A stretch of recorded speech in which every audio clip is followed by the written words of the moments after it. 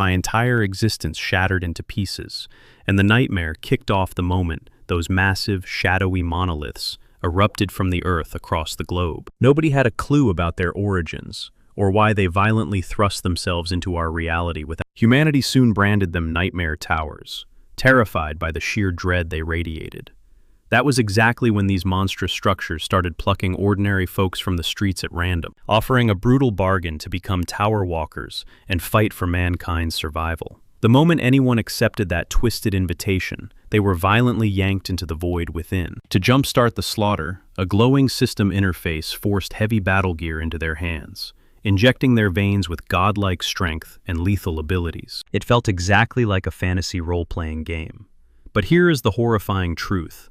This was absolutely no simulation. For the terrified civilians left behind on Earth, reality twisted into a living hell. The sinister structures soon vomited endless hordes of grotesque beasts right into our streets, a catastrophic slaughter that history would soon call a tower impact. Mankind clawed back with everything we had, but that initial brutal invasion instantly eradicated nearly 30% of the global population. Meanwhile, the walkers caged inside could only stare helplessly paralyzed in horror as they watched their families get torn apart in the catastrophe below. Because these awakened warriors hesitated to slaughter the beasts lurking within the inner floors, the structure rapidly choked on an overflowing swarm. And unchecked, those very beasts smashed through the dimensional barrier and flooded our world. Desperate to stop the bleeding, the surviving walkers finally swore to scale the towering heights and butcher everything in their path, using the supernatural arsenals burned into their souls. But the tower itself was venomously sentient, scheming to crush their It dangled a wickedly irresistible bait in front of them. They were handed a glowing relic, whispered to be the regression stone. The promise was intoxicating. It granted an exhausted walker the sheer power to rewind time itself, jumping straight back to the peaceful era right before the sky fell. Every scar, every combat tactic, would carry over perfectly. Broken by despair, a massive chunk of fighters snatched the stone without a single breath of hesitation, while a skeptical few stared at the glowing rock with intense distrust. And they were right, because those who crushed the stone never actually rewound the clock. Instead, the cruel artifact ripped them away and dumped them into an entirely separate parallel universe. Boiling it down, the cowards who thought they were fixing the past did absolutely nothing for our bleeding Earth. They just turned their backs and ran away. As the remaining warriors violently carved their way into the upper floors, the nightmare only deepened, hitting rock bottom when the devastating second tower impact. Terrified of being shredded into meat by unstoppable beasts, waves of walkers cowardly smashed their stones, abandoning their dying home to start over elsewhere. The entire weight of humanity's survival crashed onto the shoulders of the few iron-willed legends who spat in the face of that cowardly escape. Yet they were marching totally blind into a slaughterhouse. Waiting for them on the 98th floor was pure, agonizing slaughter, the chamber of hellfire. Jaewon and his bloodied brothers-in-arms were brutally crushed. Still they refused to kneel, swinging their broken blades until their lungs gave out. Through sheer blood-soaked willpower, our lone wolf finally decapitated the towering guardian. But the victory was paid for with the corpses of even his absolute closest brother, the one guy he swore to protect, shattered a regression stone with his dying gasp, deserting him in the ashes. Watching his most trusted ally surrender to such a pathetic escape ripped Jaewon's soul to shreds. Yet he gritted his teeth and refused to shatter his own resolve. Dragging his battered body forward, he forcefully kicked down the doors to the 99th floor, stepping directly into the icy domain of the next colossal, the legendary frostworm Velchis. Believe it or not, 10 agonizing years have bled by since he first set foot on that frozen battle, clashing steel against that titanic beast. Even though the hellish trials of the 98th floor had already pushed his, he is painfully aware that without the discarded armor and weapons left behind in the dust by his deserting comrades, his bones would have rotted a long time ago. Fast forward to the present, he has trudged all the way back down to the dingy lower depths of the mine, crossing paths with a weary blacksmith named Jay. The rugged craftsman's jaw practically hits the floor when he hears the madman's plan to face off against that frozen behemoth once more. But Jaewon does not even blink. His voice is ice cold as he locks in his vow he is riding this suicide mission out until the absolute bitter end. Let me pause and paint you a picture of this grim sanctuary. Way back, a battered squad of walkers purged and seized a ruined settlement on the 50th floor after a brutal war. That ended with them slaughtering the tyrannical dragon reigning over the zone. Today, the survivors call this hollowed-out refuge out of the dozens of hammer-swinging craftsmen who once fired up the forges of Adipose. Old Jay is the very last soul still striking the A heavy gloom hangs over the old man. The once booming flow of raw ore from the bottom tiers has dried up into absolutely nothing. Gazing at the empty forge, Jae-won silently realizes this ghost town was always inevitable. It was just a matter of time. Because honestly, there is practically nobody left alive to wield the steel. The blacksmith stops hammering, wiping sweat from his brow, and mutters a heavy question. Did the lone wolf spot anything unsettling? While stalking through the abyssal depths, instantly Jae-won's mind flashes back to a haunting cavern, the exact altar where the cursed regression stone was first unearthed. He remembers running his fingers over bizarre ancient runes, etched deep into the rock, screaming a language he couldn't decipher. Yet locking eyes with the smith, he lies straight through his teeth. Nope, saw nothing. His dark thoughts briefly pivot to Hiren, the frail old lady who vanished without a single trace just 24 hours ago. Which officially crowned Jay as the absolute final pillar holding this dead village together. Shaking off the gloom, Jae-won stares dead into the old man's eyes and demands to learn the raw art of blacksmithing. The sheer absurdity of the request makes the old man freeze his heavy hammer locked mid-swing in the air. Suddenly, the scene snaps back to reality. Our scarred hero stands right back in the blazing stepping up for another brutal clash against this arrogant wyvern. The colossal beast actually praises the fearless tower climber, recognizing him as the absolute pioneer who scaled all the way to the 99th floor completely solo. The dragon might sport an impenetrable armor of scales, but our guy has already started fracturing its diamond-hard hide. No matter how many grueling attempts it requires, he is fully prepared to respawn endlessly, until the Titan finally crumbles. During one of his chaotic runs, a desperate charge ends with him getting absolutely pulverized, leaving him completely shattered and bleeding. At this stage, even the almighty beast can't ignore the sheer willpower blazing. Inside this relentless warrior, Ji-hwan carries an unbreakable drive, a raw, blinding obsession, a desperate need to slaughter this monstrosity, and ensure his fallen comrade's sacrifice was actually worth something. However, the colossal beast scoffs at the idea, convinced that a humiliating death is the only destiny waiting for Jae-hwan. But our boy violently shatters his icy prison and lunges forward absolutely dead set on proving the giant lizard wrong. He drops into his signature stance once again, trusting his life to the single martial art he possesses, the sheer force of a brutal thrust. The dragon actually chuckles, amused that this kid keeps rushing in, spamming the exact same predictable trick. Here is the reality: Jae-hwan wasn't lucky like those top-tier climbers who kicked off their journeys, way earlier scoring massive advantages like unique skills and overpowered hidden classes. Jae-won started from absolute zero, so he channeled his entire soul into one basic but incredibly lethal move, the art of the thrust. He aggressively speared his targets without mercy, drilling that exact motion tens of millions of times over. This terrifying level of mastery even sparked a few legendary nicknames. His lethal strike just kept evolving, becoming blindingly fast, explosively powerful, and it eventually morphed into a devastating force that easily rivals any hidden tier ability. And the best part, since it isn't an official system skill, Jae-hwan can spam it endlessly without draining a single drop of spiritual energy, totally bypassing the limits of normal magic. Even with that massive advantage, hundreds of thousands of rapid-fire strikes still barely left a scratch on the Titan's armor. Suddenly, Ji-hwan spots a crucial opening. The beast's ultimate weak point is hidden right beneath its massive jaw. The exact second the creature unhinges its massive mouth to blast a freezing roar, Ji-hwan strikes like lightning. He viciously blades straight up through its palate, instantly detonating one of its glowing eyes and blowing apart half of its jawbone. Yet even after putting all his explosive power into that critical hit, it still wasn't quite enough to completely obliterate the monster's skull. Finally pissed off, the furious wyvern launches into the sky, raining down an apocalyptic barrage of razor-sharp ice.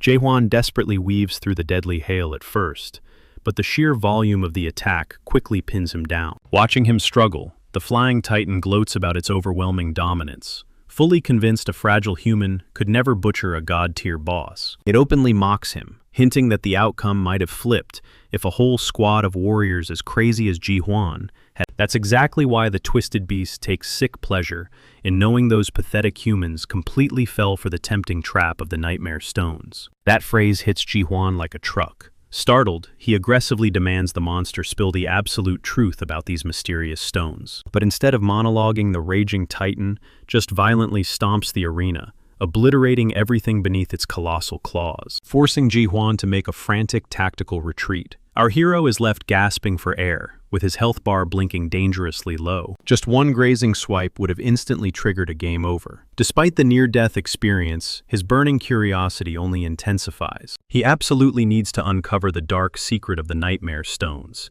and extract whatever that creature is hiding, to violently rip those answers out of it. He spends 5 grueling years repeatedly clashing against the frozen boss. Finally, the endless slaughter pays off. The invincible terror of the 99th floor is officially dead, and the blood-soaked champion casually takes a seat right on top of the beast's mangled corpse. Right before the creature's life force completely flickers out, Ji-hwan fiercely demands the hidden truth behind the Nightmare Stones. The dying lizard, however, refuses to give him that closure. It smugly whispers that Ji-hwan will only uncover that twisted mystery by stepping into the final floor. With those chilling final words, the boss dissolves into dust, leaving behind the legendary Ice Dragon sword as epic loot. Though let's be real, this bizarre weapon barely even resembles a sword. But right now, none of that matters. It's the ultimate moment of truth. The shimmering portal to the 100th floor physically manifests right in front of him. Ji-hwan strides forward without a single drop of hesitation or fear, even knowing absolutely nothing about the horrors waiting on the other side.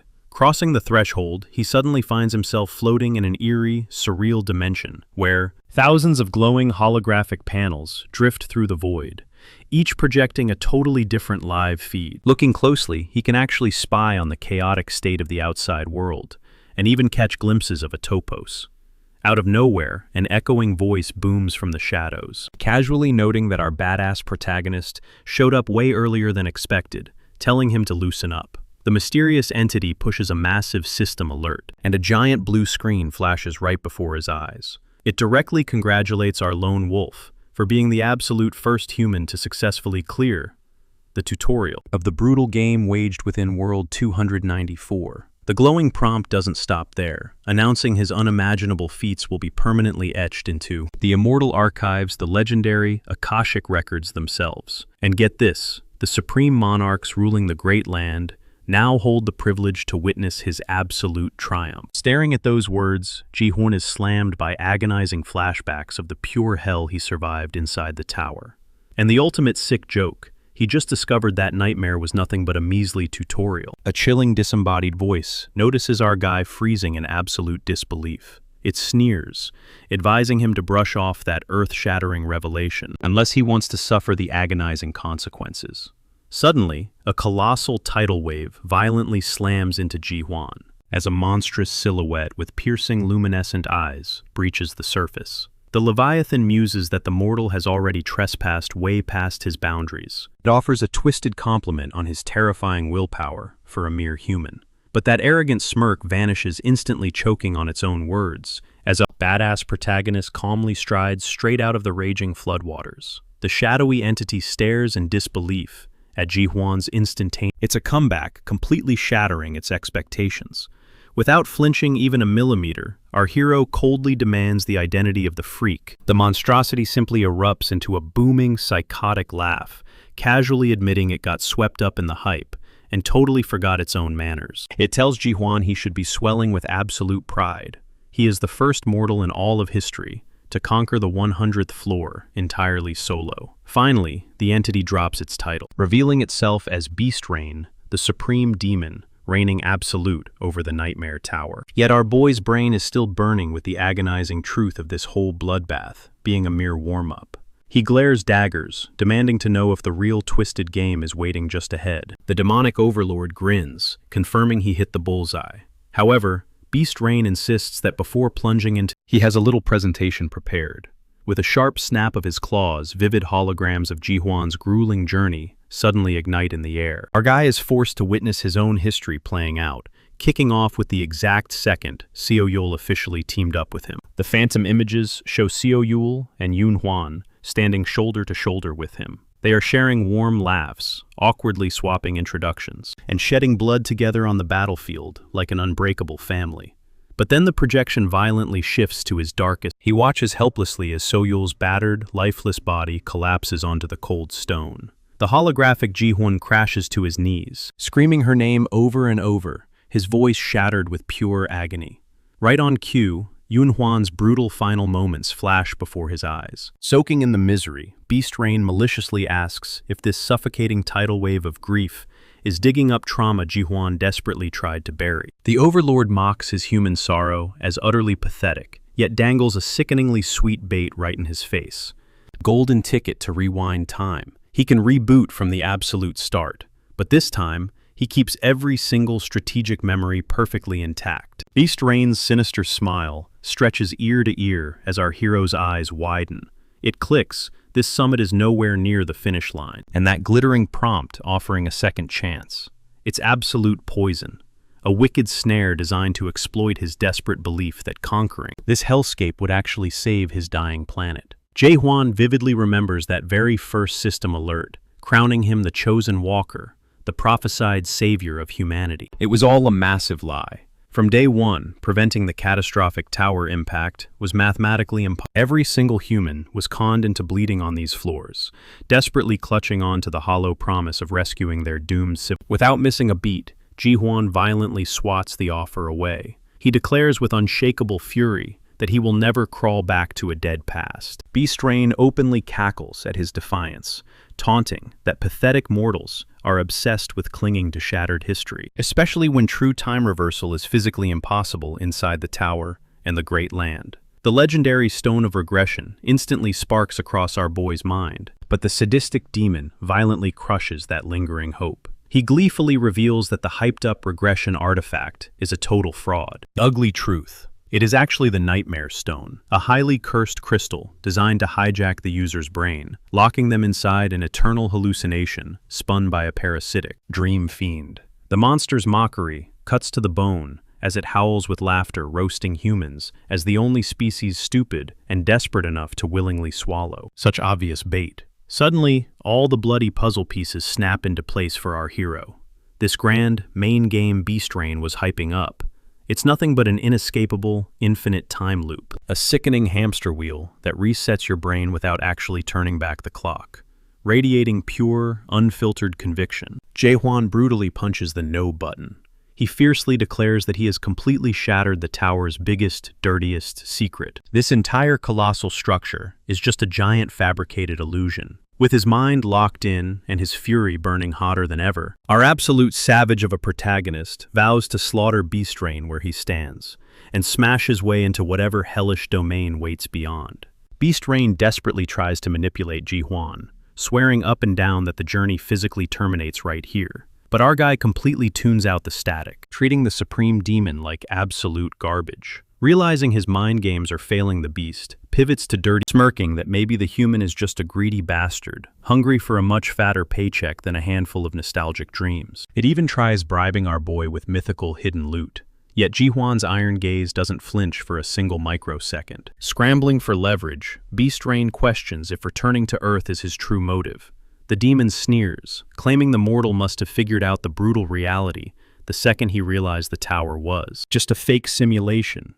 And then he drops the ultimate nuke, the apocalyptic tower impact. Never even happened. Ji-hwan violently demands to know what the hell that means. Beast Rain answers by projecting a crystal-clear illusion, revealing that every single person outside is perfectly safe and sound. He goes on to detail how cosmic entities like himself actually travel in massive clusters, noting that this should be a massive relief for our hero, before wiping the image away to reveal a totally different setting. Now, Jae-hwan finds himself standing inside a sterile medical ward, staring heavily at his own comatose physical form, sprawled across a bed right alongside countless other walkers. Beast Rain casually drops a bombshell, even though our boy endured decades trapped inside the hellish spire. Barely a single month has ticked by out in reality. The demonic entity resumes his arrogant gloating, declaring that our protagonist possesses absolutely zero chance of actually comparing their massive power gap to a literal dragon crushing a fragile mortal.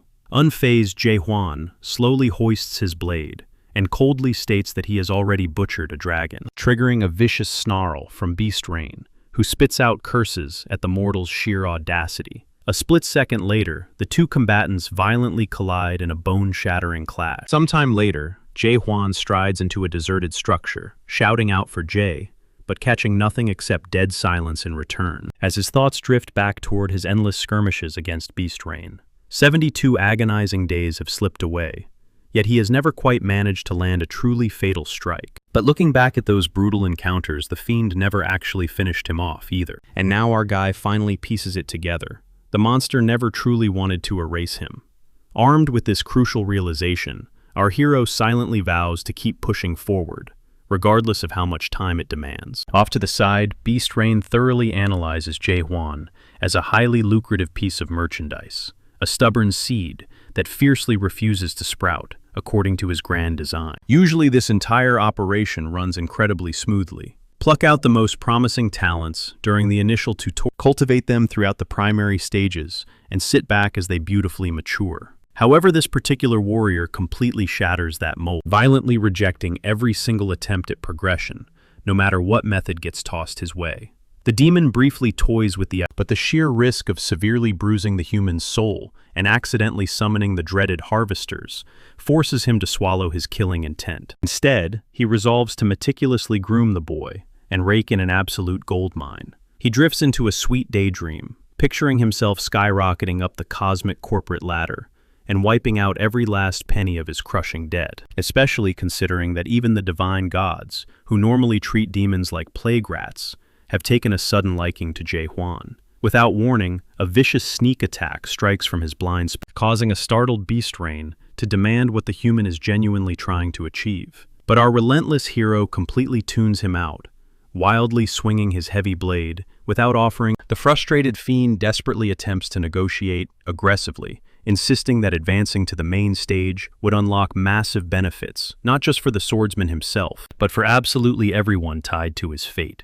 Still, Jae-hwan's icy expression proves he genuinely does not give a single damn. The bloody brawl escalates to a fever pitch until Beast Rain brutally chokeslams the boy into the dirt and starts screaming out wild bargains, promising every ultra-rare skill and legendary artifact stashed in his vault if Jae-hwan would just finally play along. Regardless, our stubborn guy refuses to back off the hunt. As the demon's remaining shreds of patience begin to totally evaporate, Jae-hwan abruptly drops his guard and announces he has a genuine inquiry. Sometime after Beast Rain launches into a massive lore dump, detailing how his vast universe is constructed from far extension. But Jae-hwan immediately shuts him up, dryly stating he already grasped that concept, since the exact same multiverse theories get tossed around. Refusing to be silenced, the fiend presses on, painting a grand picture of how the Great Land serves as the absolute core dimension, and how millions of tiny, fractured frontier worlds, including Earth, officially designated as World 294, orbit right around it. He clarifies that the horrifying Nightmare Tower was literally built so that ordinary walkers could farm abilities and slowly adapt to the system's brutal physics, letting them cross between these isolated realities. He adds that supernatural guides like himself are strictly tasked with babysitting the walkers throughout these twisted survival games. But the moment Jae-hwan demands to know the real motive behind all this charity, Beast Rain slickly dodges the interrogation. Instead, he loudly deflects questioning why this hellish spire. He confesses that this particular planet was targeted entirely by pure awful luck. Still, our relentless protagonist refuses to let the monster steer the conversation. He aggressively demands the actual, unfiltered truth behind why the demons are managing this slaughterhouse.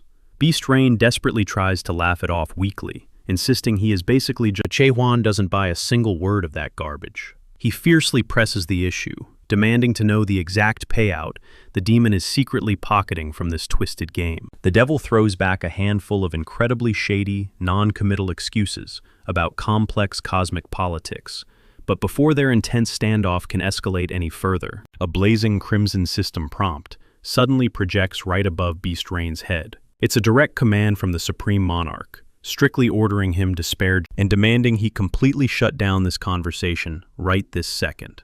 Hilariously oblivious to the hovering warning, the demon turns back with a smug grin, asking if the human, but Che-Huan just burns holes through him with an icy, dead-eyed stare. Behind the scenes, Che-Huan's personal status window is totally maxed out, with every single physical attribute permanently hard-locked at its absolute zenith, and his overall play, no matter how much blood, sweat, and insane effort he pours into his grinding, not a single digit will tick even a fraction. He carelessly chugs down a glowing, healing draught and forces himself back onto his feet.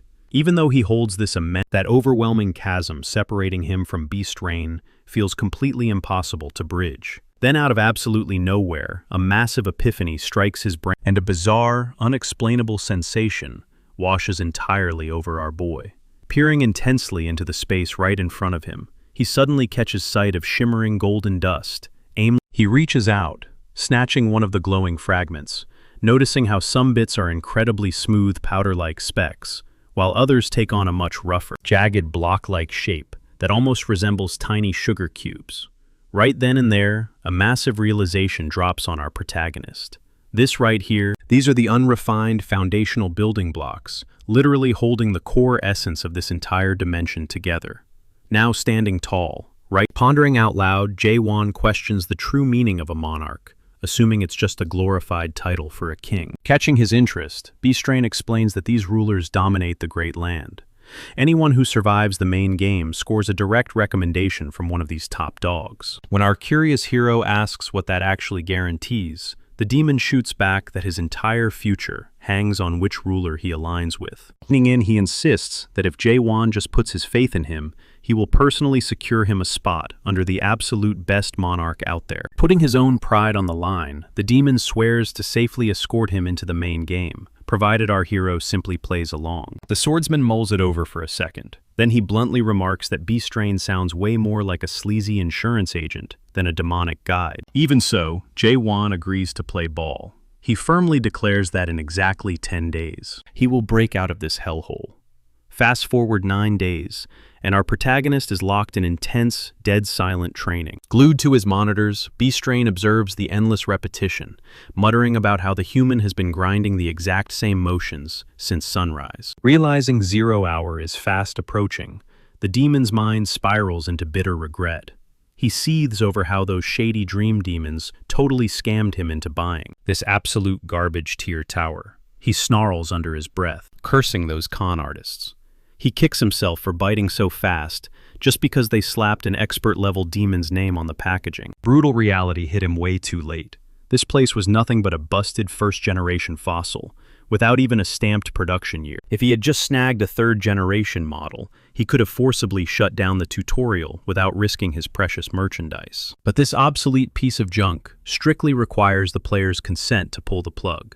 He bitterly tells himself his only real crime was being too broke to afford an upgrade. Regardless, the countdown is ticking. With tomorrow looming overhead, he desperately prays this nightmare will finally wrap up. Dawn breaks. Neon system alerts flood the screen, with main game tutorials dropping lore about the Tree of Illusion and the Great Land. Suddenly, a direct prompt from the Game Master pops up. It offers to teleport Che-Huan right back to World 294, keeping every single memory fully intact. Trembling with anticipation, Beast Rain asks if he memorized the intel. Our boy gives a cool, firm nod. The demon practically begs him to just smash that accept button already. Genuine tears of joy stream down his face as his long-awaited payday finally arrives. In a brutal twist, Che-Huan viciously swings his blade. Beast Rain completely freezes, screaming at the human, demanding to know what the hell he is doing. Tightening his iron grip on the hilt, our protagonist coldly replies that the demon should already know. He is officially on the hunt. Ever since Che-Huan started tracking those mysterious particles, his piercing strikes have felt dangerously volatile. His instincts scream that something is deeply wrong. A terrifying new power feels like it just woke up inside his veins. The air turns heavy. A gigantic shadowy claw slams down toward our hero, but a lightning-fast slash meets it head-on. Beast Rain openly admits he has never witnessed an anomaly quite like this. He grumbles that everything would have been infinitely easier if the kid had pulled this stunt earlier. Vicious tendrils explode from the shadows, wrapping tightly around Jae-won and completely pinning him down. Smirking our boy reminds him that this whole show cannot end without his green light. Dropping the nice guy act, B-Strain coldly reveals he gave up on getting permission ages ago. He mocks Jae-won for actually thinking the tutorial lasts forever. The Tower of Nightmares, he explains, is hardwired to automatically shut down 100 days after someone clears it. So B-Strain fully intends to leave our protagonist chained up in the dark until the clock runs out, and drags him into the main game. Yet unfazed, Jae-won grips his blade and calls the demon by name. He casually drops a massive bombshell. He knows exactly who this trickster is, a 784-year-old monster who has infected 128 different worlds. Knowing the demon spends centuries farming intelligent species across the cosmos, the Tower Master is absolutely paralyzed. He frantically demands to know how a mere mortal could uncover his darkest secrets. Without skipping a beat, our hero reveals he was going to be sold off to the Harvester, the dreaded monarch of darkness. Cold sweat drenches B-Strain as raw panic sets in. He screams, asking what exactly Jae-won. Chilling confidence, our protagonist states he is simply the ultimate product this demon spent decades growing. A split second later, a catastrophic wave of energy erupts from his body, aimed directly at the Tower Master's throat. Exploding forward with maximum velocity, Jae-won brutally swings his blade. The impact lands dead center, launching B-Strain backward across the arena. The two powerhouses instantly violently clash in a shock. The intense recoil sends our boy sliding across the floor, but B-Strain's shoulder is completely shredded. The injury leaves the demon absolutely baffled, until a terrifying realization suddenly clicks in his brain. Across the room, our protagonist readies his stance, leaving B-Strain to wonder if he just created an over-adapted player. Staring down his enemy, our boy remembers that ever since he breached floor 100, he seriously questioned if this demon even had the power to kill him. Around him, the very fabric of reality starts splintering apart. Stripping away every ounce of hesitation, he finally mastered the absolute pinnacle of stabbing. He lunges, smashing directly into his enemy's back and shatters it into a million pieces. Instantly, system alarms blare warning that the synchronization limit has been completely pushed to the absolute edge. The demon morphs his entire body. Unleashing his full terrifying might, he plans to crush Jae-won and force a brutal surrender. Launching his assault, B-Strain confesses he's actually blown away. Our boy hit the second stage of adaptation right out of the gate, fresh from the tutorial. Still, in his mind, mere mortals don't stand a chance against demons. With a wicked grin, he unleashes a brutal barrage. The projectiles tear into Jae-won, sending crimson splattering across the floor. Yet refusing to yield, our hero tightens his grip on his blade, dead set on piercing this monster no matter what. He unleashes a relentless flurry of thrusts, the combo counter, skyrocketing wildly until it hits a staggering 10 billion hits. With one final earth-shattering lunge, Jae-won drives his blade deep into the demon's flesh, forcing a look of pure dread onto the creature's face. The realization hits him, but B-Strain is completely out of time, as our boy crushes him effortlessly, leveling his blood-soaked sword right at the demon's throat. With ice in his veins, he declares that humanity isn't some cheap livestock for them to auction off. His eyes burning with absolute resolve, Jae-won vows to completely shatter this tower, rip his way to the next floor, and conquer the very peak. Right on cue, the ceiling fractures into a million pieces as he promises to witness the absolute ruin of this demon-made universe. A glitched system prompt flashes before him, his stats wiped out by endless question marks. Down below, B-Strain thrashes around in total panic, begging our hero to stop this madness, screaming that breaking the roof means stepping into absolute nothing. But our guy tunes him out completely. His memory darts back to the cryptic murals carved deep within the lower levels, which expose the dark truth. These nightmare towers are nothing but cheap knockoffs of the original nightmare sitting at the peak of the Tree of Illusion. He pieces it together these hidden clues were left behind by Mulik, the original architect. Our boy finally understands that this entire dungeon is merely a root system, and where there are roots, a massive branch has to exist up above. Without a second thought, he erupts with raw energy, blasting the ceiling into absolute oblivion. Instantly, a blinding prompt pops up, announcing that the tutorial is officially complete. Yet, it bluntly states he completely failed to clear the game. Blinking through the haze, Jae-won slowly regains consciousness in a totally unfamiliar realm, finding himself surrounded by a dense, eerie woodland. Peering through the shadows, a smirk creeps onto his face. He finally tracked down exactly what gigantic, heavily armored monsters crash through the thick foliage, snarling viciously as they trap our boy in a deadly circle. A hulking brute launches itself at him, ready to tear him apart, but he casually swats it out of existence with a basic, shallow thrust. Suddenly, the earth quakes violently as a colossal alpha predator stomps into the clearing.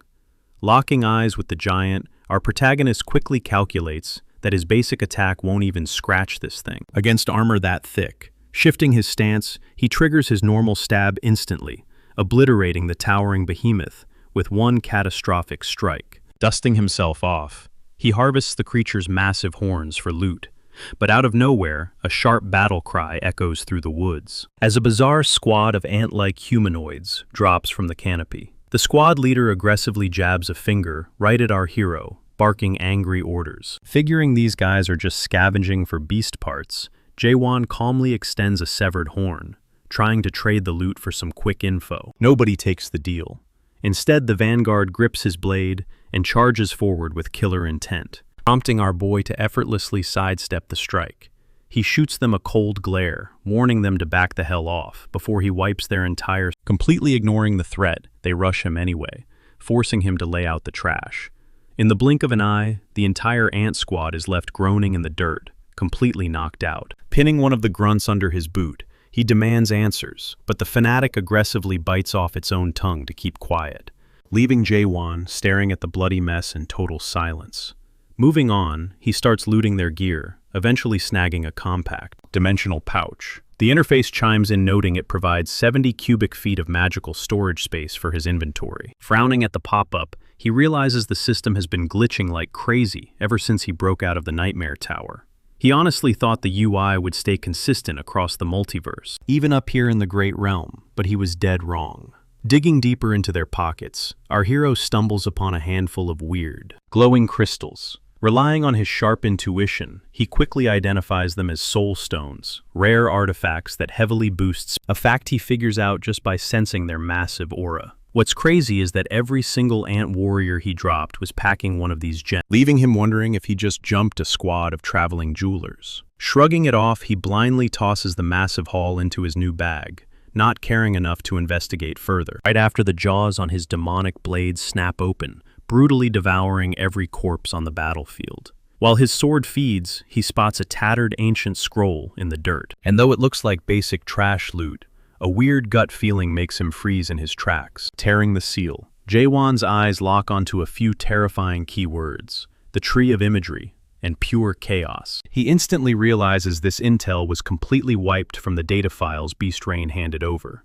Meanwhile, miles away, the earth violently trembles as a stampede of fanged horrors burst from the tree line. In a wild twist, a fiery red-haired girl is sprinting for her life, desperately leading a group of survivors away from the absolute carnage. Panicking, she hurls a throwing weapon backward, but misses the monsters by a mile. Instead, the blade viciously sinks right into the kneecap of a tall, red-haired dude running nearby, sending him crashing into the dirt as he nervously chuckles through the agonizing pain, genuinely baffled at how her aim could be that astronomically bad. She stammers out a frantic apology, but before he can respond, she screams out, "Sorry," not for the knee shot, but because a massive, twin-horned beast is barreling directly toward her blind spot. Sprinting like a maniac, she charges straight at two other survivors, who frantically scream at her to hit the brakes. She charges straight ahead without a second thought. Perched on a jagged cliffside above Jae-won, silently observes the chaotic scene playing out below, and instantly clocks that the crimson-haired woman packs the heaviest punch in her squad. But their coordination is an absolute train wreck. Honestly, he can't help but wonder how this mismatched crew even survived the Tower of Nightmares in the first place. The scarlet-haired fighter finally lunges into the fray, engulfed in blazing infernos, while the girl dives in beside him, with a reckless smirk. But her very first wildly swung attack almost slices her own teammate in half. He flinches back, screaming his lungs out, yet she just brushes it off like it's nothing. Right at that critical second, our guy plummets from the sky. Jae-won plunges his blade straight down, piercing the monster's skull in a single flawless strike, sending a crimson fountain erupting into the air as the massive beast crumbles. Regaining his footing, he catches the fiery-haired brawler, glaring daggers at him, jaw tightly clenched, eyes burning with intense scrutiny. Once the dust finally settles, the girl's squad strolls up to Jaewon, acting totally nonchalant, and asks if he minds them swiping the loot. Her buddy, however, looks pretty conflicted, nervously muttering that maybe they shouldn't push their luck, considering that horn fetches an insane price. They point out that a two-horned monstrosity usually requires a 10-man raid to defeat. Yet our silent protagonist just stands there, quietly recalling the beast he slaughtered earlier, which boasted 5 massive horns. He casually deduces that more spikes equal far greater destructive power. The crimson-haired chick marches right into his personal space, aggressively demanding his true identity. She declares that across the entirety of Chaos, absolutely no one could effortlessly one-shot a dual-horned terror like that. She fiercely corners him for an explanation, practically begging to uncover his origin story. Jaewon just stares dead into her eyes, completely unfazed, and genuinely asks what exactly Chaos is. The woman completely short-circuits, unable to wrap her head around his total ignorance. The fiery-haired fighter locks eyes with Jaewon, and instantly unloads a rapid-fire interrogation, demanding his name, a reason for his sudden appearance, and an explanation for how he can even speak their language. However, Jaewon just brushes them off with silent nods and subtle head shakes. They whisper back and forth, completely baffled, noting that running into a literal language barrier in this era is practically unheard of. When the scarlet-haired dude double-checks if they can scavenge the massive carcass, our guy just casually waves them off, letting them have it. Off to the side, the crimson-haired lady mentally dissects his bizarre fighting style. He didn't showcase any flashy techniques, yet he butchered the monster with one basic thrust. Desperate for answers, she secretly triggers her probing skill on him, but the system aggressively flashes a harsh error message. The scan fails completely, revealing his spiritual energy as pathetically low, basically on par with an unawakened civilian. Frustration boiling over, she aggressively interrogates him, demanding his background and questioning why an awakened player is wandering aimlessly through chaos, when our hero just blankly repeats the word chaos, treating it like some foreign concept. The furious woman calls his bluff. She angrily accuses him of playing dumb, snapping that his clueless act is total. She practically yells, asking if he has a hearing problem. But Jaewon, cold as ice, simply replies that he hears her loud and clear. He slowly drifts into his own heavy thoughts, flashing back to his previous life, his past crew, and everything he left behind on Earth. But the bitter truth sinks in. None of it matters anymore. The second he crossed into the tower, his old reality shattered, and he forged new bonds in the blood. But even those fresh memories were violently ripped away right after the tutorial. Sure, his comrades are still breathing somewhere out there in the real world, but they've absolutely forgotten his face. To them, he's a ghost, and the horrors of the tower never even happened. Snapping back to reality, he coldly tells the crimson-haired girl that his mind is totally blank. She lets out a harsh, mocking, demanding to know if he seriously expects her to buy some cliché amnesia sob story. Our hero cuts her off sharply, deadpanning that he never claimed to have amnesia. She stubbornly argues it's the exact same excuse, and keeps aggressively pushing for answers. Suddenly, his mysterious, before literally ripping open a set of jagged jaws. The girl's eyes widen in sheer terror. She instantly recognizes it as a legendary. The monstrous sword viciously devours the spare gear Jaewon had crammed inside his pack. The entire crowd whispers in disbelief, completely freaked out by a guy casually feeding raw steel to his sword, while the girl stands paralyzed in pure shock. He is recklessly flashing a priceless artifact to a pack of vultures, completely oblivious to the massive target he just painted on his own. She is visibly seething, furious that his random stunt completely blew her secret mission to assassinate the crimson-haired dude.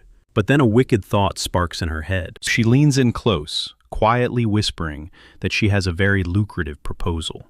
Fast forward a bit, and our guy finally gets a name to match the face, introducing herself as Mino. She spills the dirty details about her current travel companions, revealing they are ruthless enforcers for the Red Fox Syndicate. Jaewon connects the dots instantly. Her little business pitch is just manipulating him into butchering the entire syndicate, cleverly warning him that those thugs will eventually hunt him down anyway. Deep into the pitch-black night, the red-haired guy signals the crew to set up camp, desperately trying to avoid drawing any bloodthirsty horned predators in the dark. Meanwhile, our hero mentally calculates that a safe settlement is just a short trek away, tapping into his second awakening. The power of comprehension. He silently eavesdrops on the Red Fox thugs. He hears them arrogantly concluding that his epic monster kill was nothing more than a lucky fluke, carried by his overpowered sword. They greedily murmur that artifacts of that insane caliber are strictly buried inside the abyss, a nightmarish realm,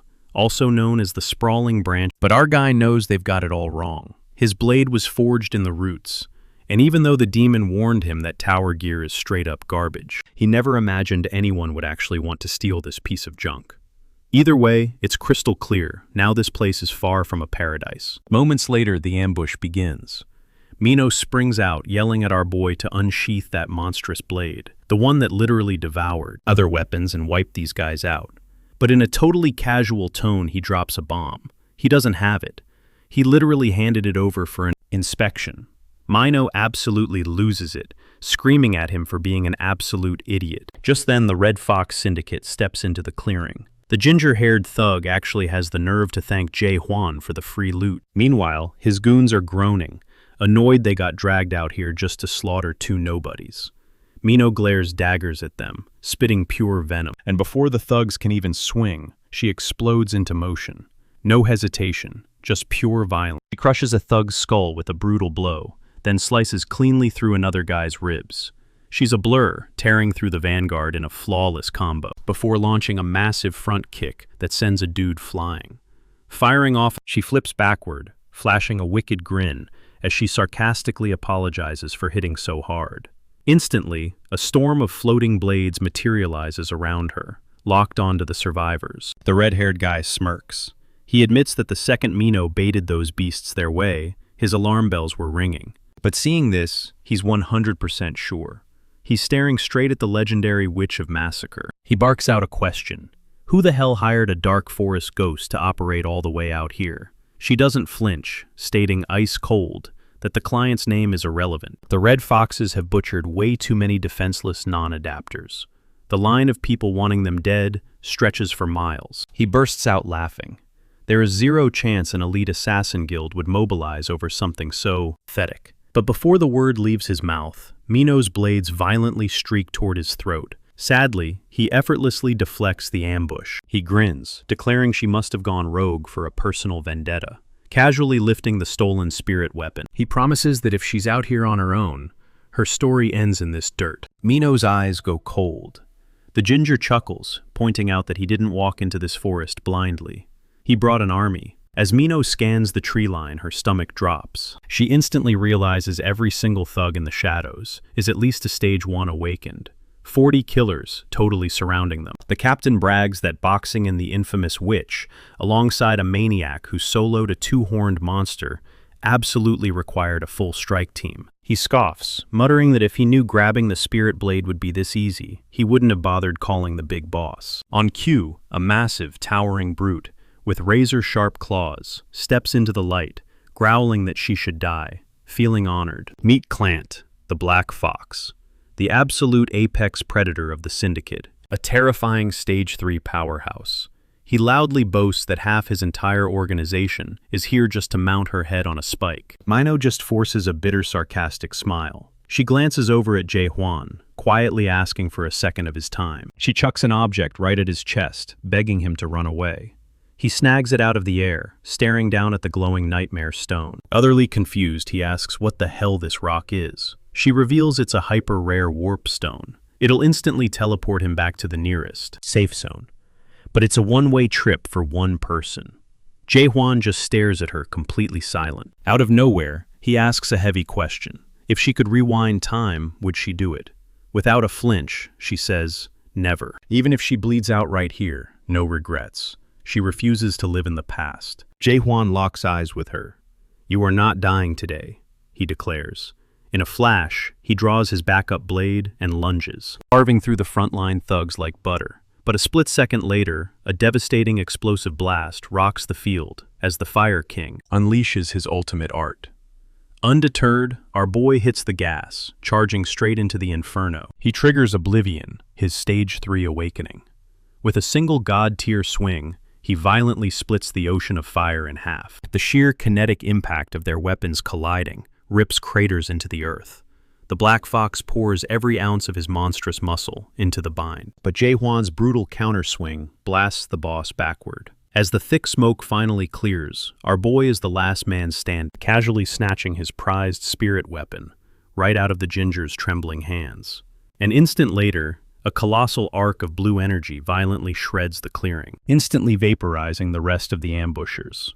Mino is absolutely paralyzed, watching the slaughter in total awe. Snapping out of it, she whispers his name. He glances back, and she slowly steps forward, demanding to know who the hell he really is. He just smirks, saying she already has the answer. Then he playfully asks if she caught a case of amnesia too, making her instantly nervous. Flushing red, she aggressively holds her hand out, demanding her priceless warp stone back. With a deadpan face, he casually admits he lost it. Her jaw drops. She starts screaming, demanding to know how someone drops a multi-million-dollar lifeline. He just shrugs, telling her to go dig around in the dirt if she wants it so badly. And hilariously, Mino actually gets on her hand. He practically tears the place apart hunting for the missing stone, but comes up entirely empty-handed. Frustration sets in. Why did she hand over such a priceless gem to a total stranger? Meanwhile, our guy just leans back and watches casually, reminding her that she already knows exactly who he is. She keeps pressing, demanding real answers, until he finally drops a simple truth. He is just a human. She stares dead at him. Are you kidding me right now? He fires right back, asking if she is human too. When she quietly nods yes, he shrugs. For him, that single fact is more than enough. Settling down next to him, she silently agrees. Maybe he has a point.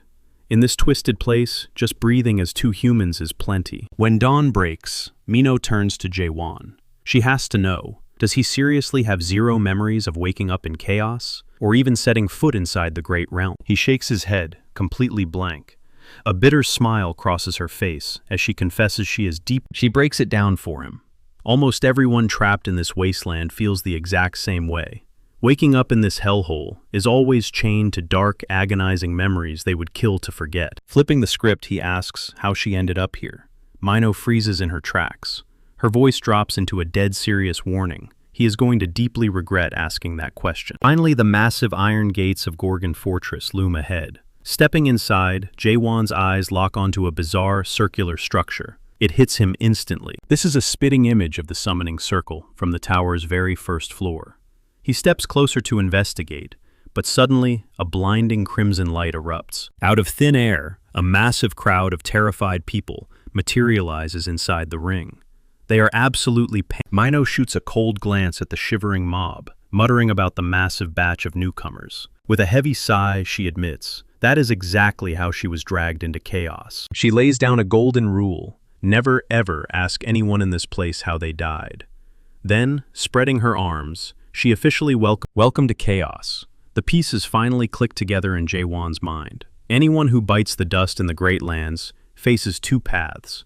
They either get handpicked by the dark gods of the abyss, or they get drafted by the almighty masters of the Great Realm. Those lucky few achieve ultimate battlefield glory. But the vast majority, they completely fail, washing up right here in the gutters, also known as the stem of the Tree of Illusions. Mino drops another grim reality check.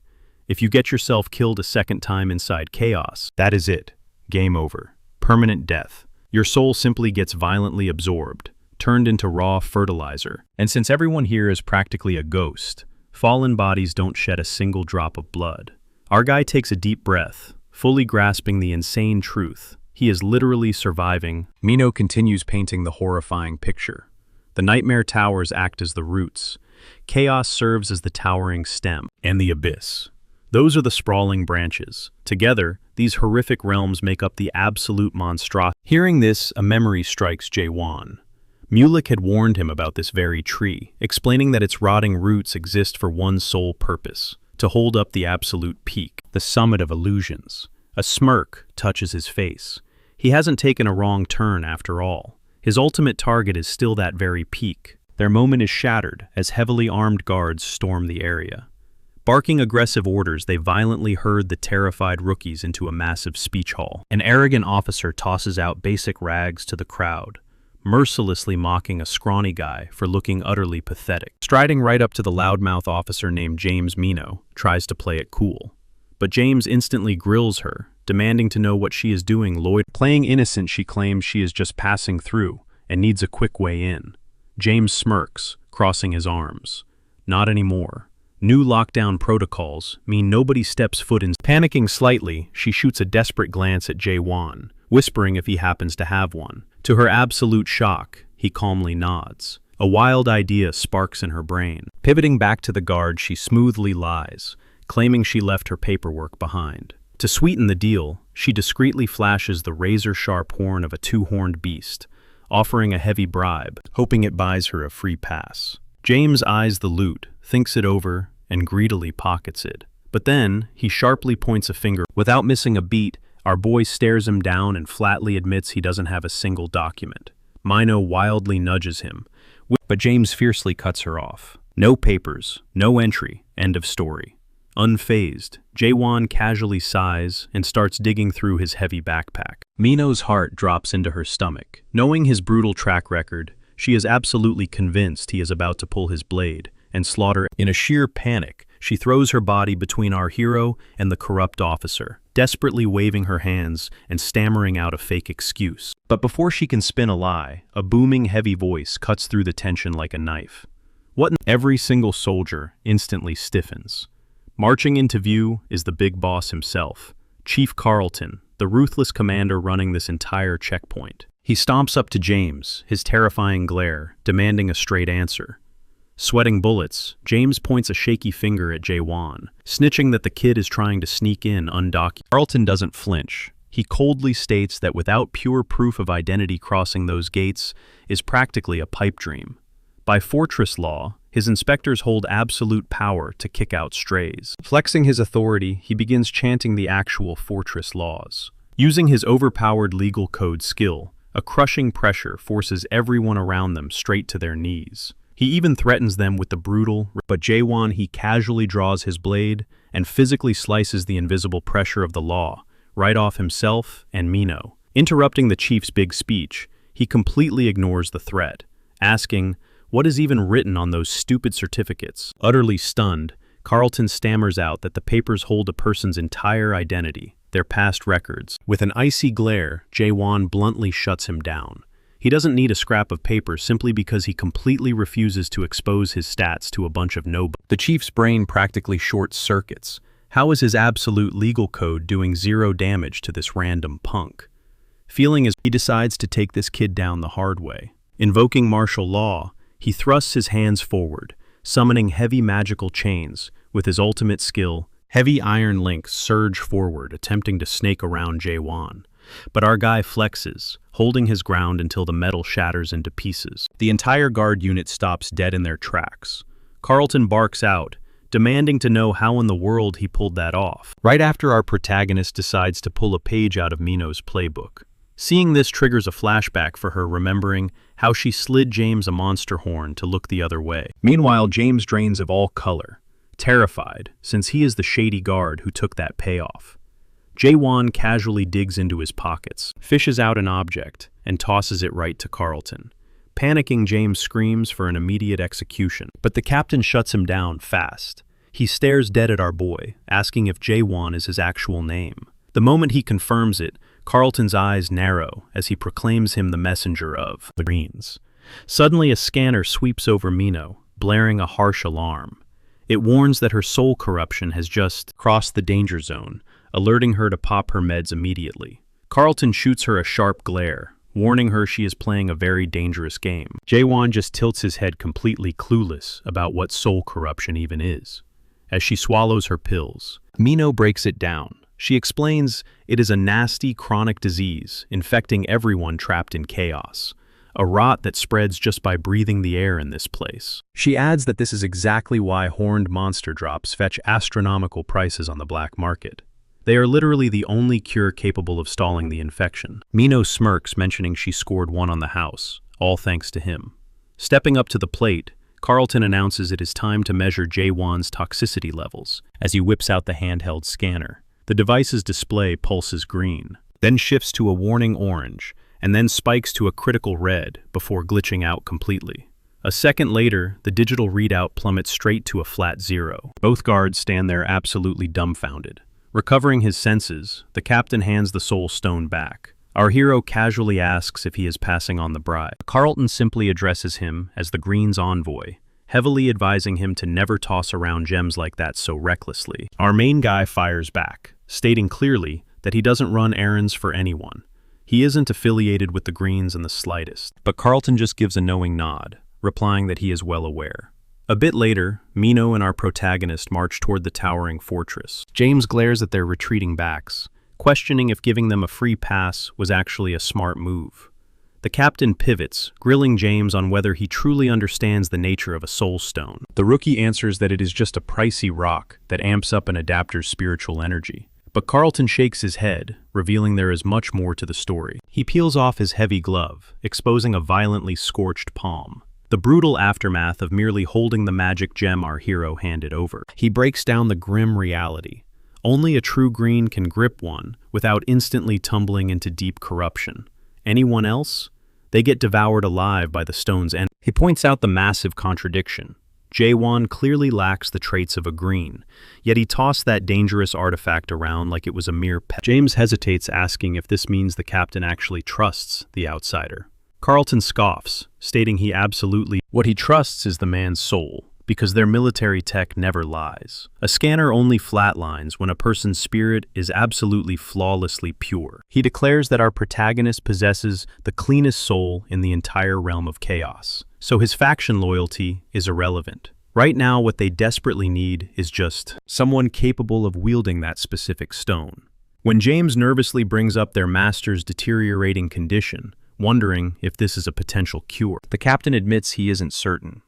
But then he smoothly pivots the conversation, mentioning nasty rumors about a certain gate guard pocketing dirty bribe. James instantly freezes his blood, running cold, as he realizes his cover is blown.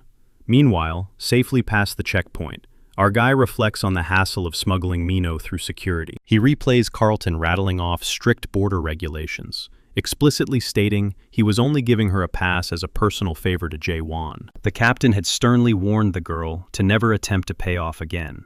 He then reassured Jaewon that she would bounce back quickly. Upon arriving at a stone bridge, our hero stops a passerby. He asks if there is a local blacksmith talented enough to forge his spirit sword. But the stranger just shakes their head, highly doubting anyone in this dump has that kind of elite craftsmanship. However, as Jaewon flashes the legend, a shadowy figure lurking beneath the bridge locks eyes on the weapon, a wicked grin spreading across their face. A bit later, Mino finally shakes off her sickness, realizing they have marched deep into the city limits by this point. Right then, Jaewon casually tells her to get lost. She slams the brakes, completely blindsided, and demands to know what the heck he means by that. "Hey, wait up," she yells, accusing him of throwing her away like trash. She sprints after our protagonist, desperately asking if he is still holding a grudge over her trying to ditch him back at the gate. He bluntly replies that escorting him to the fortress was her only job. From this point forward, she is nothing but dead weight. He coldly states that the two of them operate on completely different levels. Still, Mino refuses to take a hint. She insists that he is totally clueless about these violent streets and will definitely get jumped. Unbothered, he mutters that he can literally just ask locals for direction. But she screams that he should be asking her, proudly bragging that she navigates this concrete jungle better than anyone alive. Finally cracking, our boy reveals his true objective. He is hunting down a dream demon. Catching her breath, Mino quickly claims she might have a lead on that exact monster, offering her services as his personal navigator. The protagonist agrees to the deal, but his eyes narrow as he states they have some trash to take out first. Just ahead, a shady crew of thugs steps out of the alleyway, and the lead punk points a greasy finger, declaring they have cornered their prey. They aggressively demand the spirit sword, but Mino fiercely warns the goons to back off before they get slaughtered. The bandits just laugh in her face, taunting that their youngest crew member is turning 12 this year, jokingly claiming that foul language is a terrible influence on a growing kid. They draw their weapons, demanding the glowing blade as their street. Or maybe they would just toss the grunt work to their rookie. But our guy completely shuts down their trash talk with a deadpan glare. The bandit boss growls a warning, demanding the sword if he wants to walk away in one piece. But before the thug can even finish his villain monologue, Mino snaps back aggressively, pointing out that their so-called rookie is a literal hulking giant. Brushing off her complaints, the massive brute crushes the ground beneath his boots and swings a colossal axe high into the air. But our boy reacts in a flash. His blade connects with bone-crushing force, slicing the Jaewon locks eyes with the rest of them, casually telling them to hurry it up if they actually want a piece of him. One thug screams in pure rage.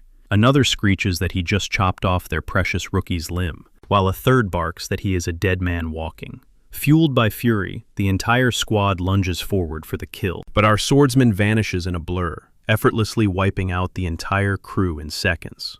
Jaewon calmly flicks the blood off his blade, leaving Mino paralyzed. She desperately tries to wrap her head around how he slaughtered an entire mob, using nothing but thrusts. He shrugs casually, confessing that a simple stab is literally his only move. That revelation shatters her brain even more. She blinks rapidly, half expecting this to be some twisted joke. But nope, he seriously starts breaking down. His thrusting variations, the light tap, the standard poke, and the heavy gouge. The explanation honestly just makes the whole situation weirder. It instantly triggers a memory of a certain someone else who spammed a single move, except that freak relied exclusively on slashes instead of pokes. Moving past it, she demands to know why his previous attack missed the target and obliterated the ceiling instead. She assumes his aim just glitched out for a split second, but he casually drops that he detected an assassin cloaking their presence up there. So he intentionally blew the roof to Kingdom Come, just to spook them away. Astonished, she questions if nuking buildings is seriously his go-to intimidation tactic. He merely shrugs his shoulders, genuinely assuming that is just standard procedure for everyone. Finding this ridiculous, Mino suddenly starts brainstorming flashy, anime-style names for his thrust. But he completely tunes her out and keeps trudging forward. She stubbornly pitches more ridiculous titles along the way, but our boy just orders her to keep her legs moving, showing zero interest in playing along. After a bit of a trek, they finally pull up to the legendary Twilight Smithy. Mino drops some lore, revealing this joint is actually run by a literal dream demon. She guides him straight toward a massively armored steel door. A grease-covered apprentice steps out, warning them that any commissions will face a massive delay because the head boss is out of town. The only guy holding down the fort is the deputy manager, who is currently occupied grilling the other blacksmiths with a brutal pop quiz. Cutting inside a towering beast of a man, looms over an anvil encircled by nervous rookies. Resting dead center is a menacing greatsword, forged entirely from a quad-horn beast. This mountain of muscle, Michael Garnard, is the shop's second in command. He proudly announces the blade is fully crafted, but it desperately needs a core drilled straight through the hilt to be officially complete. The eager apprentices instantly scramble, begging for a shot to prove their worth. But he ruthlessly shoots down their hype, warning that scratching this material is borderline impossible. Still, he swears that anyone who miraculously pulls it off gets to be the deputy manager for 24 hours. The rookies step up to the plate one by one, but every single attempt crashes and burns, with one poor guy even shattering his drill to pieces. Michael just laughs in their faces. He roasts the entire squad, mercilessly trashing them for being pathetic and weak. The humiliating gauntlet drags on until the very same apprentice from the front door steps up to swing. But right as he preps his tool, Jaewon ghosts his way into the room. The kid instantly barks at him, shouting that random strangers cannot just trespass into the forge. The commotion makes Michael snap his head around, locking eyes with Jaewon. Unfazed, our protagonist strides right up, boldly declaring he wants a crack at the challenge. The surrounding crowd immediately starts murmuring, speculating if this mysterious dude is some kind of master rogue smith. Michael couldn't care less about his identity, brutally guaranteeing that he will fail miserably. He figures the punk is only acting tough because the rookies set the bar so low. Jaewon cuts the chatter, flatly asking for a yes or no to drill the hole. But the deputy boss dives right back into a rant about how insanely indestructible a quad horn is, defending his crew by saying they aren't actually garbage. The material is just built different. Yet before the massive man can even finish his speech, Jaewon gently flicks the hilt with a single finger. Instantly, spiderweb cracks erupt across the weapon, and it shatters into dust. The entire room freezes in absolute terror. Michael explodes, screaming his lungs out at the sheer insanity of obliterating something so astronomically rare, demanding to know how the heck he is supposed to explain this to the buyer. Jae-won calmly replies that he barely even used any force, mentioning that atomizing the whole thing would have taken way less effort. He then offers the most half-hearted, casual shrug and a brief apology. The mountain of a man is absolutely losing his mind, roaring that a simple sorry will not fix a damn thing, especially since that beast horn is basically impossible to replace. Right on cue, Jae-won reaches into his bag and casually yanks out another horn. The crowd collectively gasps, instantly recognizing the legendary aura of a pentahorn. Michael leans in close, his eyes widening as he realizes this masterpiece came straight from a granok. Dead silence drops over the forge. When Jae-won simply asks if this covers the damages, Michael just nods like a stunned statue. With the power dynamic complete, our boy politely requests to borrow the anvil for a hot minute. Taking the hint, Michael barks at his men to lock the front gates immediately. Seeing that things are handled, Mino decides to peace out and leaves him to his craft. Meanwhile, Michael eagerly kicks off a VIP tour of the Twilight Smithy, officially slapping the one-day deputy manager title on Jae-won, practically begging him to use any equipment in the house. Our hero gives a short nod, hoisting the massive granok horn into view. The smith stares at it, curiosity burning in his eyes, wondering where the hell he found such a thing. Jae-won doesn't even blink, stating flatly that he tracked down the pentahorn beast solo and ripped the prize from it himself. Michael calls bullshit instantly. Ignoring the disbelief, our protagonist requests some guidance, admitting he's never actually forged a scabbard before. The vice manager blinks in pure bewilderment, asking if he seriously intends to waste such top-tier material on a mere casing. Instead of arguing, Jae-won draws his blade. Michael's jaw nearly drops. At first glance, it mimics a frost dragon blade, but the moment he brings the granok horn close to the steel, the weapon goes berserk. It unleashes a massive shockwave of energy, swallowing the monstrous horn whole. It hits Michael like a freight train. This isn't a replica. It's a living spirit weapon, radiating the heavy aura of an elite race. Right before their eyes, the metal twists and morphs, rapidly evolving until the raw material completely vanishes into the blade. Our boy just shrugs it off. "I've got a spare," he mutters, casually tossing over another piece.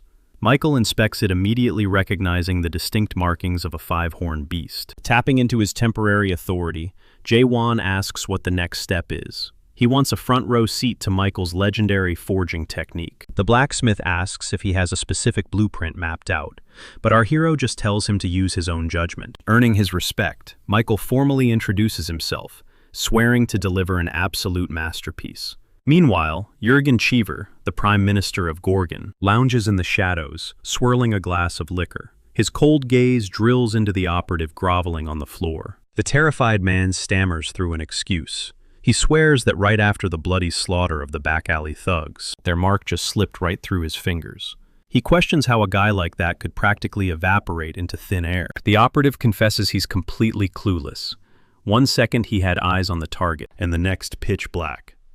When he finally came to, he was dumped on a random roof, his memory entirely wiped clean. Jurgen leans forward, demanding to know if the target spotted him. Then the pieces fall into place. Whoever this mysterious guy is, he managed to pierce straight through a master-tier cloaking ability. This isn't just some street punk.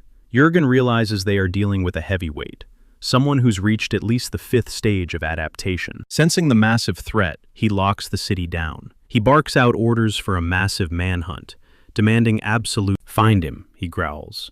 No slip-ups. The cloaked spy bows low, whispering his obedience, and scurries out the door. The Prime Minister sits in dead silence. Suddenly the floorboards tremble as his knuckles turn white around his glass, and he whispers into the dark, begging his lord to be patient. Far away from the tension inside a glowing holographic screen broadcasts Siren, hosting the top 10 countdown. Flashing her signature smile, she hypes up the #1. The video plays. It's the legendary footage of that impossible solo run on floor 99. A single warrior tears through the screen, moving so wildly fast he's nothing but a violent blur. A drunk guy at the bar scratches his head, wondering where the hell that monster disappeared to. His buddy chuckles, joking that the High Lords are probably obsessed with him by now. Another local chimes in with some juicy rumors. Apparently the tower's entire growth system got completely paralyzed. Why? Because the demon in charge of the whole operation got busted trying to rig the game. The table bursts into laughter. They say the demon just dumped his post and bolted, leaving half the city convinced the whole viral video is totally staged. The debate heats up. They argue over who in their right mind would ruin a first-generation tower that was funded on massive debt. One guy claims the demon was just a spoiled brat. Another smirks, saying if it were him, he would have just flipped the place for a quick buck. He waves his mug in the air, yelling for another round. The bartender barely starts pouring when the heavy wooden doors slam open. The entire pub goes dead silent. Every single eye locks onto Mino. Tall, fierce, and practically radiating heat, she marches straight up to the bar. She drops into a stool, but before anyone can even say a word, some fool slides over throwing cheap compliments her way. He tries spitting some game, but she is having absolutely none of it. Shooting him a death glare, a sinister wave of dark energy flares around her. She tells him to get lost, and the guy scurries away in a panic. Boiling with anger, Mino mutters that her day has been absolute trash. She slams a gold coin down on the wood, demanding enough booze to put her in a coma. A few drinks later, she's practically screaming about Jae-won. She unloads all her frustration, ranting about how insanely arrogant the guy is. She drops our hero's name over and over again. Finally, the bartender lets out a heavy sigh, hinting that the whole town is getting pretty sick of hearing about him. Right on cue, Claire, the owner of the joint, steps into the spotlight. She calls out Mino's dramatic act, pointing out that she's completely sober. Claire smirks, asking why on earth she keeps trailing after a guy she supposedly despises. Mino snaps back instantly, aggressively denying it. But underneath her tough act, she confesses the truth. Every single time she watches Jae-won, a spark just catches fire inside. Her mind flashes back to that bloodbath. She remembers how our protagonist marched headfirst into pure chaos, his blade carving through flesh and bone, completely obliterating everything in his way. She can't get his icy glare out of her head. His arrogant words keep echoing in her mind, claiming they just aren't the same. Mino vents her frustration, pointing out how everyone, Claire included, bleeds and sweats just to make it to tomorrow. But this guy just waltzes in like he owns the place. She recalls asking him how he'd handle coming face to face with a literal nightmare, and Jae-won. He didn't even bother explaining, just smirked and said it was way over her head.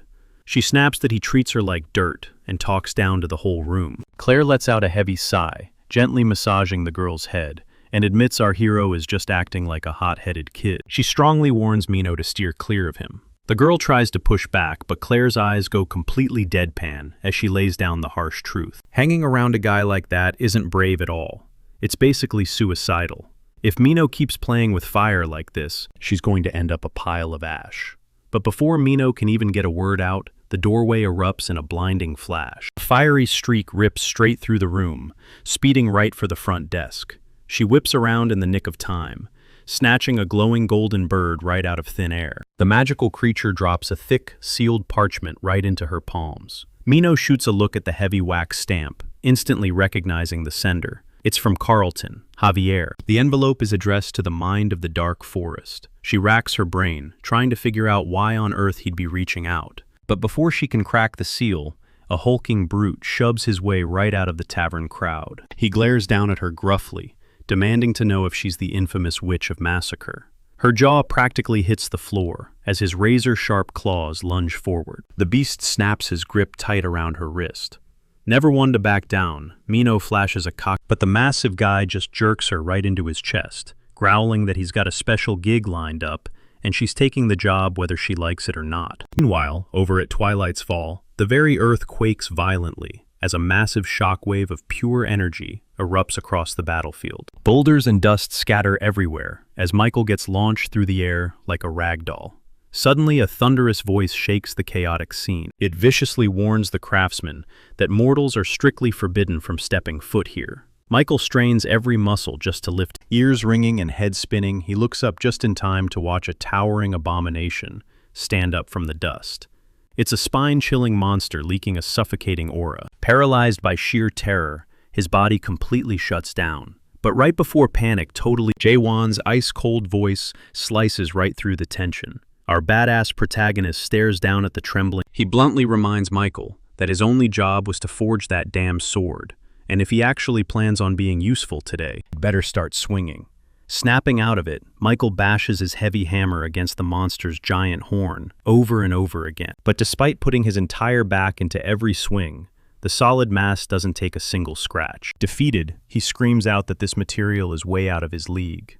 Jae-won just shakes his head calmly, stating that stats and levels have absolutely nothing to do with it. Faster than the blacksmith can blink, our boy grabs him right by the skull, violently forcing his consciousness to trigger the first stage of awakening. He plunges Michael straight into the realm of doubt, and without skipping a beat, he drags him kicking and screaming right into stage 2. Understanding. The illusion instantly shatters, showing Michael the horrifying reality. That massive horn suddenly starts dripping a foul, corrupted sludge. The craftsman trips over his own feet as a thick, toxic fog erupts outward, completely swallowing the zone. Right out of the pitch-black shadows, a legendary pentahorn pulls itself into reality. The beast slams its colossal weight down, shattering the ground like glass, and sending lethal shockwaves ripping toward Michael and our hero. Jae-won barks a fierce order, demanding the terrified Smith snap out of his trance and actually swing his weapon if he doesn't want to die here. Michael just gapes at the towering nightmare.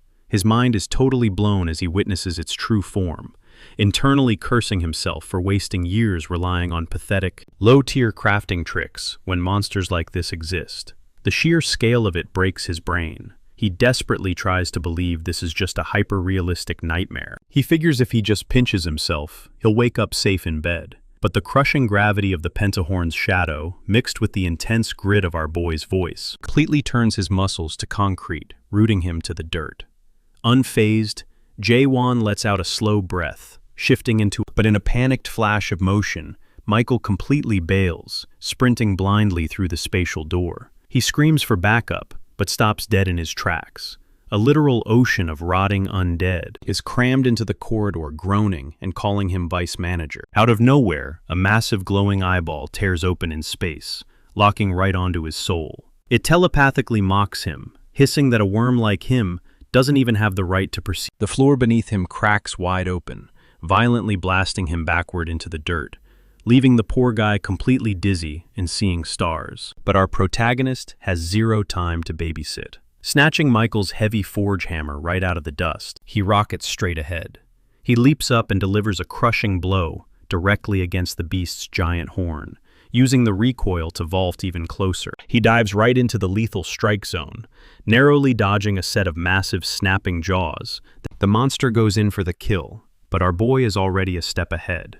He packs every single ounce of his power into a brutal right hook, aiming straight for its ugly mug. The entire cavern turns into an absolute war zone of deafening shockwaves.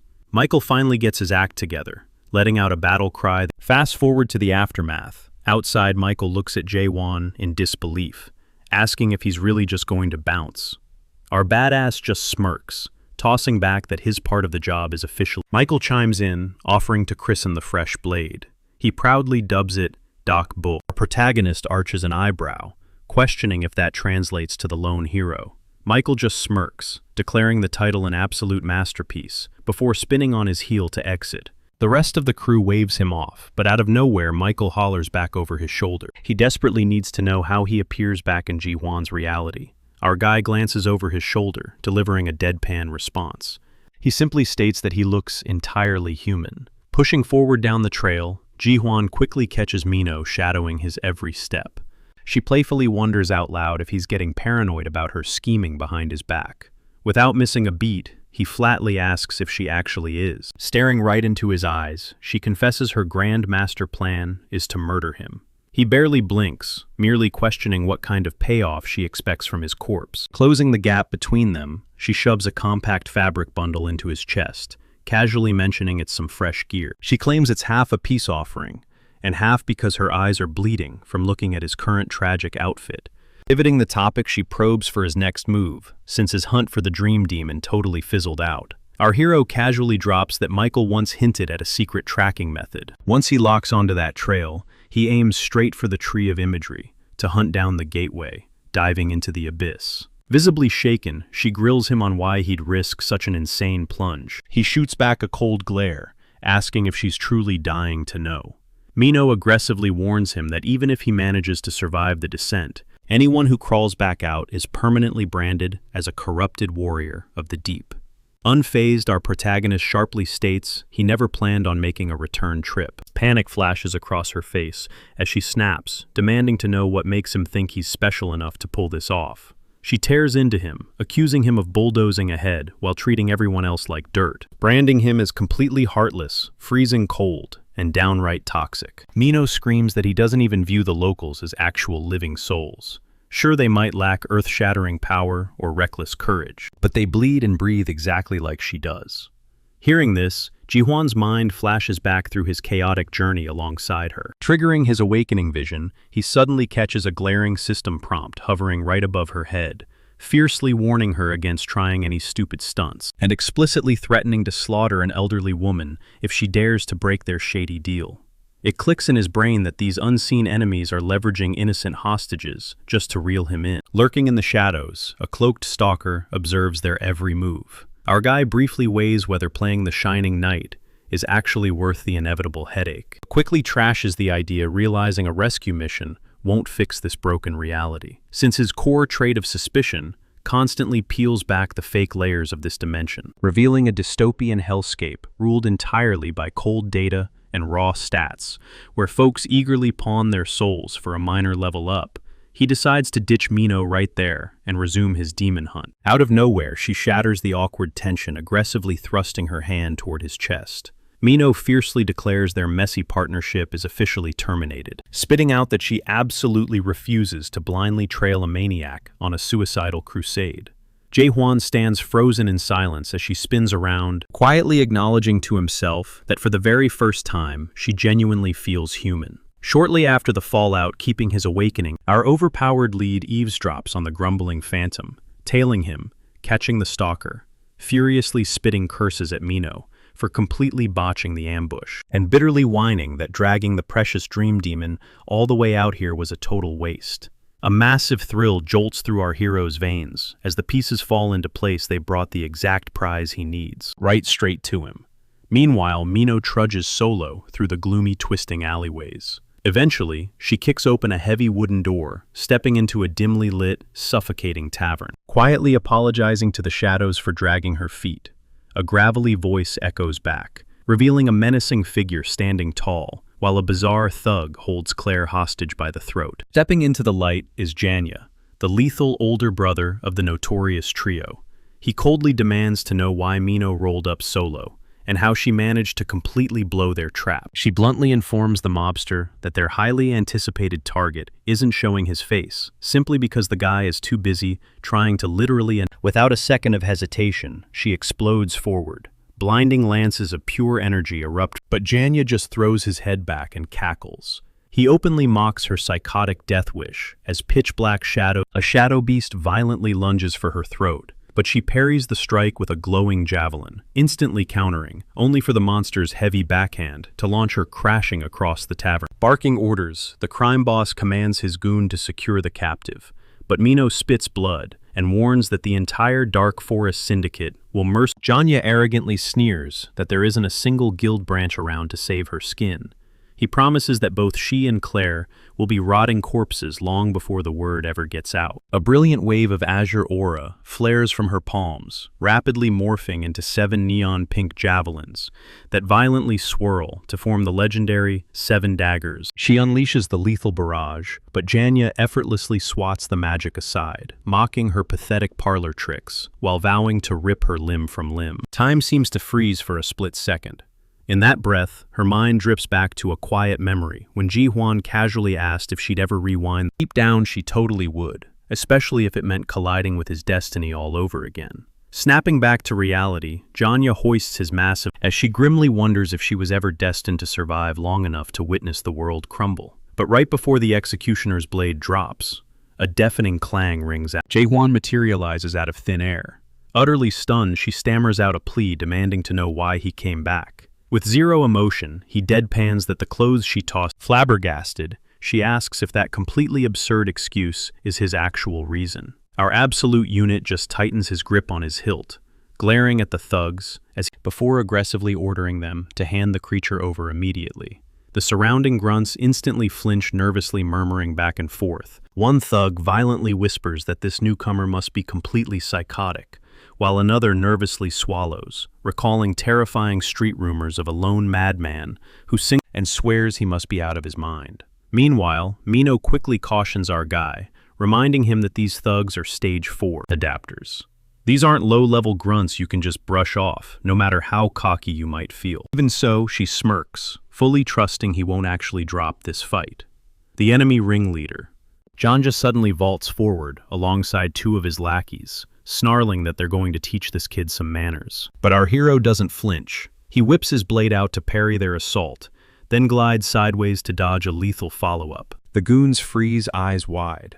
They stammer in sheer disbelief. Wasn't this guy supposed to be a total non-adapter? They start second-guessing if he's genuinely the fabled warrior of Abyss. Janja frantically rationalizes that a stage 4 adapter should match his threat level. After all, the beast survived a blow like that before. Suddenly, an agonizing scream tears from Claire. One thug barks at his buddy to stop stalling and just end her violently smacking their hostage, while roaring at her to shut up. Mino whips her head toward Claire, begging her to hang tough and swearing they'll get her out. She shoots Jaewon an intense look. Can he really pull this off? He scoffs. Why is she even asking? He only crashed this party to hunt down the nightmare, nothing more. Yet he still barks at the horde to make their move. Bony skeletal figures sprint ahead, while Claire screams for them to hurry. Jaewon thrusts his radiant blade high.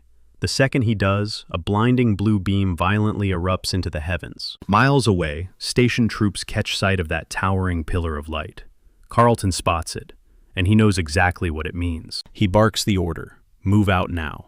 Back inside the wrecked tavern, a frantic scout crashes through the door, screaming that the defensive barrier just shattered. Panic ensues, and orders fly out for Janja's crew to lock down the perimeter. Troops scramble, locking into formation. A heavily armored squad storms the building, and Carlton strides straight to the front line. He calls out to Jaewon, who just smirks. Perfect timing. Our boy aims a finger dead at the enemy squad, charging them with violating Gorgon Article 276 paragraph 4 by utilizing a tavern as a staging ground for world destruction. Yanya spits back his own fiery accusation, but Carlton backs the restrictor without missing a beat. He loudly quotes Gorgon Articles 174 and 124 and sentences them for illegal property damage and kidnapping a citizen. The verdict: immediate emergency restriction. Heavy chains magically materialize, binding the enemy crew in seconds. Carlton casually warns them that fighting back is totally useless. Janja refuses to yield, charging like a madman. Steel screeches against steel until a deafening crack shatters the knight's weapon as Carlton shoves him brutally backward. The villain backflips away, screams at his partner, and brings his broken weapon crashing down once more. But an explosive burst of chains lashes out, coiling tightly around his body and violently slamming him face first into the dirt. Gasping for air, Janja finally chokes out a surrender. Carlton nods a smart move, but a twisted smirk crawls onto Janja's face. He calls him a fool and chucks a pitch-black orb that erupts into a dense, suffocating smog. Just outside, a purple-haired spectator watches the chaos unfold. A comrade yells out warning that their youngest just inhaled that toxic black fog. A masked operative tightly grips his wounded partner, chewing him out for slipping his mask off. He desperately begs his buddy to hang in there, praying that inhaling just a tiny dose won't be lethal. Another masked shadow whips around, absolutely furious. He rips into him for deploying the black clouds without Ark's green light. Was capturing the Witch of Massacre honestly worth triggering this catastrophic risk? Black Serlang, the imposing elder of Gumchengbang, questions if she's legitimately that terrifying. But the masked man just shakes his head. The girl isn't the real nightmare here. Carlton is the actual threat. Serlang's eyes gleam with malicious joy, chuckling that choking on that black fog is exactly what Carlton deserves. Then, he gestures over at our protagonist, wondering aloud who the hell that guy is. Jaewon steadily walks out of the ruined tavern, propping up Mino. Janja just stares, completely dumbfounded.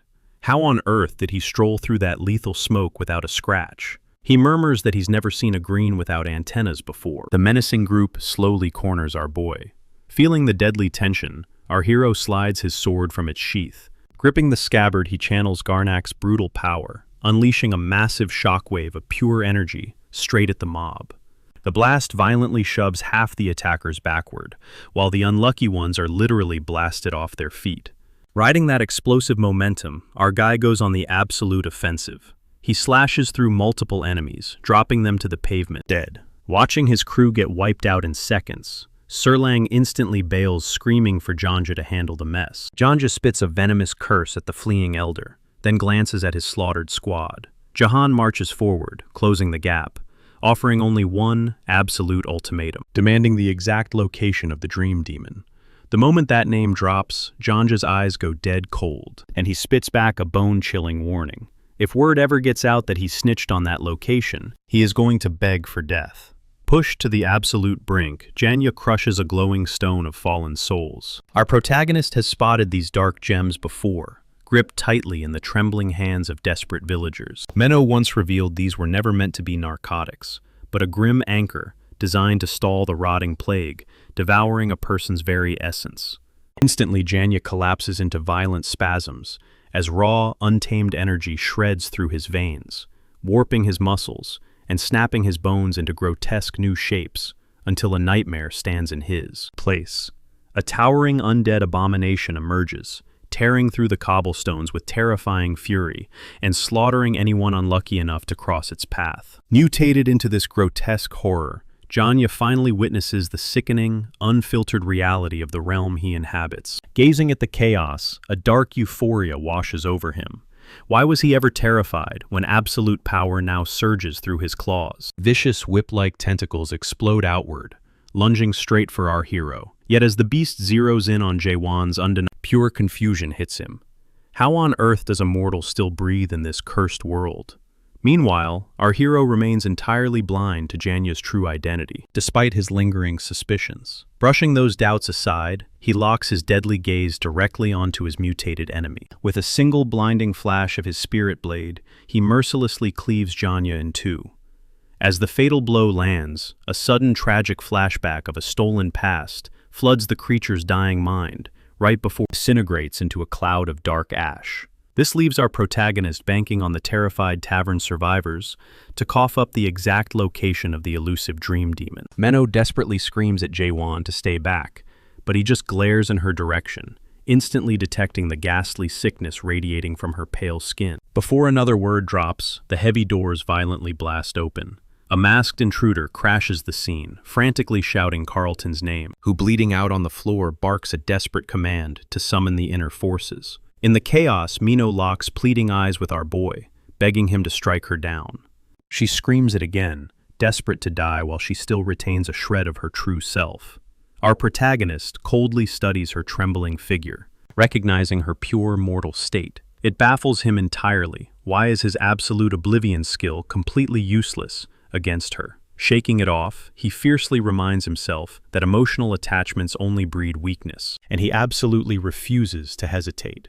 He raises his lethal blade for the execution, until a panicked voice shatters. Claire lunges into the fray, clamping both hands around his wrist, sobbing that there is still time to save her. They have got to rush Mino to the trauma bay immediately.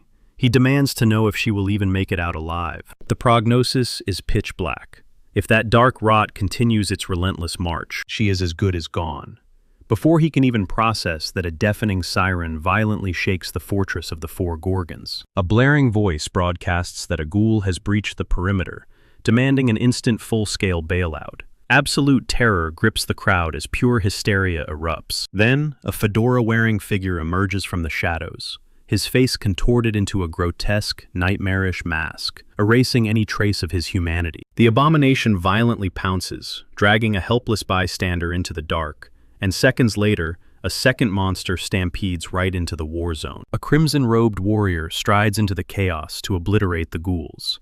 Meanwhile, deep inside the sterile medical wing, Claire locks eyes with Jaewon, questioning out loud if he really is that rogue Mino talked about. The rebel who completely trashes the rulebook, acts entirely as his own jury, and redefines the very essence of humanity on his own terms. She claims she has dealt with his kind before, coldly noting that the survivors trapped here failed to evolve simply because they were stripped of any real options.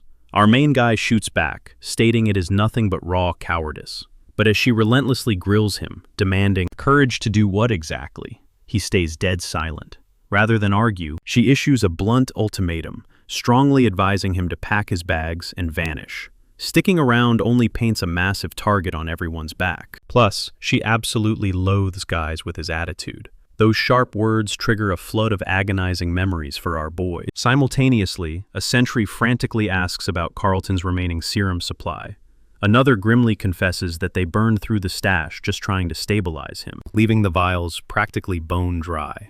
James erupts, fiercely ordering them to hand over every single remaining drop, sending the trauma team scrambling to synthesize a dose.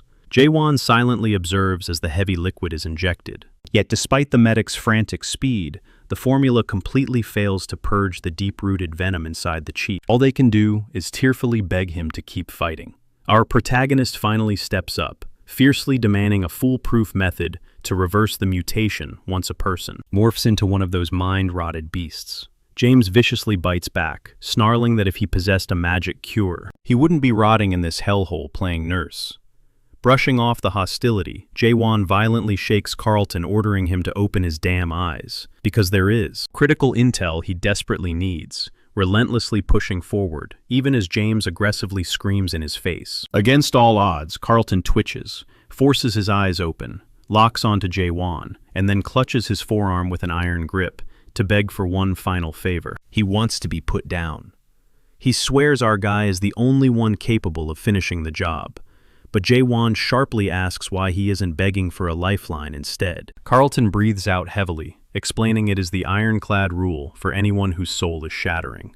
Suddenly, the contamination gauge violently shoots up to 94%. Right on cue, Zahir, the supreme executioner of the elite ghoul eradication squad, and a legendary Stage 5 awakened aggressively, steps into the room, slowly unsheathing his lethal. James frantically screams at him to back off, but Zahir completely tunes him out, coldly citing Article 1, Section 4 of the Gorgon Emergency Decree. Carlton, the reigning commander of the Northern Gate, is scheduled for immediate termination.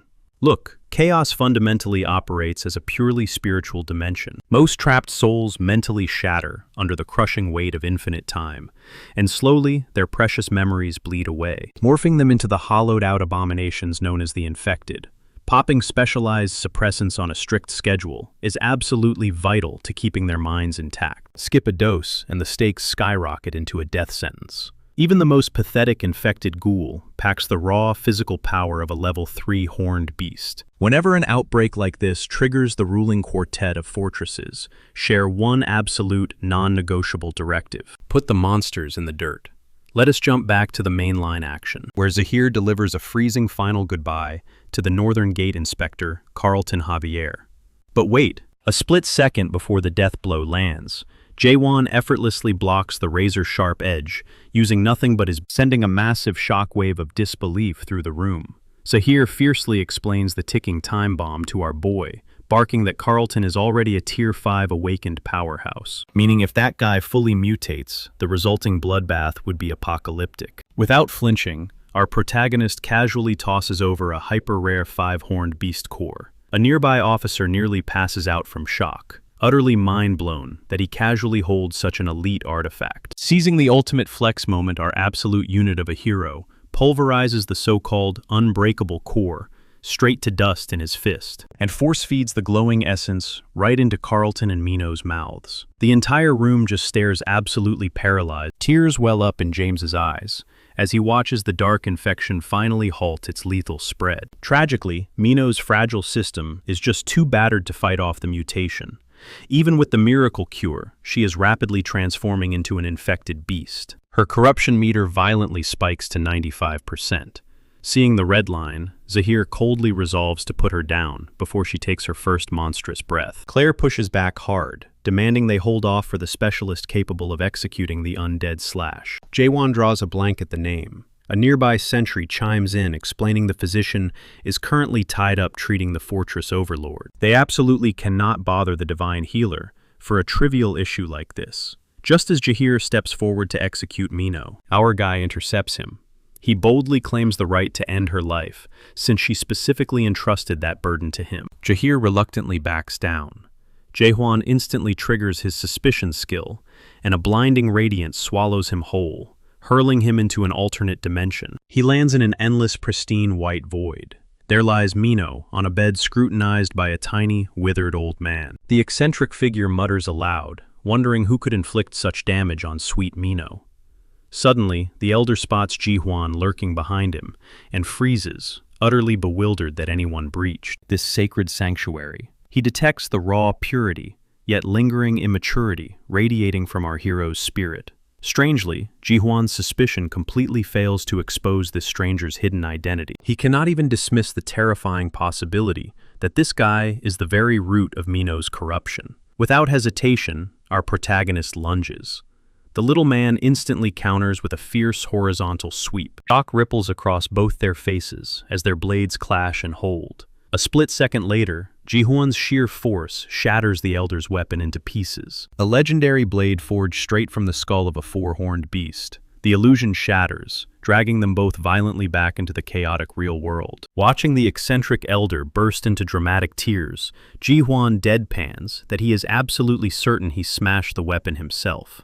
It turns out this weeping old guy is actually Chung Hyo, the infamous Doctor of Despair, universally revered as the divine healer. Jahir quickly points out that the physician was supposed to be locked away, working at the Citadel, but Chung Hyo waves it off, bluntly confessing he could not care less about the castle's drama. He simply refuses to let a gorgeous girl like Mino perish. Boiling with rage, Chung Hyo instantly pins the blame on our guy. He scolds Ji-hwan for ruining the undead slash, and mourns the tragic loss of his four-horned beast sword. Without it, saving Mino is practically impossible. But then the doctor's keen eyes lock onto our hero's shimmering spirit sword. His demeanor flips to pure ecstasy. He drools over its flawless craftsmanship, frantically demanding. Ji-hwan tightly grips the old man's wrist, cutting straight to the chase. If he hands over this weapon, can he drag Mino back from the brink? Chung Hyo nods with absolute arrogance. Yet he is totally mind-blown that anyone would willingly toss such a priceless artifact to a complete stranger. Snatching up the blade and scabbard, the physician gazes in awe at its surging aura. It matches the fierce intensity of the guy holding. The scabbard instantly pulses with a radiant glow. Hyped up, the doctor gleefully prepares to flaunt his legendary prowess to our protagonist. The healer unleashes a technique remarkably similar to Ji-hwan's suspicion, peeling back the layers of reality to expose the hidden truth underneath. But disaster strikes. The doctor suddenly crumples to his knees mid-cast. He gasps out a bitter truth. His mana reserves are completely drained. The devastating heartbreak on his face says it all. The nightmare escalates as the alternate dimension violently shakes, starting to shatter around them. The clock is practically at zero. Chung Hyo's lifelike sketch of Mino begins dissolving into thin air. Yet our protagonist tightens his grip on his sword. This makes Chung Hyo sweat, absolutely convinced that mimicking his signature undead slash is impossible. Ji-hwan completely tunes him out. He steps up to the plate, determined to push his limits, even if his attempt ends up being a cheap knockoff. The frantic doctor screams that it is a hopeless gamble. You simply cannot duplicate a high-tier spell after merely glancing at it once. He berates our guy for trying to pull off a miracle that normal humans cannot even comprehend. Now, Ji-hwan is not exactly a master swordsman when it comes to finesse or fancy slashes, but frankly, he just thinks the old geezer is throwing a tantrum. Ji-hwan sharply orders him to shut up so he can actually focus. He channels all his concentration into picturing every single detail of Mino. His blade glides across the sprawling, empty canvas. He remembers her playful smirk, her comforting warmth, that deeply trusting look in her eyes. He weaves every fleeting memory she ever gave him into his strikes. The blade masterfully sculpts her image out of nothing, right down to the tiny beauty mark under her eye. Out of nowhere, a soft, familiar voice teases him, thanking him for nailing that specific beauty mark. It is Mino. She is beaming at him from the cot. The blinding void vanishes, dumping everyone back into reality. Mino's toxic the horrifying ghoul transformation has completely halted. Claire rushes over, frantically checking if her friend is actually okay. Watching closely, Chung Hyo notices that Ji-hwan's rough, immature aura has slightly mellowed out. Though honestly, the kid still radiates the stubborn energy of it. The old doctor aggressively demands answers, barking at Ji-hwan to reveal his true identity and how on earth he ripped off the undead slash. Over on the sidelines, Jahir remains heavily skeptical. He refuses to believe some random guy could have flawlessly mirrored the legendary healer's ultimate technique. But Chung-ho solemnly nods, validating. He breaks it down for them. You cannot just casually absorb a god-tier skill like the undead slash. You have to be a fully awakened being, just like the physician himself. The awakened are rare anomalies, totally immune to the rigid laws of the system. Their very existence has the terrifying power to shatter the fragile balance of chaos. Only an elite fraction of warriors in the Great Realm have ever unlocked that monumental stage. Catching on, Jahir desperately needs to verify if Ji-hwan is genuinely an awakened entity, because if he is tying back to their previous crisis, it means they might actually have a shot at rescuing the fortress overlord. They quickly agree that this mission is now their ultimate priority. Just then, a menacing squad, officially dispatched by the inner circle, storms into the tent. Spearheading the ambush is the vicious captain of the Dark Soul squad. He is a terrifying Stage 5 adapter, and the personal head enforcer for the Prime Minister. Jahir's brow furrows. The Dark Soul squad handles combat not undead plagues or miraculous cures. Out of nowhere, their heavily armored captain drops to one knee right in front of our hero. He boldly declares him the messenger of the Greens and states his own rank. The Divine Doctor and Jahir trade baffled looks. Ji-hwan doesn't exactly scream, "Holy emissary of the Nakmeon clan." Despite the awkward tension, the captain formally requests our guy to accompany his squad back to the inner citadel. Shortly after, deep inside the stronghold, Prime Minister Jurgen warmly welcomes our swordsman, offering a polite introduction. "I'm Ji-hwan." He offers just his first name, plain and simple. The Prime Minister lets out a low chuckle, clearly amused that our boy is just as brutally blunt as Chung-hyo. Leaning in, Jurgen directly asks if our protagonist genuinely represents the Green faction. Not even close. Our hero shakes his head without missing a beat, leaving the kneeling captain completely dumbfounded. Stepping up, the doctor argues that our guy literally handles the stones of the fallen souls bare-handed, a highly toxic feat, supposedly exclusive to the Nakmeon bloodline. He aggressively presses Ji-hwan. How does he resist the corruption? And where exactly did he scavenge these rare gems? Ji-hwan shrugs it off. He just picked them up somewhere, and they never bothered him. Hearing this, Captain Jahir narrows his eyes, pressing him on the gruesome details. What exactly happened to the original owners of those stones? Ji-hwan doesn't sugarcoat a single thing. They're dead. The blunt confession hits Jahir like a truck. His mind races, trying to picture the sheer scale of the slaughter, reminding everyone that those victims belong to the untouchable, elite families of the Great Realm. Unfazed, our protagonist casually admits he butchered them himself. Jahir explodes in pure, unfiltered fury, ready to draw steel, but the Prime Minister sharply orders him to stand down. Ji-hwan casually clarifies that those elites jumped him first to harvest his horns. We simply wipe them out in self-defense. Surprisingly, this brutal logic clicks perfectly for Prime Minister Jurgen Cheever, who dryly points out that the Nakmeon nobles have always been ruthlessly greedy scavengers. Crossing his arms, Jurgen pivots the interrogation and what his grand master plan is now that he's stranded in the Chaos Realm. A few beats of heavy silence pass as the Prime Minister mentally digests the wild tale, slowly repeating Ji-hwan's insane timeline out loud. So, basically, our rogue gets dragged into the chaos dimension by pure accident, randomly bumps into a hit squad from a high-ranking family, and through another miracle of fate, loots their priceless soul stones. Riding that exact same wave of bizarre luck, he breaches the fortress gates and continuously stumbles into legendary brawls and mythical showdowns that normal folks only whisper about in taverns. And to top it all off, our boy conveniently replicates the Divine Doctor's ultimate undead slaying technique on his very first try. The entire narrative sounds like absolute unhinged, making the old doctor loudly question if the Prime Minister is actually buying this garbage. Chung-hyo scoffs, muttering that if Jurgen swallows Ji-hwan's tall tale this easily, his brain must be rotting from operating without the fortress master for so damn long. Ignoring the jab, the Prime Minister leans forward, his voice dropping. "Is your physical body still breathing?" Ji-hwan freezes. The pieces suddenly snap together in his mind.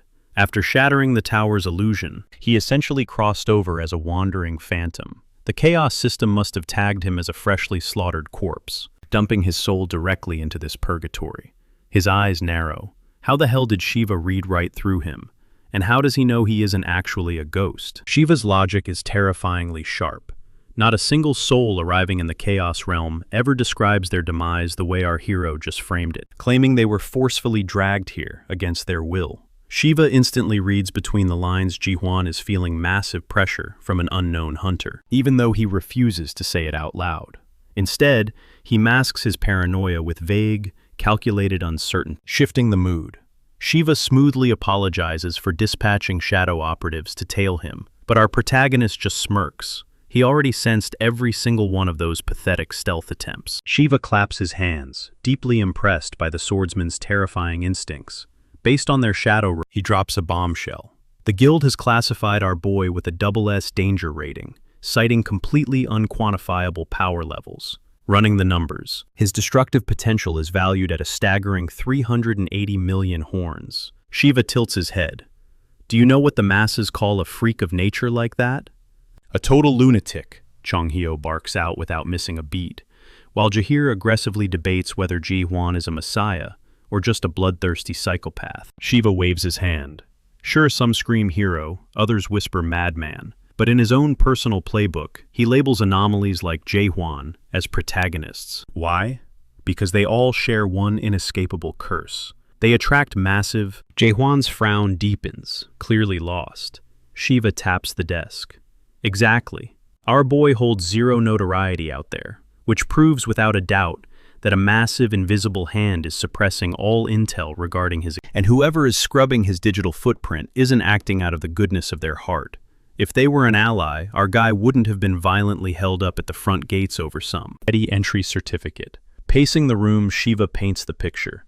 Ji-hwan is an overpowered main character who glitched into this server by sheer dumb luck. It blatantly looks like our lone wolf is sprinting away from a god-tier threat, even if he hasn't put a face to his pursuer yet. Shiva openly speculates. Could it be the Sovereign of Darkness? Or maybe one of the legendary 12 masters ruling the Great Realm? Smelling blood in the water, Shiva throws down his trump card.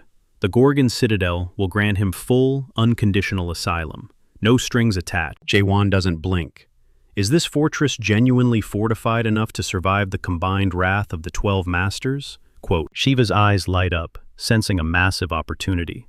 Is that who you're hiding from? He asks eagerly. Our boy just flashes a cold, tight smile. Could be. This actually plays right into Shiva's hands, dropping some surprisingly good news. Since the Supreme Masters are strictly forbidden from meddling in the chaotic realm, he needs a proxy. When Jae-hwan demands to know the ultimate price for this sketchy favor, Shiva drops a shockingly simple condition. He just needs our boy to rescue the reigning castle lord. Flash forward roughly 2 hours. Our ruthless protagonist Chong-hyo and a shrouded shadow guard descend the spiraling staircase. The shadowy figure casually mentions that Khalfan, Javier, and Mino are currently patching up their brutal wounds down in the medical bay. He then shoots Ji-hwan a puzzled look, double-checking if our hero seriously prefers crashing at the dusty training grounds over a luxurious VIP penthouse. Chong-hyo, however, is itching for a bloody brawl. The old warrior desperately wants to pit his legendary slash against Ji-hwan's infamous stab, but our guy completely brushes him off, barely hiding his absolute boredom.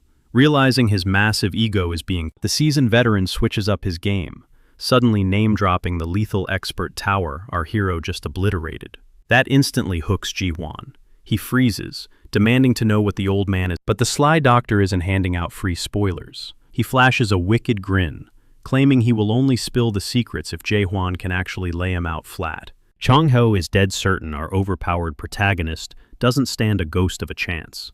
Spoiler alert, he is violently wrong. Jae-hwan quickly floors him, yet the stubborn old man refuses to tap out, screaming for a brutal rematch. Our boy just sighs, scanning the violently trashed arena, which was completely leveled during their insane clash.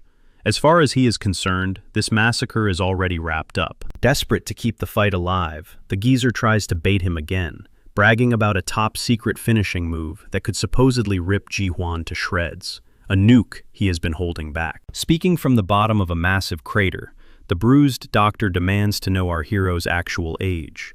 When our ice-cold protagonist calmly drops that he is roughly 60, the doctor absolutely loses his mind. He screams for a little damn respect, boasting that he has survived in this hellhole for over a millennium. He stubbornly claims his 1,000-year-old slash completely eclipses, Jae-hwan's measly 60 years of stabbing. But our savage hero doesn't miss a beat, ruthlessly roasting the doctor by saying his skills look like they haven't even been polished for 10 years. That utterly shatters Chung Hae's fragile ego. Exploding with raw fury, the old man rockets out of the rubble, soaring high into the air to unleash a violently devastating slash. The catastrophic energy crashes down toward Jae-hwan like a bloodthirsty monster. But our hero anchors his feet, bracing to counter the apocalypse. Without breaking a sweat, Ji-hwan meets the apocalyptic strike head-on with his signature normal stab. The sheer force of the collision sends shock. The breathless doctor gasps, heavily praising the terrifying block. Honestly, our protagonist is genuinely shocked, too, utterly blown away that this old geezer tanked a direct hit and somehow leveled up his raw power. Burning with intense curiosity, Chang-ho demands the name of that god-tier technique. When Jae-hwan deadpans that it is just a simple normal stab, the doctor chuckles. He thinks the bland title is a massive flex, practically screaming that our hero is hiding an even more catastrophic weapon in his arsenal. And our boy doesn't disappoint, casually admitting he actually does have a nuclear option, locked and loaded. A cold chill runs down Chung Hae's spine. The terrifying aura pouring off Ji-hwan instantly gives him agonizing flashbacks of the tyrannical, lone king of the chaotic realm. Paralyzed by dread, the veteran realizes he might actually turn to dust if that attack connects. The exact second Jae-hwan tightens his grip to unleash hell and drop the attack's true name, Chung Hae completely snaps. With wide, manic eyes, the terrified doctor frantically throws in the towel. Meanwhile, deep inside the heavily fortified fifth zone of the Great Realm, the towering, unbendable titan, Haeyu, the legendary master of steel, furiously demands intel on the shady master of darkness. His violently shaking aide stammers out that the Dark Overlord is actively meddling with the chaotic realm. Haeyu's eyes widen in sheer disbelief, since all the Supreme Masters swore a blood oath to never touch that cursed dimension. Desperate to prove his point, the terrified assistant begs his boss to look at the screen. He pulls up glitchy footage of Jae-hwan ruthlessly soloing the 99th floor. The Steel Master admits he heard whisperings of this overpowered anomaly, but wrote it off as a fake myth. However, the horrifying truth quickly clicks into place. Jae-hwan is the Dark Master's ultimate weapon, and this insane experiment completely shattered the system's rules. This absolute madman flat out rejected the standard tutorial ending. Instead of playing the main game, he violently shattered the dimensional ceiling and plummeted straight into the chaos. The baffled Master of Steel cannot wrap his head around how a pathetic mortal pulled this off, especially with a godlike cultivator guarding the 100th floor. The gut-wrenching answer that hooks his attention. Ji-hwan literally butchered the Divine Guardian just to break free. Haeyu scoffs at the mind-bending claim, refusing to accept reality. But his frantic subordinate swears on his life that the Dark Lord of the Ninth Realm verified every single. This chilling conspiracy runs incredibly deep. The Master of Darkness has been pulling strings in the shadows for ages, and several rogue factions are already bowing to his whispers, burning to uncover the Ninth Realm's master plan. Haeyu orders his trembling right-hand man to send an immediate message to the chaotic realm. He announces an upcoming royal visit, though he loudly promises to keep his massive hands clean of any turf wars. To back up his untouchable status, he deploys 10 gold-tier elite executioners, and specifically calls upon his absolute strongest personal warrior to lead the sweating bullets, and deeply relieved he didn't get executed. The aide scrambles out of the throne room to lock down the royal prepper. Left alone in the shadows, the Steel Master's thoughts drift toward Chung Hae's notoriously reckless history. Cutting straight back to the absolutely terrified old doctor is literally on his knees, desperately begging Ji-hwan to cancel that apocalyptic attack. He goes full panic mode. Thoroughly disgusted, our cold-hearted protagonist glares down fiercely, ordering the weeping veteran to unhand his weapon immediately. Knowing he dodged a massive bullet, the doctor is completely baffled. How could anyone perfect a technique like that in just 40 years? But Jae-hwan just looks right at him and drops a bombshell.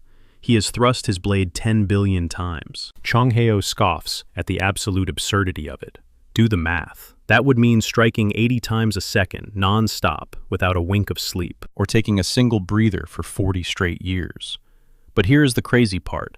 That is not how our guy pulled it, because he can unleash a blistering 100 strikes per second.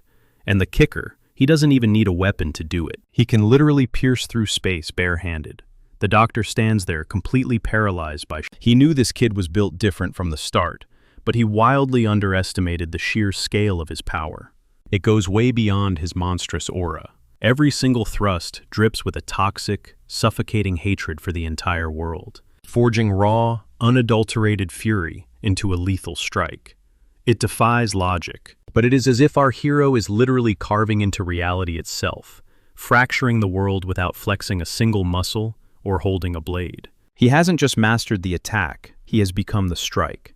Catching the doctor's horrified gaze, Jae-won coldly repeats his claim. 10 billion stabs. To seal the deal, he flashes the contract they signed before throwing hands. Remember, the old man had literally sworn on every gorgeous girl alive, and his precious honor, promising to grant the victor one absolute wish. Chang-hyo braces himself, fully expecting the kid to demand something completely unhinged. But our boy doesn't want riches or gear. He just wants cold, hard answers. Breathing a massive sigh of relief, the doctor motions for them to take it outside. Stepping into the open air, Jae-won cuts right to the chase, demanding to know the truth behind the expert towers. Both men know all about the dream demons, who architect these massive dungeons. So Chang-hyo breaks down the hierarchy. Usually these twisted labyrinths are graded on a simple scale from S down to F. But every once in a while, a rookie demon casually drops a masterclass, S-rank tower. Those prodigies eventually evolve into legendary creators, known as experts. Here's the catch though. Not every dungeon built by an expert gets that elite title. Only the bizarre, rule-breaking ones that completely ditch the standard leveling system actually make the cut. Nobody has a clue why these chaotic structures exist, but there is one undeniable fact. These master architects are obsessed with uncovering the dark truth of the universe, and the absolute freaks of nature who survive their trials. They are branded as awakened ones. Intrigued, Jae-won zeroes in on the old man. Is he one of those survivors? The doctor smirks, revealing he conquered the fourth tower of expert Melville, a brutal meat grinder dubbed Moby Dick. Right out of the gate, he was thrown into the deep end, forced to slaughter Colossus, and he barely crawled out with his life. Countless legendary fighters were completely wiped out in those waters. He chuckles about it now, but his eyes tell a different story. It was pure hell. Sensing that familiar, battle-hardened trauma, Chang-hyo suspects our hero walked through a similar fire. So he presses the issue. Whose nightmare did Jae-won crush? The answer drops like an absolute anvil. Mulak. The doctor stops dead in his tracks. His blood runs cold. He never imagined he would stand face to face with someone who actually beat Mulak's impossible gauntlet. Catching that split second of shock, Jae-won narrows his eyes. Did he know him? Chang-hyo slowly nods. Mulak wasn't just a creator, he was his old teammate. It takes a lot to crack Jae-won's frozen composure, but genuine curiosity sparks in his eyes. The old man actually fought alongside the legend. Knowing this massive lore drop is going to take a while, the doctor gestures down the road, suggesting they find a place to settle. They eventually post up at a makeshift tavern, and serving the drinks is none other than Claire, who is clearly fuming when they joke about her new outdoor setup. Glaring daggers at our boy, she loudly reminds the crowd exactly why they are drinking in the dirt. A certain someone completely pulverized her beautiful building. As she slams the mugs down, Jae-won's razor-sharp instincts pick up on something bizarre. The doctor tracks his gaze, knowing exactly what he is thinking. Welcome to chaos, a literal wasteland yet somehow hot meals and cold drinks still exist here. It is a paradox. And both Jae-won and they can pierce through the illusions of this realm and see the raw, ugly truth. Breaking the silence, Chang-hyo finally explains why dead men pretend to eat. You see, the original chaos wasn't this depressing purgatory. Ages ago, it was actually a sacred sanctuary, a beautiful haven, where broken souls could flee the endless bloodshed, find genuine peace, and actually celebrate their existence. Suddenly, violent shouting erupts nearby, sounding just like a classic bar brawl. A knowing grin spreads across the doctor's face, asking our hero what he thinks is going down. Jae-won casually shrugs it off as a couple of wasted idiots throwing punches. But the second he knocks back his drink, the illusion shatters. There is absolutely zero alcohol in his mug. It is literally just tap water. The harsh reality of chaos is that no one here can actually catch a buzz, starve, or even die. They are endlessly mimicking human habits just to cling to their fading sanity. Trapped in this void, They are starved for the warmth of their past lives, desperately missing the thrill of mortality, the dizzy spin of a good buzz, the ache of an empty stomach, and even they play pretend. They act like they are starving or blackout drunk, faking beating hearts and fragile bodies just to feel human for one night. But the rabbit hole goes way deeper. Playing pretend wasn't enough for an elite strike force launched a legendary, borderline suicidal mission known as the Abyss Expedition. Their ultimate target, the mythical fruit of resurrection, a divine artifact rumored to drag a soul back from the dead and grant true life. For the first time, Jaewon is completely floored. Absolutely. The sole path to grasping the resurrection fruit demands plunging straight into the abyss, navigating all the way to the very tips of its sprawling branches. Back when this grand expedition first launched, Chung Hyo was already an awakened warrior, radiating the raw, explosive energy of his youth. Clocking in at roughly 150 years of age, Mulek pulled a massive curveball by actually spearheading the treachery. The scene shifts to a gritty flashback. Mulek is directly addressing Chung Hyo, showering him with praise for achieving his awakening without sacrificing a shred of his humanity. But Chung Hyo isn't having it. Boiling with rage, he violently slings his sword right at Mulek, fiercely barking that demons have zero right to be crawling around this domain. He spits out that they need to rot in their chambers, constructing their endless towers, utterly disgusted by the entire twisted cultivation system. Surprisingly, Mulek just takes it, offering wave after wave of apologies for the tower-building demons, before dropping a massive bombshell about his true motive for diving into the abyss. He intends to breach the absolute limit, track down a completely different tower, shatter the cycle of cultivation once and for all. That revelation hits Chung Hyo like a ton of... It is completely absurd to witness a dream demon plotting the downfall of cultivation, considering it is the exact twisted industry their entire species, the literal core of their existence. Cutting back to the present, Ji-hwan intensely grills the doctor, demanding the raw truth about the expedition's ultimate fate. Chung-ho heavily exhales, confessing he barely scraped past the abyssal gates before completely falling out of the march. Whispers claim Mulek actually scaled the towering heights of the illusion tree, triggering a miraculous downpour of the sacred fruit, granting the survivors their ticket back to chaos. This immediately sparks Ji-hwan's suspicion. If the old man actually snagged a fruit, why is he still rotting in this wasteland? Claire suddenly breezes back in, slamming down more grub. She shoots the doctor a piercing glare for heavily sugarcoating the past, flat out stating the expedition was a massive bloody failure. But the stubborn doctor instantly fires back, loudly arguing that Claire wasn't even born yet, and completely missed out on their glorious triumph. He fiercely defends their victory, bragging that they absolutely harvested the fruit. But then the tone drops. As they marched back, the tyrannical patriarchs, the absolute rulers of the almighty territories, ambushed them in the shadows, ready to violently hijack their... The mighty fortress masters and the elite heads of the 10 factions were completely slaughtered, brutally crushed by the godlike power those arrogant lords unleashed. It was a total massacre. The treasure was violently ripped right from their bloody hands. And sickeningly, those very same monarchs still gorge on those stolen fruits, whenever death knocks, mercilessly hoarding them for well over 900 brutal years. Suddenly, everything clicks for our grim protagonist. This agonizing truth is exactly why every single soul in this realm, day in and day out, no matter how desperately they fake their smiles, they know deep down they will never taste true freedom. The lords have greedily chained that absolute privilege for themselves alone. This whole tale about Mulek suddenly ignites a dangerous spark inside Ji-hwan's sharp mind. But right as he opens his mouth to press the old man for details, Chung Hyo instantly faceplants onto the table. Wait, how is that even physically possible? They've literally only been chugging plain water. Claire rolls her eyes, casually dropping that Chung Hyo has been faking this ridiculous drunken stupor for a solid 1,000 years. Her voice then darkens as she reveals that Mulek completely dropped off the map after erased from existence.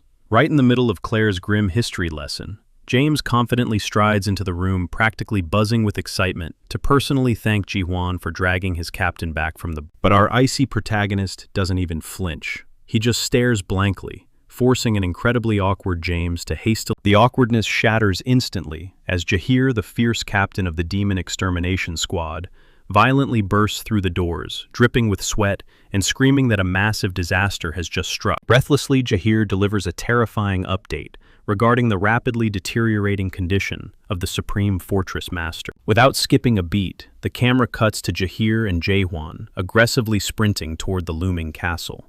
The ailing master is heavily quarantined deep beneath the royal grounds, buried deep within the pitch-black basement. As they run, Jaehwan's sharp mind flashes back to the slick Prime Minister's shady proposition.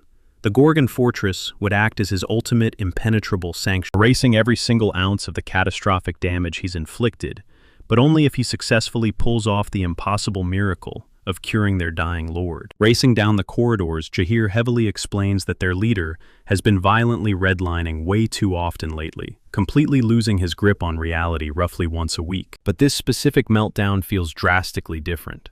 Our sharp-eyed hero connects the dots instantly, silently suspecting the master is rapidly rotting into a mindless, undead ghoul. Desperation bleeds into Jahir's voice as he swears the Lord is a genuinely righteous man, and shockingly, one of the incredibly rare survivors from that very same disastrous abyss. Panic grips the captain because Chung Hyo is still knocked out cold, and the entire fortress is now banking on our stoic boy to execute the legendary undead slash. There's just one massive catch. Jaehwan has literally only been flawlessly parroting the old man's stance, holding absolutely zero actual experience with the strike.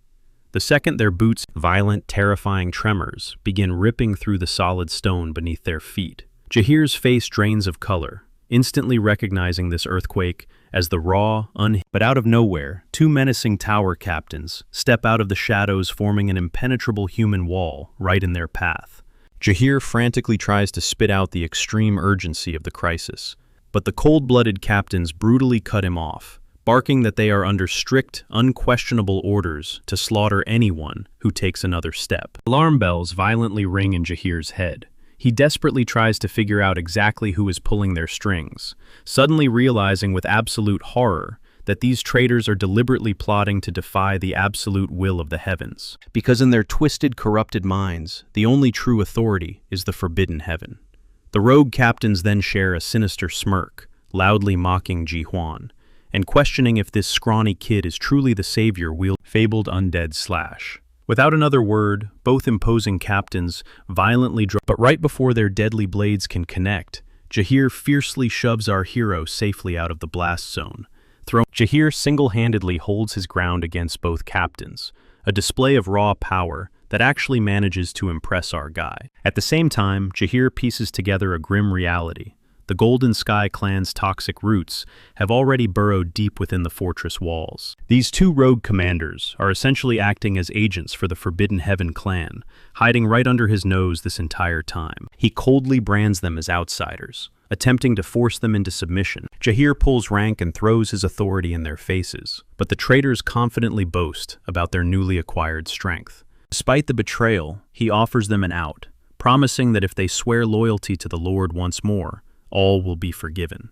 They just laugh in his face, ruthlessly mocking the very leader he protects. To them, the thing chained away deep inside the citadel isn't a master at all, but a monstrous freak, a ticking time bomb, entirely consumed by his own unchecked abilities, making him completely unfit to rule Gorgon. They ruthlessly tear down Jahir's blind devotion to a broken man, someone who has lost all sense of morality, claiming this is far from heaven's design. If this is destiny, then their promised paradise is a total lie.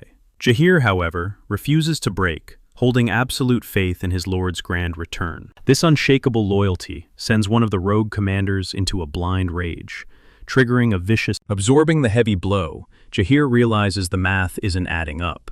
Two Stage 4 adapters have absolutely no business going toe-to-toe with a Stage 5 powerhouse like himself. Yet somehow, they are relentlessly pushing him back. They brag about their rapid evolution. Jahir instantly senses the dark, unnatural force behind their power. Out of nowhere, our protagonist casually chucks a totally wasted Chung Hyo right into Jahir's arms. The treacherous captains immediately lock eyes on Jaehwan, demanding to know if he's actually the mythical warrior capable of wielding the undead slash. Tapping into his awakened perception, our hero effortlessly eavesdrops on their private thoughts.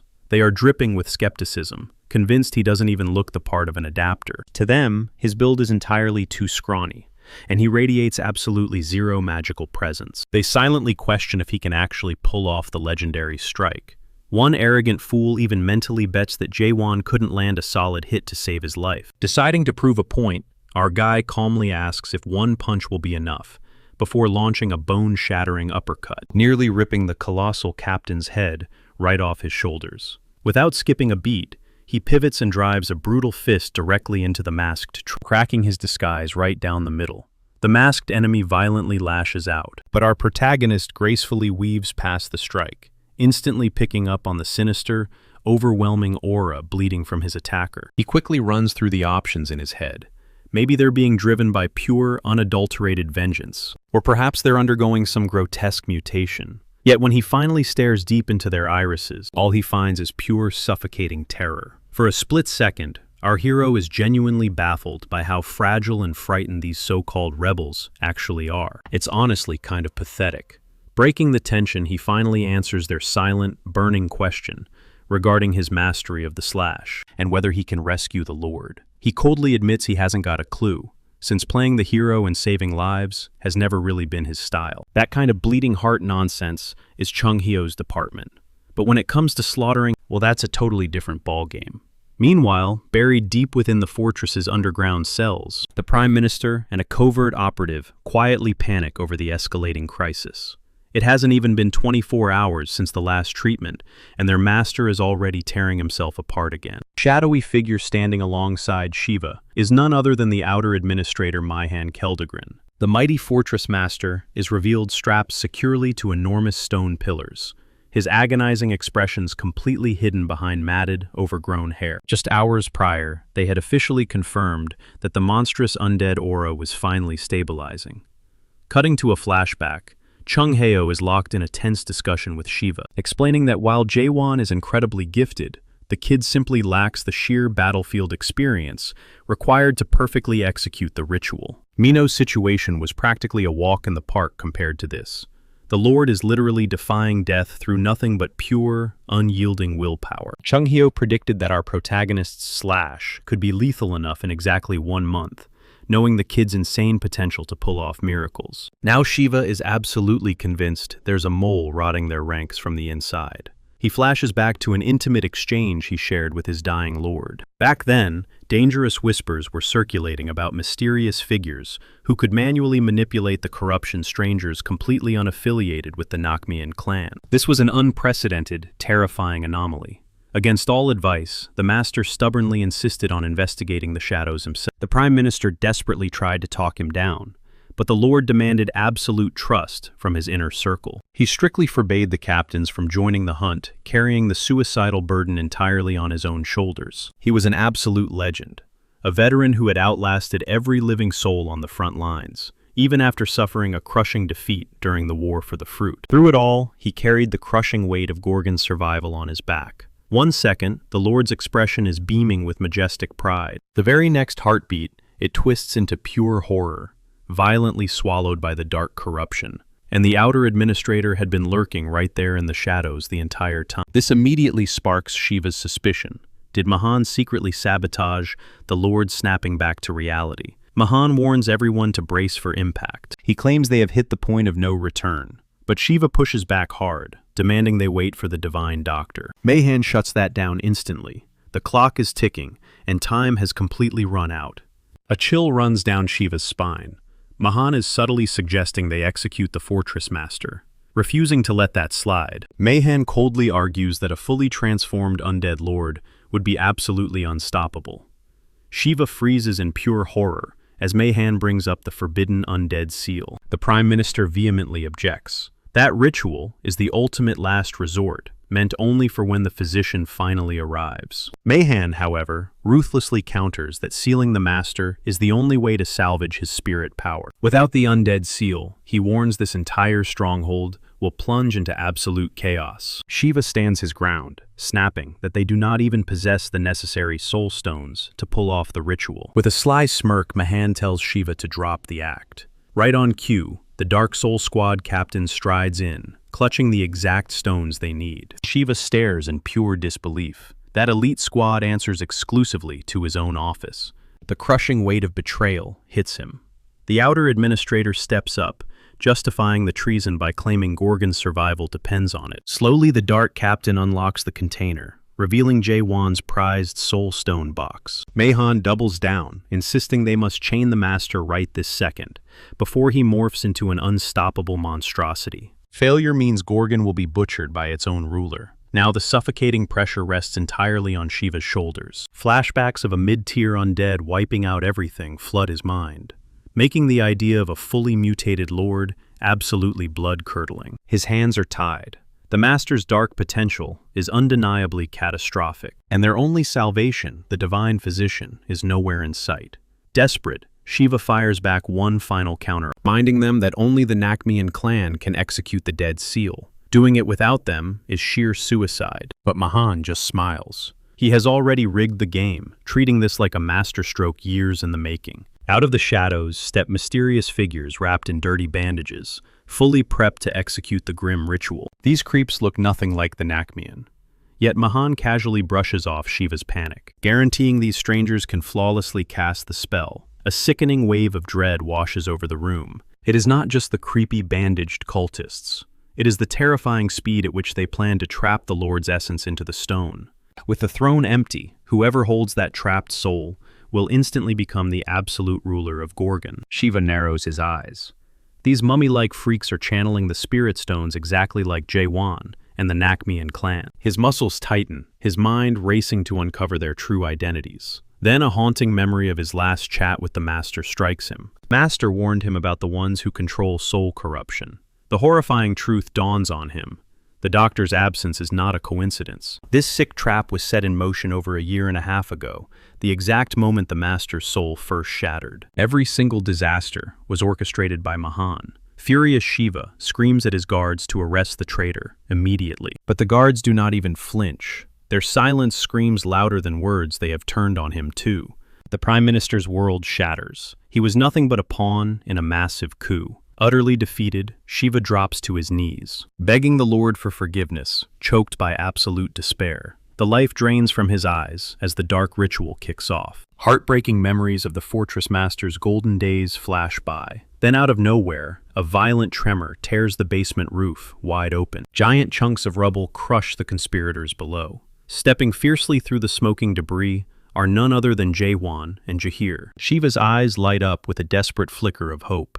Panic erupts as the outer administrator shrieks, demanding answers. Jahir viciously cuts him off, growling at the traitor to drop the clueless act. They already know all about the Forbidden Heaven clan's dirty scheme. Their two captive captains spilled every single secret. Outside, the broken captains cry out apologies to the outer administrator. But before anyone can even blink, their bodies detonate in a gruesome explosion of blood and bone, leaving Jahir utterly paralyzed. Mahan smoothly washes his hands of the mess, coldly declaring that the captains simply took their own lives. Jahir grits his teeth. The illusion is shattered. This is not some political dispute. It is a full-blown, bloody rebellion. If they fail to crush the outer administrator and smash the seal right now, Gorgon will fall into the hands of these monsters. Suddenly, the distinct sound of steel drawing fills the air as every single sword turns directly toward Jahir. With Cheong-hee still slung over his shoulder, he roars out for an explanation. The chilling reply echoes back, "No one crosses Minister Mahan and lives." The Golden Sky Clan, otherwise known as the Outer Administration. He's trapped, forced to hold his ground until the seal finishes locking into place.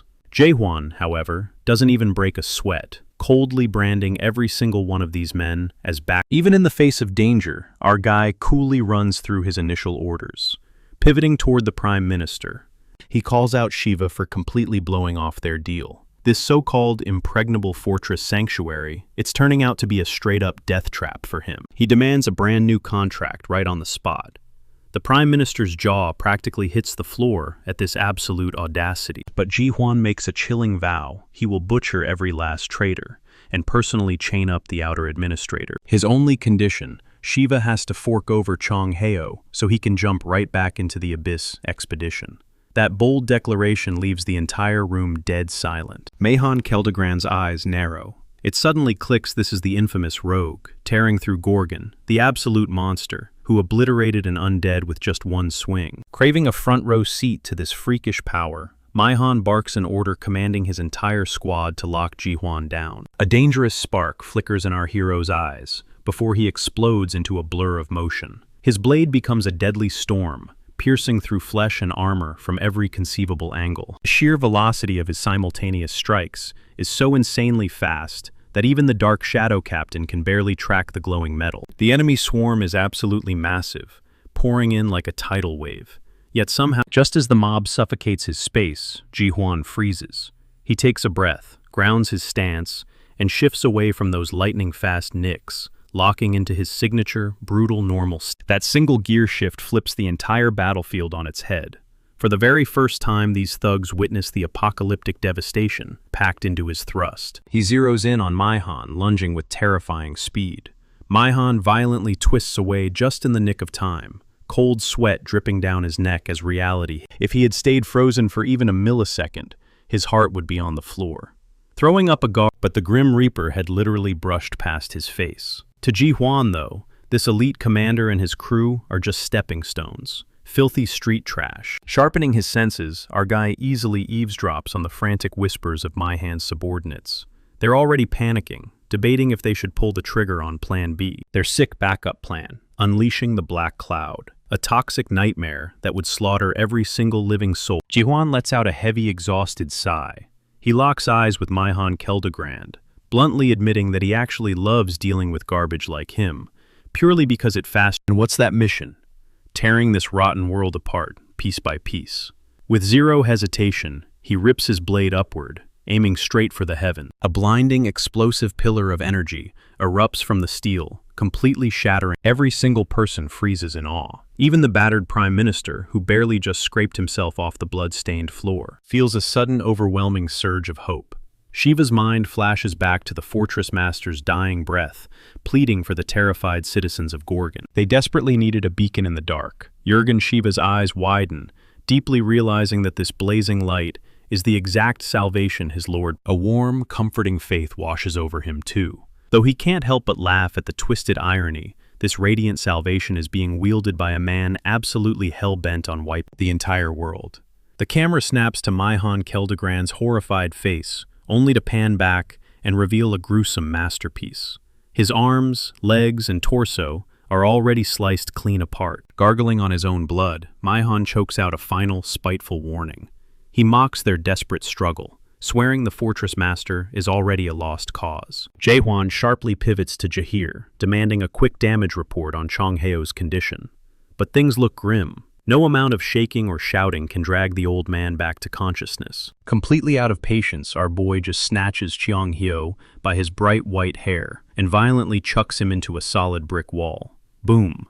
The old man snaps awake in a heartbeat. The surrounding crew gasps, totally horrified by this savage medical technique. But as the dust settles, the fortress master's bindings have completely shattered. His corruption level has rocketed to 99.9%. Before Chong-heo can even rub the dizziness from his eyes, the holographic system starts wildly flashing red, calculating the master's critical status. The second that corruption meter kisses 99.9%, the tracking algorithm totally crashes. It can't even process the incoming nightmare. As the bystanders stare paralyzed by the merciless system drops its final verdict. A colossal, apocalyptic tier undead is tearing its Gorgon's emergency defense network instantly trips. Deafening sirens rip through the air, screaming out the doomsday evacuation protocol, while elite guards scramble frantically trying to shove innocent civilians toward the bunkers. But surviving this catastrophe isn't going to be a simple walk in the park. James stares in pure disgust as a suffocating, putrid aura violently bleeds out from the castle walls. A tidal wave of pitch-black shadows, dropping the temperature to a bone-rattling freeze. Jahir, the hardened captain of the demon extermination squad, gets slapped with a critical escort mission dragging the prime minister to secure higher ground. Meanwhile, Chong-heo whips around, locking eyes with our guy Ji-hwan, practically begging him to carve a... The old master unsheathes his freshly forged blade, throwing a quick jab that Ji-hwan's brutal stabs are way too lethal for a delicate rescue mission. He also makes sure to loudly complain that he only needed this new weapon because our reckless protagonist shattered his favorite one. A split second later, Ji-hwan and the old geezer plunge headfirst into the abstract drawing world. Inside this spiritual dimension, the doctor frantically tries to paint the fortress master's true essence, desperately pulling from their deeply cherished, shared memories. These emotional fragments are the literal ammunition needed to execute a purifying slap. If he can scrape together enough pristine nostalgia, Chung-hyo might just have a shot at slamming the brakes on this horrific undead mutation. Out of nowhere, the doctor locks onto a shadowy silhouette, his heart leaping as he recognizes the fortress master's familiar frame. But as the fog parts, a sickening realization hits him. But what emerges is something infinitely more twisted, something purely psychotic. He goes dead still, cold sweat pouring down his face. Even Jae-won, the guy who never flinches, rattles a bit at the old man's sheer terror. Chung-hyo is absolutely paralyzed. Whatever stands in front of them, that is not the fortress master. A flicker of genuine confusion finally cracks our hero's stoic mask. Seconds later, the master's flesh twists into a grotesque, nightmarish abomination. The horrific reality of what they are facing slams into Chung-hyo. A bone-chilling voice tears through the air. The beast snarls, mocking how wildly unexpected it was to hijack this specific vessel after breaching chaos. There is zero doubt this entity is a sovereign from the Great Realms. It even singles out Chung-hyo, recognizing him as the fool who marched into the abyss 900 years ago. Chung-ho shudders violently. He knows exactly who is staring him down. The absolute overlord of the undead palace. The singular entity with the power to rip open the gates of the abyss. Catastrophe. The lone king of chaos. Meanwhile, our boy Jae-won. He is totally clueless about the monster's true identity, but his killer instincts are screaming at him. It reeks of the undead, yet it feels like something completely different entirely. As Jae-won tries to piece the puzzle together, the cosmic horror turns its attention back to Chung-hyo. It demands to know what business he still has crawling around chaos. The Lone King erupts into a booming, hysterical laugh at the pathetic idea that someone is still out here trying to protect this broken world. Chung-hyo is practically glued to the floor in pure, unadulterated dread. He knows this nightmare could vaporize everything they know with a simple snap of its fingers. And just to prove a point with a casual flick of its wrist, the Lone King completely obliterates the illusory world Chung-hyo had built. Then the sovereign's massive finger snaps over to point directly at Jae-won. He finds it highly amusing that the boy still harbors a beating human heart despite awakening. It suddenly clicks for Chung-hyo. The king is using an undead incarnation to hijack their lord's physical body, which means they are only looking at a mere clone. The real catastrophe is something far, far worse. Oblivious to the sheer danger, our boy simply turns and asks Chung-hyo if he ever mastered that undead slash, because he is dead set on slaughtering the Lone King right here, right now. Jae-won's muttered threat echoes clearly to the monstrous sovereign, who looks highly entertained by the audacity of this mortal wanting to kill him. Chung-hyo desperately screams at him to drop the idea, begging him not to throw his life away. After all, not even the legendary Mulek could hold a candle to catastrophe. Even as a watered-down clone, the Soul King is a cosmic force completely out of their league. Still, Jae-won stands his ground, fully believing he can butcher the beast. The king barks out a cruel, deafening roar of laughter. Slowly, disgustingly, he pulls a massive blade straight out of his own mouth, taunting our hero to make the first move, mocking him as a flawed awakened who still clings to his human frailty. Chung-hyo instantly recognizes the horrifying weapon. It is the Void Sword, the exact same blade that butchered half their expedition squad back at the gates of the abyss. King launches himself at Jae-won, forcing our boy into a desperate, razor-thin dodge.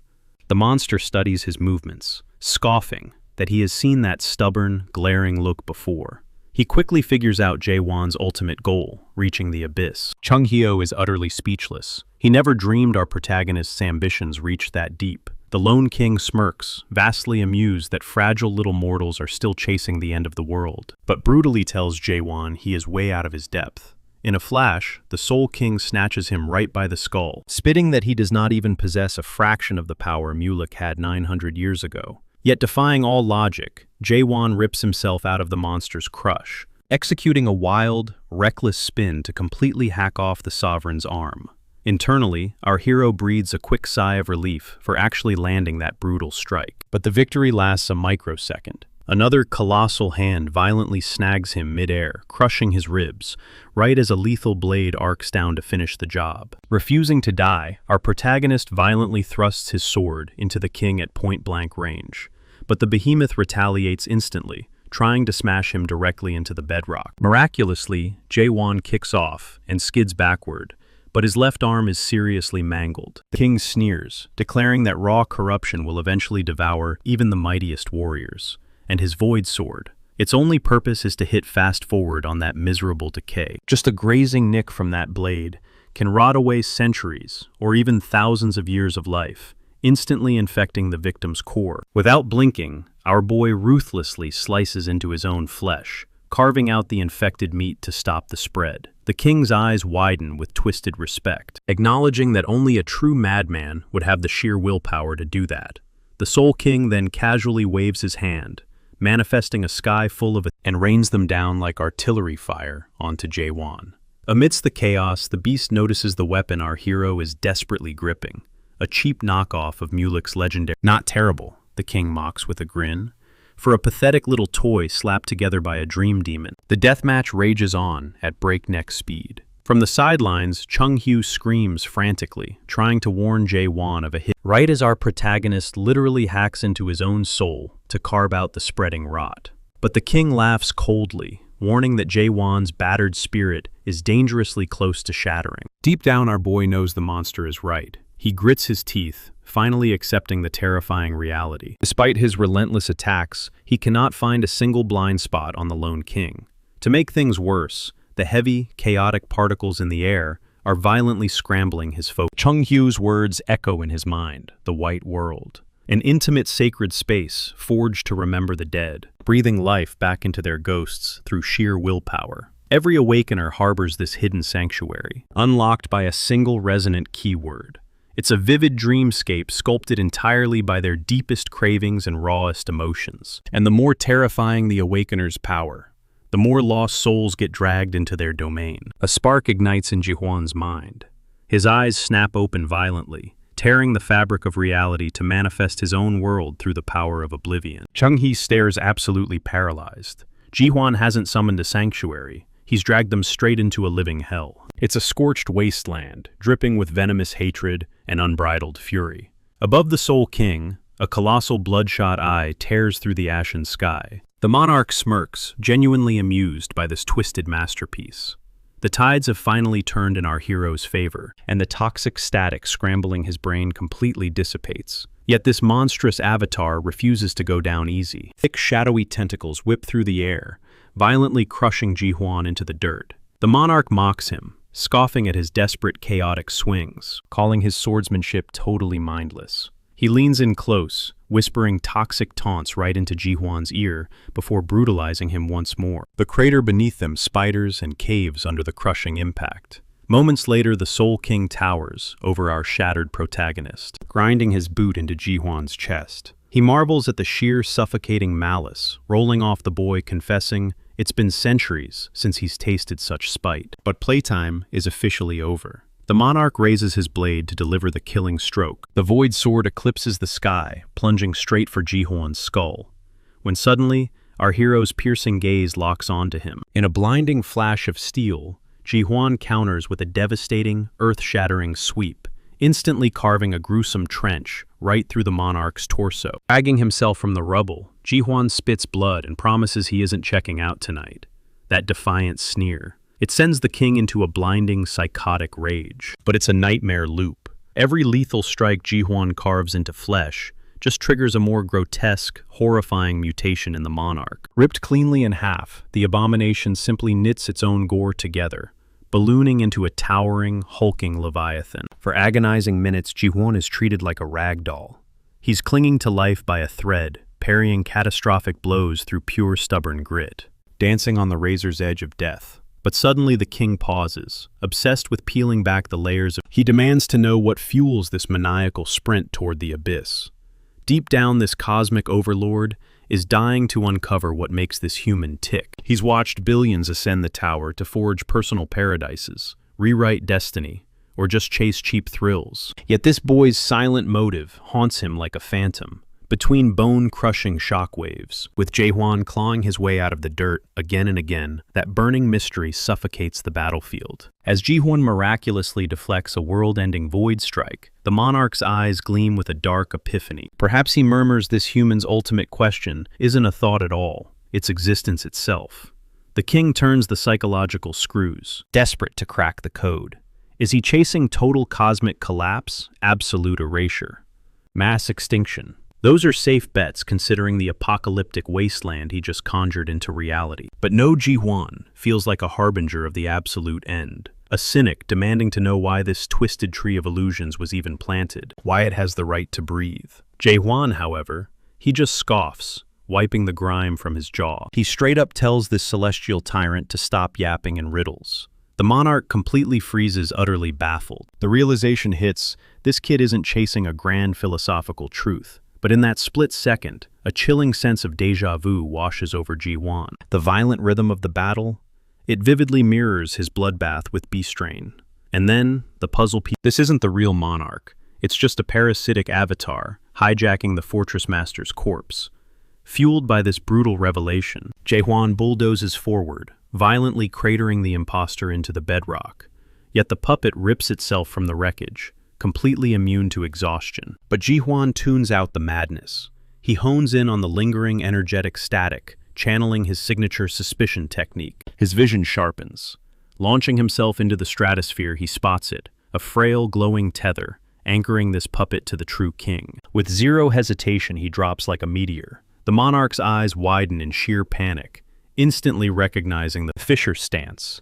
Jae-hwan threads the needle, driving his blade with devastating precision, right into the creature's exposed anchor. The tether snaps, obliterating the avatar in a blinding shockwave. Disintegrating into ash, the Soul King vows to welcome Ji-hwan, personally, at the gaping maw of the abyss. The dust finally settles, revealing our battered hero slumped heavily against a crumbling ruin, as the fortress master's lifeless shell floats peacefully in the crimson tides.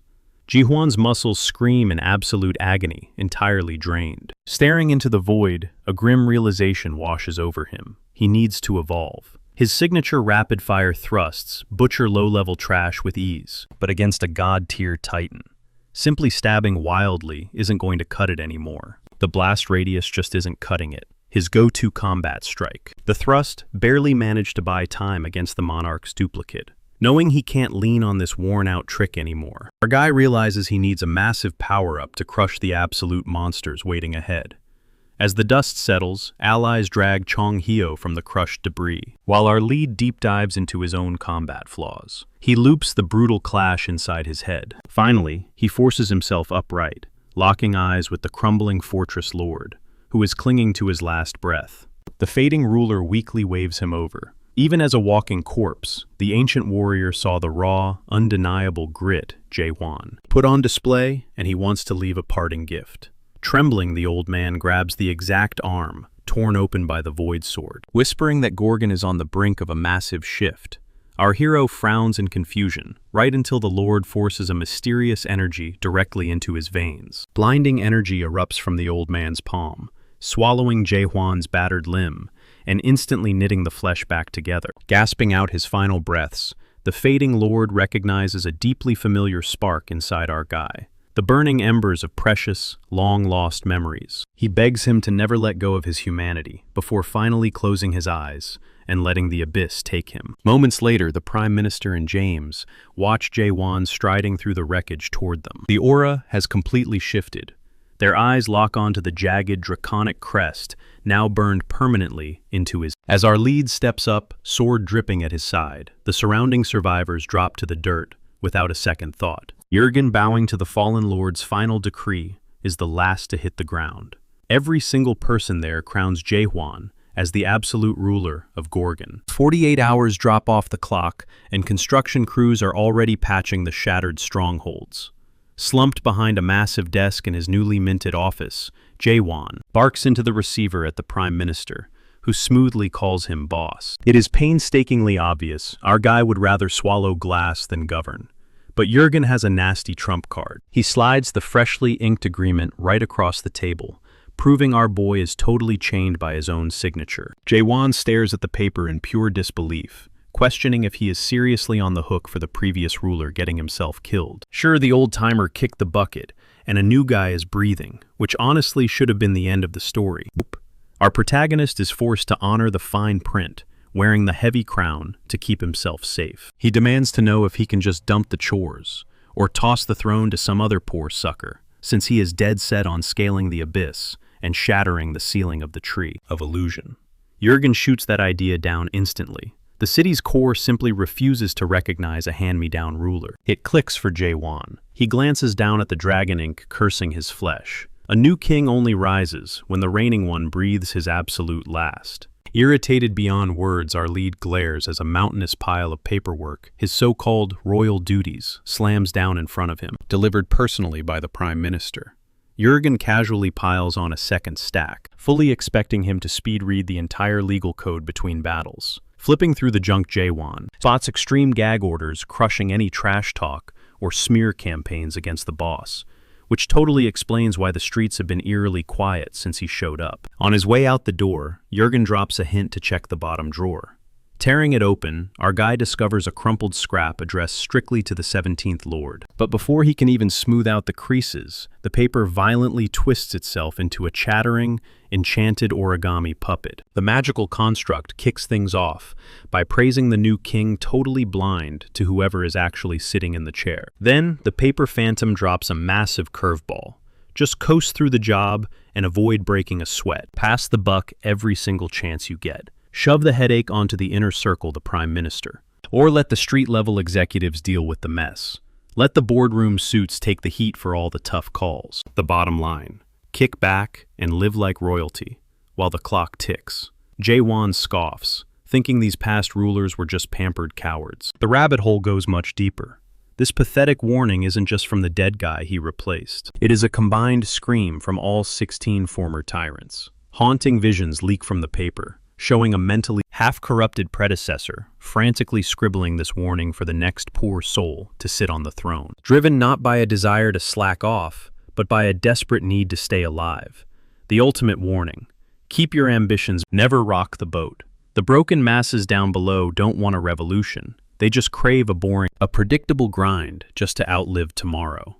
Jae-won listens to the repeating echo of cowardice. Kill your fire, smother any massive shifts, and never let the crushing weight of the crown snap your mind. The true gig of a fortress master isn't to forge a utopia for the elite, but to drag out a miserable existence for the massive herd. Disgusted, our boy violently crushes the chattering paper beneath his boot, silencing the pathetic ghosts of 16 failed. Jae-won suddenly understands that their entire existence revolves around mere survival, having abandoned the dream of a better tomorrow ages ago. They just want a warden to maintain the status quo. But our guy has a wildly different agenda in mind. Summoning Minister Jurgen into his chambers, the curious official asks what wild ideas are brewing in the new league. The response leaves him absolutely speechless. Jae-won plans to completely abolish the title of Fortress Master once and for all. Jurgen stares in total disbelief. Seeing this, our protagonist questions what this stronghold actually represents to the minister, and Jurgen gives a straightforward reply. It is a military garrison built to shield its citizens. Spot on, Jae-won fires back. But what happens when the threats disappear completely?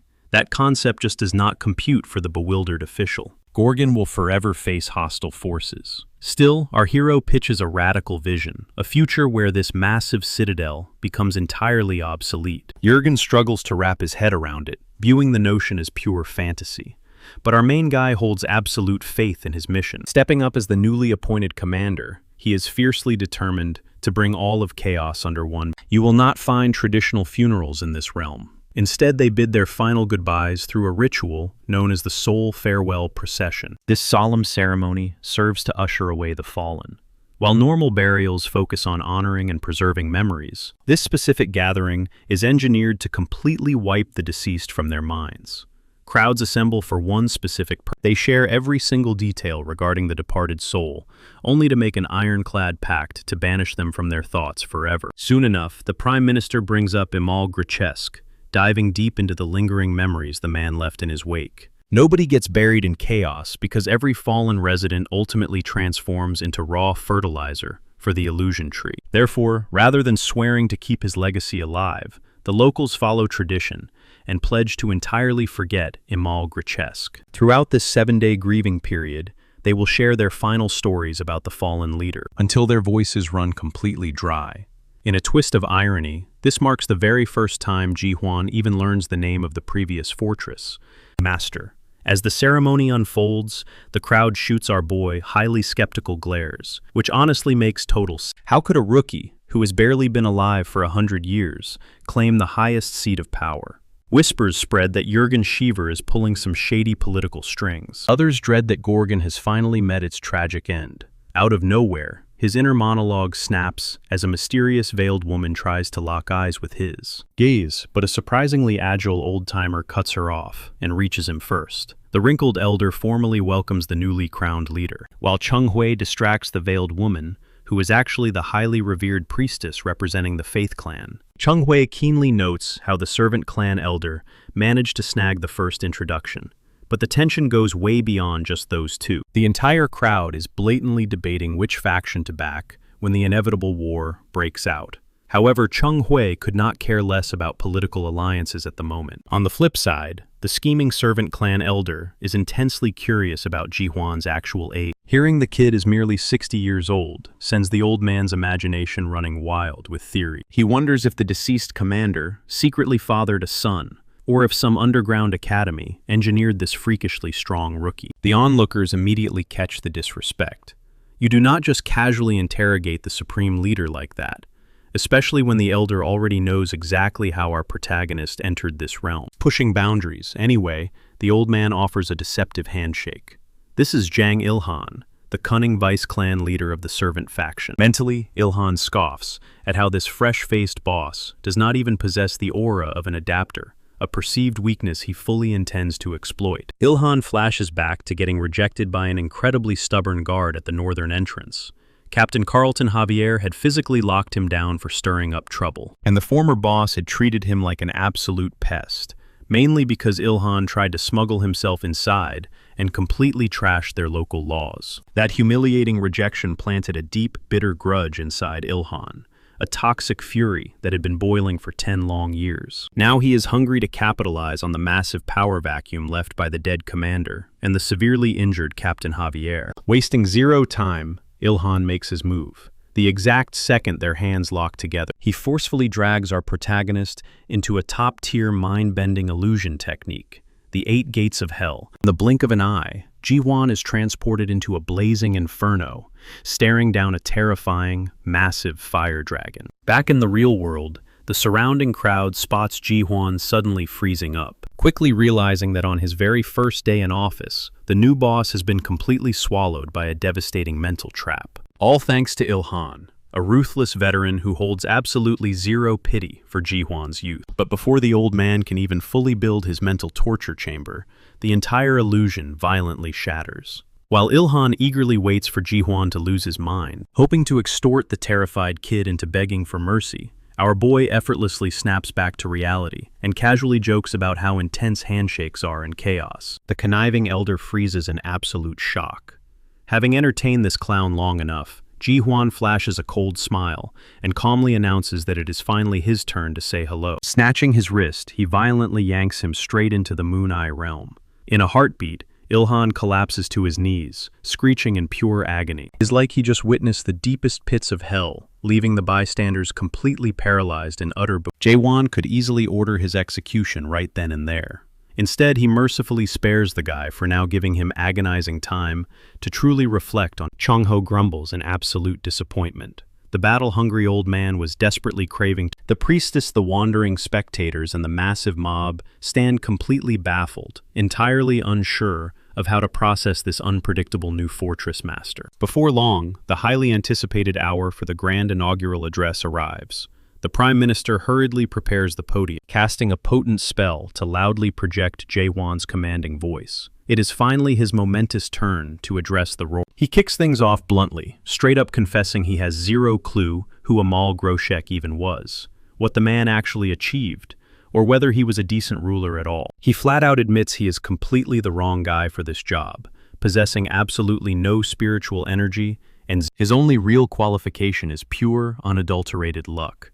He makes it crystal clear that snatching this heavy crown was never part of his grand. People despise having him in charge, and conveniently enough, he absolutely despises playing the noble ruler, too. He proudly announces that after exactly 30 seconds of brainstorming, he cooked up the ultimate brutal solution. Whoever manages to mercilessly crush him in a bloody duel immediately claims the Fortress Master title. Instantly, a massive surge of fiery adrenaline ripples through the roaring crowd, especially hyping up Kaiman, the fierce leader of the Southern Sea Clan. But here is the massive catch. Challengers only have one single month to step into the blood-soaked ring, and once that tight deadline passes, the golden ticket vanishes forever. Then comes the ultimate. Every single fighter who falls by his blade will be forcefully drafted into his Abyss Expedition Squad, ordered to march straight into the dangerous unknown with the deafening crowd. The priestess Ilhan Jahir and Cheong Hyo all freeze in absolute paralysis, completely jaw-dropped by this insane, reckless declaration. Down, the Prime Minister had already sworn his absolute unwavering loyalty to Jae-won, the exact second he rescued Gorgon from the deadly clutches of the Forbidden Heaven clan. Even with all this reckless talk about tossing away the precious Castle Lord crown, or forcefully unifying chaos, his fierce devotion never wavers. Jurgen admittedly broke into a nervous cold sweat when our guys strutted up to that match, but he knows damn well Jae-won would never gamble away Gorgon's survival. Meanwhile, furious whispers spread like wildfire through the streets, wildly guessing this mysterious new boss violently crawled Resurrection Palace, completely baffled as to how he suddenly hijacked the ultimate seat of power. Massive, angry swarms of people violently shove against the towering castle gates, forcing a desperate James to ruthlessly wrestle the maddening chaos into submission. Amidst the frenzy, Jahir urgently slips the Prime Minister some explosive intel regarding where the arrogant old warrior boldly declared that even if all 10 mighty clans joined forces, they would still get utterly slaughtered by Jae-won's blade. The Prime Minister completely freezes in his private quarters, scalding hot tea spilling over the rim of his shaking cup, as the heavy terror. Seconds later, completely boiling with aggressive rage, the Prime Minister furiously stomps his way toward the Fortress Master's office. Busting through the heavy doors, he spots towering mountains of ignored documents, immediately screaming about how long our reckless protagonist plans on dodging his crucial world-saving duties. Yet, instead of finding a slacking Jae-won, he locks entirely confused eyes with a heavily bandaged Sir Carlton Javier hunched over the desk. The frantic minister completely loses his mind, aggressively demanding to know what on earth Carlton is doing out of bed, since the bruised warrior is supposed to be strapped to a hospital monitor.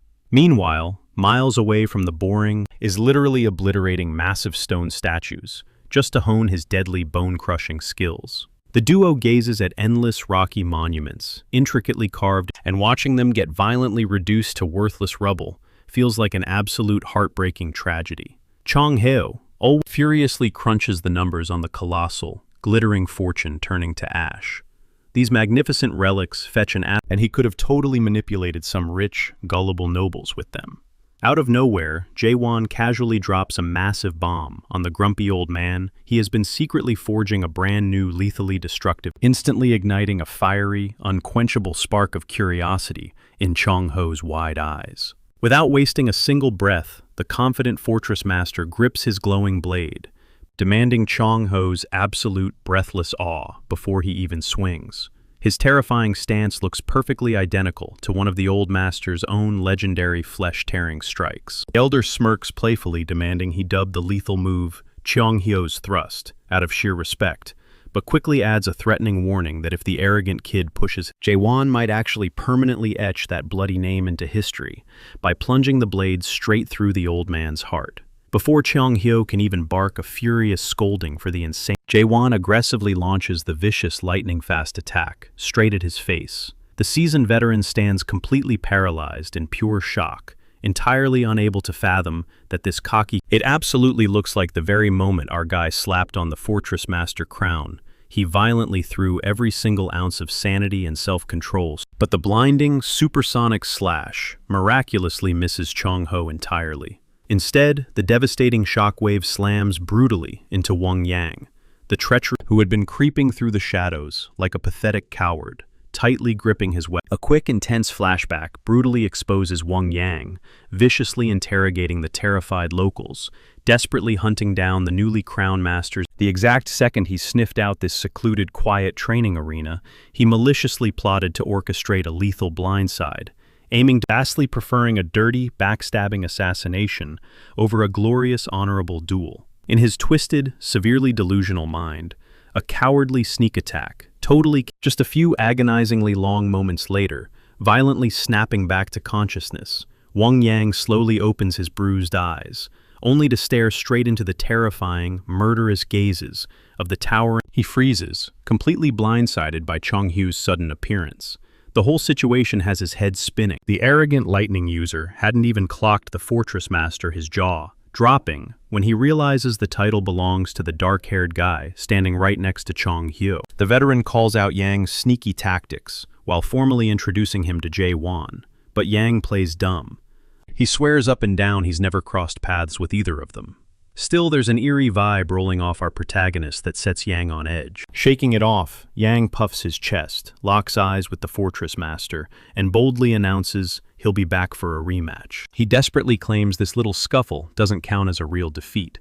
The sheer irony of his excuse is almost laughable. He actually has the nerve to call the fortress master a coward, completely glossing over his own sneak attack. Chong Hyo can only shake his head at the kid's staggering audacity, but Jae-won barely bats an eye, perfectly willing to throw down again, right then and there. Sparks fly as Yoon Yang channels crackling blue energy, gearing up for round 2, while our hero simply readies his blade. Predictably, the challenger launches the opening strike, but Jae-won effortlessly weaves through the frantic assault. Yang's eyes widen at our hero's impossible reflexes, sharply warning him that nothing in this world outpaces his speed. You simply cannot outrun lightning, or at least that's what he thinks.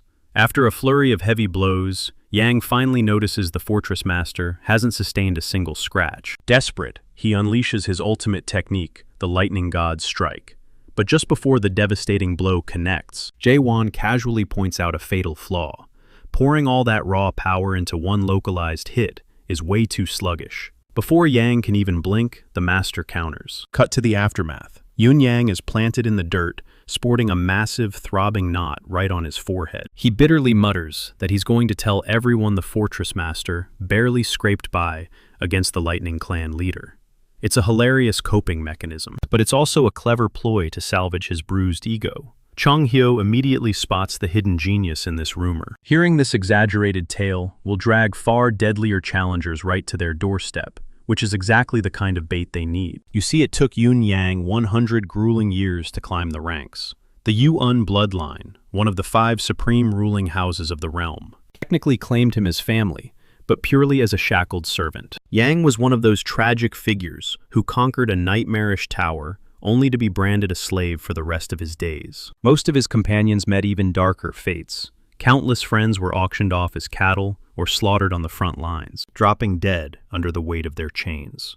Yet against all odds, he clung to life for an entire century. He eventually clawed his way up to a proper servant role, but that tiny scrap of freedom wasn't near. This pitiful existence wasn't the destiny he had burned for. So after 100 years of bowing his head in blind loyalty, Yang finally snapped. He shattered their trust, launching a daring heist on the Yuan family's sacred archive. That vault held his salvation, the forbidden art of the lightning god.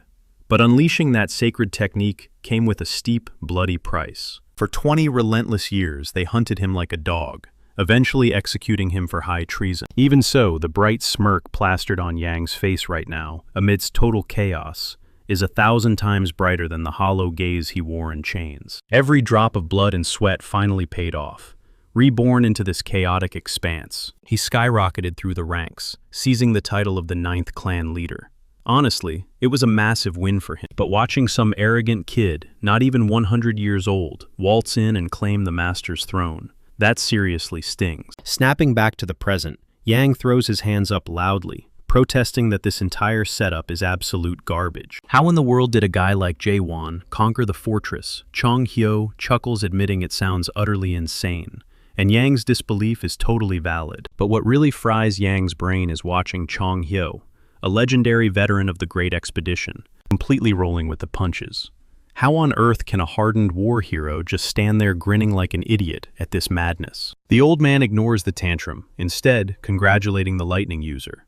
He considers Yang incredibly lucky to have crossed paths with our hero before absolute despair could shatter his spirit. He nods at Yang's stubborn denial, but steps in dropping a massive reality check. If the kid really wants to understand the power gap, he needs to know that the Golden Sky clan completely besieged Gorgon, just 7 days before Yang even showed up. That brutal piece of trivia instantly shuts Yang up. Chang-ho paints a grim picture of the siege, revealing how the clan's own inner circle viciously stabbed each other in the back. And at the climax of the bloodbath, when the terrifying Soul King hijacked Amalgracheska's flesh, it genuinely felt like doomsday had arrived. But Jae-won stepped out of the shadows and slaughtered their nightmare. Yang's jaw hits the floor, a massive wave of humiliation washing over him for not doing his homework before attempting a point-blank assassination. Honestly, it's a painfully awkward realization for a guy who just tried to play the silent killer. Right in the middle of this tense standoff, a heavy presence crashes onto the training grounds, hunting for the fortress master's head. It's none other than the blazing Fire King, Kang Hwang himself, marching side by side with Kaiman, the dreaded warlord of the Southern Sea Clan. We've got two heavy hitters gunning for the Fortress Master title, and Kang Hwang is itching to draw first blood. But our boy refuses to leave anyone out of the fun. Why bicker over who gets their butt kicked first? He challenges them to jump him simultaneously.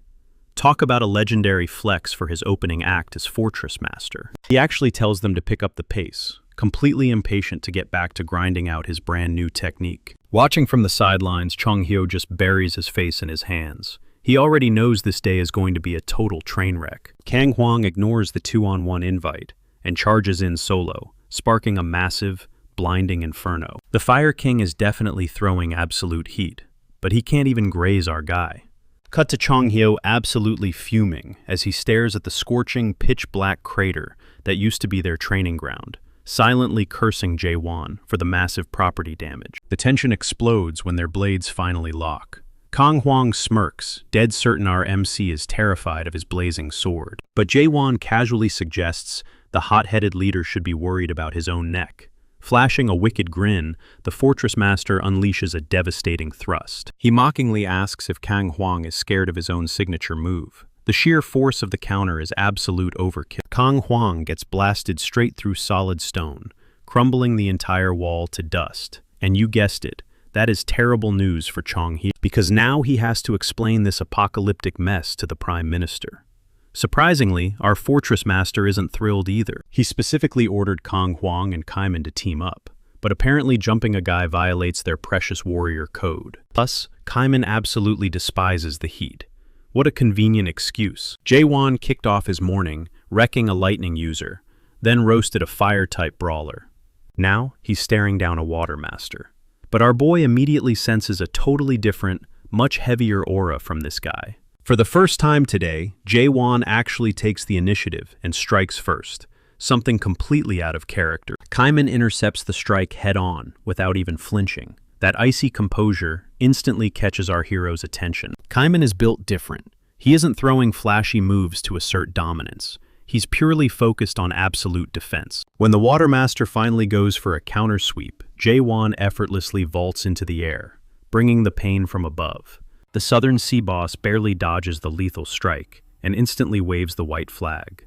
Our MC is honestly bummed out that Kaiman held back his true power. But Kaiman couldn't care less about ego. From that single split-second exchange, he instantly calculated that he'd be totally wiped out. He's definitely one of the smart ones. His eyes are completely locked on the upcoming Abyss expedition, completely ignoring this pointless turf war. Meanwhile, the Fire and Lightning leaders are literally screaming at each other over who got humiliated worse. Chong-hyo frantically jumps in to break them up. He barks at them to wake up and realize the massive reality check they just received. The Southern Sea leader, though, totally stone-faced. He never stepped foot in this fortress to win a brawl. His sole obsession is the Abyss expedition. Turns out he was blood brothers with the previous Fortress Master, Amal Groshek. He desperately wanted in on the last expedition, but he just didn't have the raw horsepower back then. He whispers to Chong-hyo that watching that previous raid end in total slaughter left him completely consumed by the need to join this time around. Hearing this, Chong Hyo turns and questions Kang Huang's next move. Pushed into a corner, the Fire King loudly volunteers for the death mission. He knows getting his butt kicked left him zero room to argue. Out of nowhere, Yun Yang sprints directly at our protagonist, earning an immediate ear-piercing lecture from Chong Hyo. Jae-won casually lifts his blade, but Yoon drops flat on his knees, screaming out a blood oath of ultimate loyalty. Jae-won is totally creeped out and tells the guy to chill, but Yoon just keeps shouting his fanatical devotion at the top of his lungs. He swears to serve even if it costs him his life, which is insanely ironic, considering this dude is literally already a walking corpse. Out of options, Yoon drops to his knees and pleads for a spot in their ranks. He swears on his life he won't swipe any skills, begging just to be taken in as a captain. Chiang-he narrows his eyes, demanding to know what becomes of Yoon's people. But Yoon drops a bombshell. The mighty Thunder God faction has been completely wiped off the map. Out of their massive numbers, only 7 survivors are left breathing, including him. 7 days ago, a brutal massacre erased his entire bloodline. Hearing that this slaughter went down just a week prior, Chiang-he pauses, needing to get the facts straight. With the Lightning God faction reduced to ashes, Yoon sprinted straight to Gorgon, and by sheer luck, he arrived right as the new lord threw down an open gauntlet for the throne. Desperate Yoon stepped into the arena, only to get absolutely pulverized. Stripped of his pride and totally powerless, he is now groveling at the conqueror's feet, hoping for mercy. Yoon nods eagerly, his eyes wide with hope. But Chiang frowns, completely baffled by the time. He cannot fathom how a disaster of this scale stayed buried for so long. Manticore and Gorgon are practically neighbors. 7 days is more than enough time for whispers to cross the borders. But before the paranoia can settle in, Yoon realizes this crew is completely blind to the absolute bloodbath happening outside. He desperately asks Chiang-he to repeat the story of how our protagonist rescued them. Chiang-he confirms that the Golden Sky Syndicate launched a massive strike to crush Gorgon. But as the words leave his mouth, a chilling silence falls over him. The horrifying truth finally clicks. Those exact same Golden Sky merchants who assaulted their home must have orchestrated the ambush against Lightning God faction. His blood runs cold as he presses Yoon to confirm this wild theory. And the reality is far worse. The Lightning Gods were just collateral damage in a terrifyingly calculated purge. The third-ranking Dark Forest Syndicate and even the Apex Predators, the #1 ranked Heavenly Dragon faction, were completely decimated. Kangwang Kaiman and Chiang-he exchange terrified glances as the sheer weight of this drops on them. The entire Manticore fortress has already been swallowed whole by the Golden Sky forces. The pieces of the puzzle snap together. The only way an execution of this magnitude stayed completely silent was an absolute information blackout. Manticore Fortress has slammed its gates shut and choked off every single transmission. The Fire faction leader clutches his head, struggling to swallow the grim reality. Yoon is basically confirming that 3 of the 10 ruling houses were butchered in a single night, paving the way for the Forbidden Heaven Syndicate to violently hijack the throne. Even sicker, the invaders hijacked the entire broadcasting grid, corrupting messaging abilities to control the narrative. Kaiman stands frozen in disbelief, but his veteran instincts start connecting the blood spatters. He remembers old whispers about Forbidden Heaven hoarding dark power for a massive crusade. But conquering Manticore Fortress in merely a few years is an absolute mind-bender. Meanwhile, our edgy protagonist is ignoring the panic, quietly crunching the exact mechanics that actually matter to him. Specifically, how a faction's rank correlates to their sheer firepower. He deduces that the closer a faction's rank is to the #1, the deadlier they become on the battlefield. Yoon scoffs under his breath, muttering that it took the Supreme Conqueror this long to grasp basic math. Catching the deadly glare, he instantly drops into a terrified bow, praying he did not just sign his own death warrant with Jae-won. Chang-he can only shake his head, utterly amazed these fools have not gotten themselves killed yet. The geopolitical map of this nightmare realm finally comes into focus. There are 4 massive strongholds: Gorgon, Manticore, Dryad, and Garuda, all fiercely governed by the 10 ruling houses. Thankfully, our boy at least has that basic geography nailed down. But Yoon breaks it down. These families are absolutely not on equal footing.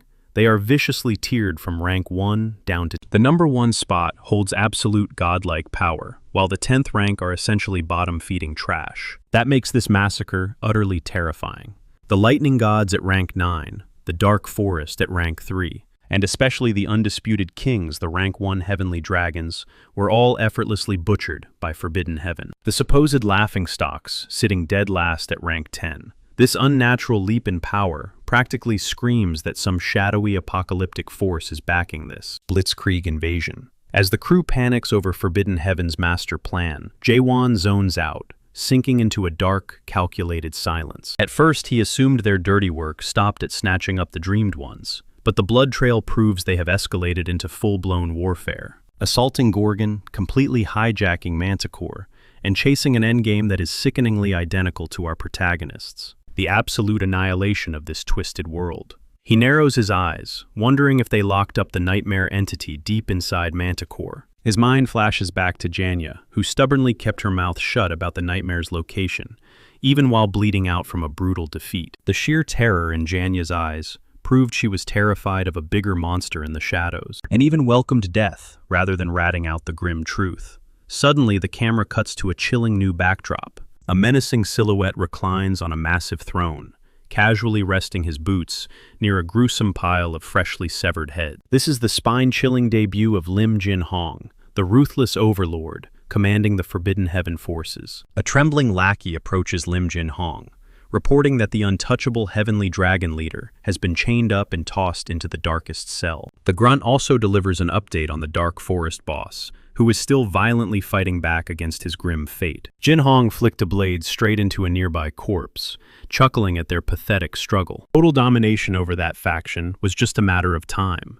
Right now, his curiosity locked onto the missing lightning god clan leader. A subordinate mumbled that they had not captured him yet, and instantly a dagger buried itself deep into the messenger's shoulder. Swallowing a scream of agony, the bleeding lackey stammered out a desperate apology to his boss. The ruthless leader brushed it off like a minor annoyance, immediately pressing for the rogue leader's exact coordinates following the absolute massacre of his people.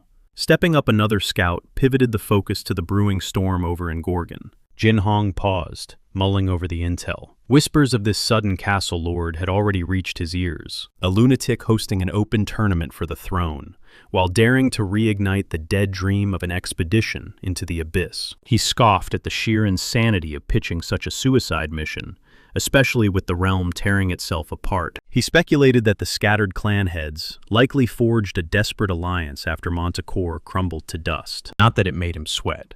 Even at their peak, taking down Manticore, their numbers were laughably small. The real tragedy, however, was the loss of Mayhin Keldegren. The guy broke his back stockpiling those precious foundation stones, only to get wiped off the map.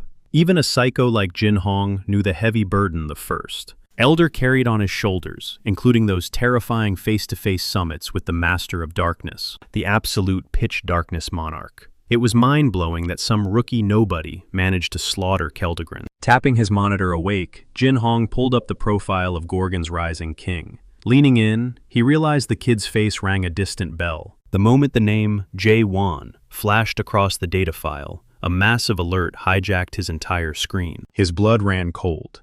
It was a direct transmission from the Master of Darkness, ordering a massive manhunt for a runaway product. Jin-hong internally rolled his eyes at the absurdity. If a supreme overlord could not leash this stray mutt, what hope did a bunch of scavengers in chaos have? Regardless, he barked at his crew to confirm the command and launch a search for the elusive target. Rubbing his chin, he muttered about the purely bizarre nature of a mere product breaking out of a tutorial stage. It was totally unprecedented, let alone the insane fact that this freak actually slaughtered a cultivator before even escaping the trial. Without a second thought, he whipped another blade straight into the skull of the bleeding lackey, dropping him dead on the spot. Jin-hong glanced at his surviving scout, asking if any of this madness clicked. The terrified man rapidly shook his head. The scout nervously asked for orders regarding the Lord of the Thunder God clan. Jin-hong just scoffed, entirely unbothered. As far as he saw it, everything was falling perfectly into place. Those idiot clan heads practically packed themselves into Gorgon like sardines, lured by the shiny bait of the fortress master's empty throne. It made his job effortlessly easy. Now, they only had a single bullseye to obliterate to claim absolute control over chaos. His thoughts suddenly pivoted to Amel Grichesque's brutal end, recalling that massive surge of pure demonic malice flooding the castle grounds. He was absolutely certain it was the awakening of the Soul King catastrophe. Everyone assumed a catastrophe's chaotic aura simply burned out over time, but their latest intel changed the entire game. Turns out the rotting undead could spawn a relentless army of their own. Jin Hong declared with a manic grin that the fools in Gorgon were completely oblivious to a catastrophe's true nightmare, erupting into a fit of psychotic laughter. Meanwhile, deep inside Gorgon, our crew was locked in a tense debate over the Forbidden Heaven clan, trying to unmask their mysterious benefactor. The only logical answer pointed straight to one of the 12 divine masters of the almighty land pulling the strings. Yun Yang threw down a solid argument, reminding everyone that those supreme beings swore a blood oath never to meddle in the affairs of chaos. Yet even he had to admit that nobody else possessed the raw power to rival the 10 clans. Kang Huang, pacing the floor, dropped a bombshell rumor that the almighty land was currently drowning in civil war, giving a rogue master the perfect cover to scheme in the shadows, hijacking the chaos while the big players were distracted. Kang Huang firmly suggested their smartest move was reaching out to the Resurrection Palace, the mysterious fortress hoarding the chaos fruits and housing the slumbering monarchs. It was crystal clear to everyone in the room that the ancient treaty had been shattered to pieces. Even Cheng He nodded in grim agreement. Kang Huang urged the group to march up there and demand answers from the elites at the Resurrection Palace. Kamen instantly growled, violently rejecting the idea of begging those arrogant scumbags at the Resurrection Palace for a lifeline. He laid down a chilling reality check, pointing out the massive risk that the entire palace might be in on this treacherous scheme. Marching in there would be pure suicide if those corrupt monarchs were secretly plotting to burn the treaty together. Now the crushing weight of the next move rested squarely on Jae-won and Cheng He's shoulders. The fortress of Manticore was already If they crossed this line and took action, there was no turning back. It would spark an all-out blood-soaked war. Chung Hyo's mindset is pretty straightforward. Sooner or later, a massive clash is simply unavoidable. We cut back to a memory of Shiva and Chung Hyo hashing things out. They're debating the sudden power vacuum now that the Fortress Master's throne is totally up for grabs, and uncovering Jae-won's actual endgame, his ultimate goal, unifying the chaotic realm so completely that the Master title becomes entirely obsolete. Useless even. Chung Hyo doesn't hold back, flat out calling our boy's grand vision for peace absolutely delusional. The 10 clans and the 4 fortresses are basically child's play next to the terrifying Resurrection Palace. And despite all the hype surrounding him, our main guy, and frankly anyone else breathing in chaos, lacks the firepower to stand against them. Challenging the palace is a literal death wish, and he definitely shouldn't be plotting a solo suicide mission. But the newly crowned master isn't blind to the overwhelming odds, and a one-man army was never his actual strategy. That's exactly why he dragged Chung Hyo into this deadly mess. The elder's face goes completely blank in pure shock. He's absolutely stunned that Jae-won roped him into such a reckless crusade. From day one, it was glaringly obvious that our hero was the rookie here. Meanwhile, Chung Hyo, carrying 1,000 years of hard-earned insight, was supposed to be the voice of reason. Plus, to be fair, the old man never explicitly refused to tag along. Still, Chung Hyo is utterly speechless. He can't wrap his head around the fact that this 60-year-old brat just manipulated him with a cheap loophole. Snapping back to the present, our protagonist decides to lay his cards on the table. Uncovering the Abyss expedition not his main objective. Every other goal takes a back seat until he unites the entire realm of chaos under one flag. And to pull that off, he desperately needs fiercely loyal allies, genuine brothers in arms. Kaiman immediately speaks up, hitting him with a harsh truth. What happens if no one wants to walk into hell with him? Jae-won pauses, letting a heavy silence fill the room. Without missing a beat, he coldly declares he'll crush it entirely on his own. Kaiman shakes his head, viewing that as pure fiction. But our hero casually brushes him off, reminding everyone that he carved his path here solo. Hearing that, Kaiman bursts into a roaring, gut-busting laugh. Still chuckling, he steps right up to the plate and makes a vow. Whether they're storming the Resurrection Palace, diving into the Abyss expedition, or staring down the literal apocalypse, he's riding with Jae-won until the wheels fall off. Yun Yang quickly nods, throwing his weight behind. Kang Huang, on the other hand, stands there like a silent statue. The room turns to him, eager to hear where his loyalties, but he doesn't say a word. The truth is, he's still sitting firmly on the fence. The group shoots him confused glares, prompting him to speak up. He bluntly states that he's the only guy in the room thinking with his brain. From Kang Hwang's perspective, blindly following Jae-won right now is just flat out reckless. They barely know anything about this guy, yet they're tossing away their lives like it's nothing. Deep down, Kang Hwang genuinely doubts that our main man has what it takes to spearhead the ultimate expedition. Carefully analyzing the room, he pitches a compromise. If the other three heavyweights currently running Gorgon bow to Jae-won's authority, then he'll gladly fall in line. Fair is fair.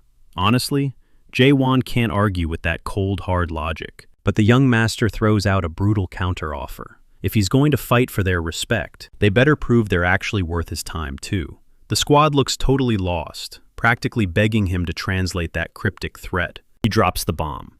He's throwing a massive tournament, and their cushy titles as clan leaders are the grand prize. Scrap your way to the quarterfinals, and maybe, just maybe, he'll consider them worthy. Oh, but the gauntlet doesn't end there. Even after passing the tournament, he's planning a grueling personal test. Kang Hwang scowls, looking far from impressed. But Kaiman completely gets it. Just because you sit at the head of a 10-great clan table doesn't magically make you an absolute beast, the strongest predator in chaos. It makes perfect sense for the new master to fiercely weed out the weak and find the real monsters too. March right beside him. Out of nowhere, the heavy steel doors to the training arena violently crash open. An imposing silhouette oozing pure, concentrated authority stomps into the light. It's none other than the fiercely pissed-off Prime Minister, gripping a fistful of thick parchment. One look at him, and it hits everyone this insane tournament isn't just an idea anymore. Crumpled papers in his grip are official notices. The brutal preliminaries for the Gorgon tournament are set to kick off precisely at 6 o'clock. The Prime Minister is visibly trembling with rage. He knows full well that no matter what wild dreams the Master is chasing, this entire stunt has thrown the citizens of Gorgon into absolute raving madness. Outside, the perimeter is already suffocatingly crowded. Every arrogant brawler with a pulse has shown up to fight, utterly convinced they're the next big thing. Poor James is sweating bullets trying to verify everyone's identities at the gate. Honestly, crowd control has turned into a total nightmare overnight. Minutes later, the inner circle gathers for an emergency meeting. Sir Carlton Javier casually points out that the Prime Minister must be blowing a gasket over these sudden, wild shakeups. But honestly, Jurgen doesn't completely hate the concept. His real issue is that this entire circus violently disrespects centuries of sacred tradition. Sir Carlton leans in calmly, suggesting that when the crushing weight of public opinion swings their way, looks like you don't even need a formal sit-down to get things moving. Funnily enough, the majority is already throwing their weight behind the Fortress Master. And honestly, it makes perfect sense. The inner circle got a massive shakeup. 3 out of the 5 members are completely new faces. After the Forbidden Heaven clan wiped out 4 of the 5 tower leaders in their brutal raid and left the lone survivor permanently crippled, the fresh blood stepping up is younger and infinitely hungrier. We're talking Claire taking over the finance tower, Jahir locking down the security tower, and Sir Carlton Javier now laying down the gavel at the law tower. Thanks to this massive power shift, the proposal just sailed right through. The Prime Minister is absolutely mind-blown. He cannot wrap his head around how a literal tavern keeper, a mere second-stage adapted player, suddenly sit as the finance minister. But Claire doesn't miss a beat. She fires back, making it crystal clear she never expected his royal approval on the Lord's radically new policies. But hey, the numbers don't lie. They're pulling in massive profits. The Prime Minister just stands there looking utterly lost, prompting Claire to hit him with a sharp question. Is he looking down on her just because she slings bar? He scrambles to deny it, but she's already breaking down the raw economics. It's simple math. The more bodies pouring into Gorgon, the more cold, hard cash floods their streets.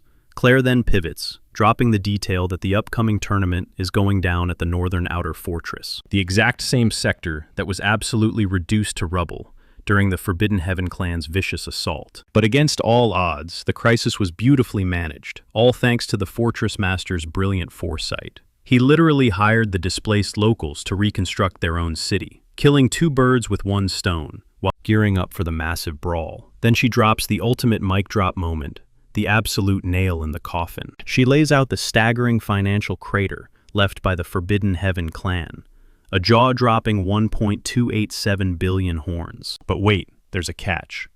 Claire looks the Prime Minister dead in the eye and reveals their projected revenue, a massive 13.28 billion horns. And get this, she purposely lowballed that estimate. She set the absolute minimum, just to guarantee they crawl out of the red and totally break even. Catching Jurgen's absolutely shell-shocked expression, Claire instantly reads his mind. He's screaming internally, how the hell does a total rookie with zero government background know how to play the market like this? She smirks, casually revealing that she's been managing mountains of cash in both her past life and the afterlife.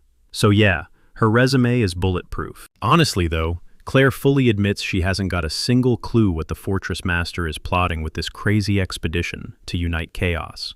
She's just as in the dark about those wild challenges he suddenly launched in the training grounds. But there is one chilling truth she knows for an absolute fact. Every single move Jae-hwan is making right now is about to flip the entire world of chaos upside down. Meanwhile, plunging deep into the southern chaos, right where the Great Sea crashes, lies Dryad, the legendary southern fortress. Now, Dryad isn't just a place, it's a massive living plant-type guardian horn beast. It literally weaves a sprawling, impenetrable stronghold out of its own colossal vines, guzzling endless water from the Great Sea, just to stay alive. Right in the heart of it, we spot Issa Landcroft. She's casually twirling one of the living vines around her fingers, when a sudden bone-chilling shiver runs down her spine. Something is horribly wrong. This isn't just anyone, the powerhouse known as Issa Landcroft. Tapping into her razor-sharp, high-tier scouting, she locks on to a terrifying reality. A massive swarm of the undead is relentlessly marching straight toward Gorgon. And worst of all, she instantly recognizes it's the backward-walking Magritte, an absolute behemoth of decaying flesh, stomping its way right toward Gorgon's gates. Just locking onto the monster's glowing blood-red eyes is enough to make a veteran like Issa physically shattering her intense focus in an instant. Her heart pounds. She knows without a shadow of a doubt she has to warn the Gorgon fortress. In the blink of an eye, an emergency owl messenger shoots up into the sky, tearing through the winds toward Gorgon. Meanwhile, the highly anticipated tournament has explosively kicked off inside a massive, roaring coliseum. It's only been 3 frantic days, and the bloodbath has already whittled down to the brutal quarterfinals. Watching the chaos unfold with intense fascination is none other than Shin Muguk, the terrifying leader of the Limitless clan. The whole event has turned out to be wildly fast-paced and an absolute thrill ride from start to finish. Suddenly stepping up from the shadows behind him is Chung-ho. He casually points out that the lightning-fast pacing is all thanks to the insanely high skill level of the fighters stepping into the ring. And oh yeah, the tension between these two. Out of nowhere, Chung-ho's eyes blow wide open as he sizes Shin up. A cold sweat drops. The clan leader's aura is suffocatingly heavier, way stronger than the last time they crossed paths, and Shin-hee shoots him a knowing glance. He's noticing the exact same power-up in Chung-ho. But what really drives Chung-ho crazy is trying to figure out why especially with that kind of raw firepower. Shin just smirks and brushes it off, calling the whole tournament a glorified dogfight. He clearly Chung-ho practically rolls his eyes, snapping back that a heavy hitter like clan leader Kang Hwang is already down there cracking skulls. The camera violently pans right to Kang, who is putting on an absolute masterclass, whipping up a terrifying hurricane of flames that's actively melting his opponent. But out of nowhere, his mysterious, cloak-draped rival launches a devastating aerial strike and instantly crushes him into the dirt. The entire stadium falls dead silent. The crowd is absolutely paralyzed, refusing to believe a powerhouse. Both Shin and Chung-ho immediately sense something is incredibly off. That is, until Chung-ho's jaw drops as he recognizes the footwork. It's the legendary Azure Cloud Mystic Steps, the signature move of the steel, which means only one thing. This disguised fighter is officially one of Hayao's elite assassins. The terrifying truth just slapped them in the face. The all-powerful monarchs are secretly watching, and they've already infiltrated the games. With that mind-blowing knockout, the brutal pre-quarterfinals wrap up, paving the bloody road straight into the actual quarterfinals. Shin narrows his eyes, genuinely confused as to why this entire tournament is being shoved forward at breakneck speed. Chung-ho's buddy, the infamous Fortress Master, is just naturally impatient and absolutely hates waiting around. The arena suddenly explodes into deafening cheers as the Savant clan makes their entrance. Stepping into the spotlight is a man draped in an eye-catching white uniform, complete with an The roaring audience quickly reveals his identity. It is Jaegul Mayun, the brilliant leader of the Savant clan, and the supreme military tactician of chaos. Naturally, he recognizes Chung-ho in the stands. Flashing a cocky smirk, he shoots a cheeky wink right at the old warrior. Chung-ho scowls, clearly disgusted by the disrespect. However, he swallows his anger, choosing to settle the score after the tournament wraps up. Beside him, Shin chuckles and tells the elder to brush it off. Holding on to that kind of petty grudge just as it might sound completely ridiculous, but it makes sense. In their world, Jaegul is basically just a 400-year-old top. Chung-ho really needs to be the bigger person here. Luckily for the old man, his thirst for payback is about to be quenched. As fate would have it, Jaegul's upcoming challenger is none other than our boy Ji-hwan. The crowd gasps as his true identity is exposed when the Gorgon's seal, that intricate mesmerizing tattoo, practically glows on his forearm. Looks like Chung-ho is going to get his sweet revenge served up on a silver platter today. Down in the dirt, the two warriors lock eyes and instantly launch into a heavy debate over geopolitical philosophy. The grand tactician acknowledges that Jae-hwan's vision is completely transparent, but he ruthlessly tears down those ideals as hopelessly unrealistic. Up in the VIP seats, Shin leans forward, openly questioning if our hero can actually topple a highly decorated as Jaegul. Yet even with his doubts, a shiver runs down Shin's spine. Something about this, despite laying eyes on Ji-hwan for the very first time, Shin whispers that the kid's overwhelming aura perfectly mirrors Chung-ho's lethal presence. In fact, Shin is ready to bet serious money that Jae-hwan is the old master's secret apprentice. Chung-ho simply bursts into a hearty belly. Are you kidding? How on earth could an absolute monster like our protagonist ever learn anything from him? The gap in their power becomes. With one casual flick of his wrist, Ji-hwan launches Jaegul soaring through the air, smashing him violently into the arena wall. Coughing up dust, Jaegul recalls his free pass through the quarterfinals. Realizing Jae-hwan had deliberately dragged him straight to the boss stage, Jaegul did not sign up to fight. He entered this arena purely to lecture the new fortress master. Countless hotshots before him claimed the throne of chaos, dangling false promises of salvation in front of the desperate masses. And every single one of those fools met a gruesome end. The tragic massacre of the Abyss expedition instantly flashes through his mind. When those fragile promises shattered, the resulting fallout always plunged the realm into a much darker, suffocating nightmare. His mission today is crystal clear. He intends to mercilessly stomp out Ji-hwan's spark of hope before it can. For 4 straight centuries, the grand tactician has never bowed his head in defeat, and he sure as hell is not starting today. Struggling back to his feet, Jaegul glares at our hero and demands if he honestly thinks this fight is over. He smirks, pointing out that Ji-hwan demanded a duel, but deliberately left the format wide open. So the tactician issues a brand new challenge, a brutal battle of the mind. The grandstands instantly erupt into angry boos. The spectators are screaming for Mayun to swallow his pride. Chung-ho just shakes his head, totally expecting this cowardly pivot. It is nothing more than a pathetic loophole to dodge a humiliating. Muguk chimes in, highlighting a major flaw in this brain game strategy. Figuring out a definitive champion is going to be an absolute nightmare. Down in the arena, Ji-hwan tilts his head casually, asking what the rules are. His relaxed tone makes it dead obvious he is more than happy to play along. In the blink of an eye, reality warps around them. The stadium dissolves piece by piece, violently ripping them into a totally alien dimension. Suddenly, our boy is standing right in the middle of a massive holographic war simulator. A glowing blue system alert flashes right in front of his eyes, flagging him as a total beginner and trying to force a tutorial down his throat. But Ji-hwan squints and immediately connects the dots. This hyper-advanced simulation is literally just a digital battleground ripped straight from the brilliant mind of Maris, one of the 13 masters. It is the ultimate obsession for everyone living up in the almighty land. Mayun puffs out his chest, bragging that he is the undisputed champion of this game across all of chaos. He mockingly offers Ji-hwan a few minutes to read the rulebook, treating him like a helpless child. But our hero just smirks, realizing this challenge is basically a joke. He knows these mechanics like the back of his hand. 3 unique factions, warring for dominance, frantic resource farming, and real-time unit spamming to wipe out the enemy base. Our boy literally dumped thousands of hours grinding this exact same real-time strategy game at his local internet cafe back in South Korea.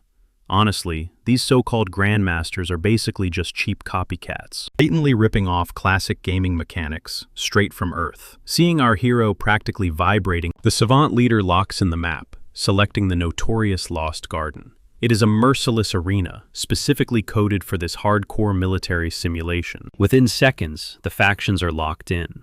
Ji-hwan takes command of the human alliance, while his arrogant opponent instantly the tactician snickers, absolutely convinced our boy is a clueless scrub for rolling with humans. Everyone knows they are fundamentally the weakest faction on the server. The undead are notorious for scaling insanely well into the late game. So Mayun assumes he can effortlessly snowball a massive advantage right from the open. His win condition is painfully simple.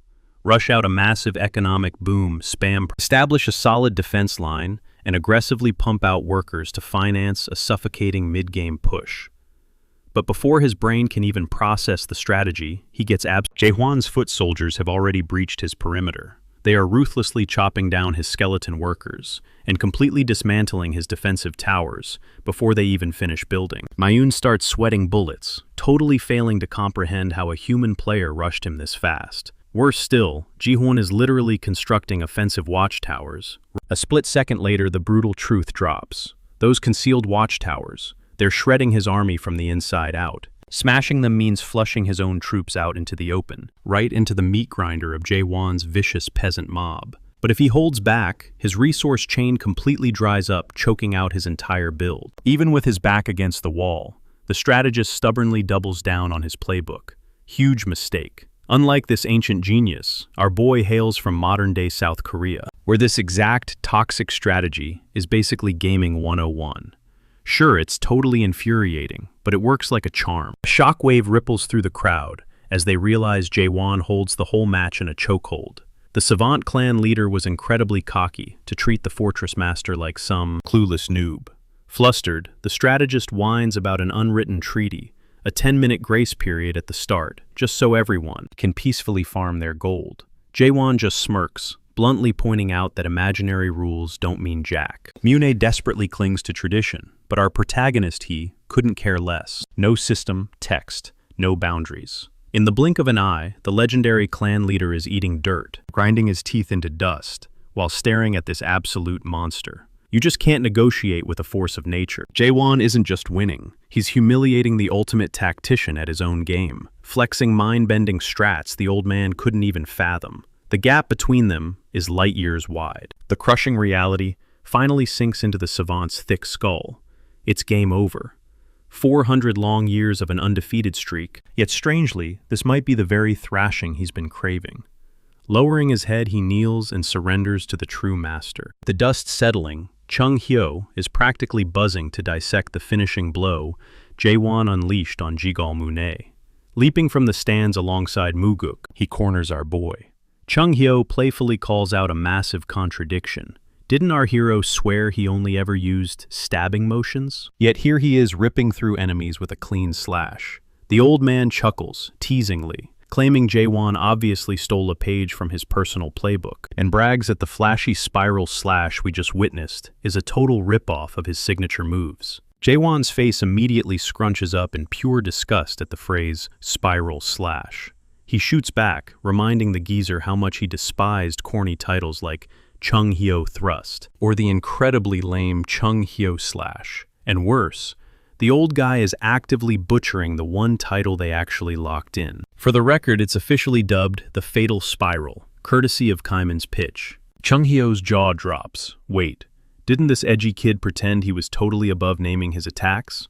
Turns out our protagonist secretly loves the flashy branding. Brushing past the banter, Jae-hwan zeroes in on the lanky stranger tailing Chung Hyo. His instincts scream that this guy is an absolute powerhouse, and instantly his blood pumps with the urge to throw hands. Watching this play out, Shin Muguk finally realizes Chung Hyo wasn't. This kid completely bypasses all the boring, polite formalities. He's straight out of the alleyways, not the royal court. Not missing a beat, Chung Hyo playfully whines about the youth these days, grumbling that this brat would rather punch a senior citizen than bow to one. Jae-hwan just rolls his eyes. In this twisted dimension, the older the fossil, the harder they hit. So holding back is practically suicide. Standing quietly, Muguk observes the spark lighting up Chung-hyo's eyes. The old man is firing back snarky comebacks with lightning speed. Honestly, Muguk hasn't seen his comrade radiate this much life since the grueling days 900 years ago. And watching this banter, a ghost from the past flickers in Muguk's mind. Mulek, the legendary beacon who originally ignited hope for the shattered people of chaos. But whispering that name instantly drags up a suffocating wave of dread, the deep festering trauma of the abyss itself. Mulek commanded that doomed vanguard all those centuries back. Now a heavy question anchors itself in Muguk's brain. Could Jaewon actually step up and carry Mulek's titanic legacy? Looking at his terrifying track record, and the mind-blowing reality that the kid is a mere 60 years old, the raw ceiling is astronomical. Hell, he might even eclipse the original captain entirely. There's just one glaring problem. Muguk scans the boy's aura and finds zero trace of Mulek's shining moral compass. Honestly, they are night and day. While the old captain was a pillar of calm, calculating wisdom, our protagonist simply radiates a ravenous, unhinged thirst for carnage. Suddenly, Muguk's pupils shrink to pinpricks. He catches a glimpse of the moon world, a jarring realization that he's actually peeking directly into Jaewon's inner domain. And that translates to one terrifying truth. The kid has already triggered his awakening. Chung-hyo glances over, instantly clocking that Muguk has uncovered the secret. But Muguk's internal alarm bells are screaming he suspects Jaewon has completely shattered the ceiling, pushing past even the third phase of awakening. But before the tension can escalate, the deafening tournament horns blare. The quarterfinals are kicking off, ready to be broadcasted live across the grand stage to thousands of screaming fans. Catching the cue, Chung-hyo nudges the group to grab their front row seats, but our boy isn't about to sit on the sidelines. Without a word, he marches straight into the belly of the Colosseum. His block hasn't even been called, but his battle lust is practically boiling over. Eyes narrowing, he sizes up the surviving gladiators in the pit. Even if you write off familiar faces like Kaiman and Yoon-young, the remaining roster is stacked with absolute monsters. But one target locks his radar, the very juggernaut Chung-hyo and Muguk were warning him about. The terrifying Steelmaster, the deadly right-hand man Taeyo. The girl wielding the chain sickle instantly hooks his attention. But before his mind can even process this new threat, Jahir strides right onto the main stage. He quickly taps the Fortress Master on the shoulder, reminding him to stay in his lane. It is not his. Juwon's sudden explosive entrance sends a massive shockwave of pure hype through the crowd. Snatching the twin-horned microphone, he broadcasts his ultimate motive. He is completely bored out of his mind, and this pathetic tournament is dragging at a snail's pace. So he completely flips the script. The standard one-on-one duel rule tossed straight out the window. A rival fighter physically recoils, utterly stunned by the new Fortress Master's outrageous pitch. Enter Ja Gogryong, the fierce leader of the Priestess clan. She instantly fires back at his sheer audacity, demanding to know who the hell he thinks he is to pull a stunt like this. To her, the guy has completely lost his mind. A chaotic brawl. How would that even function? How are they supposed to crown a legit champion? But our boy shuts her down with a smirk. She is completely missing the point, assuming he knows. What he is actually demanding is for all 6 of them to join forces and jump him simultaneously. The remaining challengers freeze, absolutely jaw-dropped. Before they can even calculate the sheer insanity of it, he drops the ultimate bait. Whoever lands the finishing blow claims the Fortress Master throne. A heartbeat of dead silence passes, before the entire Colosseum explodes into deafening roars.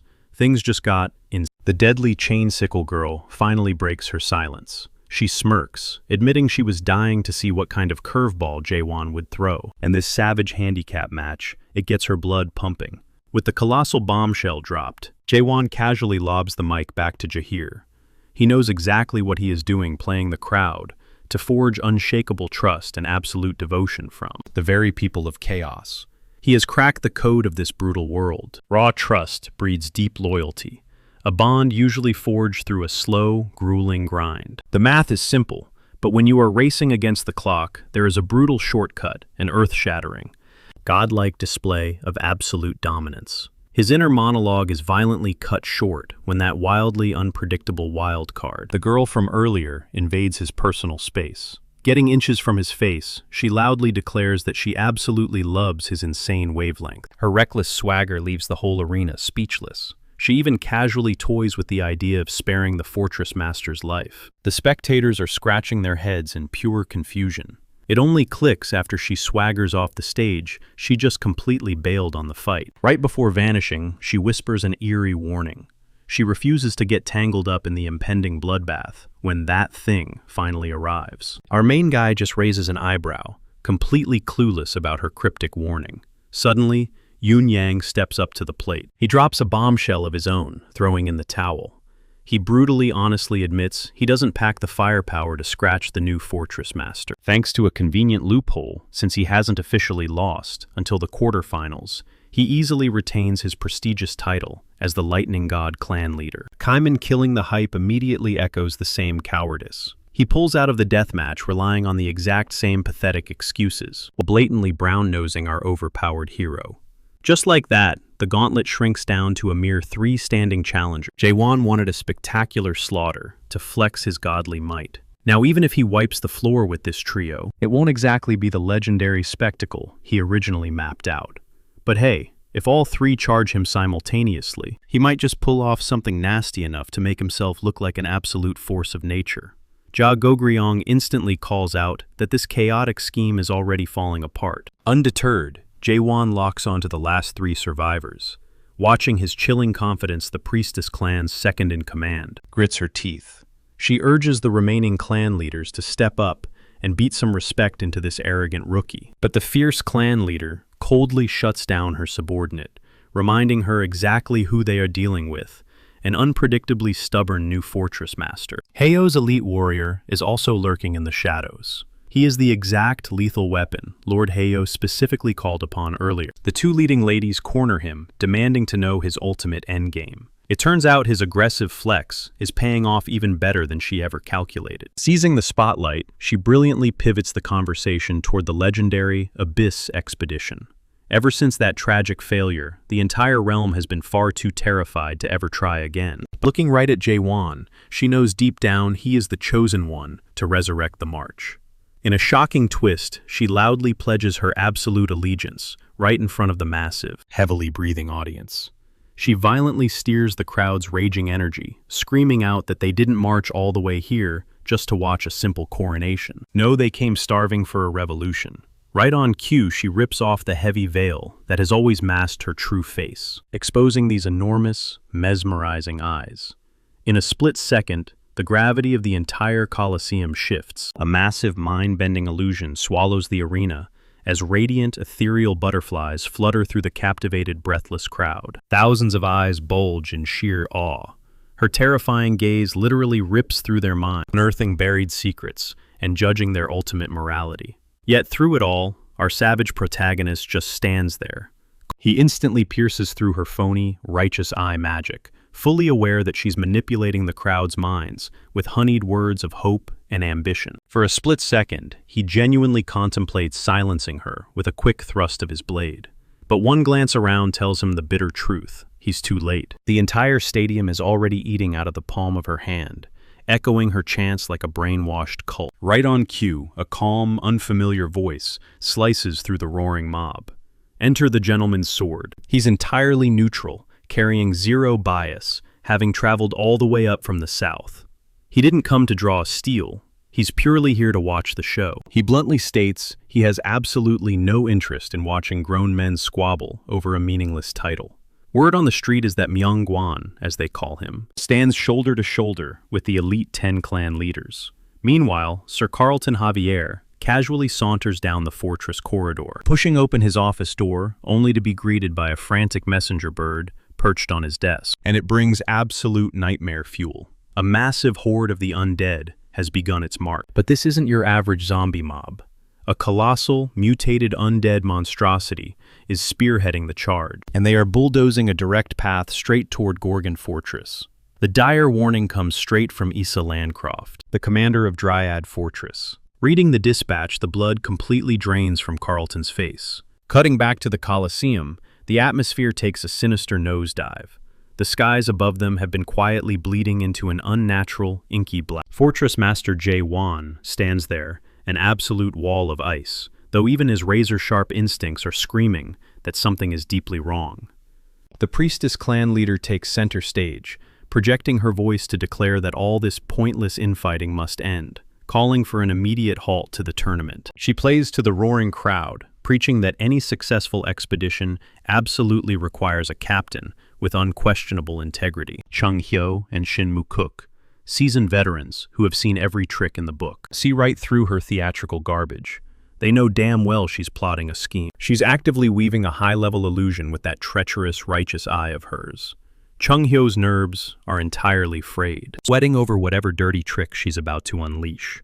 In a massive curveball, she actually nominates Jae-won for the spot. Claiming a warrior of his immense raw power and reputation is the only logical choice to lead them. The audience swallows the lie, hook, line, and sinker, blinded by her dazzling holy charade. But the real trap doesn't snap shut until the gentleman's sword chimes in. He casually reminds the stadium that true leadership isn't just about swinging the heaviest sword or being the smartest guy in the room. The wandering swordsman suggests the priestess should personally verify if Jae-won has the mental fortitude to lead them. Right on cue, she proudly announces her ultimate trial, the righteous audit. To the clueless spectators, this sounds like an incredibly reasonable, totally unbiased proposition. Even Jahir, the guy who never loses his cool, falls victim to her hypnotic aura, swiftly clearing the arena floor so the priestess can judge the moral compass of their enigmatic fortress master. Floating high above the ground, she manifests a barrage of massive, glowing, magical arrows, locking every single one onto our boy. Looking down her nose at Jae-won, she coldly demands to know if he is ready to face her judgment. Terrifying realization instantly hits Chung Hyo. He aggressively drags a hand down his face, knowing exactly how this vicious woman operates. Sure, ordinary folks use this audit as a simple stepping stone, but the old man is grinding his teeth into dust, fully aware she's digging a grave for the fortress master. She is gearing up to completely gaslight him, shredding his unshakable confidence to paint him as a mentally unstable tyrant. Because honestly, who would follow a leader into hell if they suspect he'd sacrifice his own men the second things go south? One single slip of the tongue, and Jae-won will lose his entire reputation. Chung Hyo knows him far too well. Jae-won has never been the diplomatic, sweet-talking hero type. But before the frantic elder can formulate a plan to interfere, our fearless protagonist completely swallows the bait. She slyly presses him for a crystal-clear verbal confirmation, ensuring no one in the crowd can ever cry foul or call it a rigged trap later.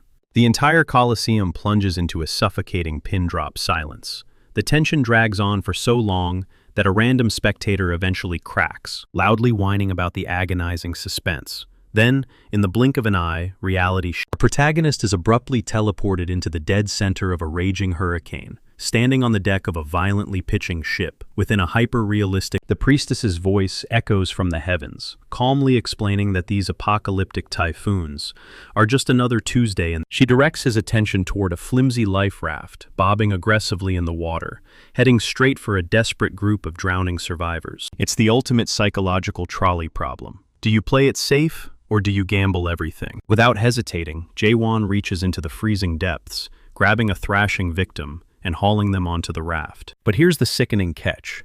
This tiny vessel has a strict weight limit of 10 souls. If he drags even one more person out of the water, the entire boat flips, sending everyone to a watery grave. And right then, it feels like a twisted RPG quest. Will Jae-won bow to the system, sacrificing one poor soul to guarantee the safety of the rest? Or will he gamble the lives of the entire crew just to pull that lone survivor aboard? There is absolutely zero room for compromise here. The clock is ticking mercilessly. That smug priestess locks eyes with him, demanding his final answer, forcing him into a corner. The fallout of leaving that sinking man to drown is glaringly obvious. The masses would absolutely riot against our guy. Yet, if he actually hauls the victim onto the deck, the whole squad would roast his reckless tactical blunder. But here is the fatal flaw in her trap. Jae-won despises playing by anyone else's rulebook. He completely rejects choices A and B, even with her desperately trying to expose him as a totally incompetent expedition leader. Our boy forges an entirely new path. Her jaw practically hits the floor, utterly blindsided that he uncovered a secret loophole. A hidden route that only triggers for a genuine strategic mastermind, and painfully for that arrogant clan boss. The glowing system interface violently updates, confirming his genius play. The strategy: a grueling rotation cycle. They will swap spots on the wooden wreckage, keeping exactly 10 survivors dry, while one endures the freezing water in short, manageable shifts. It is a punishing toll, but one the crew gladly embraces to stop anyone from becoming shark bait. Honestly, it is a brilliantly flawless compromise, proving our main guy has not lost his moral compass. The priestess watches his masterclass in leadership, realizing his raw genius. Everything screams an absolute victory for our hero, or at least that is the illusion. She suddenly catches on that he is dead silent. Desperation setting in, the priestess clings to a fragile thread of hope, praying he attempts some cheap, flashy gimmick. Instead, the fortress master shatters her reality by locking onto the actual root cause of this nightmare, the raging ocean itself. So how does Jae-won handle a murderous body of... He casually announces he is going to slice the damn ocean wide open, since it is the thing devouring his crew. It seems like a perfect excuse for the clan leader to laugh, except she is in for a rude awakening. Old man Chong-ho is the first to sense the shifting energy, realizing our madman is about to shatter the entire simulation. Without hesitation, Jae-won unleashes Doc Bull, physically cleaving the roaring tide straight down the middle. The clan leader's grand psychological trap evaporates into nothing. Jae-won's brutal reality-defying slash absolutely obliterates her little trolley problem. Seconds later, the simulated crowd goes absolutely wild, giving the fortress master a standing ovation for that god-tier flex. Off to the side, the system window stutters out like a broken arcade machine, violently crashing out as it declares the trial completely finished. That is the exact moment the elegant clan master entirely loses her cool. Her face twists in sheer rage, looking ready to scream obscenities, completely refusing to accept that she got outplayed in her own mental dungeon. But right before she throws a massive tantrum, a piercing, blood-curdling siren cuts through the tension. This is not a test. Gorgon just triggered the absolute highest alarm. The entire system is hitting the kill switch. The time for petty trials and grandstanding is officially over. Massive blast doors slam shut as the fortress enters maximum lockdown. Every single person in the vicinity is ordered to run for their lives immediately. Initially, the evacuation starts as a fairly orderly shuffle, with citizens just bewildered by the flashing red lights. But the second the horrifying rumor drops about an incoming ghoul invasion, and not just a rogue wave, but an apocalyptic, world-ending swarm, utter primal hysteria explodes. The grim truth hits them like a truck the heavens aren't turning black for cinematic effect. They are being eclipsed by a rotting armada. Yunyang instantly reverts to an ugly crying mess, sobbing about his cursed luck, whining that the mighty Lightning Clan leader and sole survivor is somehow going to meet his pathetic end inside Gorgon's walls. Right on cue, Kang Huang and Yun Yang launch into a screaming match, firing off venomous insults to mask their overwhelming terror. Though honestly, Kang Huang's knees are knocking together just as violently as his rivals, while the cowards, panic veterans like Chung Hao and Shin Makuk lock on to the real, overarching nightmare. Shin is utterly blown away that this rookie Jae-won, who has not even lived a fraction of a century, commands the room with the raw presence of an absolute warlord. It genuinely makes the seasoned immortals look like amateurs. But Chung Hil immediately drags their focus back to the impending slaughter. He grimly mutters that he prayed he would never face this specific nightmare again, not even after 900 bloody years.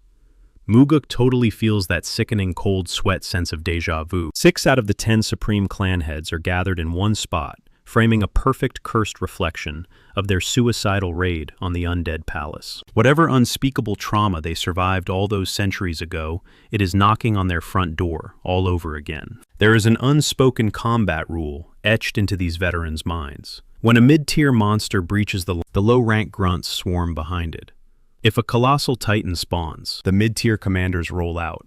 But tonight, it is King Catastrophe stepping onto the field. Gorgon's absolute worst nightmare has just touched down. The Soul King is the exact cataclysm these massive fortresses were built to hold back in the first place. Now the raw, unfiltered terror of this monstrous abomination is finally stepping out of the shadows. Trailing right behind him, a colossal apocalyptic-level undead beast. Things plunge past dire, straight into catastrophic. Through the suffocating dust, massive crimson eyes pierce the darkness. It's the Magritte, that horrifying backward-crawling monstrosity utterly primed to reduce Gorgon to ash and rubble. Reality fractures into a living, breathing nightmare.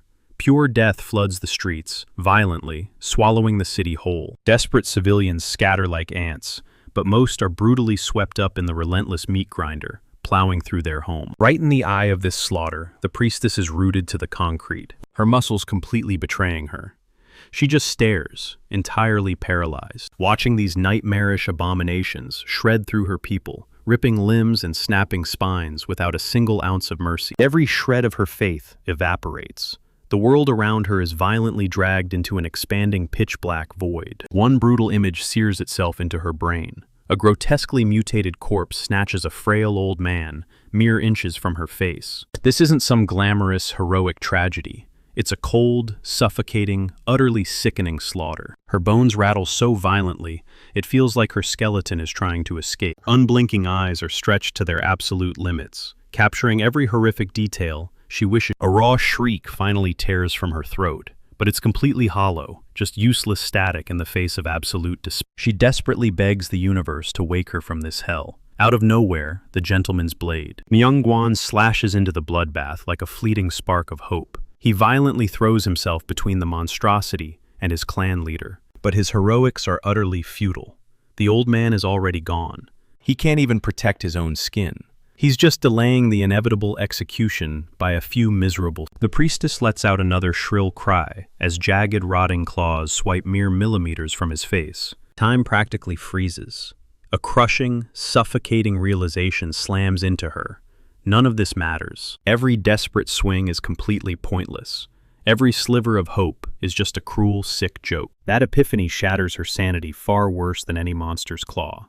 Bearing witness to Myungwon's hopeless struggle, she tastes the bitter ash of reality. Your choices mean absolutely nothing when the universe is actively laughing at your demise. Hope is a total lie, always eclipsed by the exact same ending death. Right as she mentally surrenders to the incoming slaughter, dropping her guard because fighting back feels like extreme self-deception. A blinding, thunderous shockwave violently detonates through the colossal beast, effortlessly bisecting the nightmare in a single flash. The impact is staggering and raises. Enter the Lightning Clan leader Yun Yang, who is absolutely completely out of patience with this bloodbath. He barks out orders, trying to violently yank the priestess back to reality, but no luck. She's completely trapped in her paralyzing terror, utterly dead weight, and his voice. Let's just say he's not offering a shoulder to cry on. The massacre is rapidly spiraling out of control, and her wide-eyed existential crisis is just dragging them closer to the grave. Yun Yang immediately pivots his focus back to the lethal rhythm of the battlefield. Kang Huang Kaiman and Yun Yang operate like a flawless, brutal machine, fighting tooth and nail for survival. The priestess, stiff as a stone gargoyle, stares at them in complete bewilderment. She simply cannot comprehend why they are fighting a lost cause. In her mind, hope is totally extinct, completely buried beneath a mountain of mangled corpses. Watching them carve through this apocalypse only fries her brain further. We get these visceral flashes of Yun Yang cratering the concrete, violently launching monsters away from her, while Kaiman's heavy blade ruthlessly slaughters anything stepping too close. Kang Huang dives straight into the grinder, as well expertly sealing up any fatal blind spots in their formation. Through the eyes of the traumatized priestess, it looks like insane bravery, or maybe just pure suicidal recklessness. But for these warriors, it's nothing but primal survival and sheer unrelenting grit. Yun Yang, razor sharp, despite the swirling carnage, knows the brutal reality. They are hanging on by a thread. The horde is just way too massive, and they are rapidly mutating into nastier threats. Right at the breaking point, when annihilation seems utterly guaranteed, a sudden massive shift in power hits the field. The Gorgon emblem on our protagonist practically ignites, screaming out a warning. He's actively carving a bloody highway straight toward that monstrous Magritte undead. Zero distractions. No secondary skirmishes. It is purely him staring down the ultimate terror of the room. And calling this freak a monster is a massive understatement. It is a walking execution. 3 dead eyes, razor-sharp fangs, vicious barbs and talons built to shred flesh into ribbons. Yet Jae Hwan does not even blink. He slaughters the low-level grunts like he is swatting away annoying flies. His footwork is surgical lightning fast and utterly savage. 1 second, he is driving his blade forward. The next, he is carving through bone. But he remains entirely ice-cold, actively suppressing the urge to just snap, and he recognizes this apex predator plays by different rules.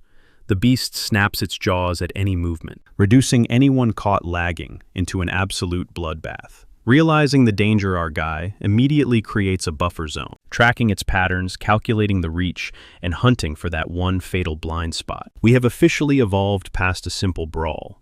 This is a high-stakes chess match with lives on the line. Jae-hwan, always the ultimate rule breaker, figures his smartest play is falling back to snipe it from a distance. The blueprint is simple. Widen the gap, launch projectiles, and do not die. However, Magritte is far from a mindless brute. It packs its own artillery, and it absolutely refuses to hold back.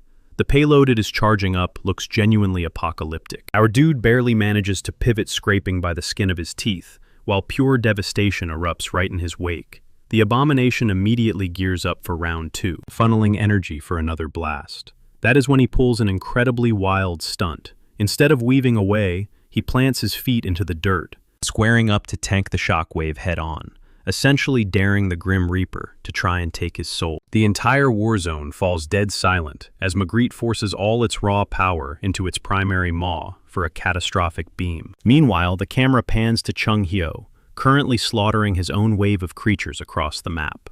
Unlike the trembling priestess, he is not freaking out, but his fists are noticeably shaking. It is not fatigue draining him, it is pure trauma. The last time a nightmare of this scale descended, the fallout left an absolute graveyard in its wake, and those gruesome casualties are forever burned into his retinas. Despite surviving countless wars, his instincts scream that this current battle is a guaranteed massacre. Suddenly, the concept of hope rattles through his skull, triggering a vivid flashback of Amel Grichesk, the veteran commander of the stronghold.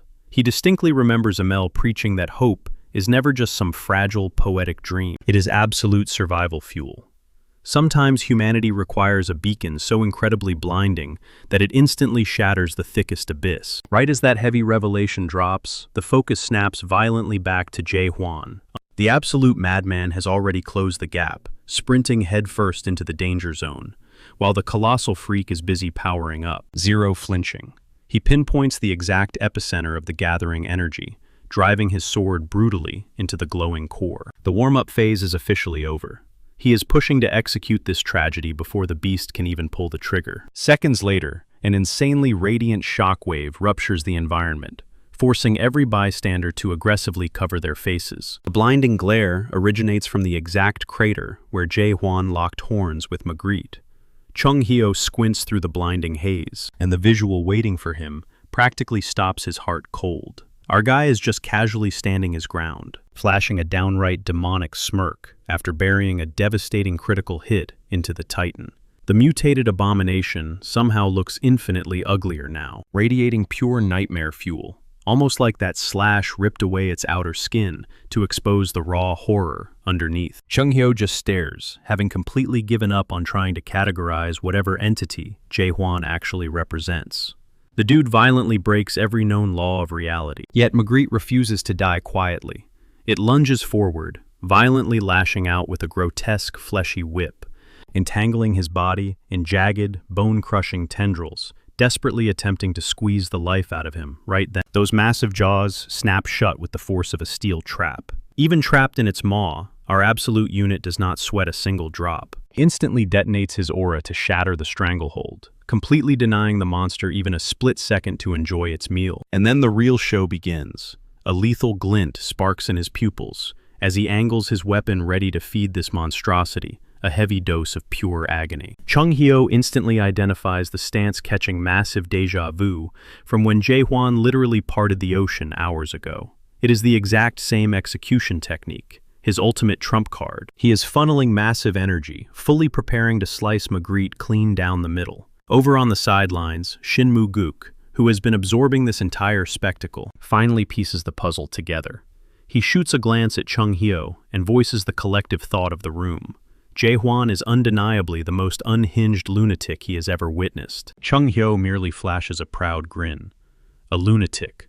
Absolutely. But that chaotic energy is precisely what makes him the definitive savior. He would sacrifice his own flesh and bone to guard that beautiful madness if push came to shove. Almost instantly, That contagious hype infects the entire squad. Shin Moo-guk tightens his grip, practically vibrating, to jump into the meat grinder. Even the deeply traumatized priestess leader, who had been completely paralyzed by absolute terror, finally snaps out of her trance. Maybe that was the missing spark all along.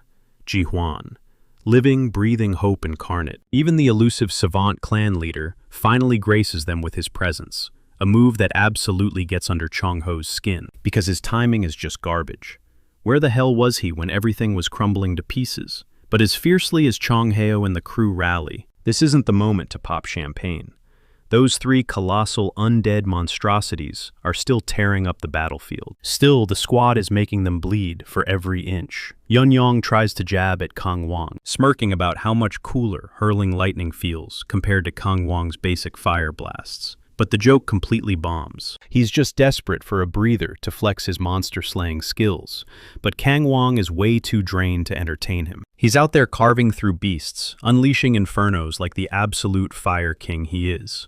But feeling like a total badass is hard when a relentless wave of nightmares keeps swarming, snapping their jaws at him, while exhaustion crushes his bones. Until those three massive undead titans bite the dust, nobody is celebrating. Then out of nowhere, a random kid storms into the fray and hurls a rock right at Kang Wang's target. Points for bravery, 0 for survival instincts. The towering abomination snaps its blood-red gaze toward her. A pure nightmare in motion, it lunges for the kill. Wham! Golden chains whip through the air, binding the beast right at the very last second. Enter Sir Carlton Javier, making one hell, and he didn't come solo. Prime Minister Jurgen Shiva and the entire cavalry are right behind him. The tension finally drains from Kang Wang's shoulders, and a genuine smirk breaks across his face. Seeing backup arrive injects a fresh surge of adrenaline right into his veins. He isn't fighting this war solo anymore. Shin Moo-guk is already shredding through the front line. The entire Gorgon roster has stepped up to the plate, proving exactly what raw, unyielding courage looks like. Now let's cut back to our main guy. Jae-hwan isn't just surviving this fight, he is completely rewriting the laws of physics. He gouges a massive crater straight through the Magritte before crushing it with a devastating gravity-powered slam. His blade ignites the pitch-black sky, illuminating the entire Gorgon fortress, violently announcing exactly who just dropped the hammer. Flash forward 10 days. Dust has finally settled, casualties are being counted, and an electric buzz is rippling through the alleys. The realm of chaos is practically vibrating with the breaking news. 3 of those apocalyptic undead lords, including the nightmarish backward Magritte, were utterly slaughtered by the defenders of Gorgon. The masses are riding an unprecedented high.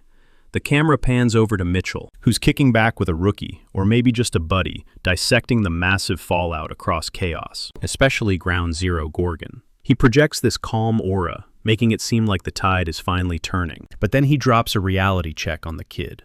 Mitchell asks him straight up what has actually changed since that legendary bloodbath 10 days ago. The rookie just stares blankly. Mitchell spells it out.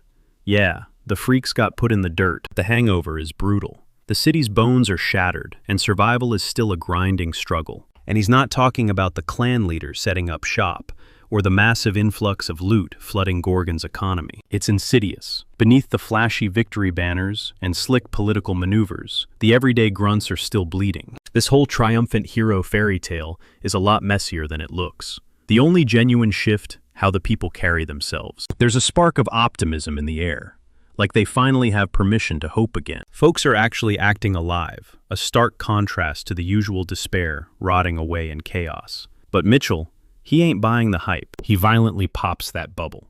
This kid is staring so hard at a bright tomorrow that he's completely blind to the trail of corpses right behind him. Mitchell flashes back to that absolute jaw-dropping spectacle, that infinite ocean of black undead, cleaved clean in half by a single godlike sword strike. But that epic visual, it was paid for in human blood, a mountain of it.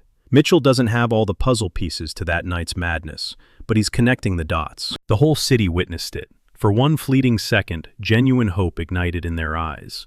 Now they are desperately holding on to this shiny illusion that Gorgon is thriving, which in his opinion is completely delusional. The thing gnawing at his sanity is watching these survivors play house, pretending they can lead normal, quiet lives, right in the middle of chaos. Boom! A deafening explosive crack violently shatters the peace. The rookie flinches hard, frantically scanning the sky like they just wandered into an active war zone. But Mitchell, ice cold, with that massive great horn resting casually on his shoulder, he doesn't even bat an eye. He just sighs, telling the kid to chill out. It's nothing new. That identical shockwave has been rocking the city for 10 days straight. The younger guy, eyes wide as saucers, stammers out a theory, guessing it's the fallout from the 10 clans migrating their headquarters. Panic sets in as he connects the dots. This kind of firepower means a brutal war is creeping closer. Or worse, the slaughter has already begun. Mitchell just stares off, offering zero comfort. The tension in the air. Yeah, that's the scent of an all-out war brewing. Meanwhile, high up on the training ground, we finally catch up with Ji-hwan. And trust me, he ain't kicking back. Our resident swordsman is running the clan leaders through the absolute ringer, pushing them past their breaking points so they survive the upcoming expedition. Suddenly, a deafening crash shatters the quiet like a hand grenade. Over at the Forbidden Heaven clan, Lim John-hong's expression completely flatlines. The guy literally looks like he just saw a ghost. He actually forces his grunts to repeat the intel, syllable by syllable, because his brain refuses to process the report. News A Squad just butchered a mega undead. Keep in mind, only 3 of these colossal nightmares even exist in the entire realm of chaos. Dropping one of those titans isn't a weekend hobby. You're supposed to be packing firepower above a lieutenant general just to scratch it. So yeah, he's calling garbage on this. He barks at his crew to dig up the actual facts and expose whatever joke is being played here. Stubborn to the core, he completely brushes it off as a massive intel failure. But what this fool doesn't realize is that in exactly 4 days, he'll be staring down the smoking crater of the Forbidden Heaven clan's northern branch. We aren't talking a simple loss here. We are talking total extermination. Cut back to Gorgon, and the vibe is pure, unadulterated chaos. The so-called elite clan leaders are huddled together looking like they just got dragged behind a runaway truck. They are sporting black eyes, busted lips, the whole 9 yards. Standing over them, Ji-hwan, verbally shredding them to pieces. Yun-yang, the guy who usually chuckles his way out of a death sentence, is practically choking back sobs. The second he mumbles an excuse, our boy snaps, ripping right into him. The Fortress Master decides it's time for a brutal reality check, roasting them one by one. Yun-yang, you've got speed but absolutely zero punch. Kang Huang hits hard but moves like a brick wall. Jagal Mun, you calculate every breath, which makes you dead, slow on the draw. Jaguarian, you're lethal and quick, but your gas tank empties in 3 seconds flat. Kaiman is the only one who doesn't get completely trashed. His foundations are rock solid, showing 0 fatal flaws. But that's the problem. He's just the absolute king of mid, severely lacking that lethal finishing instinct. To Jae-won, the writing is on the wall. These elites have been sleepwalking through life on tutorial mode, coasting on their shiny titles instead of bleeding for their strength. Chung Heo, the resident old-timer, who usually chuckles at this stuff, is actually eating this lecture up. He glues himself to Shin Mu-kook's side, nodding like a hype man. But Ji-hwan pivots and roasts him too, flat out calling the old man pitifully weak. When you've been breathing for over a millennium, getting called a scrub cuts deep. Chung Heo glares, veins popping, but swallows the insult because the kid is dead right. His mind flashes back 900 years. Back then, the 10 clan leaders were absolute apex predators. We are talking stage 7 adapters at the bare minimum. They did not play around, and the big boss of the Heavenly Dragon clan. That monster was a stage 9 juggernaut, completely untouchable. But here's the kicker.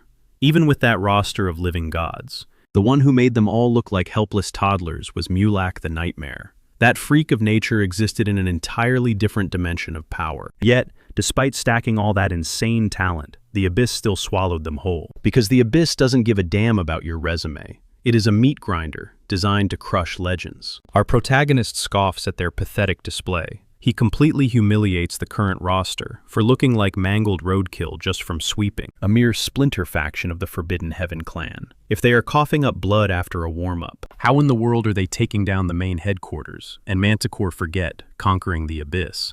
They'd get butchered before even ringing the doorbell. Jae-won's patience hits absolute 0. Right then and there, the Fortress Master drops the hammer. Welcome to Hell Week. We are talking savage, lung-burning conditioning. 0 breathers.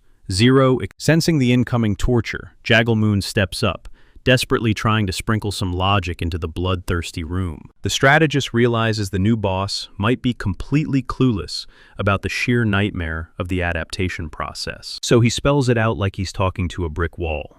Yes, everyone breathing in this room is an adapter. But crossing the threshold is just the warm-up. Grinding from a nobody to a stage 1 adapter, that eats up 10 grueling years. Pushing to stage 2, try 20 years. Stage 3, 40 agonizing years. The difficulty simply multiplies, locking them in an infinite meat grinder. Flesh and blood humans can't even fantasize about touching stage 4. Father Time would put them in the grave, long before they sparked that kind of power. But mid-lecture, Jihuan's eyes spark with a psychotic, menacing gleam. It's the look of a maniac drafting a suicide mission, and the resident tactician immediately feels the dread creeping up his spine. He realizes this crazy bastard is plotting to force an awakening on every single one of them. And if that's the actual game plan, oh boy, he is in for a rude awakening himself. Awakening isn't some simple level up.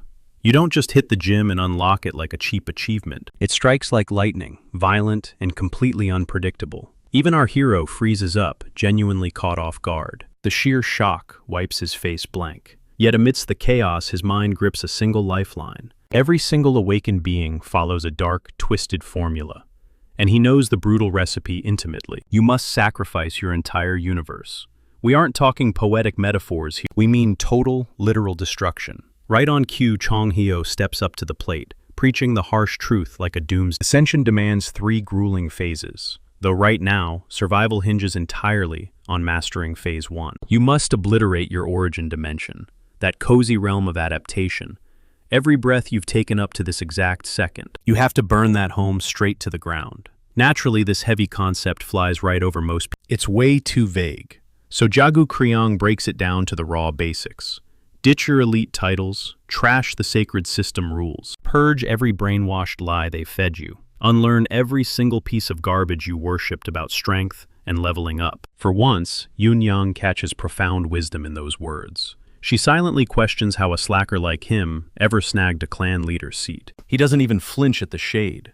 Dude is already back to slouching, completely unfazed. After all, the guy is a hypercharged. His latent talent practically shatters the ceiling. He breathes raw, untamed genius in absolutely every. Hearing Yun Yang frame it like that paints him as an absolute god-tier prodigy, especially since his growth rate completely eclipses a standard adapter by 100-fold. That is severely overpowered. Hypercharged adapters are unicorns in this universe. Heck, even the infamous 12 Lords belong to that elite club. Kang Huang blatantly rolls his eyes at the hype. He scoffs, swearing half their terrifying reputation is pure. He casually reminds the squad that literally everyone standing right here boasts that exact same hypercharged DNA. Well, except for one man, Kaiman lacks the trait entirely. Amidst this squad of freaks, he remains painfully normal. No overpowered cheat engine fueling his veins. That revelation hits hard, given he brutally outclasses most other clan leaders in pure combat. But here is the kicker. Kaiman couldn't care less about fancy genetics. He stands fully prepared to shred his natural gifts, nuke his home dimension, and slaughter his own identity, just for a taste of absolute dominance. The sole anchor chaining him to reality is a venomous boiling rage against those 12 lords. That toxic obsession serves as his ultimate battery. Jagu Kriang intercepts desperately attempting to inject logic into his thick skull. She forcefully reminds the Southern Sea clan leader that he is flirting with total annihilation. We are talking absolute void. Poof, scrubbed from existence. To hammer the warning home, she drags up the chilling legend of the great. Naturally, this unlocks a massive hidden lore drop our boy remains completely clueless about. But honestly, Jae-won barely flinches at these wild plot twists anymore. Peaked, he arches a single brow, silently demanding the tragic backstory. She dives in, revealing that roughly 700 years prior, sinister rifts began violently tearing across the almighty land. This chaos struck right during their bloody, era-defining war against the brutal cultivators. These fractures bypassed mere natural disasters. They operated like an extremist cult, aggressively broadcasting a radical manifesto. Abandon this broken reality, trigger your true awakening, and march straight into the abyss of the forgotten land. The reigning monarchs fired back with an iron fist, silently voting to exterminate them all. You see the radical dogmas, those rebel adapters. They mirror the Fortress Master's current demands way too flawlessly. Jaewon essentially begs his squad to sever their worldly ties and hunt down genuine ascension. It is the exact same terrifying doctrine. Centuries ago, those eerie rifts successfully brainwashed thousands of naive adapters into joining their crusade. The absolute craziest detail, humanity still possesses zero clue where those deserters actually went. They seemingly evaporated right out of the universe, just totally blinked out of the timeline. But Jia Gokryong isn't dumping this ancient history lesson purely for dramatic flair. Her voice trembles with personal grief because a few of those missing souls were her closest comrades. A tiny fraction actually managed to crawl. They boasted about finally achieving Phase 1 ascension, yet their humanity had clearly rotted away. Whatever unspeakable horrors they witnessed in that void permanently shattered their souls, twisting their... To this day, the true nature of their trauma remains a haunting question mark. They stumbled home completely hollowed out. Now our lead isn't playing therapist here. He desperately craves the raw facts regarding what physically broke these self-proclaimed ascended beings. Why? Because, from his vantage point, actual awakened warriors have gone practically extinct on the exact moment is when Ja Gukryong detonates the ultimate bombshell. Every single survivor who miraculously returned home ultimately ended up taking their own life. Dead serious, the sheer psychological weight completely broke them. Several spiraled into total, unrecoverable, others slowly rotted into raving lunatics, while a tragic few had their minds wiped aggressively blank. Regardless of the brutal symptom, be it a shattered memory or sheer howling madness, crushing revelations always led to one brutal destination, a total shattering of the self. Pure psychological horror. Every single survivor eventually confessed they had completely lost their sense of identity. Our guy finally grasps the grim reality. He establishes a hard boundary right here. He refuses to join the Fracture faction or any crazed zealots, yet he absolutely refuses to sugarcoat the lethal dangers ahead. This path screams pure peril, making Jia Gukryong's intense paranoia entirely justified. For that exact reason, coercion is off the table.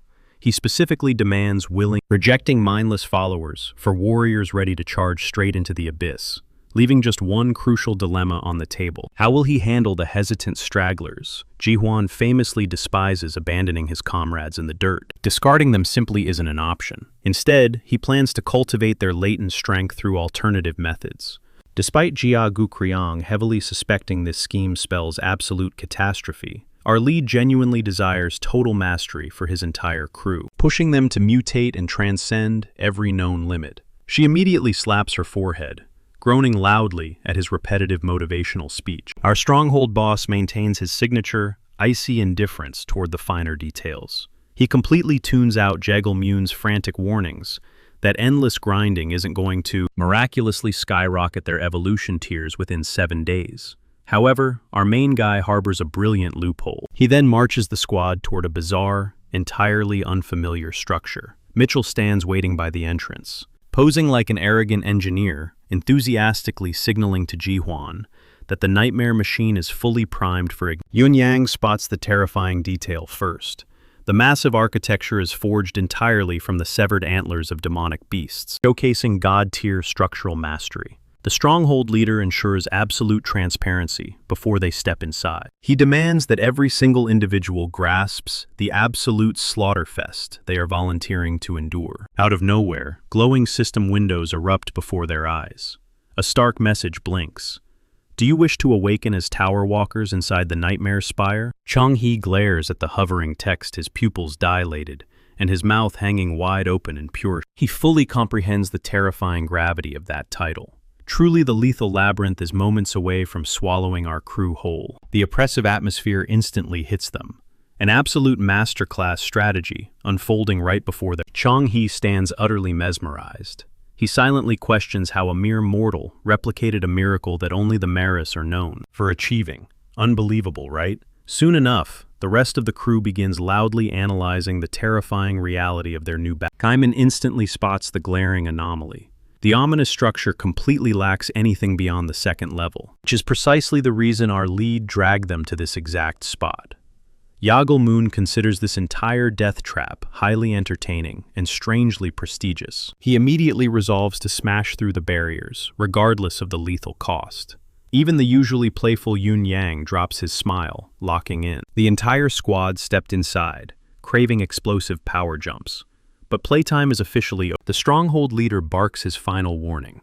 If they simply plan to loiter and stare at the walls, they can waste their own pathetic lives elsewhere. The brutal countdown starts right now. This is the grim reality. Their hellish boot camp operates within a warped temporal zone, moving 100 times more sluggishly than external reality. A mere 7 days outdoors translates to 700 agonizing days inside.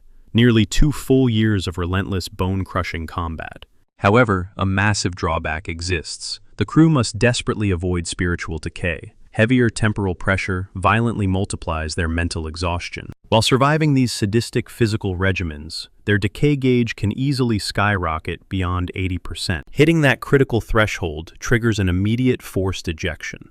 The local loudmouth bluntly points out that Jae-hwan secretly harbors a massive soft spot for his team. Ria Gukryong glares at the chatterbox with utter disdain. Our hero's fiercely irritated scowl screams pure frustration. Time to divide the forces. He already recognizes that a few members lack the iron will required for the brutal awakening ritual, forcing him to split the squad down 2 distinct evolutionary routes. Following the separation, Kaiman emerges as the sole warrior, crazy enough to throw himself straight into the absolute meat grinder. The remaining members, they safely opt for the secondary adaptation pack. Decisions locked in the absolute carnage begins. Yun Yang struggles to survive 5 mere minutes without fiercely provoking an ally, flaunting his blinding agility by effortlessly weaving through every single strike Jia Gukryong throws. She violently despises his arrogant little smirk, taking his divine lightning clan techniques as a massive personal insult to her pride. Suddenly, Kang Huang violently crashes the duel, igniting into a walking inferno, hurling scorching fireballs blindly, and roaring that absolute devastation easily crushes mere quickness. To his twisted brain, physically crushing skulls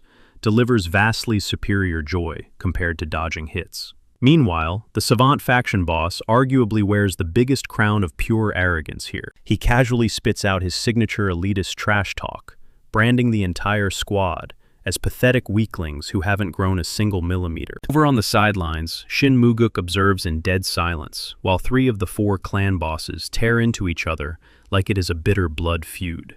But right before we get swept up in this absolute bloodbath, let us rewind the tape a few minutes back, getting a glimpse into the crew's actual game plan.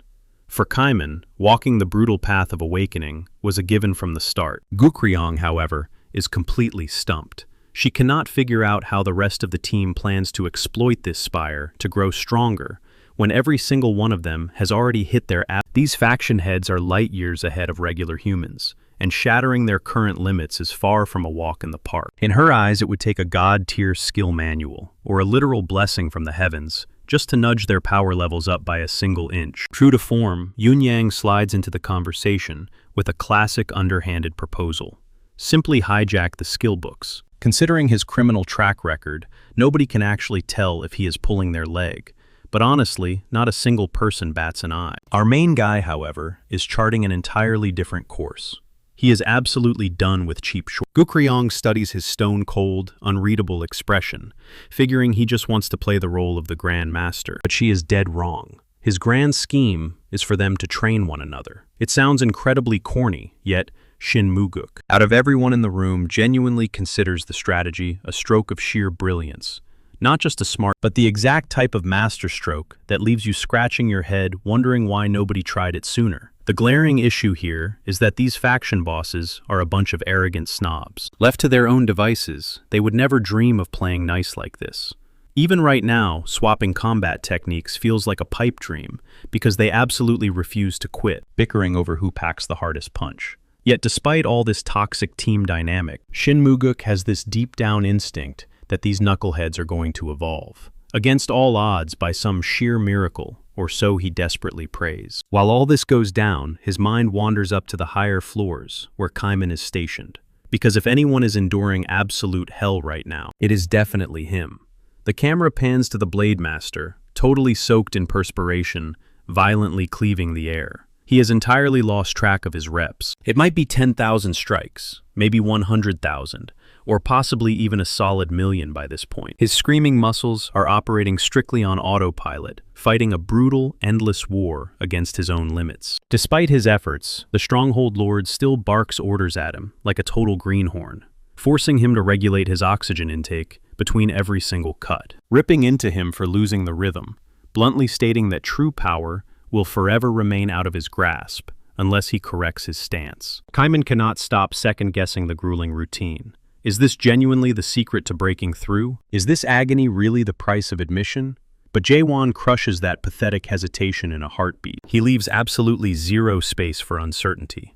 They dig into the root of the warrior's intent. It stems entirely from hitting a massive wall. Aside from the harsh reprimands, the only noise echoing in the room is the vicious. He could not care less about the other gifted fighters.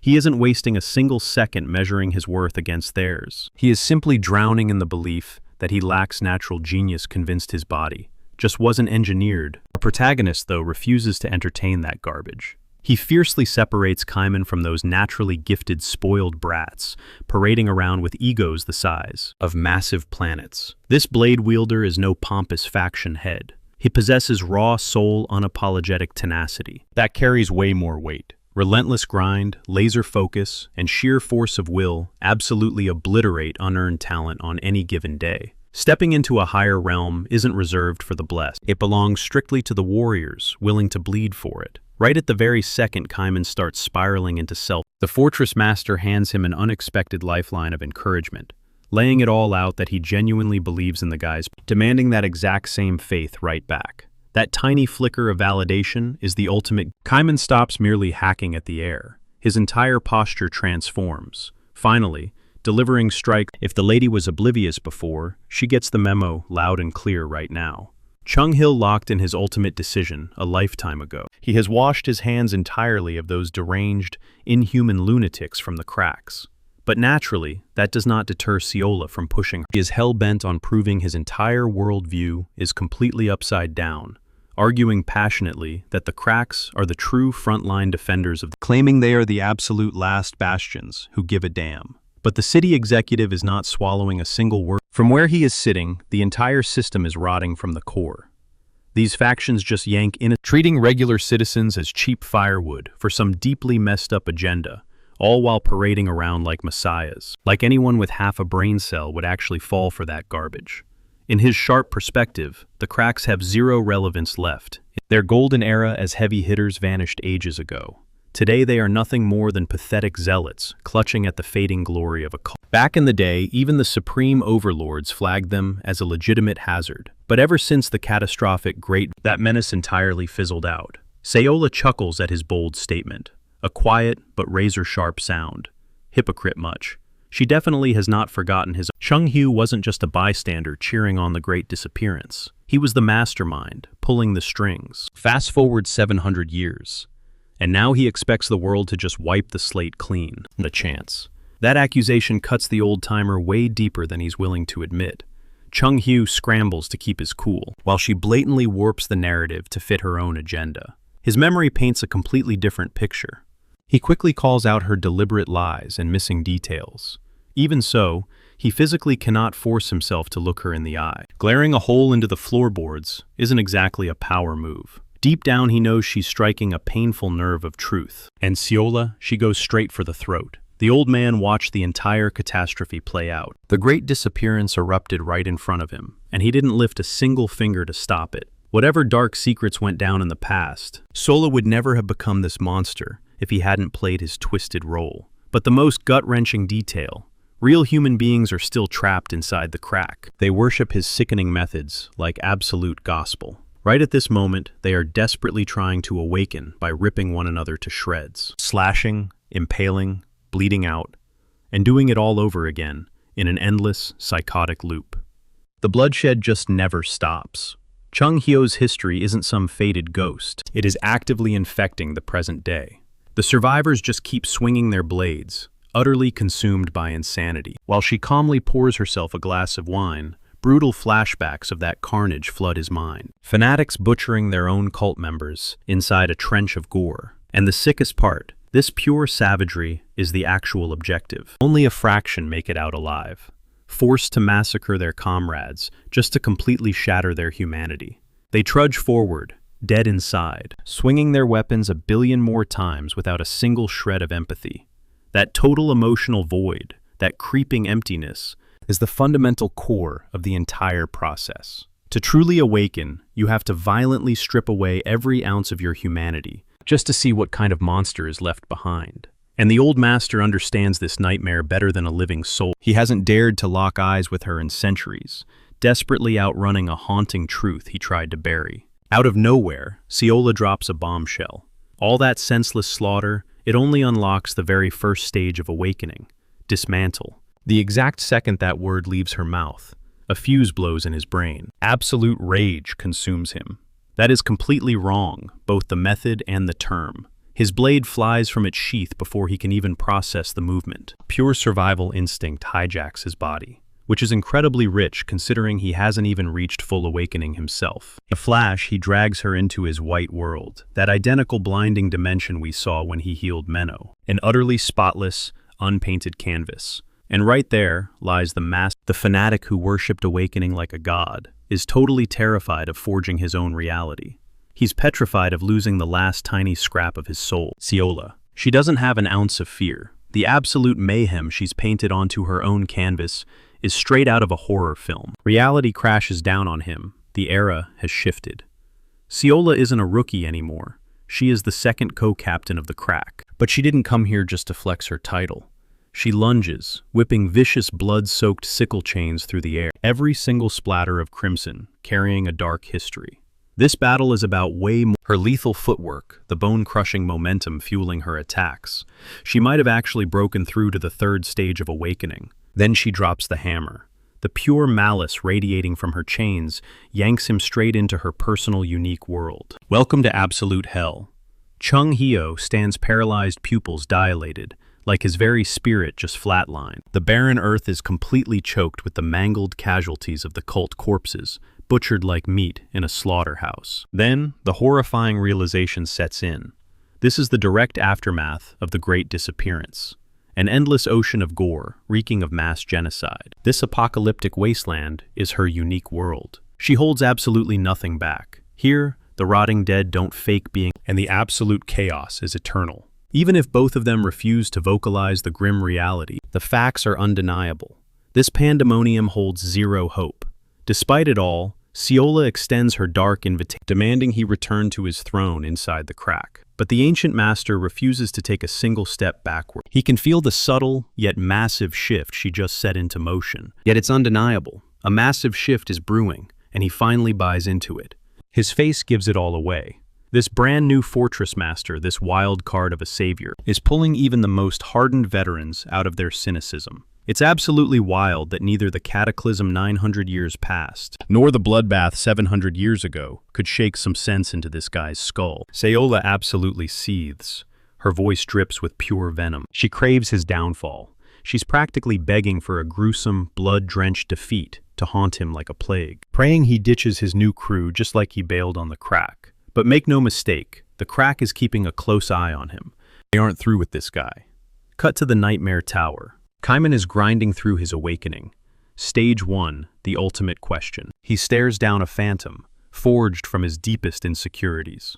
Stage 2, grasping the very reality he just challenged. Stage 3, wiping the slate totally clean, blanking it out.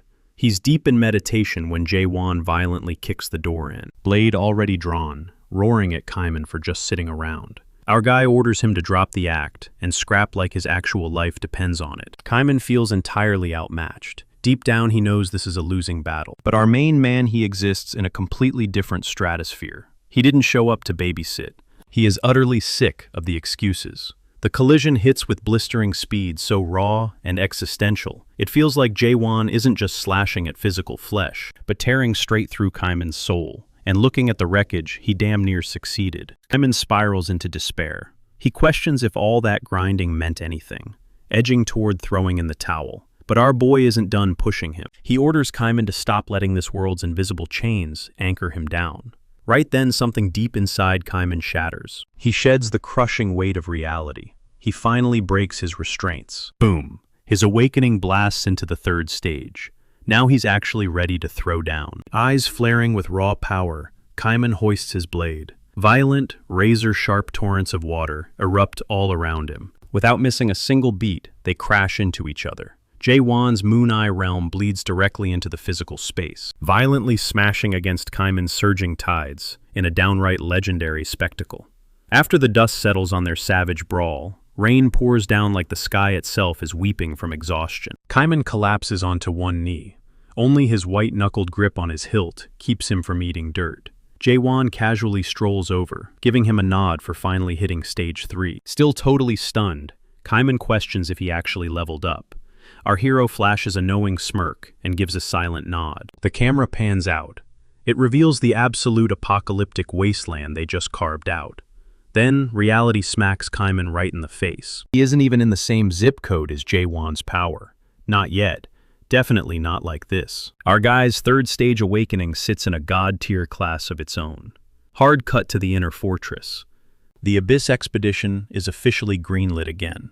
But this time, everybody is getting involved, not just Jae-won. Somebody finally drags this corrupt system into the light. It's totally unstable, busted, and bleeding with blatant nepotism. That supposed four-fortress treaty, designed to dodge the Abyss, it's basically ready for the graveyard. Here's the kicker. It's only a 3-fortress summit now, all thanks to Lim Jin-hong aggressively hijacking Manticore. Right now, Gal Huidong is stepping up for Garuda. Dryad throws Issa Landcroft into the mix. Shiva. He's bogged down managing the mess over at Gorgon. Meanwhile, the adaptation squad of clan heads is front and center. The Prime Minister is definitely kicking himself for letting our protagonist wander off to train. Why? Because the second he left, this emergency council got triggered, and Garuda's fortress master instantly started barking out demands. Classic power grab. Kang Huang and Yun Yong are already sick to their stomachs dealing with these delegates. After turning a blind eye to absolutely everything, these cowards suddenly want to spearhead the Abyss expedition. Hell no. Meanwhile, Shiva desperately tries to yank the conversation back to the actual crisis at hand, the hidden clans. But the elephant in the room is the glaring absence of the awakened heroes. Sure, technically the Prime Minister could pinch hit, but when it comes to moves this massive, the Fortress Masters hold all the cards. To a guy like Gal Huidong Jae-won is nothing more than a 60-year-old toddler. The 8th stage adapter basically spits this out to everyone's face, handing our boy the reins to the Abyss expedition. To him, that's like tossing the keys to a sports car to a literal infant. Yun Yong isn't going to just sit there and take that. The very second Gal Huidong runs his mouth, Yun Yong absolutely loses it. Lightning violently crackles around him. Fists dialed tight, he cranks the room's tension up to a boiling point. He flat out warns the Golden Monarch to watch his damn mouth. Honestly, his aura just spiked massively, just from the sheer disrespect. But typical of Yun Yong, he completely miscalculated the fallout. Did he seriously think the delegates would just sit quietly while Garuda's fortress master got cornered? Not a chance. We've officially crossed the line from petty politics straight into blood feud territory. The adapter squad is absolutely boiling over. And the second Kang Huang steps into the ring, you know they aren't backing down. The tension in the room is suffocating. Nobody is about to let Gal Huidong, or this self-proclaimed almighty, hijack the entire expedition. The verdict is locked in. Our main guy is taking the captain's seat. Case closed. No ballots, no arguments. But before anyone can even process it, Jae-won's fiercely loyal right-hand man is already storming the training arena, trading heavy blows with Garuda's absolute apex predator. Honestly, questioning Yun Yong's sanity is pointless now. Gal Huidong gladly entertains the brawl. He was never much of a diplomat anyway. The brat spits pure venom, mocking the fortress master for being terrified, which only makes Huidong chuckle. Casually invites Yang to strike first. A deeply arrogant, give it your best shot kind of smirk. But Jae-won's disciple isn't wasting a single breath. He's already a blur of motion, moving way too fast for the naked eye. Only the violent, crackling lightning trailing his path gives away his location, a blazing red flag. The fortress master opens his mouth to praise the kid's velocity, but halfway through the sentence the brat is already airborne, crashing down like a literal thunderbolt. The seasoned veteran was absolutely blindsided by the sheer impact. A stage 7 adapter pulling off a stunt of this magnitude. This isn't the same reckless lightning slinger we saw before. Even so, the Fortress Master is a living legend, and reality hits hard. There is an undeniable ceiling for a Stage 7 facing a Stage 8, regardless of how dazzling their footwork gets. He tanks the blast, point blank, dusting off his shoulder, without a single scratch. Then he unleashes the golden meteor chakram, launching a deadly swarm of bladed discs straight at Jae-won's sidekick. Kang Huang and the rest of the squad are absolutely panicking, helpless as they watch their guy get utterly pulverized. Meanwhile, the Fortress Master is practically throwing a victory parade, already envisioning his name on the captain's door. But the punchline hasn't dropped yet. Yang isn't out, not by a long shot. He rises from the dust, blue electricity surging across his skin, a silent promise that round 2 is going to be incredibly violent. The lightning prodigy points a finger, swearing the old man is about to witness something truly legendary. Just as the jagged meteor discs rev up, the kid flips the script, erupting in a massive burst of hellfire, flames that perfectly mimic Kang Huang's signature style. There's no way that's a coincidence. But the Fortress Master isn't impressed, especially when Yang chains it directly into Jagelmun's legendary 8 invisible traps. The veteran freezes the dark reality dawning on him. The so-called elite clan leaders, completely sold out. What kind of coward barters away their ancestral legacy just to steal someone else's playbook? It's downright pitiful, though even the Fortress Master knows pride won't keep you alive in a bloodbath. Without warning, Yang closes the gap, twin blades drawn, violently breaching the defense and burying his steel deep. A fresh, bloody gash erupts across the Fortress Master's chest, and that completely shatters his patience. The Lightning Kid might have just signed his own death warrant, because the kid gloves are officially off. The meteor chakrams multiply into a massive swarm as a suffocating aura floods the arena. Jae-won's loyal fighter immediately knows he just woke a sleeping dragon. Absolute chaos explodes. The delegates, the guards, even the Fortress Master's own elite squad stampede toward the exits, desperate to survive before the whirling razor-sharp discs shred the arena, kicking up a blinding, rocky sandstorm. Devastation is terrifyingly fast. Yet, Issa Landcroft and Shin Muguk stand dead still, refusing to. The Garuda Master screams through the roaring winds, daring the lightning brat to survive his apocalypse. But as a jagged bolt of lightning illuminates the dust, the Master realizes he celebrated way too early. Right in the absolute dead center of the hurricane, Yang slices cleanly through the swirling debris, bridging the massive gap effortlessly. He even flashes a ridiculously arrogant hand gesture at the Master, a condescending little pat on the head.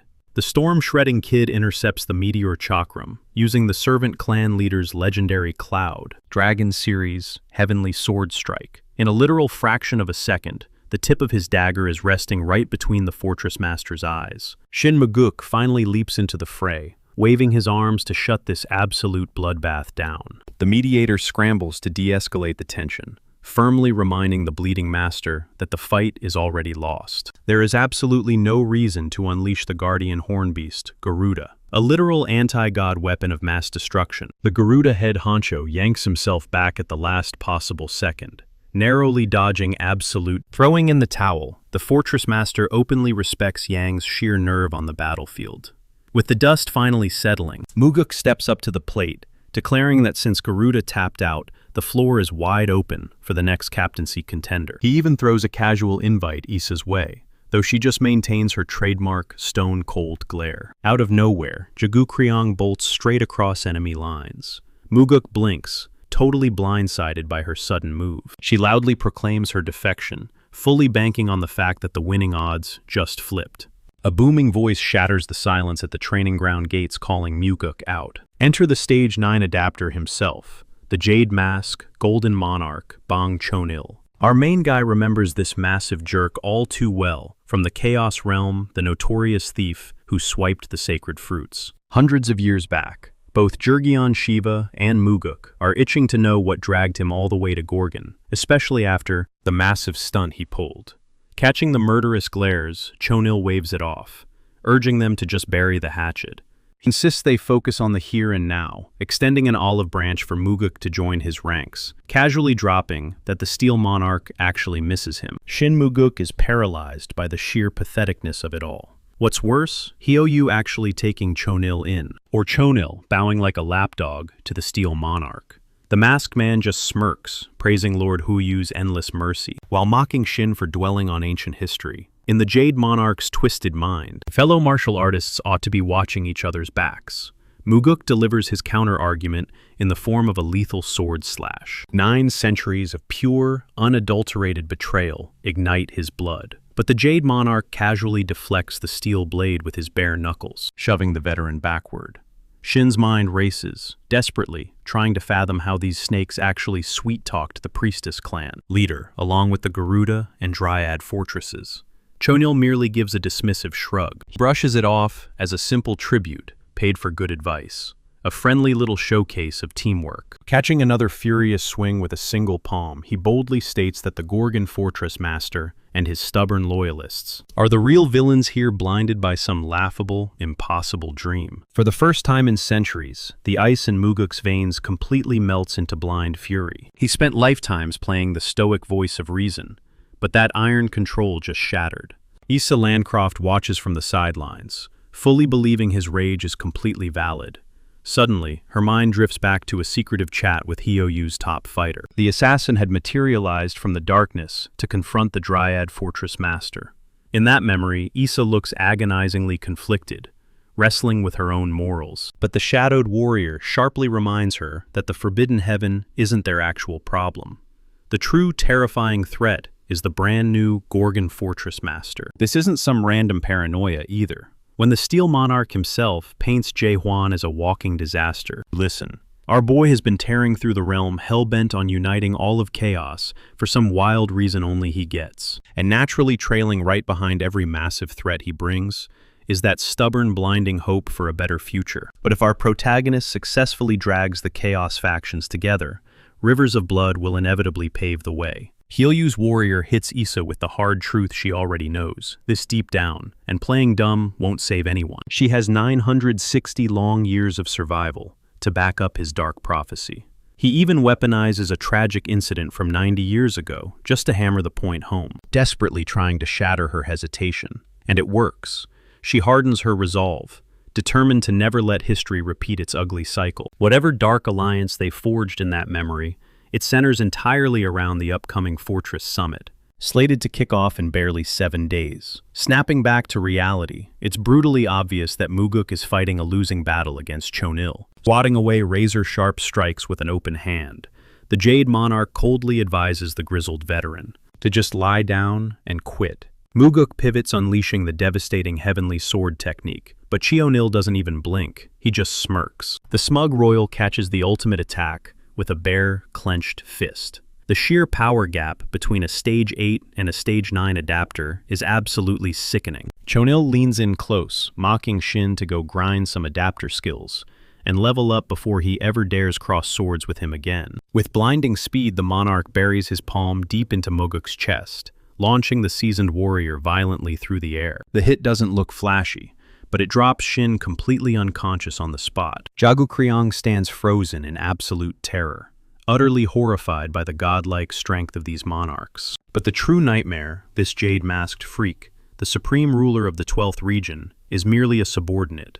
He isn't even the Grand Monarch. Looming high above him sits the untouchable Grand Monarch, backed by the fearsome Lieutenant General. And then there's the Major General, meaning Shea O'Neill is just a Brigadier General. Rank 3. The crushing reality hits Gukryong like a freight train.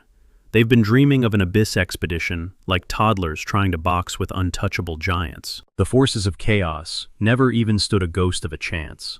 Shea O'Neill starts running his mouth, preaching that these rebellious rookies desperately need a brutal wake-up call. Sure, they can pat themselves on the back and play pretend generals down in the dirt, but next to the monarchs, they're absolute dust. Mid-monologue, a vicious blade almost takes his head off. Muguk, dripping blood but nowhere near dead, stands tall. Even Shea O'Neill is completely caught off guard. Too bad he only managed to slice off a few strands of the monarch's hair. The Jade Monarch glares down, warning the broken fighter not to push his luck. One more step and he's a dead man. But Shinhei refuses to yield. He spits out the bitter truth. The monarchs only secured their last victory by hijacking the resurrection fruits. Chaos watched their brothers in arms get slaughtered, one by one, and not a single survivor ever healed from that nightmare. Shea O'Neill stares at his former comrade's burning grit and figures, Maybe Shin is finally begging for the grave. Exploding with raw fury, Muguk lunges forward. He unleashes a terrifying, hyper-focused sword slash. Shay O'Neill's smug smirk instantly vanishes as Muguk shifts gears into the devastating Heavenly Destroyer stance. Yet, inexplicably, the monarch crushes the deadly strike, bare-handed, triggering his chilling bottomless pit technique, proof that mere mortals simply cannot shatter the heavens. Shay O'Neill viciously clamps his hand over Shin's face. Taunting him, he hisses that they were totally helpless 900 years ago, and history is repeating itself right now. Jiggle Mune watches in pure horror. Shin is on death's door. Shay O'Neill coldly tells him to curse their so-called new master, Jae-won, for this execution. But out of nowhere, a silhouette steps out of the heavy shadows, calmly apologizing for the holdup. It's the perpetually soaked awakened one himself, Kaiman. He strolls into the fray, casually announcing that the fortress master got held up, so he'll be taking over the slaughter. Droplets patter against the ground as the reborn Kaiman unsheathes his blade. Hearing about Jae-won's no-show Prime Minister Jurgen Shiver groans, convinced this suicide squad won't even survive the opening act. But Kaiman just flashes Shiver a look. He's totally locked in. The tension is suffocating. I mean, look at the facts. Even Shin Muguk, a man built of pure iron, just got manhandled by Bang Shay O'Neill. But Kaiman doesn't even flinch. He radiates ice-cold confidence.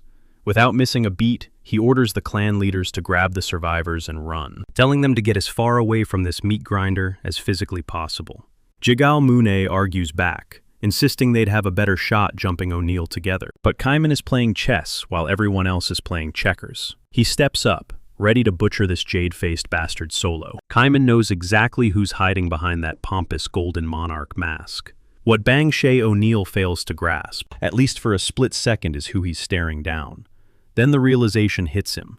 It's the pathetic weakling from centuries ago. The absolute loser who wasn't even tough enough to join the original expedition. Kaiman just nods, unfazed. O'Neill sneers, hoping the kid actually leveled up, because he's sick to death of slaughtering trash. Kaiman embraces the challenge. He is practically itching to beat some respect into this arrogant monarch. As Kaiman levels his blade, O'Neill's eyes gleam with sadistic joy. The monarch instantly lunges with that same skull-crushing grip he used on Shin Muguk. But Kaiman reads his every muscle twitch. To him, the attack is dragging in painfully slow motion. The flawless evasion actually rattles the monarch. O'Neill's hand spasms uncontrollably, like he just shoved his fingers into a live socket. Instead of raging, the Jade Monarch looks deeply entertained. He tilts his head, intensely curious, demanding to know what insane martial art that was. It certainly isn't Jae-won's iconic stabbing technique, but packs enough kinetic force to shatter concrete. Kaiman stares him down, promising absolutely zero mercy. Every single strike from this second forward is aimed to kill. And O'Neill better wake up and stop treating him like a punching bag. Unless the so-called monarch actually has a death wish. That raw disrespect instantly ignites O'Neill's explosive temper. The sheer audacity of this upstart, threatening a brigadier monarch seething O'Neill, summons a pitch black, grotesque shadow claw from his arm. But Kaiman stands like a stone wall. With a blinding flash, he shreds the demonic attack like it's wet tissue paper. Okay. Kaiman definitely just pushed the nuclear button. In a microsecond, a nightmare swarm of those cursed talons bombard him from all sides. Yet he remains chillingly calm. Right then, we snap into a flashback. Our boy Jae-won is proudly hyping up Kaiman for finally breaking through to the third stage of awakening. But even in the glow of victory, Kaiman battles imposter syndrome. He's still that same incredibly humble guy, quietly wondering if he truly... But our lead drops the bombshell. Kimon hasn't just been grinding for a measly 2 years. 10 billion strikes. You don't pull off that kind of sheer insanity in just 700 days. Time warps completely out of control on the tower's second floor. It's an entirely different mind-bending temporal beast compared to the first level. Snapping back to the present, Kaiman is radiating pure energy again, dead set on ripping Bang Shay O'Neill to shreds. With one fluid, devastating lunge, he cleaves right through the beast's claws. It suddenly dawns on the monarch he is staring down a fully awakened powerhouse. Sure, he knew Jae-won was a massive threat, but he never dreamed Gorgon was hiding a second awakened monster. Kaiman summons a violent, roaring vortex of water, looking like an absolute god of the battlefield. Bang Shay O'Neill just sneers, brushing off the display.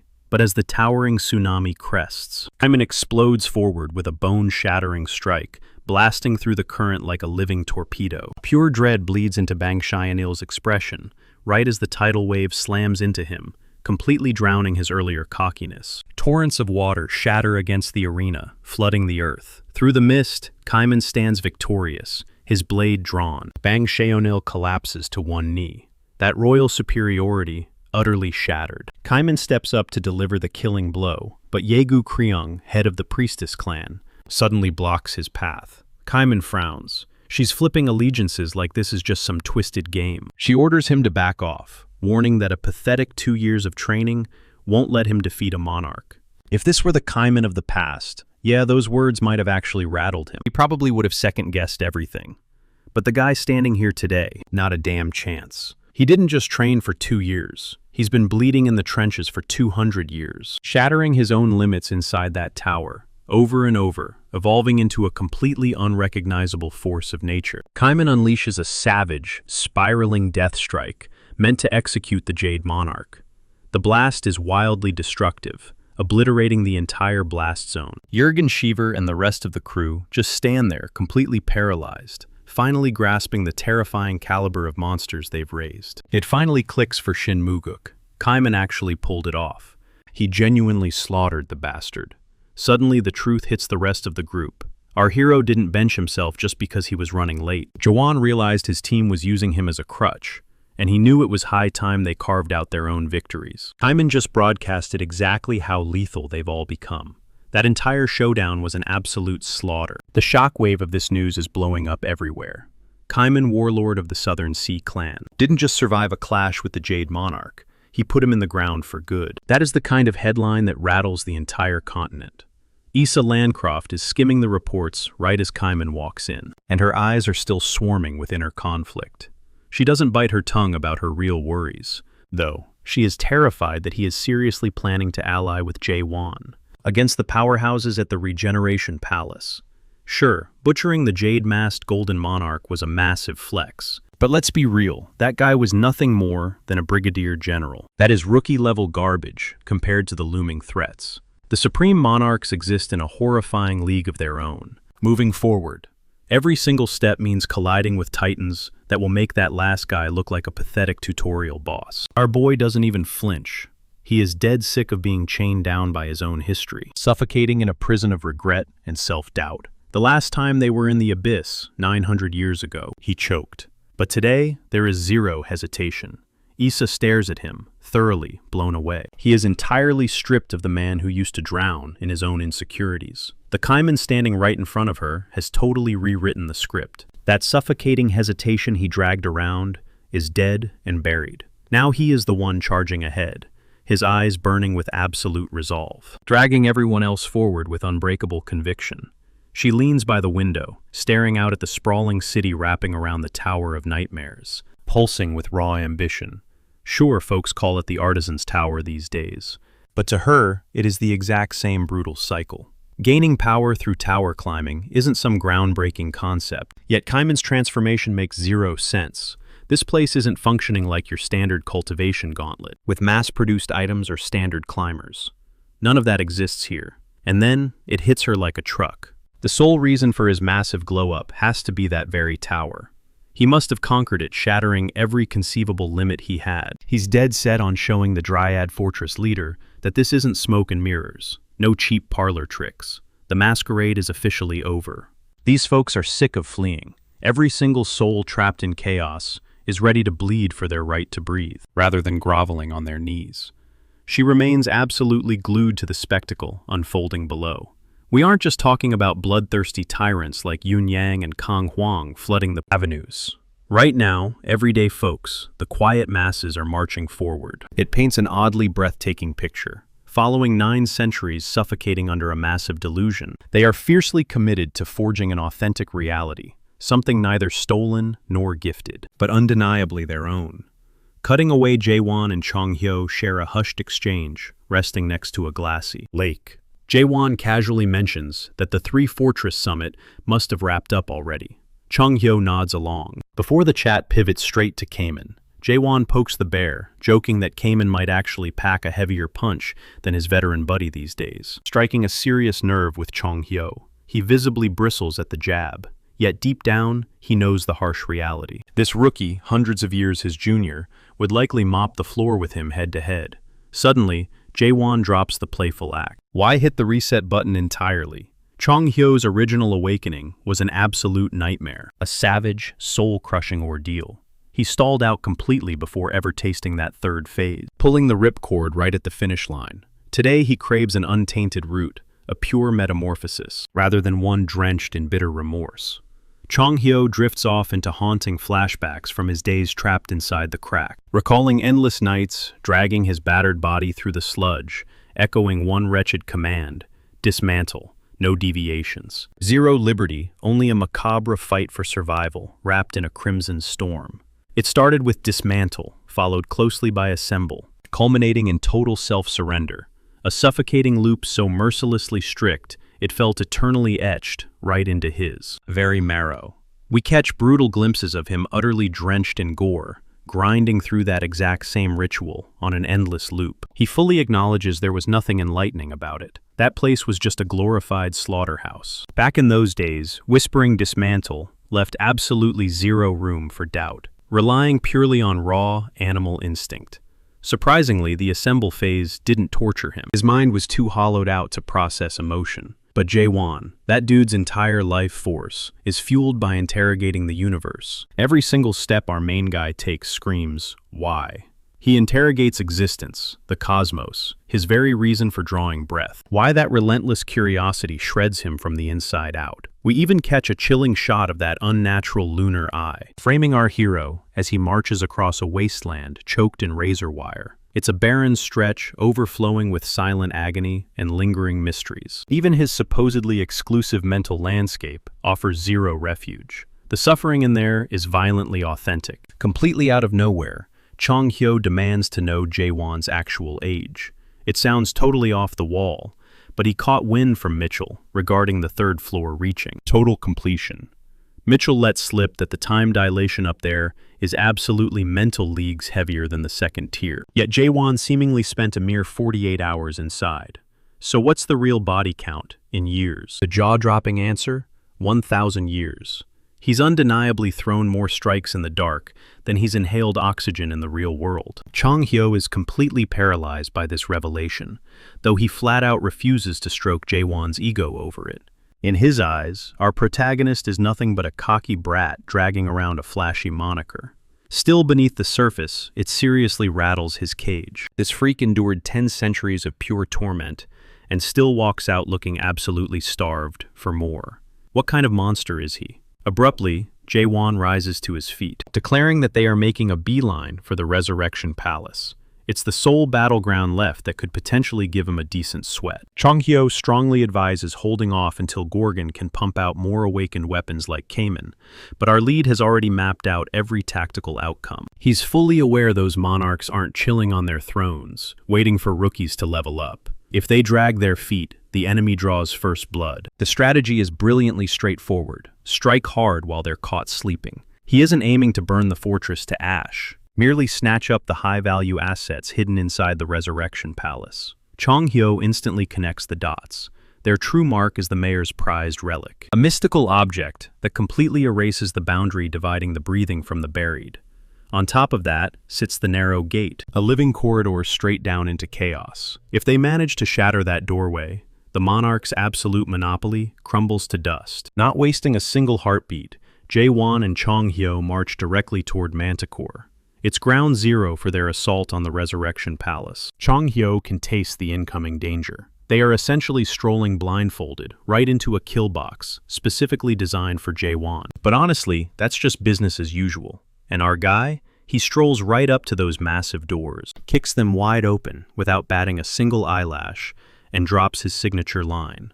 If push comes to shove, if the entire realm of chaos starts collapsing around them, he's just going to do exactly what he does best: tear it down. Jaewon storms the Manticore stronghold, blind. No stealth, no hesitation, just 100% pure aggression. Chong-hyo hints they could have ghosted through the back alleys, but our crew is dead set on making some noise. They're going to need every ounce of stamina for the upcoming bloodbath, and Manticore is merely a stepping stone, not the final boss. He erupts with aura unsheathes Doc Bull and absolutely loses his mind piercing, cleaving and tearing through enemy lines like a walking hurricane. Meanwhile, Lim Jin Hong observes the absolute massacre, live on his holographic display. Every wild whisper about Jae-won, completely spot on. Factoring in the intel from the Northern Forbidden Heaven base and the Path of Waves, the puzzle pieces finally lock into place.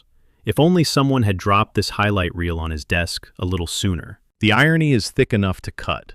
He is tasked with tracking down this so-called product for the Pitch Darkness Lord. And suddenly here the prize is, kicking down his very own front door, making an absolute racket. A feminine voice slices through the silence, utterly ecstatic to witness the courtyard being painted red. Her previous doubts about why the Pitch Darkness Lord desires this asset vanish. This is definitely not your average fetch quest. Siren practically vibrates with glee as Doc Bull glints on the monitor, sporting a manic grin. Lim Jin Hong barks at her to mind her tongue, masking any trace of awe. She plops right down onto the royal seat beside him, as if it is her own living room sofa. He is endlessly strict about Miram protocol and manners, while she, on the other hand, could not care less. She is purely here for the fireworks. Our main guy is out in the courtyard, deleting foot soldiers one by one, flattening each target with a single strike. Enduring her constant chatter seriously grinds Lim Jin Hong's gears. But she did not just swing by to be a nuisance. She brought breaking intel. Jade-masked Golden Monarch, Bang Shae-O'Neal, has manifested in chaos. He was already aware that Bang had been rattling the cages at the Garuda and Dryad strongholds, attempting to manipulate the local bosses, and aiding in the extermination of the zombie hordes deployed there. Rapid cuts reveal the brutal aftermath left in his destructive path, the mangled corpses of those wretched monsters. What truly boils Lim Jin Hong's blood is how these supreme rulers treat the sacred truce, too, remain isolated from chaos like an absolute punchline. First, the Pitch Darkness Monarch stepped out of line, and now the Steel Monarch follows suit, treating it all like some petty proxy war, a mere chessboard. It is factual, but Siren is not here to gossip. She drops the ultimate nuke. Bang Shae-O'Neal got himself slaughtered. Lim Jin Hong sits paralyzed, his jaw hitting the floor upon learning the killer was not a rival ruler or a massive battalion. It was a single, solitary clan leader. In his head, aggregating every clan leader on the map would not be enough to pull off that assassination. But Jae-won did not recruit weaklings. He forged an absolute juggernaut of a squad. The Southern Sea clan leader alone is living proof. This goes way beyond big brain strategies. These maniacs are swan diving headfirst into pure insanity, executing the Steel Monarch's prized hound, Bang Shae-O'Neal. That arrogant mutt. Was it courageous? Hardly. It was a complete death wish. A stunt of that magnitude never flies under the radar. The elites constantly monitor one another, like starving vultures in the almighty land. A single casualty shatters the entire power scale. Kaiman just took a baseball bat to a hornet's nest. Before Lim Jin Hong can hyperventilate over the fallout, Siren snaps him back to reality. Jae-won is breaching the gates. So what is the master plan? He barely bats an eyelash. His smirk returns. The strategy is incredibly simple. Employ the demon warriors. Siren's very own custom-built walking nightmares. If Jae-won is begging for a theatrical entrance, they are going to roll out a blood-soaked red carpet. Jae-won strolls alongside Chong Hyo, absolutely roasting the guy for questioning how a ragtag group of nobodies ended up hijacking the Forbidden Heaven's grand scheme for global domination. Our boy shrugs and admits the logic tracks. Suddenly, the mummified silhouettes materialize, echoing the grotesque zombies from the previous Fortress Master's bloody ritual. They slither out of the pitch-black shadows, signaling that the true horror show is just getting started. The crew is completely boxed in. A suffocating, malevolent aura chokes whatever human lives these freaks once lived. They are now nothing but rotting meat puppets, fueled by dark magic. A single twisted voice slices through the tension, sounding giddier than a fanboy spotting an A-list celebrity. The creature addresses Jae-won as the Pathfinder. Gossip really does spread like a gauze-wrapped monstrosity lunges forward, its grotesque mouth ripped from ear to ear, with the upper half of its skull completely shrouded. A gravelly voice echoes, stopping Chong Hyo dead in his tracks. The grotesque creature just called him by his ancient moniker, the Divine Healer. How could this abomination possibly know that name? And then, the realization hits him like a freight train. Beneath that monstrous exterior is Heinz, a former sentinel of the... Back in the day, he was the guy patching up the bleeding, harvesting demon horns, and serving with unshakable loyalty for 100 years. Now that very same kid stands before him, warped into something utterly unrecognizable. Yet Chong Heo still pictures the earnest, honorable defender he once was. The old man stammers, his voice shaking, pleading with Heinz to march back to Gorgon and walk away from this madness. But Heinz, he remains completely stone-faced. Then, something inside him breaks, not out of pure rage, but from a haunting memory. 1 century ago, the brutal Crimson Masaha clan ambushed the southern outpost. Tranquility vanished in an instant, leaving nothing but a massive sea of blood. 50 valiant guards, the inspector included, were absolutely butchered. Heinz was the lone soul left breathing, battered, bleeding, and utterly forsaken. And Chong Heo had been conveniently missing during the entire bloodbath. When the old healer finally showed up, Heinz didn't lash out. He crawled. He pleaded to be mentored, desperate to forge himself into a weapon, desperate to ensure that kind of slaughter never happened again. But Chong Heo just hit him with that cliché, bigger picture lecture, claiming that the world is simply unfair sometimes. He handed out hollow pity, but zero actual help. So Heinz shoved his trauma deep down the only way he knew how, pushing through sheer, agonizing torment and relentless. He bled out. He shattered. He rebuilt himself from the ground up. And somewhere in that dark process, with a vicious yank, he rips his mask away. Underneath is exposed bone, a hollow socket, a literal walking nightmare. Chong Heo is paralyzed with shock. That gentle second-stage adapter is dead and buried. Looming over him now is the ruthless vice clan leader of the Forbidden Heaven clan. Nostalgia hour is officially over. It is time to throw down. Heinz grips his sinister blade, casually smirking as he mentions a rumor the legendary master of Gorgon Fortress relies entirely on thrusting attacks. He sounds practically thirsty for blood. In a split second, he aligns the 8 fangs of Balkan, twisting his sword's aura into a massive, snarling phantom beast. Without hesitating, he launches his deadly trademark technique, Carotid Sever. He explodes forward, putting his entire soul into the strike. But Jae-hwan, he effortlessly shreds through that chaotic, violent energy like it is wet tissue paper. Boom! A single devastating thrust instantly annihilates that monstrous power. Heinz is completely dumbfounded, his brain struggling to process the impossible. One of his frantic lackeys screams that they need to jump our protagonist all at once. It is a coward's move, but it sure beats getting slaughtered one by one. Heinz barks the command, and suddenly they trap Ji-hwan in a tight circle. But here is the kicker. Being heavily outnumbered is our guy's absolute favorite playground. His eyes ignite with a demonic glow, looking utterly possessed. Meanwhile, back at the court, Lim Jin-hong is having a full-blown melt. He watches in pure horror as his elite dead demon warriors get chewed up and spit out like worthless cannon fodder.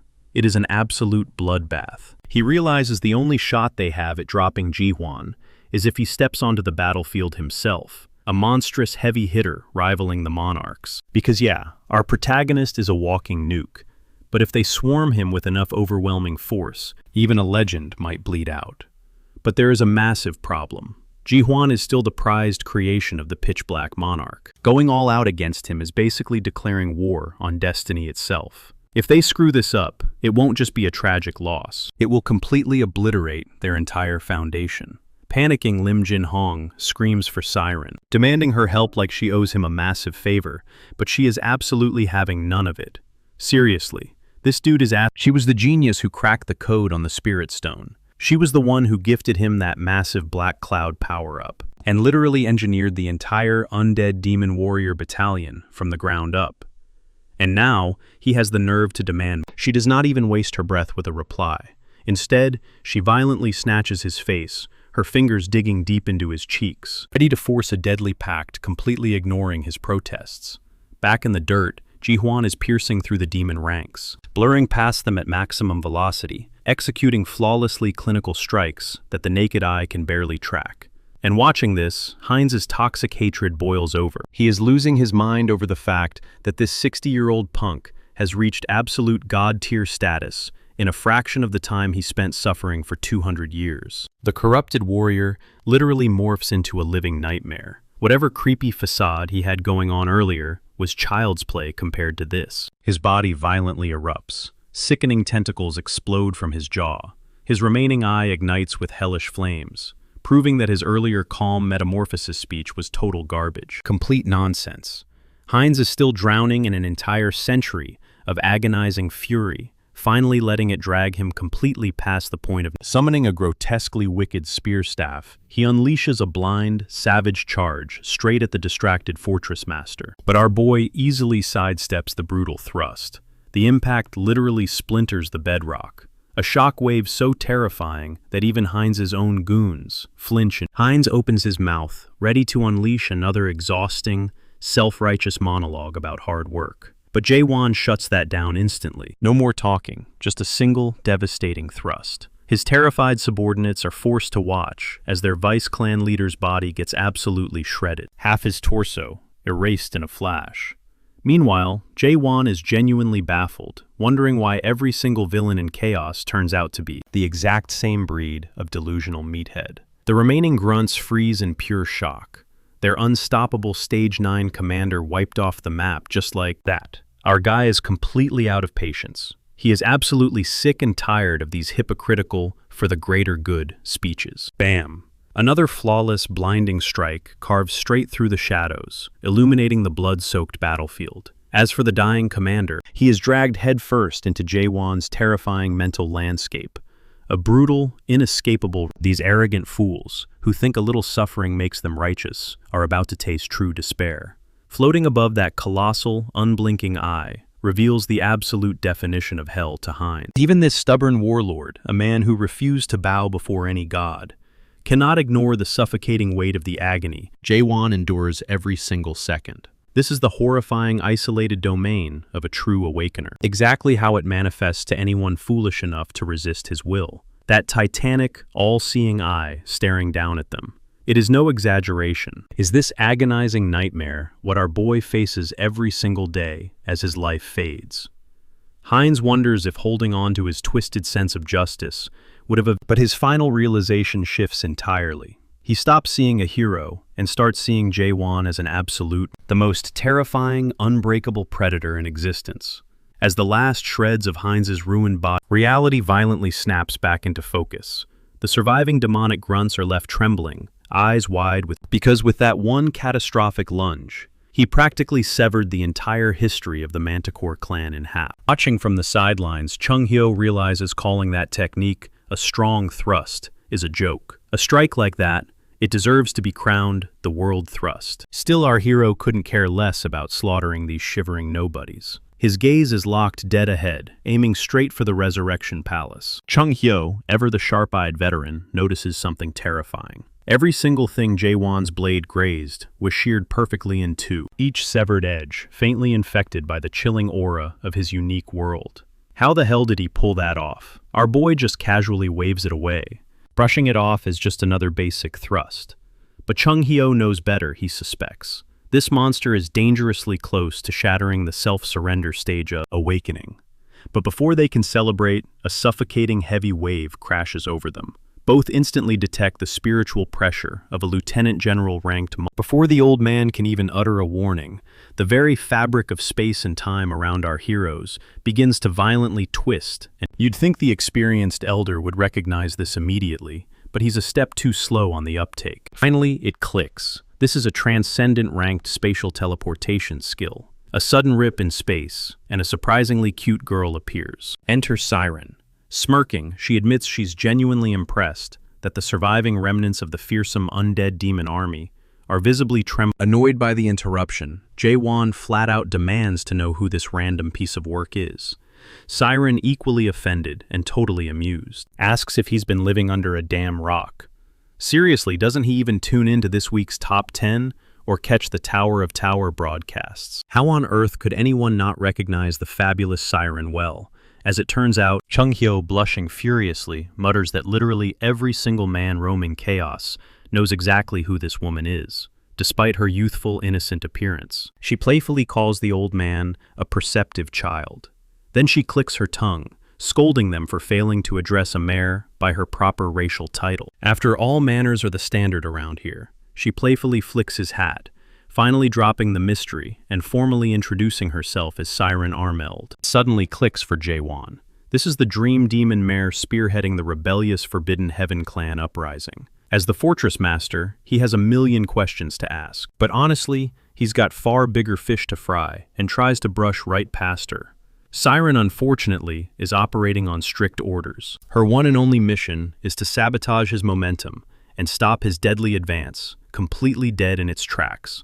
Jae-won silently tight, but Siren has zero interest in letting this turn into a messy bloodbath. A sudden flash of genuine panic crosses her features as she scrambles to verbally outmaneuver him, desperately pivoting to offer him an exclusive chance to become her personal product instead. It is a shamelessly low move, breaking her client's contract almost instantly. But honestly, she couldn't care less about backing a losing horse. After all, the very man who hired her to stop this monster, Lim Jin-hong, is likely bleeding out right now.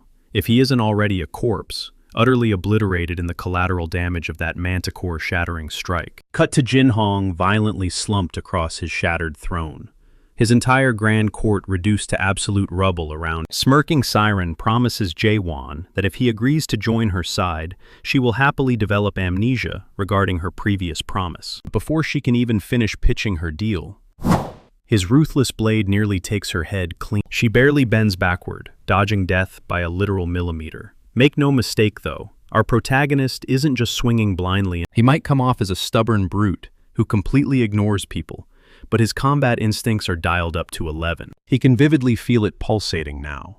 The sheer spiritual pressure radiating from the pressure rolling off her is way heavier than her earlier stealth act. This chick is definitely no low-level grunt. He's quickly realizing she might actually boast Major General tier power.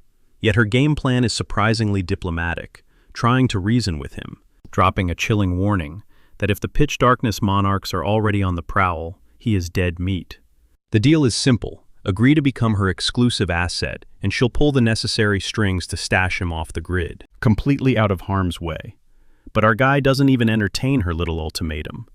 Reading the room, she simply snaps her fingers. In a heartbeat, colossal serpent beasts materialize, dragged into reality by classic Mare authority magic. While the scaly titans lunge for the kill, Siren smugly reminds him the contract is still on the table if he begs. But her gloating is cut brutally short as her beasts are vaporized the second they spawn.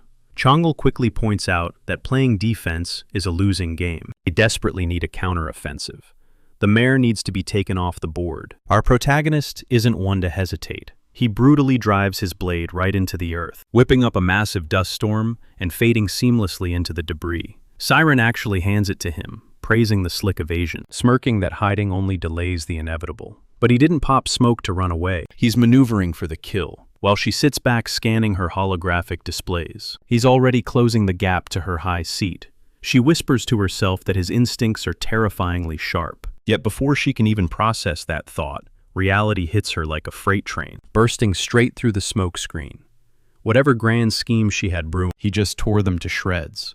In a fraction of a second, his grip is locked tightly around her throat, coldly demanding if she really wants to test her luck, because snapping her neck would take zero effort. Rather than executing her on the spot, he weighs his assets. Keeping her breathing might grant them a VIP pass to the abyss, or spill some vital intel on Mulek, the primordial mare, reigning at the peak of the illusion tree.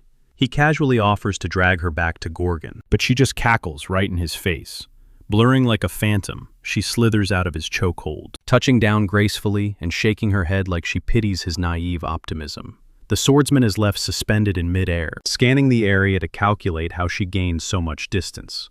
Plot twist, she never did. Out of nowhere, slender fingers materialize at his back, latching onto him like a predatory phantom, as she wraps him in a chilling embrace, plunging them both straight into the 8 gates of hell. If his deadpan reaction is anything to go by, this definitely ain't his first rodeo with infernal dimension. But the previous gateway he tackled, pure amateur hour, a cheap bootleg. This right here is the genuine article. 0 illusions, 0 safety nets. The entire 8 gates of hell system is peak mare tier wizardry. Highly likely a masterwork, forged by Mulek himself. Cue the action montage of our boy absolutely bulldozing through every single demonic barrier like he's running morning errands. Gate number 4, Black Chain Hell Shattered. Gate number 6, Frost Hell Obliterated. He's carving through legendary trials like a glitched speedrun. Siren is spectating all of this, her smugness completely evaporating into... She anticipated a tough fighter, not a literal dimension-shattering anomaly.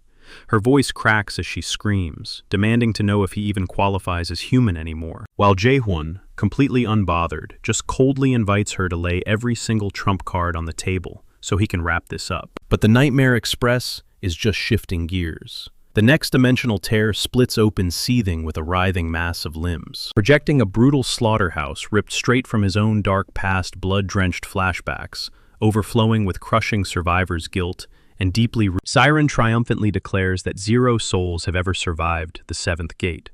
No matter how much raw firepower he packs, our protagonist is now staring down the absolute worst gauntlet of his entire existence.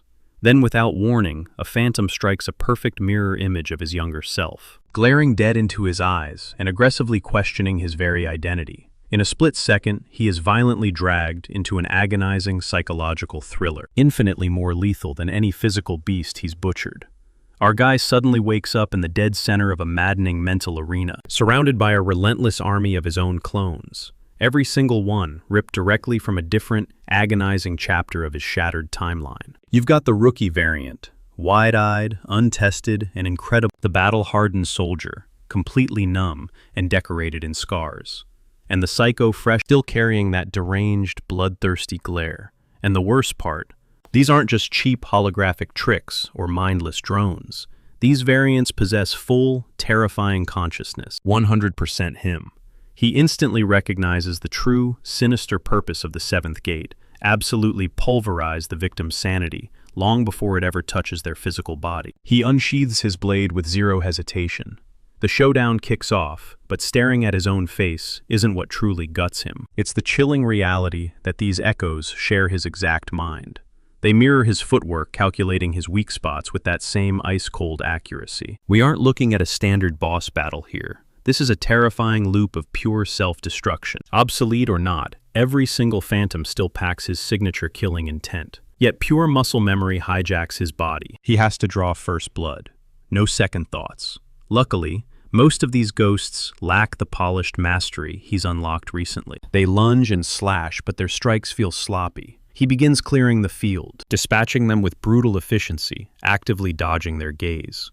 Suddenly, a heavy, suffocating fog rolls in, smelling way too familiar. He pivots, bracing for another murderous doppelganger, only to lock eyes with his younger self from that grueling tower era, hollowed out and dead silent.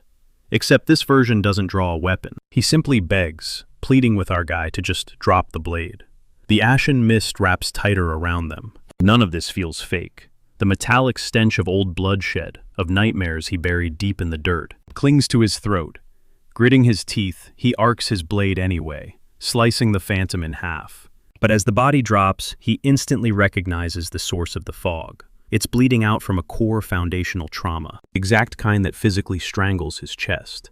Sure, 99% of his past is dripping in gore, but this specific flashback was the turning point that shattered his worldview. In the vision, a man steps into a room painted crimson, tears washing through the grime on his face as he stares down a much younger Corporal Jae-hwan. His voice completely shatters as he mumbles an apology, before jamming the barrel of his rifle right up under his own chin and squeezing the trigger. With his final breath, the man whispers that if our hero stood in his boots, he would absolutely get it. The rookie Jae-hwan just screams his soul, not yet callous to this kind of absolute hell. That soldier wasn't just a random guy. He was his trusted mentor, bullied and pushed to the brink until the night he finally snapped, gunning down every single commanding officer who made his life miserable. Jae-hwan was the sole survivor he purposely left breathing, resulting in our guy doing a quick 15-day stint in the brig. The shooter's dying confession, that Jae-hwan never once joined in on the hazing. That horrifying night was likely the exact moment our protagonist developed a deep, burning hatred for corrupt systems. Way before he ever got sucked into a reality of leveling up and glowing, he was already surviving inside a totally rigged society. A machine designed to mask, chew up, and completely crush its own citizens. The chaos dimension wasn't actually worse. It just didn't bother pretending to be righteous. Right now, his mental rubber band is snapping. Every single slash, every phantom of himself he butchers, drags him deeper into a total psychological meat grinder. The faces standing in his way no longer matter. Whether it's a battle-hardened vet, a scared teenager, or a literal child, they all scream the exact same terrifying question at him. Who are you? And with every beat of silence that follows, a piece of his sanity shatters. Meanwhile, Siren is just chilling on the sidelines, eating this up like it's the greatest blockbuster she's caught in. Several centuries practically begging for a bucket of popcorn. She casually reflects on how the Awakened constantly whine about the self-surrender phase, calling it an absolute nightmare. Shredding your old identity to evolve into something entirely new was never meant to be a walk in the park. But for Awakeners, the torture gets dialed up to 11. Purely because their senses are operating at maximum. They carry the agonizing weight of 1,000 lifetimes and way too much trauma. It literally pulverizes the soul.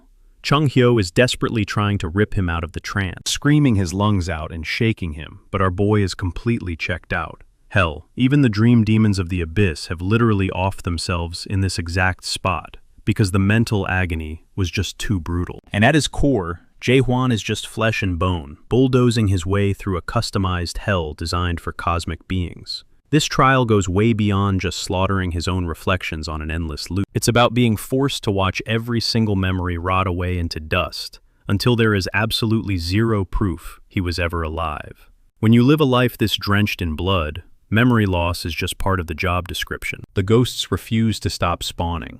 Dozens of his past selves, shrieking, aggressively demanding to know, who the hell are you? After a while, that question stops being just a sound. It turns into physical claws tearing at his brain. His nerves entirely short-circuit, his limbs go totally dead, and his eyelids slam shut as his consciousness melts. Just as the pitch-black abyss is about to chew him up completely, a spark flashes. He remembers Kaiman's awakening. Chung Hyo's frantic voice cuts through the static, reminding him that true awakening isn't just some cheap stat boost. It's brutally ripping the fabric of reality apart to witness the raw gears turning behind the scenes, staring directly into raw data, floating particles and conceptual values that would melt a normal human brain.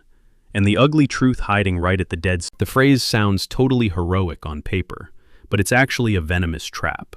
It really means self-neglect, because after drowning in enough trauma and rerun, brain automatically pulls the plug to survive.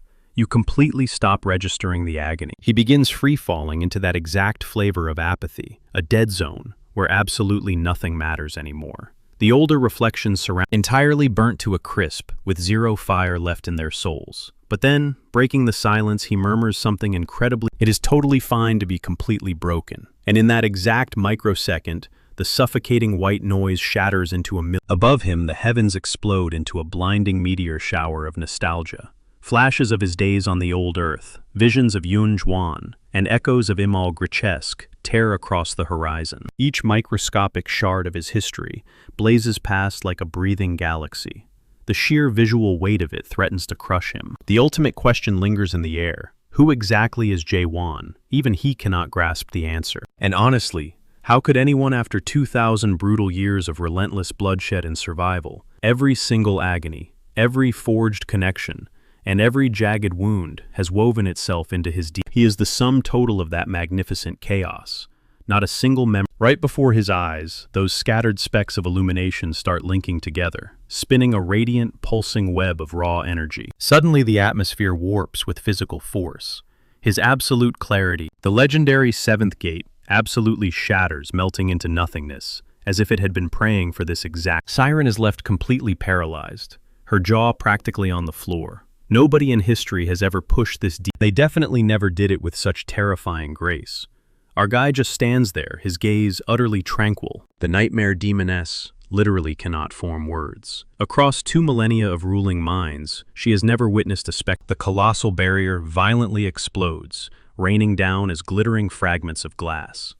Jae-won remains perfectly anchored, totally unbothered. His pulse beats with unmatched ferocity. He completely skips any dramatic internal He is locked and loaded to smash right through the 8th gate and finish this nightmare permanently. Our absolute unit launches himself toward the final barrier. The absolute millisecond his fingertips brush the surface, the entire structure detonates with blinding light, acting like he just triggered a celestial landmine. Without warning, the massive doors violently swing wide, but he doesn't find mountains of gold waiting for him. Instead, he finds endless walls, weathered inscriptions plaster the chamber like prehistoric street art. His sharp eyes immediately begin translating the bizarre, jagged runes. It quickly clicks, this is an incredibly intimate diary. Now Jae-won is he has stumbled across similar desperate warnings littered throughout previous dungeons. Yet this particular message, it carries a wildly different gravity. The room practically bleeds ancient lore. He is looking at the hyper-exclusive tragic memoir of Mulek Armeld in the flesh. Legendary nightmare who spearheaded the very first suicidal dive into the abyss. Just reading that terrifying title forces our hero into an instant defense. Meanwhile, the camera pans back to Manticore Fortress, where the situation is rapidly spiraling down the drain. Old man Chung Hyo is completely scratching his head, agonizing over why both Siren and our guy remain trapped in a deep coma. He is practically flying blind here. He throws out a wild theory. Maybe the demoness needs to snap out of it before the mental prison shatters. But let's be real, he is out of nowhere, the tension skyrockets. He spots the absolute worst-case scenario unfolding. The brainwashed zealots from the Resurrection Palace. A vicious voice begins screaming tactical commands. Enter Sam Young Garang, a terrifying 11th stage adapter, holding the title of the Hidden Scent Monarch. If that absolute beast spots him in the shadows, Chung Hyo will be wiped off the map in a panicking. The old man aggressively hauls the limp bodies of Jae-won and Siren deep into a pitch-black corner. One of the 9th region's absolute deadliest warlords has entered the chat. The trembling grunts watch Garang abruptly go dead quiet before dropping an eerily calm wave of praise on them for securing the zone for the upper brass. Yet a split second later, he violently whips his hand out, totally obliterating a scuttling rat with just pure shockwave pressure. Pure terror floods the infantry lines as he ruthlessly orders a full sweep to drag out the targets hiding in the basement. He is completely fixated on hunting down our protagonist. Cut to a few minutes later, and Chung Hyo is absolutely pulling his hair out. Why? Because, surprise, the nightmare demoness just casually blinked awake. I guess that 7th gate finally maxed out her free trial of mental torture. Time to swipe that credit card for the premium suffering package. Regardless, the old man is boiling with rage, while she just chills there like a queen, smugly bragging that And what about his hard work, sweating bullets to conceal 2 deadweight bodies, while a psycho warlord prowled outside? They eventually call a truce, labeling it, "Right now there is zero room for error." The only viable move on the chessboard is making a mad dash for Gorgon Fortress, their absolute last beacon. Siren acts like she is waving the white flag, but secretly, she couldn't give 2 cents about tactical retreats.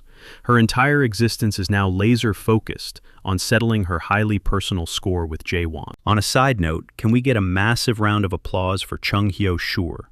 The old-timer didn't foresee every insane curveball, but his survival instincts were razor-sharp. He had already fired off an emergency messenger eagle, straight to... That means the elite awakened squads are already packing heat with direct clearance from the Fortress Master.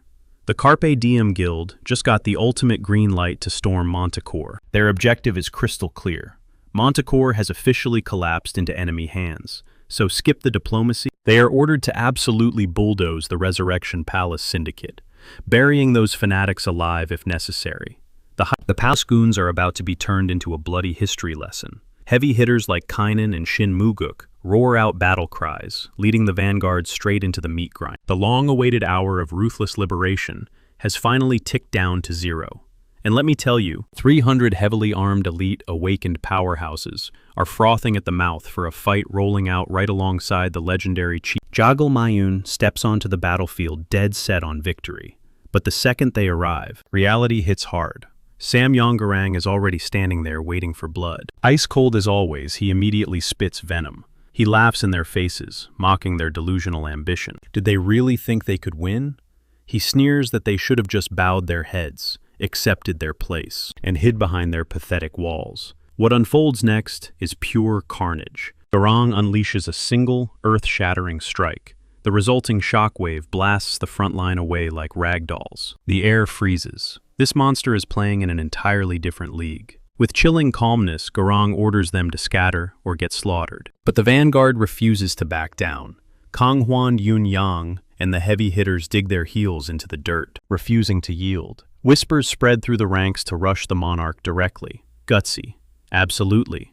Suicidal. Probably. Before they can move, another catastrophic punch detonates, sending pure terror rippling through Carpe Diem's remaining forces. These monarchs aren't just fairy tales to scare kids.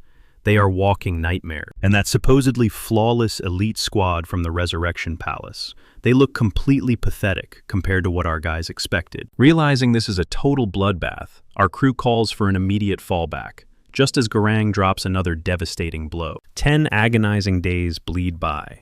Even with a ridiculously stacked roster, Sir Carlton Javier, now completely unhinged as a third-stage awakened beast, alongside the Limitless clan head leading the entire 9th Squadron. Half the army is just gone, erased. Back at Gorgon, one look at Jurgen Shiva's face tells the whole gritty story. He looks utterly hollow, aging 5 years and 5 seconds. They lost 5 top-tier third-stage warriors in that slaughterhouse. But the real nightmare, the Resurrection Army, is practically knocking on Gorgon Fortress's front door. If they even entertain this so-called peace treaty, they are basically handing over the entire Artisan Tower and sacrificing their fortress master, J1. The pressure is suffocating. Inside the war room, Issa Landcroft sits in dead silence, radiating the grim reality that they are officially out of cards to play. Kaiman coldly reminds the room that their master predicted this exact kind of nonsense, breaking the silence. Issa drops a bombshell. If they are truly cornered, they might have to strike a deal with Hyo Yu, the Lord of Steel. The entire realm knows the Pitch Darkness Lord is brewing chaos, and honestly, that mayhem might be their only lifeline. With the Resurrection Squad swarming the 9th region, Hyo harbors a lethal grudge against the bastard who shattered the treaty. Issa's logic is simple: weaponize that pure hatred.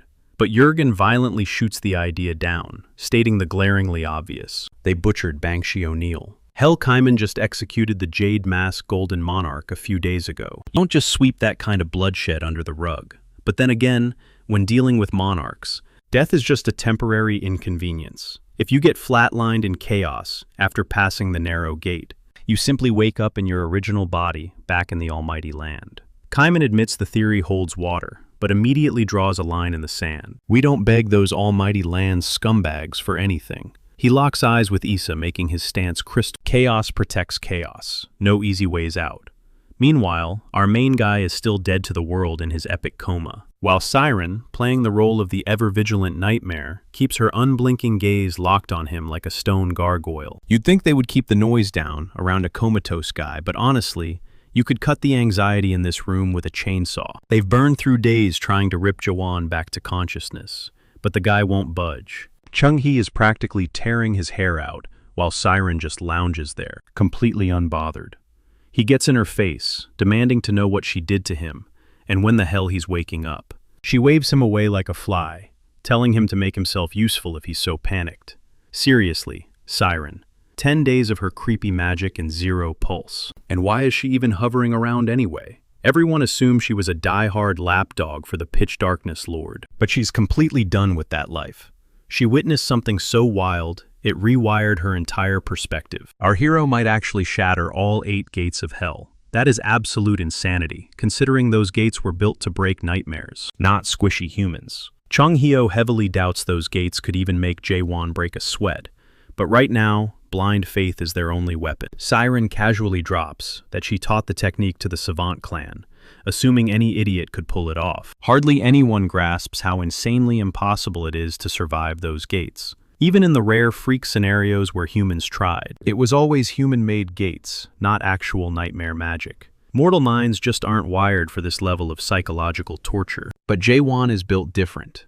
He ripped through the 7th gate like it was tissue paper, and now he steps out to face the 8th trial, all by himself. Honestly, anyone who claws their way through the 8th should be showered with god-tier loot. Beating this nightmare should instantly crown you the undisputed Lord of Chaos.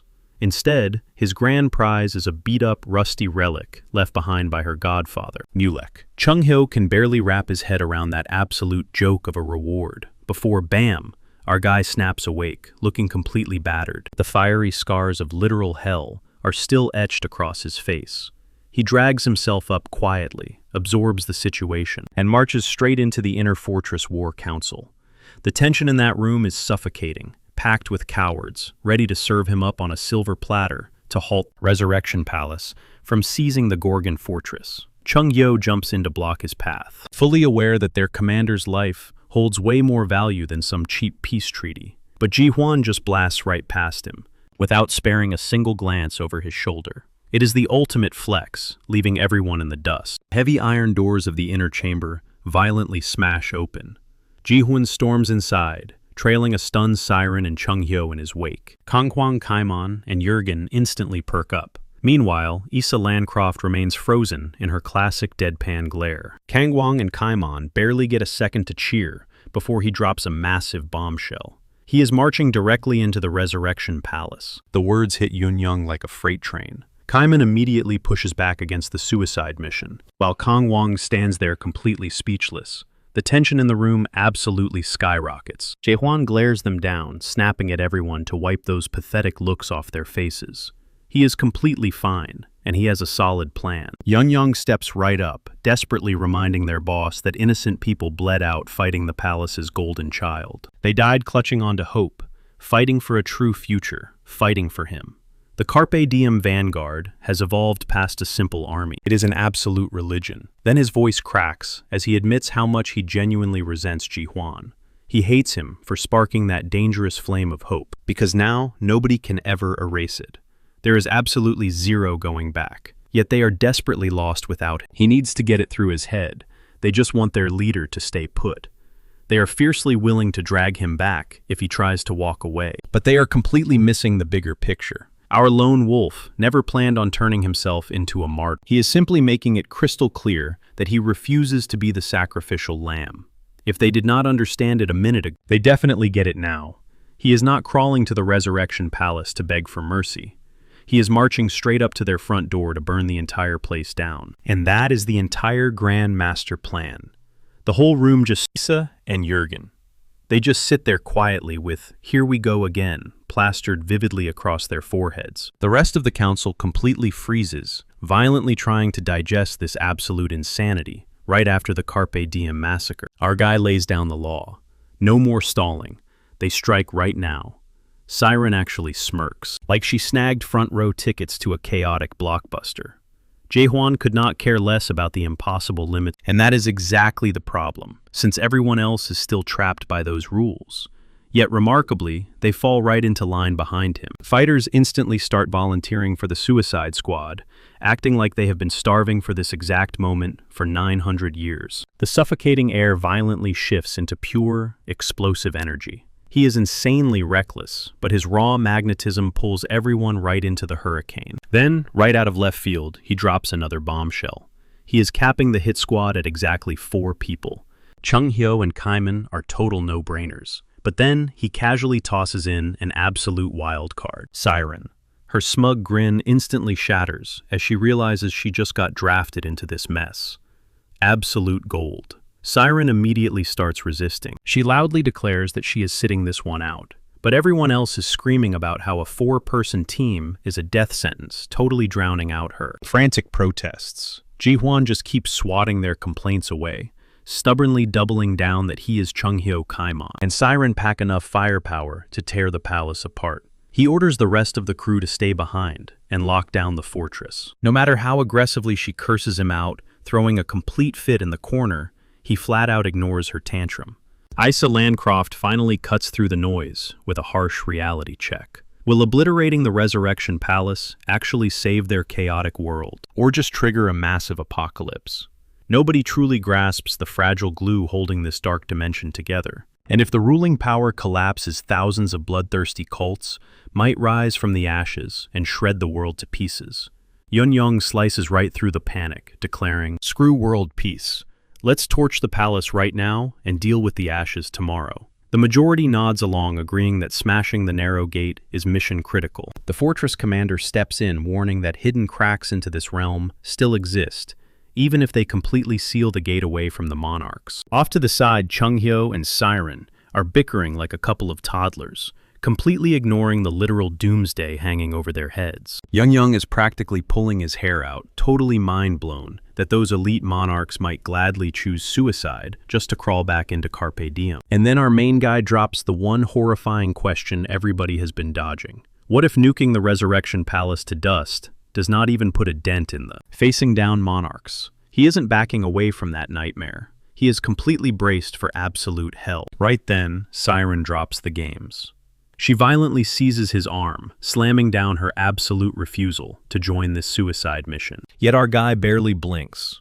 He completely blocks out her frantic protests. Because deep down, he holds the ultimate trump card she desperately craves, the dark truth buried behind the 8th gate of hell. That single hook ignites her absolute obsession. She simply must uncover whatever twisted legacy Godfather Mulek abandoned. To dig up those answers, she has to tag along.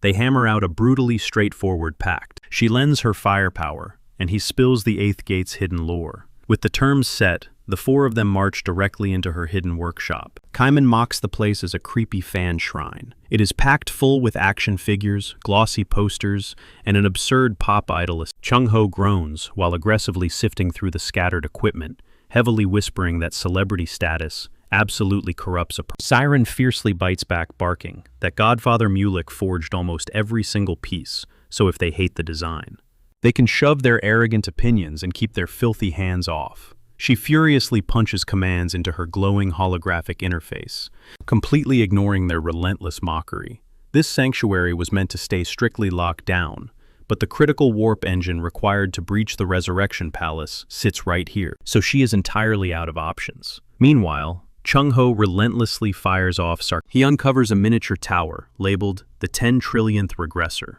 He then realizes the ultimate prize is merely a blessing from the Mayor of Legends, which happens to be her. He totally loses it, howling with laughter. She defensively screams that she crafted the junk before she even hit 1,002, but that pathetic excuse fails entirely. The crew continues ripping through her stash, brutally stomping her fragile ego into the dirt. They even dig up a rusty gadget titled the Cultivator, which, huge shocker, literally refuses to cultivate anything. The guys find this absolutely hilarious. For Siren, it is an agonizing festival of endless embarrassment. She swears that dancing butt naked would feel way less degrading than this brutal roast disguised as a simple room tour. Yet beneath the teasing, Chung-ho's aggressive snooping carries a dark weight. These men were once treated as literal merchandise, packaged and imprisoned like cheap plastic collectibles across shattered timelines. It finally clicks for her. Gripping one of her tiny crafted figurines, the horrifying reality crashes down. Every single glossy, plastic trinket represented a breathing soul suffocated and bartered away. The boys crack jokes simply to avoid viewing her as a heartless monster. They continue criticizing her miniature towers, tossing out critiques and turning the agonizing spotlight firmly back onto her. Suddenly, one abruptly freezes, aiming his finger at a very peculiar. She catches his gaze and mutters its incredibly dramatic title, The World After the End. The piece remains totally incomplete, however. She laid the foundation right after meeting Mulek, but never got the chance to unveil the project. Frozen in place, a sickening truth settles in. She never viewed those captive products as actual humans. She merely constructed these endless towers, blind to the true suffering inside. Perhaps it is finally time to shift her twisted perspective.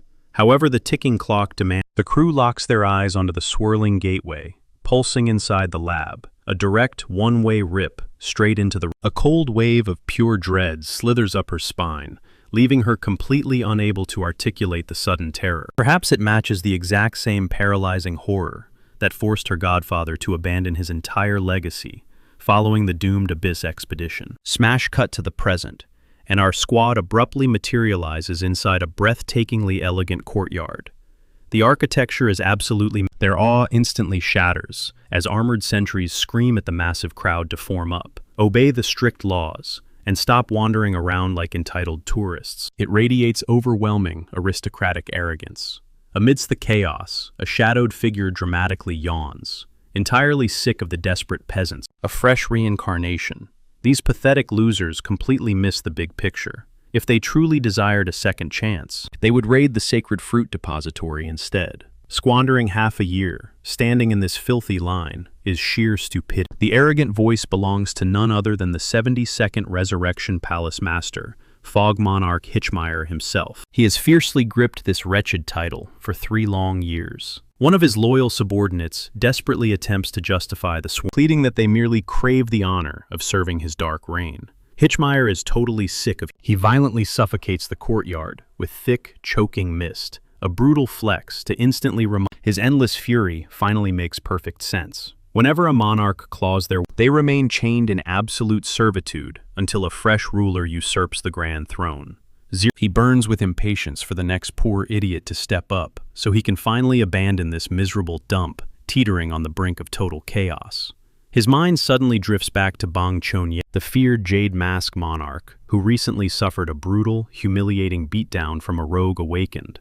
Annihilating a terrifying brigadier monarch proves insane strength, but toxic whispers suggest this crazy squad is now hunting the Resurrection Palace itself. How on earth are they planning to pull this off?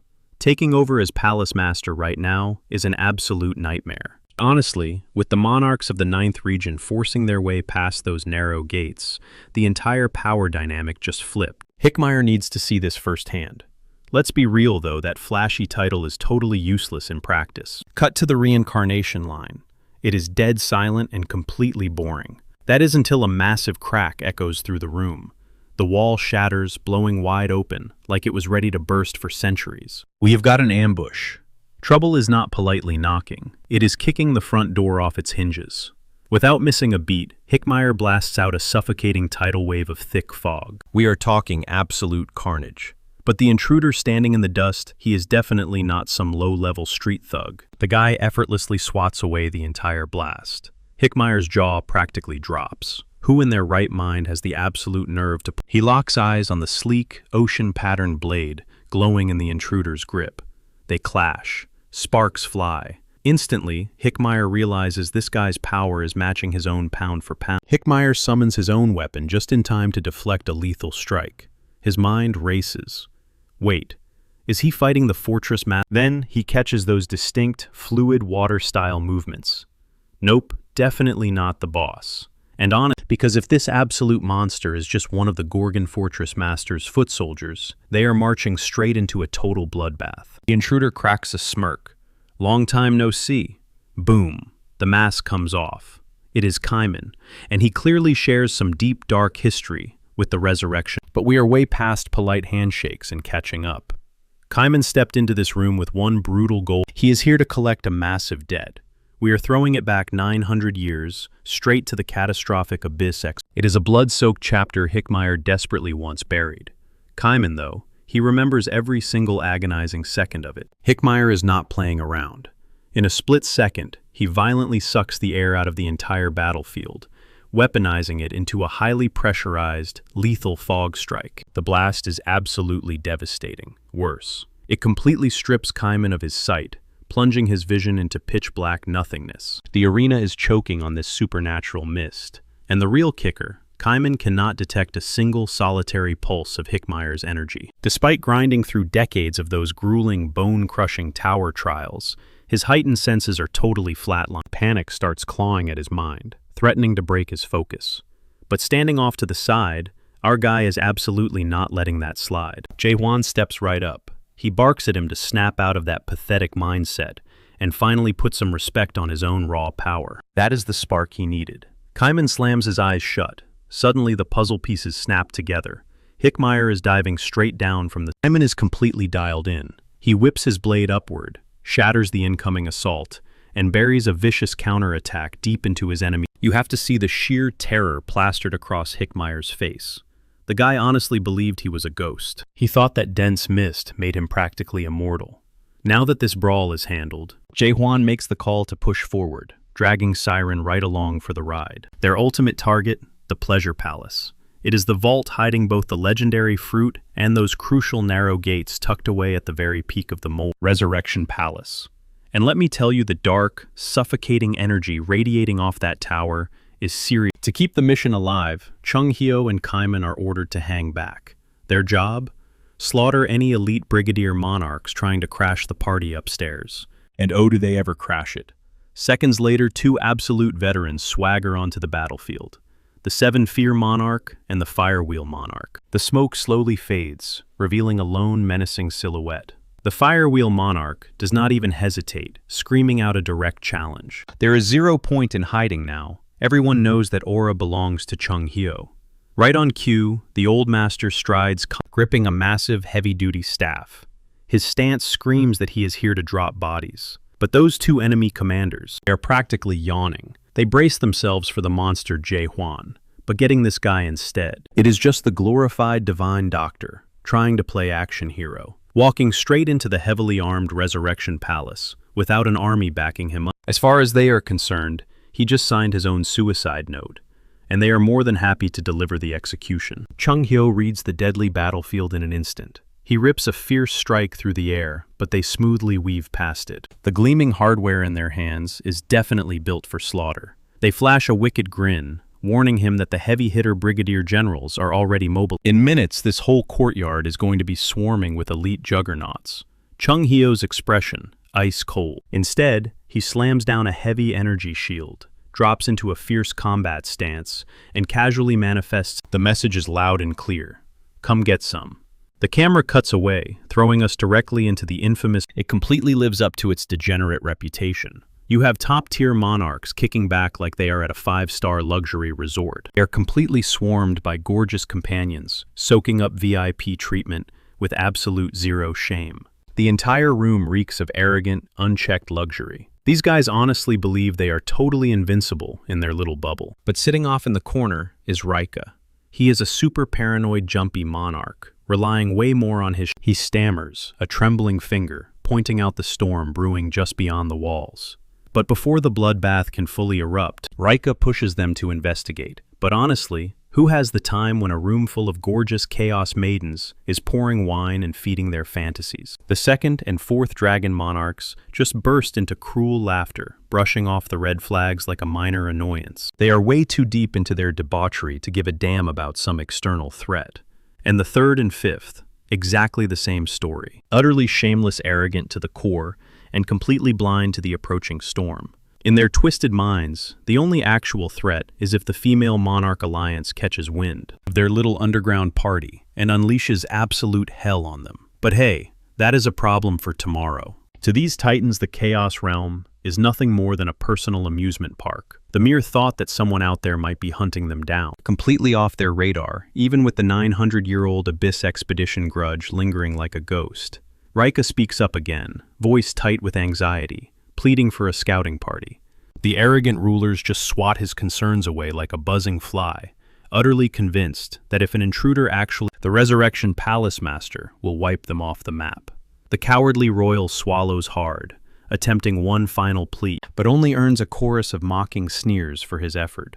Rika grits his teeth, his mounting frustration. Realizing he is completely on his own here, he decides to face the creeping shadows himself. But the moment he turns toward the exit, the first dragon monarch pins him down with a venomous glare, a silent, chilling warning that screams, "You are ruining the mood." The poor bastard nearly jumps out of his skin, sprinting out of the hall, while the heavy hitters dive right back into their bubble of vintage wine, beautiful women, and pure intoxicating delusion. The first dragon monarch sits on his makeshift throne, feeling utterly, and the rest of the pack is right there with him, still throwing insults at the coward who just fled. Poof! A single candle flickers out. A heartbeat later, Jae-hwan smashes through the grand doors of the pleasure palace, with Siren stepping gracefully out of his shadow. The music dies, the room turns to ice. Every single royal in the hall realizes that the Resurrection Palace massacre is not a myth. And the craziest part, our protagonist doesn't even bother unsheathing his blade, just standing there perfectly chilled and lethal amidst their velvet-lined playground is more than enough to wipe those arrogant grins right off their faces. The first dragon monarch's eyes snap wide open. He recognizes the intruder instantly, the master of Gorgon Fortress breathing right in front of them. The boss tries to mask his shock, smirking as if Jae-hwan just strolled directly into a graveyard. Cute act. But putting up with fake tough guys, never been our hero's style. Zero diplomatic chatter. Zero hollow threats. He is radiating pure, suffocating, I am here to slaughter every last one of you energy. You can practically see the gears turning in his head, calculating the quickest route to turn this VIP lounge into a mass grave. The atmosphere shatters. The monstrous rulers suddenly realize they are no longer the apex predators. The harsh reality hits them like a freight train. The Chaos Realm is officially a war zone. Suddenly, Siren's dream demon instincts scream danger. An ambush is launching. But before a single syllable escapes her lips, Jae-hwan explodes into motion, moving at breakneck speed. He bulldozes straight into the kill zone. One royal bastard attempts to hijack the tempo, kicking off a marble pillar and rocketing downward for a devastating ambush. But our boy anticipates the trajectory perfectly. He absorbs the shockwave instantly, twisting his guard into a bone-crushing counter-assault. Before he can finish the job, another heavy hitter blindsides him. In a flash, the brutal reality of being outnumbered sinks in. The first dragon monarch barks out a savage threat, swearing that Jae-hwan is going to bleed for crashing their private paradise. The alpha drops an order, instantly snapping the room from a drunken party into a merciless hunting ground. The games are over. It is officially an execution. The towering brutes fan out, ricocheting across the hall to cage our hero, entreating the Gorgon Master like a mere stretching routine. The onslaught begins. Fists and shockwaves blur into a chaotic storm, the velocity accelerating way past what normal vision can track. Initially, Jae-hwan plays it cool, fluidly slipping through the deadly barrage and throwing out razor-sharp jabs to hold him, but landing a fatal blow, frustratingly impossible. These monsters phase out of range the second he swings, only to instantly swarm him. They crank the pressure gauge higher with every single clash. He is literally punching ghosts. Zero physical impact, just an agonizing spike in adrenaline. Suddenly, a massive shadow blocks the chandelier. It is a guaranteed kill shot. But Jae-hwan, he has been baiting that exact reckless dive since the start. Bam! He pivots and buries a thunderous kick deep into the giant's ribcage. The first actual flesh-tearing impact of the entire... Look, our lone wolf is no stranger to 1 versus an army odds. But a coordinated pack of ancient dragon titans, that is a whole different beast. Just as these arrogant bastards bragged, raw, unbridled muscle alone isn't going to cut it. Even elite field commanders would get ripped to shreds by this perfectly synced, suffocating tag team assault. The reality of the trap clicks in his brain. Trading blows with them one by one is a guaranteed death sentence. If he wants to walk out alive, it is time to... With a single, earth-shattering thrust, he launches every last one of them into the air. The resulting shockwave is so massive, it violently rattles the combatants sprawling outside the palace walls. Catching wind of the absolute mayhem, Chonghyo smirks. In his mind, it's high time the rookie finally took off the kid gloves. But the veteran still has his own hands full, overwhelmed by a relentless swarm of brigadier monarchs.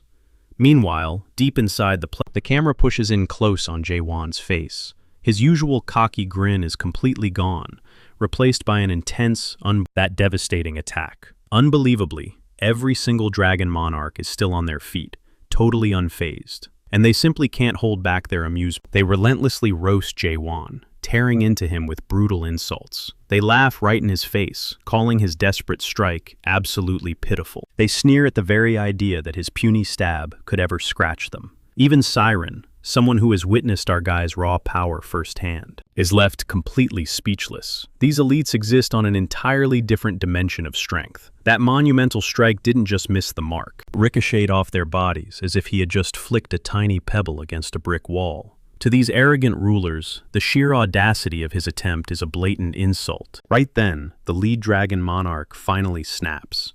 His patience is completely gone. Playtime with the rookie is officially... It is time to brutally demonstrate the vast chasm between these lowly chaos rats and true royalty. Without warning, a terrifying, suffocating aura erupts from the elites. Earning the title of Dragon Monarch is absolutely no fluke. Pure concentrated energy rapidly twists and manifests into the shape of a colossal beast. The monstrous creature towers above the battlefield, threatening to obliterate everything in its path. With a deafening roar, it plummets, striking with blinding... By some absolute miracle, he slips right past the attack. Without missing a beat, he fires back with a brutal, piercing strike, the exact kind of blow that would instantly flatline any normal enemy. But against this colossal dragon, it doesn't even leave a dent. The monarchs burst into hysterical laughter. The fact that he genuinely believed his little stunt would work is a bigger joke to them than the attack itself. Looks can be wildly deceiving, though. At first glance, he appears completely outmatched, as the towering beast unhinges its massive jaws, charging up a devastating blast to wipe him off the map. Jae-hwan refuses to budge. Instead of diving for cover, he lunges forward with his blade, diving headfirst into that catastrophic wave of destructive energy. The monarch's... That breath attack is an apocalyptic force of nature. There's just no way a single sword thrust could hold it back. As thick, choking smoke swallows the battlefield, It seems like our hero has finally met his grim end. But counting him out is a fatal mistake. Using the crumbling debris as a makeshift smokescreen, he launches himself right through the suffocating dust cloud. Suddenly, he materializes right on the beast's snout, driving his weapon down for round 2. The monarch's eyes go wide with shock, but he keeps running his trap, barking that Jaehwan's massive ego is going to get him wrecked, and that a mere mortal will never leave a mark. But our boy didn't come here to trade insults. He funnels every last ounce of his raw power into one catastrophic, world-ending thrust. Right then and there, the cocky monarch feels a cold sweat drop. He realizes this kid isn't faking it. This strike carries lethal, terrifying. Desperate, the beast wildly strikes back, slamming Jaehwan into the dirt. He spits out a few more arrogant threats before yanking himself away. But our hero is officially sick of listening to this royal trash talk. Telling the monarch he babbles way too much, Jaehwan unleashes his signature move. He silences the oversized lizard permanently with a flawless god-tier strike. Boom! The entire pleasure palace is utterly vaporized, reduced to a smoking post-apocalyptic wasteland. Kaiman and Chiang Hyo are left absolutely paralyzed in the rubble, staring blankly at the catastrophic fallout. It is totally confirmed now. Rolling with Jaehwan is an extreme hazard to your health. Sure, you might face certain doom, but you are guaranteed front-row seats to absolute legend. At least, that is how Chiang Hyo chooses to look at it. Back in the smoldering crater, the dragon's suffocating aura completely evaporates. Meanwhile, Siren, currently cowering behind some shattered debris, finally connects the dots, crashing this fortress with a squad of only 4. It was never a reckless mission. It was a brutally calculated execution. He never bluffed for a single second. At the same time, the first dragon monarch looks like he just got spit out of an industrial shredder. His royal garments are ripped to shreds, his colossal pride is completely shattered, and his face is twisted in pure, unadulterated horror. These monarchs possess god-sized complexes, and getting aggressively ragdolled like a mere peasant is totally foreign to them. Now the first dragon monarch is the sole survivor, staggering in the wreckage. Coughing up blood, he snarls a vicious threat, vowing to respawn and tear Jaehwan limb from limb. He attempts to drop the narrow gate bomb, thinking it will strike fear into our hero, but plot twist. Our protagonist is already 2 steps ahead. Refusing to accept reality, the desperate monarch clings to his ultimate safety net, believing that, as long as his soul and physical body remain linked, true defeat is impossible. That is their ace in the hole. It is all a psychological game. If that spiritual tether holds strong, the absolute worst-case scenario is that the dragon monarch simply vanishes, wakes up safely inside his pampered body in the almighty land, and instantly plots a brutal revenge. Then, without a single warning, Jaehwan swings his blade. It looks like a flimsy, effortless slash, but boom. That divine connection is completely wiped out. Not temporarily blocked, not glitched, brutally and permanently severed. The monarch descends into an instant panic attack, hyperventilating as if his very reality just blue-screened. Jaehwan He does not boast. He does not deliver a villainous monologue. He simply stares directly into the monarch's trembling eyes and asks, cool as ice, if he is finally terrified of the grave. Pure, unadulterated goosebumps. The first dragon monarch is a broken shell of a man. His body is ruined, his psyche is fractured, the whole package. Honestly, this guy is going to need centuries of intensive therapy. Every single ounce of his arrogant, untouchable aura is instantly evaporated. He violently spirals into despair, frantically mumbling to himself like a doomed man staring directly into the abyss. For the first time in probably 9 centuries, a horrifying reality violently slaps him across the face. He absolutely, categorically, does not want to freaking. Blind terror takes the wheel. He desperately starts throwing out massive bribes, offering our guy legendary titles, endless wealth, and supreme authority. He swears he will call in, even going so far as to drag the pitch darkness monarch to the negotiating table. He frantically promises to abandon the Chaos faction entirely if it buys him his life. The rest of the crew just watches in stunned silence, staring as this once terrifying tyrant aggressively devolves into a blubbering, pathetic mess. Just as he hits absolute rock bottom, Jaehwan mercilessly drops the curtain. One surgical lightning-fast strike, zero hesitation. It is an absolute cinematic masterpiece. Meanwhile, the timid monarch, who literally just stumbled back onto the scene, notorious gang of 5 god dragon monarch bullies, has been officially wiped from existence. 900 years of absolute unchallenged tyranny, completely dismantled in seconds. The timid monarch's stomach drops as he realizes he is next on the chopping block. He knows our protagonist is about to curb stomp him into oblivion and put him down like a rabid stray. He immediately spins around to sprint off and alert the major generals, but Chiang Hyo snatches him up before he can even blink. And for the first time ever, Chiang Hyo emanates an aura of pure, intimidating intent. The squad regroups while Kaiman delivers a status update to Jae-hwan. Chiang Hyo strides up right behind him, violently dragging the whimpering monarch by his collar. He quickly reminds the crew about their boss's strict instructions to capture these arrogant royals breathing. Even though that insane handicap almost sent them to an early grave, they somehow pulled off the impossible. Then the obvious question drops. Who in the world is this pathetic rat that Chiang Hyo just dragged in? Siren instantly identifies the trembling coward as the timid monarch, a complete laughingstock among his own ranks. Sure, he technically hit the brigadier level, but his peers treated him like absolute garbage, the undisputed runt of the litter. Now it is time to get down to business. Chiang Hyo aggressively reiterates that Jae-hwan demanded these specific targets be captured alive. They had absolutely no clue why until this exact moment. He intends to permanently end them by slicing right through their spiritual brain links. Is it chopping block time? The timid monarch is literally losing his mind, hysterically pleading to be let off this horrifying execution ride. Siren loudly questions why Jae-hwan is not just eliminating this cowardly rat like he did the rest, but our mastermind has a calculated motive. In any brutal war, you always let one terrified survivor escape to aggressively spread your terrifying legend to everyone else. On top of that, it is highly likely this sniveling coward will squeal about the secret fruit stash. Right on cue with violently shaking hands, Rika desperately points directly toward the heavily guarded vault. But this is not some cheap run-of-the-mill safe. It was architected by a nightmare, meaning its complex security codes scramble and regenerate on an endless, only a masterclass nightmare could ever hope to bypass it, which firmly points the spotlight right at Siren. Finally, it is her big moment to carry the team. Yet before anyone can even officially request her elite hacking skills, Jae-hwan is already viciously smashing his weapon against the reinforced door, completely tossing stealth out the window. Chiang Ho yells at him to chill out for 2 seconds, while Kaiman openly stresses over how on earth they will ever track down a nightmare in this wasteland.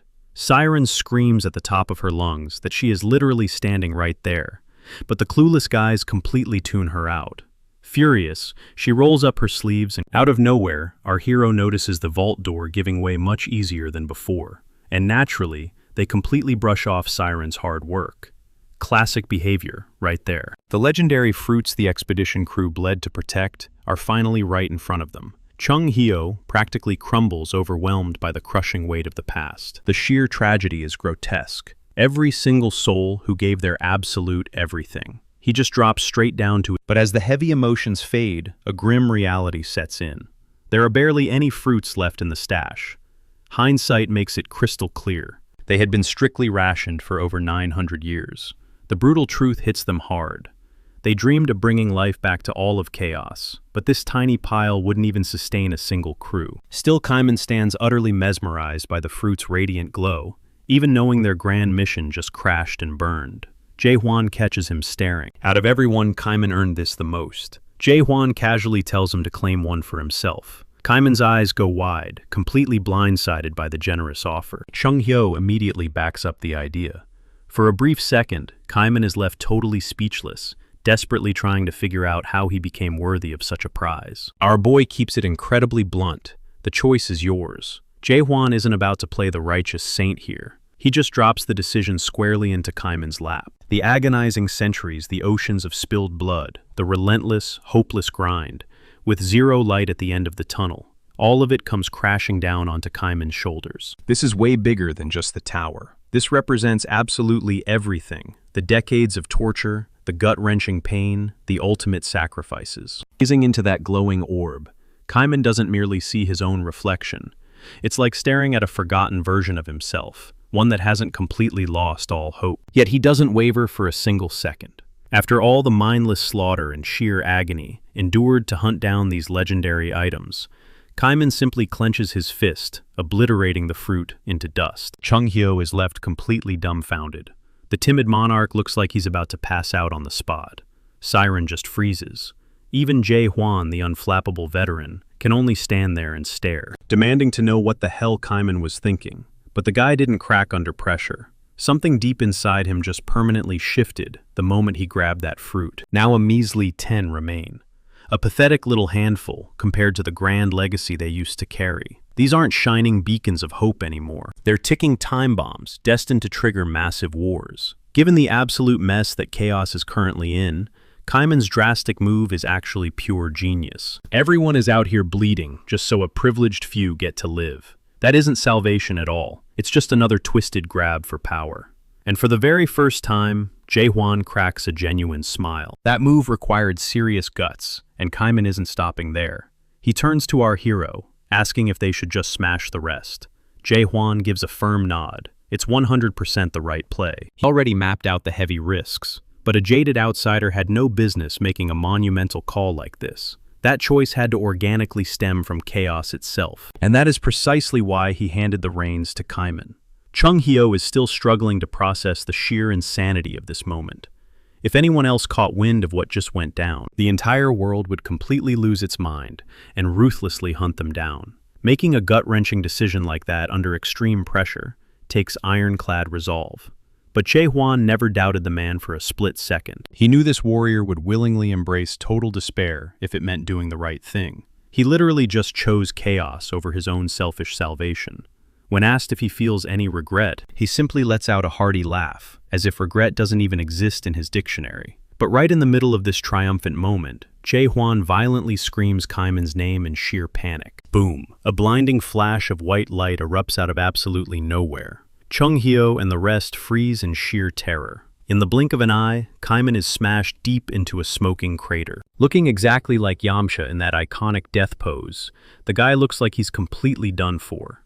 Suddenly, an arrogant voice slices through the dust. Casual, majestic feathered robe materializes, unveiling the fearsome storm monarch himself. We're looking at a stage 10 adapter, the major monarch Kanyul. Panic completely takes over Chung-hyo as he desperately tries to wake Kaiman.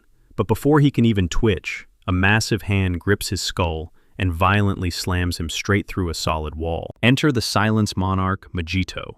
Yet another 10th stage adapter who isn't pulling a single punch. Jae-hwan watches the brutal beatdown unfold, his face darkening with pure fury. Just when this feathered and clawed nightmare duo makes it seem like things can't possibly get any worse, a third voice echoes out, mocking our heroes for daring to challenge the monarchs.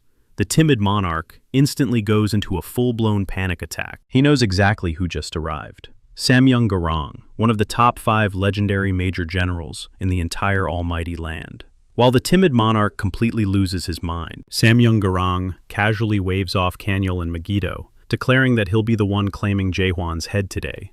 Without a single ounce of hesitation, Jae-hwan barks an order at Siren. Grab Kaiman and Chung-hyo, and get the hell out of Dodge before this turns into an absolute bloodbath. The monarchs just find this highly amusing. They mockingly advise the fortress master to start worrying about his own skin for once. Within seconds, Megiddo's pitch-black shadow limbs violently burst from the earth, coiling tightly around Jae-hwan, like demons dragging him straight down to hell.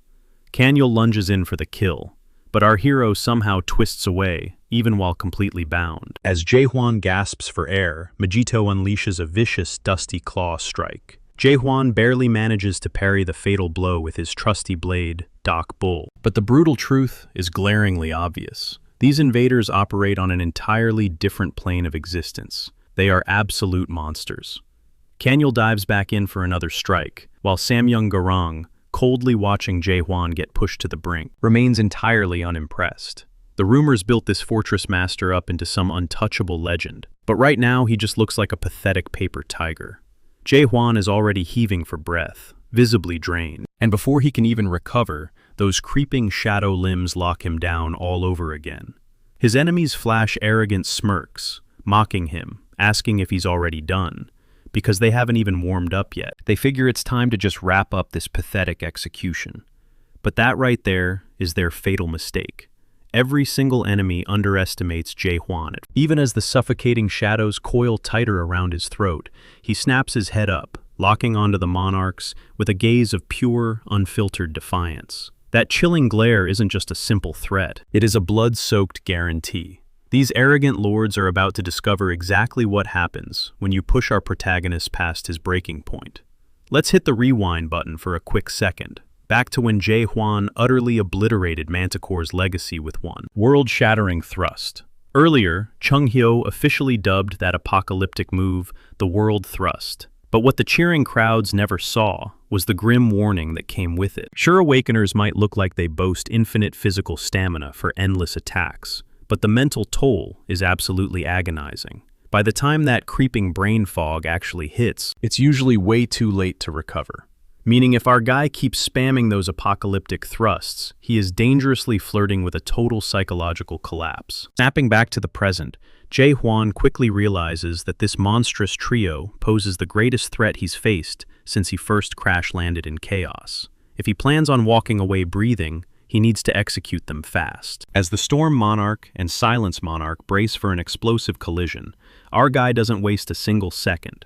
He shatters those shadowy chains holding him down, snatches up Doc Bull, triggers his Moon Eye unique world, and fires off 5 brutal world thrusts in a blinding blur. No hesitation, zero mercy, just absolute carnage. The blade flares like a screaming comet, shredding straight through bone. Majito and Kanael are utterly obliterated. Samyang Garang just stands his ground, his clothes completely incinerated by the blast, while the sheer shockwave shoves even Siren back in the distance. The Monarch finally gets the memo this rookie challenger might actually deserve his full attention. We snap back to a memory. Years ago, a certain mayor hunted down all 12 monarchs, getting slammed with rejection every single time. His very last stop was the 9th region, the absolute domain of the pitch darkness monarch. There the mayor begged for the raw power to scale the Tree of Illusion. But Sam Young-hee couldn't care less about those lofty dreams. Mulek, the desperate mayor, tried tugging at the heartstrings. He preached about honoring your roots, pouring out his own agonizing memories of suffering and pure rage from back when he was a nobody. He swore up and down that real change was within reach, spitting venom at the rotten core of their twisted society, and preached that conquering the first nightmare was the only way forward. Wreathed in flickering orange fire, Sam Young just chuckled, convinced the almighty land ran on brute strength alone, not empty ideals. If Mulek wanted to flip the script, he had to back it up with his fists. Those two tore into each other for 3 grueling days and nights. Come day 3, Sam Young, bruised, bleeding, and shoved hard against a boulder, finally tipped his hat to Mulek's insane grit. He realized the mayor's endless drive was forged from pure willpower, not some flashy magic trick. Mulek shot back that a mighty monarch like Sam Young was merely surviving, not truly awakened. Right then and there, Mulek proved what real conviction looked like, backing every single word with blood and sweat. Sam Young backed down, confessing that if anyone earned the right to scale the Tree of Illusion, it was absolutely Mulek. From that point on, Mulek roamed the chaos, building the very first Abyss expedition to tear down the world order. But when the monarchs crashed the party and hijacked his hard-earned prize, he vanished into thin air. Nothing actually changed. Snapping back to the present, Sam Young casually sizes up Ji-hwan as the kid lunges in with a razor-sharp thrust. The boy's combat chops are undeniably solid, completely out of the ordinary. But Sam Young coldly warns him that just swinging hard won't cut it in this brutal war. Lifting one hand, the monarch conjures a terrifying aura and effortlessly swats away the deadly strike. The message rings loud and clear. Our hero might hold the ultimate weapons, but he's swinging them around like a reckless rookie. For the first time in forever, Jae-won actually backs up, realizing this monster just brushed off his heaviest barrage like a gentle breeze. Out of nowhere, Sam Young's knuckles smash directly into his jaw, launching Jae-won through the air to slam into the wall like a blasted cannonball. The agonizing sting is real. He just got swatted away like a pesky fly. Pushing off his bloodied knees, our guy desperately tries to find his balance, while scorching orange fire dances over Sam Young's stripped-down torso. The monarch is officially done playing games. The theatrical warm-up is over. With a mocking grin, Sam Young dares Jae-hwan not to fold so easily, provoking him to prove he actually deserves to stand before the Tree of Illusion. Our boy's mind is racing, trying to figure out how this guy hits so much harder than those elite bosses he just slaughtered. It's not like Sam Young is whipping out mind-bending skills. As our protagonist rushes in for another lethal stab, Sam Young just sneers at the sloppy form. With one slick motion, he deflects the blade, morphing it into a world thrust of his own, burying his fist into the sword's trajectory like he's tearing the very air apart. And suddenly the horrifying truth hits home. Sam Young's knuckles aren't normal. He's throwing out world thrusts just by hurling a basic punch at Ji Hwan. Every single blow crashing down with the undeniable weight of nature's laws. Gravity weaponized with murderous intent. But Sam Young doesn't hit the brakes. He casually brushes aside Ji Hwan's ultimate technique like it's an annoying glitch, and physically hammers him straight into the dirt with merciless precision. Spirit-based strikes mean absolutely zilch to this monarch. The kind of firepower our hero is packing just doesn't compute with the system. Sam Young's next lecture stabs even deeper.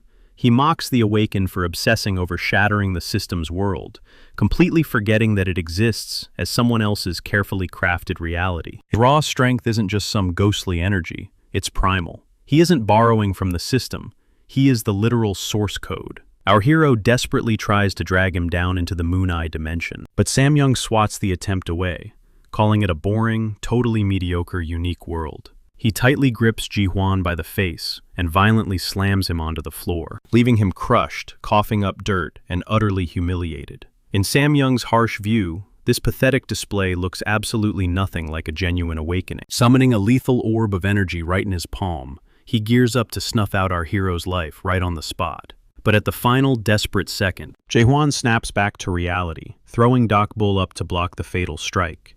The parry holds, but his arms are instantly charred and trembling uncontrollably.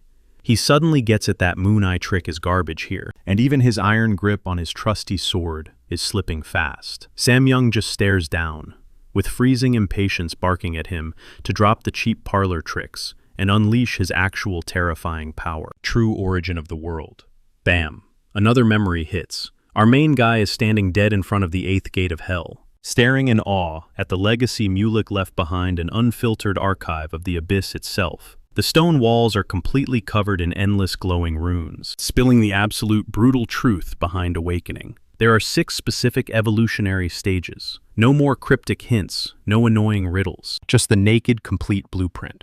True awakening kicks off with raw doubt, bleeds into deep understanding, and peaks with total self-surrender. Ji Hwan has already nailed those first 3, which all belong to the Fallen World classification. But the rabbit hole goes much deeper. 3 entirely new phases come next, not just simple power buffs, but the ultimate Genesis stages. These are engineered for forging an entirely new reality. The front half completely wrecks the old order. The back half breathes life into a brand new universe. The terrifying problem: our guy has zero clue what Genesis actually requires. And that's exactly where he hits a massive brick wall. Back in the present, Sam Young's patience is completely fried. He's dead tired of watching Ji Hwan clumsily stumble through this whole world-building process. With one piercing look, Sam Young instantly realizes our hero hasn't got the faintest clue how to unlock his own domain. So the brutal monarch decides to force the issue his own way. Right then, Ji Hwan catches sight of a jagged boulder nearby. Crouched desperately behind it are Chonghyo Kaiman and Siren, holding their breath and praying they aren't seen. Out of nowhere, Sam Young locks his deadly gaze on them, fully intent on wiping out the entire squad with one devastating world thrust. Here's the terrifying reality check. Ji Hwan and Sam Young can philosophize all day about unique worlds and do-overs, but his terrified friends behind that rock, they don't get any extra lives. This is the only reality they have left. Sam Young unleashes a devastating strike, and as Siren shuts her eyes for the end, Ji Hwan dives straight into the blast zone, absorbing the monstrous impact. His body takes a brutal beating, but his allies remain untouched. Right then, a heavy truth settles into his bones. It isn't some lightning bolt of genius, but a slow, undeniable awakening. Memories of his home world flood his mind. Growing up with his parents minding his business at school, and the agonizing sight of Yun Hwan bleeding out. Those fragmented flashes forged the man he is today. Back then, reality was absolute. The world just existed without question. That blind faith actually fueled the very system he's fighting. But now, standing right on the edge of Genesis, it all finally clicks. He doesn't need some magical artifact or hidden code. He needs raw, unshakable conviction. Blind faith got him here, but sparking Genesis requires a certainty that absolutely shatters logic. But the cold truth hits. He's just not there yet. The fractured ghosts of his past selves and the massive weight on his shoulders prove it. The willpower he has right now falls way short. To pull this off, every single version of Ji-hwan from day one to this very second must unite under one unbending purpose. The clock is practically at zero. Samyoung pulls back his colossal fist to end it all. Yet Ji-hwan's biggest hurdle isn't the monster in front of him. It's the echoes of his own past. Those phantoms just glare back, dripping with skepticism. To them, this grand vision is nothing but a fairy tale. Since they bled in a completely different reality, they refuse to lend their strength. They just stand there, silently condemning him. And right there, our boy absolutely loses his mind. If his old ghosts won't back his play, he's totally done begging for permission.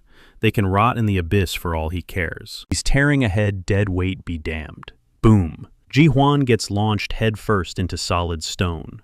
Glowing with terrifying aura, Samyoung beats the absolute living daylights out of him. It's brutally obvious Ji-hwan can't even lift a finger. His tank is completely empty. Suddenly, his internal voices scream out warning that letting his stubborn pride drive him to suicide will wipe out his entire existence.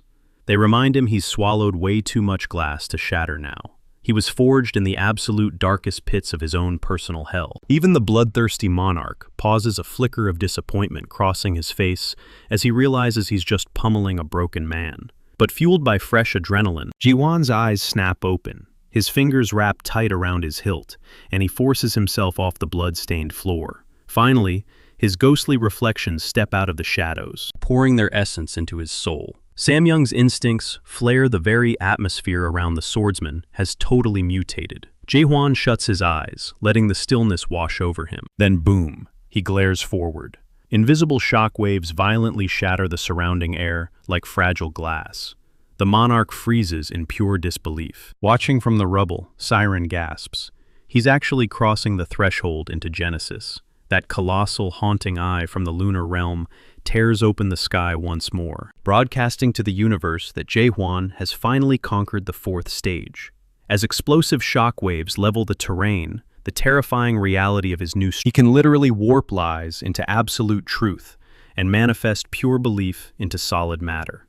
Welcome to Awakening Stage 4 Theory. Watching this godlike display, Samyoung flashes a psychotic, thrilled grin. The dark irony that this domain was built to delete other realms totally cracks him up. It's beautifully poetic, but a power-up won't buy Ji-hwan any mercy. The warlord lunges, throwing a devastating storm-fueled haymaker. But this time as Doc Bull clashes against the giant knuckles, Ji-hwan doesn't budge a single inch. The warlord's adrenaline hits the absolute ceiling. It's like staring down the legendary Mulek from a millennia past. The battle-crazed king roars with laughter, sincerely praising Ji-hwan for giving him the fight of his life. The pace goes completely nuclear as their clashes blur into a supersonic light show. Yet underneath the roaring shockwaves and cocky smiles, the clock is ticking on this showdown. One of them has to drop.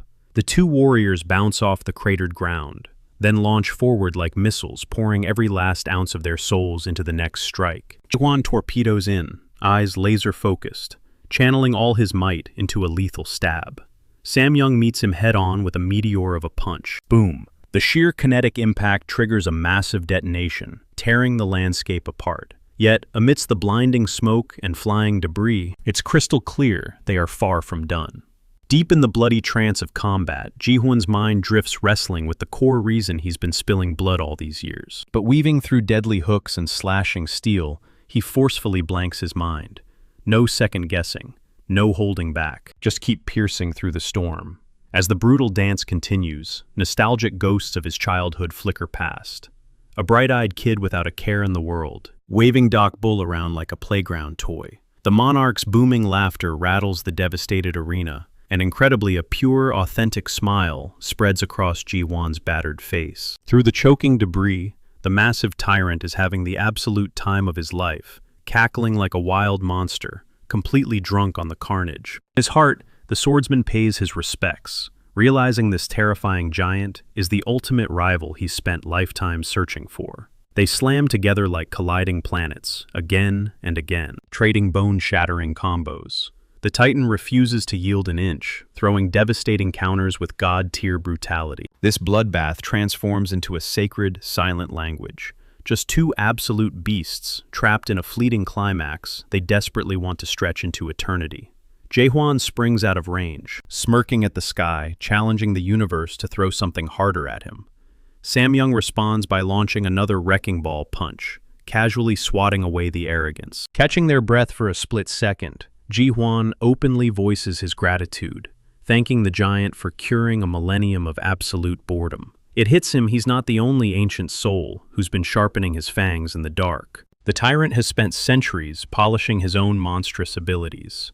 They exchange a brief warrior-to-warrior nod before our boy drops the heavy question lingering in his gut. For all his apocalyptic strength, Samyoung is fundamentally an adapter, not a true awakener. The blunt observation visibly jolts the king. It's a chilling callback echoing the exact words Mulek spat out centuries ago. Curious Samyoung demands to know what the swordsman is actually hunting. Without blinking, our hero lays out his insane ambition. He intends to plunge into the blackest depths of the abyss and scale the legendary Tree of Illusions. The Titan is instantly dragged back to his nightmares of Mulek, the absolute demon who almost put him in a grave 1,000 years prior. Jaehwan's fiery stubbornness perfectly mirrors that ancient nightmare. But if this kid thinks dealing with Samyoung is tough, he is dead wrong about what's waiting in the dark.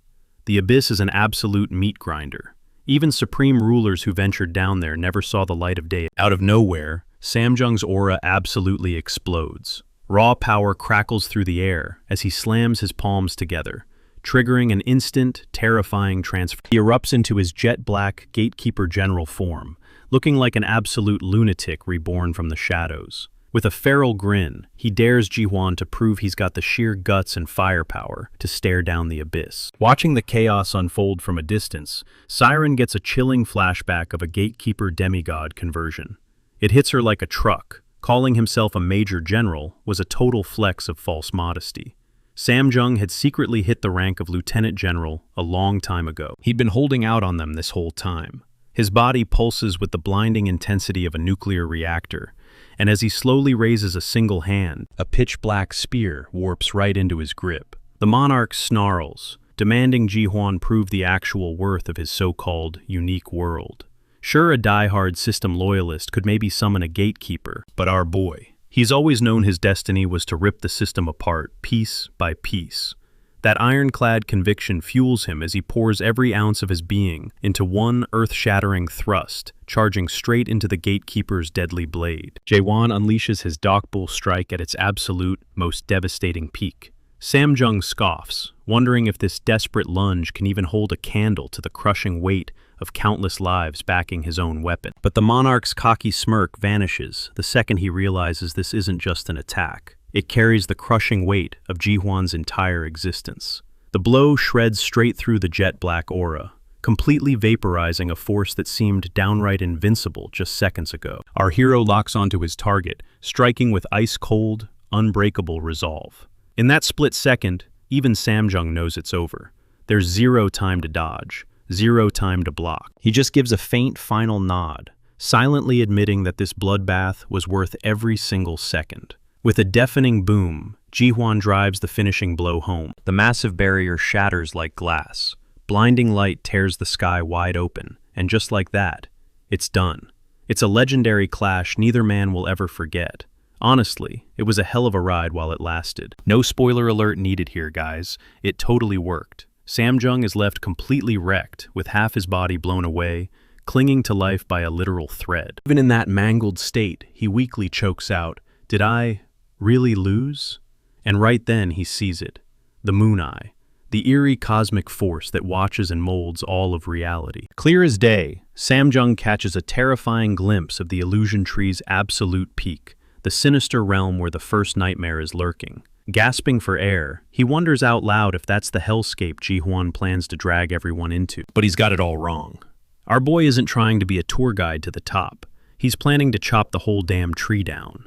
The battered monarch finally gets it. If this is the kind of world Jaehwan is trying to build, it's definitely not going to be some fluffy, perfect utopia.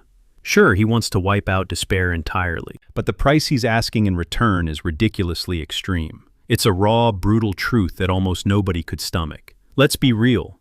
Regular folks just aren't hardwired to survive that level of pure madness. He's basically offering a path so unforgiving people might actually beg for the sweet release of death. Sometimes ignorance really is bliss. But enough deep talk. Monarchs don't just kick the bucket like regular grunts. Their last breath isn't exactly game over, all thanks to their brain link. Now it's time to permanently cut that digital cord. Staring down at him, our protagonist flatly asks if he has any final words. Coughing up blood, the broken man mutters about the abyss, begging Ji-hwan to tell Canark how it all went down, and drops a heavy warning to watch his back around Mylod. If that psycho catches wind of Jae-hwan's unique world, he will hunt him to the ends of the earth. Fair enough, but our hero still has one burning question left. He knows for a fact Samjung could have easily snuffed him out way before this whole world Genesis nightmare even kicked off. So, why the hell didn't he finish the job when Ji-hwan was completely wide open? The answer is shockingly noble. Samjung actually wanted to back another crazy bastard who had the guts to climb the illusion tree. Even after Mulek's grand dream crashed and burned, Samjung deeply believed that this twisted universe still desperately needed a taste of normalcy and basic human decency. His mind drifts back to Mulek and his unshakable idea, totally convinced that reality could actually be fixed if the first nightmare was finally destroyed. At the end of the day, he never completely abandoned Mulek's wild vision, even if he barely believed it could happen himself. Every single brutal thing he did was just his twisted way of paying off an old debt. And with that heavy confession off his chest, he peacefully accepts the severance exactly 917 years and 244 days after Mulek's legendary Abyss expedition went up in flames. The realm of chaos is finally liberated from the Resurrection Palace. As the dust settles over Samjung's grave, Jagal Mooney and Jae-hwan share a quiet moment, agreeing the guy was an absolute monster of a monarch from the Almighty Land. And trust me, Jagal knows that firsthand, considering his entire clan was brutally wiped off the map by Samjung's forces. The brilliant savants were tossed into exile and scrubbed from the 5 great clans in the blink of an eye. Looking grim, he shoots Ji-hwan a heavy warning. You just slaughtered one of their top dogs. Do not expect the rest of those elites to just sit back and take it. But our fortress master, he doesn't even blink. He just casually waves off Jagal's panic, his voice icy cold and dripping with absolute swagger. It's the ultimate proof that our boy now has total control over the narrow gate. He lays out the brutal truth: if those high and mighty jerks try stepping foot into chaos, they'll drop dead instantly. For the time being, everything is fully on lockdown. But if any of them are stupid enough to try and bust the door down, well, he'll just have to introduce them to his spear, personally. And hey, if some rat manages to squeeze through a magic loophole, cool. They can be his personal punching bag for stress relief. Either way, he couldn't care less. Jagal is left standing there, jaw basically hitting the floor. He cannot wrap his brain around how Ji-hwan pulls off these impossible miracles. Literally everything about how our guy fights and thinks is completely backwards. Yet, insanely enough, it actually works. Leaving Jiggle speechless, our protagonist strolls back into his office and stops to stare out the rain-slicked window. A wave of nostalgia hits him, realizing just how much crazy time has passed since he first crash-landed in Gorgon. It's been one hell of an emotional roller coaster. He climbed from being a complete nobody to sitting on the throne as the fortress master, forging unbreakable blood-forged bonds along the way. A cinematic montage of familiar faces flashes through his mind. James Jurgen Cheever, Claire Mitchell, the people who fought and bled right beside him. Suddenly shattering the quiet mood like a sitcom intro, Chung-ha and Kaiman burst through the door, booze in hand. The second their butts hit the chairs, the endless, hilarious trash-talking kicks off. They're both awakeners and total equals now, but they still act like brats. The cranky old man is casually rocking 1,200 years of age, while Kaiman is just a spring chicken at 1,154. Their rapid-fire roasting is an art form only centuries-old immortals could possibly perfect. It's noisy, chaotic moments like this that make living in Gorgon feel like a real home. But deep beneath that warm surface, a quiet, heavy longing is still pulling at Ji-hwan's soul. He knows without a shadow of a doubt that he has to pack up and keep moving. As deeply as he loves this messy world and these incredible people, The realm of chaos is just one stepping stone. Deep down, he knows it's finally time to cut the cord and outgrow this place. Fast forward to a gloomy afternoon back in the office. The rain is aggressively hammering against the glass while Ji-hwan, rocking a crisp white shirt, sits in dead silence, completely zoned out in his own world. Right next to him, Sir Carlton Javier is practically talking his ear off. Carlton is launching into this passionate, heavy lecture about seizing the damn day and the mounting dangers of the Nightmare Tower. But our boy isn't absorbing a single syllable. The poor knight literally has to repeat himself twice before it finally clicks in Ji-hwan. The situation is bad. The Nightmare Tower is rapidly mutating into an absolute meat grinder. Just the first floor alone is cranking out pressure at 100 times the normal intensity, and innocent people are dropping like flies just trying to awaken. Carlton is sweating bullets, and honestly, his panic is totally justified. Even our stoic protagonist has to admit this twisted system has completely crossed the line. But instead, he orders Carlton to pass a message along to Kaiman. Turn the intensity down a few notches. The awakening process is an absolute nightmare. He understands that harsh reality better than anyone alive. The tower shouldn't be a slaughterhouse where folks perish merely to gain power. If someone wants to tap out early, that is perfectly fine. Not every single person is built to confront their darkest nightmares and emerge reborn. A few individuals are simply better off adapting instead of awakening, and Ji-hwan has finally made peace with that fact. Carlton double-checks the order, likely anticipating a sliver of doubt, but our protagonist has completely moved on. He has witnessed and survived way too much to believe this path works for everybody. Shoving everyone through the exact same meat grinder was never his goal. His true purpose is providing a genuine choice. Catching a strange waver in the knight's tone, he instantly demands to know what is bothering him. As it happens, while Ji-hwan was gone, Carlton refused to just sit on his hands. He forced his own awakening. The catch. Even after crossing that threshold, he hasn't unlocked any personal domain. It is incredibly rare, but the only logical explanation is that his unique world is literally the system world itself. That heavy revelation strikes our boy right in the chest. His mind flashes back to his vicious clash against Samyang Garang, recalling how fellow awakeners desperately tried to obliterate the system's dimension without ever realizing it might actually be someone else's sanctuary. He pitches this theory to Carlton, keeping his voice deadpan, even though he is still piecing the puzzle of awakening together himself. The knight connects the dots, and the brutal truth crashes down on him. If his realm truly is the system world, he might inevitably clash with the Fortress Master, the exact guy who is hell-bent on tearing the whole thing apart. And yet, there is an undeniable gravity to Ji-hwan. As chaotic as he is, he magnetically pulls people into his orbit. Even Carlton, typically the rigid rule-following soldier, confesses his burning desire to join the expedition. Not in the distant future, but right this second. This sudden confession makes our guy facepalm with such force that it derails the knight mid-sentence. Utterly baffled by the reaction, Carlton assumes he just pledged a deeply moving oath. But Ji-hwan is just completely drained. Literally everyone from Kaiman to Yunyang has been breathing down his neck to launch the Abyss expedition. And now Carlton is begging for a ticket. It actually checks out, considering the man is no longer shackled by the inspector regulations that chained him to Gorgon. Ji-hwan shoots it to him straight. The moment this expedition kicks off, he is dropping the Fortress Master title. If Carlton believes he is proving his unwavering loyalty to the stronghold, he needs to drop that mindset immediately. He is resigning in exactly 7 days, and he is dead serious. The knight frantically protests, pleading with our protagonist to consider the pure chaos Gorgon will plunge into, alongside his own safety. If he walks away, the entire region's political balance will shatter overnight. However, Ji-hwan's decision is carved in stone. He briefly comforts Carlton, then steps out to wrap up his final obligations as the Fortress Master, without entertaining another debate. Outside in the sprawling, open-air ceremonial plaza, a heavy downpour soaks a completely silent crowd. A few swallow their grief, while others stand like statues. Jurgen Shiver tries to hand Ji-hwan a trench coat, but he brushes it off. As the massive gathering waits with bated breath, our hero finally breaks the silence.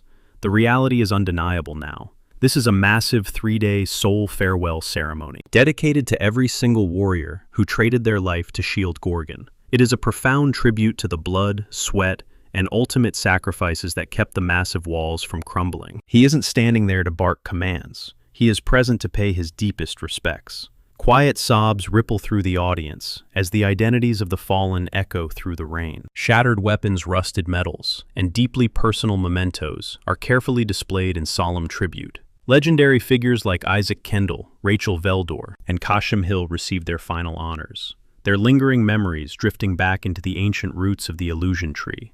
Out of nowhere, all eyes dart toward a colossal tarp-covered object that had been lurking in the shadows this entire time. In stark contrast to the quiet memorials, this centerpiece radiates a completely different energy. Jaewon strides forward and drops the act. The fallen warriors were absolute legends, but this brutal war is far from finished. With a swift motion, he rips away the cover, revealing the god narrow gate. Several onlookers instantly identify the ominous relic. Anxious whispers erupt across the plaza. A massive chunk of the crowd believes the gate needs to be smashed to dust, considering it was the very tool the monarchs used to enslave Gorgon. The atmosphere turns razor-sharp in a heartbeat. Before the riled-up mob can do anything rash, he unveils one final jaw-dropping surprise. A heavily shackled prisoner is dragged onto the stage. It is Rika, the timid monarch, physically vibrating with pure terror. The audience explodes into a frenzy of frantic whispering, completely torn between surging pride, absolute shock, or sheer denial. Our protagonist unsheathes his blade, not for some flashy ritual, but just to wrap up this exhausting spectacle. Living up to his pathetic title, Rika is violently quivering. Nobody staring at this blubbering wreck can fathom how he ever snagged a monarch's throne. Without warning, Rika breaks down, screeching at Jaewon to just butcher him already if that is his ultimate goal. Just make it fast, but not without sputtering out a hyper-dramatic threat. It absolutely does not matter what the humans try to pull. They're all going to die horribly. The pitch darkness monarch exists on an entirely terrifying power scale. He absolutely will not let this blatant disrespect slide. By this exact moment, our guy is simply exhausted, sick and tired of arrogant monarchs running their mouths when their backs are against the wall. He lunges forward as if to execute Rika on the spot. And in a twisted sense, he actually does, just not lethally. Instead of decapitating the whimpering ruler, he ruthlessly severs both of Rika's hands, with one clean, savage strike. In his own brutal fashion, Jaewon frees the monarch from his chains, and loudly broadcasts that Rika gets to live today. He desperately wants those arrogant elites up in the almighty land to know his exact coordinates now that he possesses the narrow gate, if they are hunting for him. Especially that infamous pitch darkness monarch Jaewon will be chilling right at the very peak of the illusion tree. The camera cuts away. Siren is completely losing her mind, screaming about how he is literally resigning tomorrow, but still found a way to drag the entire Chaos region into a massive crossfire. She is completely flabbergasted that he intentionally poked the pitch darkness monarch and actively set Rika loose on top of it all. If he genuinely wanted to shatter the narrow gate, he could have handled it in the shadows, without sparking a massive theatrical event right in front of the exact monarch, guaranteed to take it personally. But our protagonist remains totally unfazed, acting like he has the entire chessboard mapped out. If the situation spirals, the monarchs will just dispatch a lower-ranking lapdog. He is fully aware the supreme monarch isn't going to show up in person, not while the almighty land is drowning in its own external conflicts. At worst, a lieutenant monarch might crash the party. He casually figures he can handle that. Siren isn't buying his confidence for a single. She thinks he has gone entirely off the deep end. One single lieutenant general. After pulling a massive stunt like this, they are guaranteed to drop. And suppose the absolute powerhouses from the 5 great clans miraculously crash the party. What is the game plan then?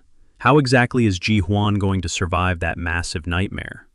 Well, per usual, he is standing exactly where he intends to be. He claps right back at Siren.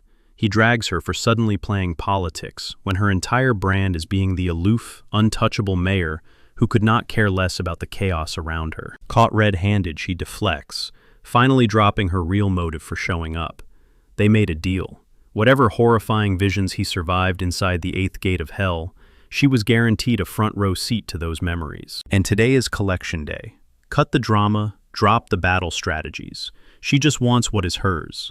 But a few heartbeats later, Siren freezes completely solid. Her jaw practically hits the floor, reacting to whatever mind-blowing secret Ji Hwan just whispered. We do not get to hear the actual drop, but her intense skepticism kicks in immediately, and she demands hard evidence. He shoots her a deadpan stare. Without missing a beat, he starts narrating a specific flashback ripped straight from the 8th gate, painting a picture of a brutally freezing winter. Just like that, Siren is completely hooked. Her pupils dilate as she absorbs every single syllable. He maps out the bone-chilling frost biting through the 6th region, right down at the roots of the massive illusion tree. Then he drops the crucial detail, a bizarre, solitary egg that Moloch stumbled across in the snow, just resting there, like it was patiently anticipating discovery. This was the very first egg he ever dared to touch. And even a hardened veteran like him got serious goosebumps from it. The psychic playback continues to roll. The shell splinters apart, exposing a tiny infant sporting curled horns right on its forehead. The signature hair, the unmistakable facial features, it is a spitting image of Siren. Cradling the fragile newborn, Moloch simply stops. Jaewon leans in uncomfortably close, wrapping this sentimental origin story in a totally chilling vibe. He echoes a thought Moloch had about her godmother's old saying, a freshly born infant is an absolutely gorgeous sight. Those heavy words hang thickly in the quiet room. The icy mayor melts. She is completely overwhelmed, her cheeks burning crimson with a raw mix of deep emotion and sheer embarrassment. Jaehwan essentially paralyzes her vocal cords with this revelation, providing airtight validation through those hyper-specific details. He does not sugarcoat or gently introduce the vision. He just dumps the raw data straight onto her lap. He fully expects her to digest the massive bombshell instantly. But come on, he is not handing out free lore. Our guy just figured out the insane reality that mares actually hatch from eggs. They are literally birthed from dreams near the illusion tree. The snowy backdrop is a bit blurry in his mind, but Siren quickly fills in the blank. It was the northern roots of the tree, deep inside the almighty land. Hearing that geographic pin drop snaps the rest of the flashback into razor-sharp focus. Mares definitely bypass traditional biology. They are literal dream spawn, incubating in solitary shells until someone claims them. Despite getting the origin story, her gut screams that a missing puzzle piece remains. She strongly believes Moloch stashed a specific hidden message just for her. Surprisingly, Jaehwan does not shoot down her theory. He shrugs, conceding that there could be extra footage. Or maybe the tape just ends there. So annoying. Siren looks like she is half a second away from wringing his neck. He finally breaks it down for her. His mental dive into the 8th gate was not some high-definition cinematic movie. It was a chaotic storm of glitched symbols and blinding flashes, practically impossible to decode. That chaotic static is literally all he has in the tank. You can read her face like an open book, pure, unfiltered disappointment and bubbling. Even so, the girl refuses to fold. She is going to track down her godfather Moloch, even if she has to build a compass out of pure dirt and determination. Our main guy, playing 4D chess as usual, immediately dangles the perfect bait. If she genuinely wants the uncut director's version of her past, she has to join his squad. His reasoning: the only functioning hard drive holding Moloch's secret data happens to be his own brain. Super convenient, right? It is glaringly obvious this was his trap from minute one. He pitches the deal like it is the steal of the century. An absolute classic manipulator move. Considering Jaehwan is preparing to dive straight into the abyss, and Moloch's last known coordinates were up the illusion tree, the whole scenario screams elaborate trap. But Siren is not some gullible rookie. She instantly zeroes in on a glaring loop. The guy is holding memories hostage.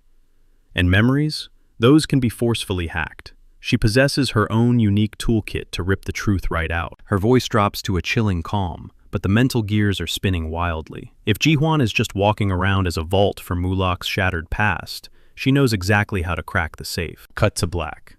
Suddenly our guy wakes up right in the middle of her abandoned workshop. This is a heavily restricted black site that has not seen a visitor in years. Yet against all odds, he gets VIP access a second time, solely because his brain might contain the golden ticket to finding her godfather. Before he can even open his mouth, a ceiling panel slides back.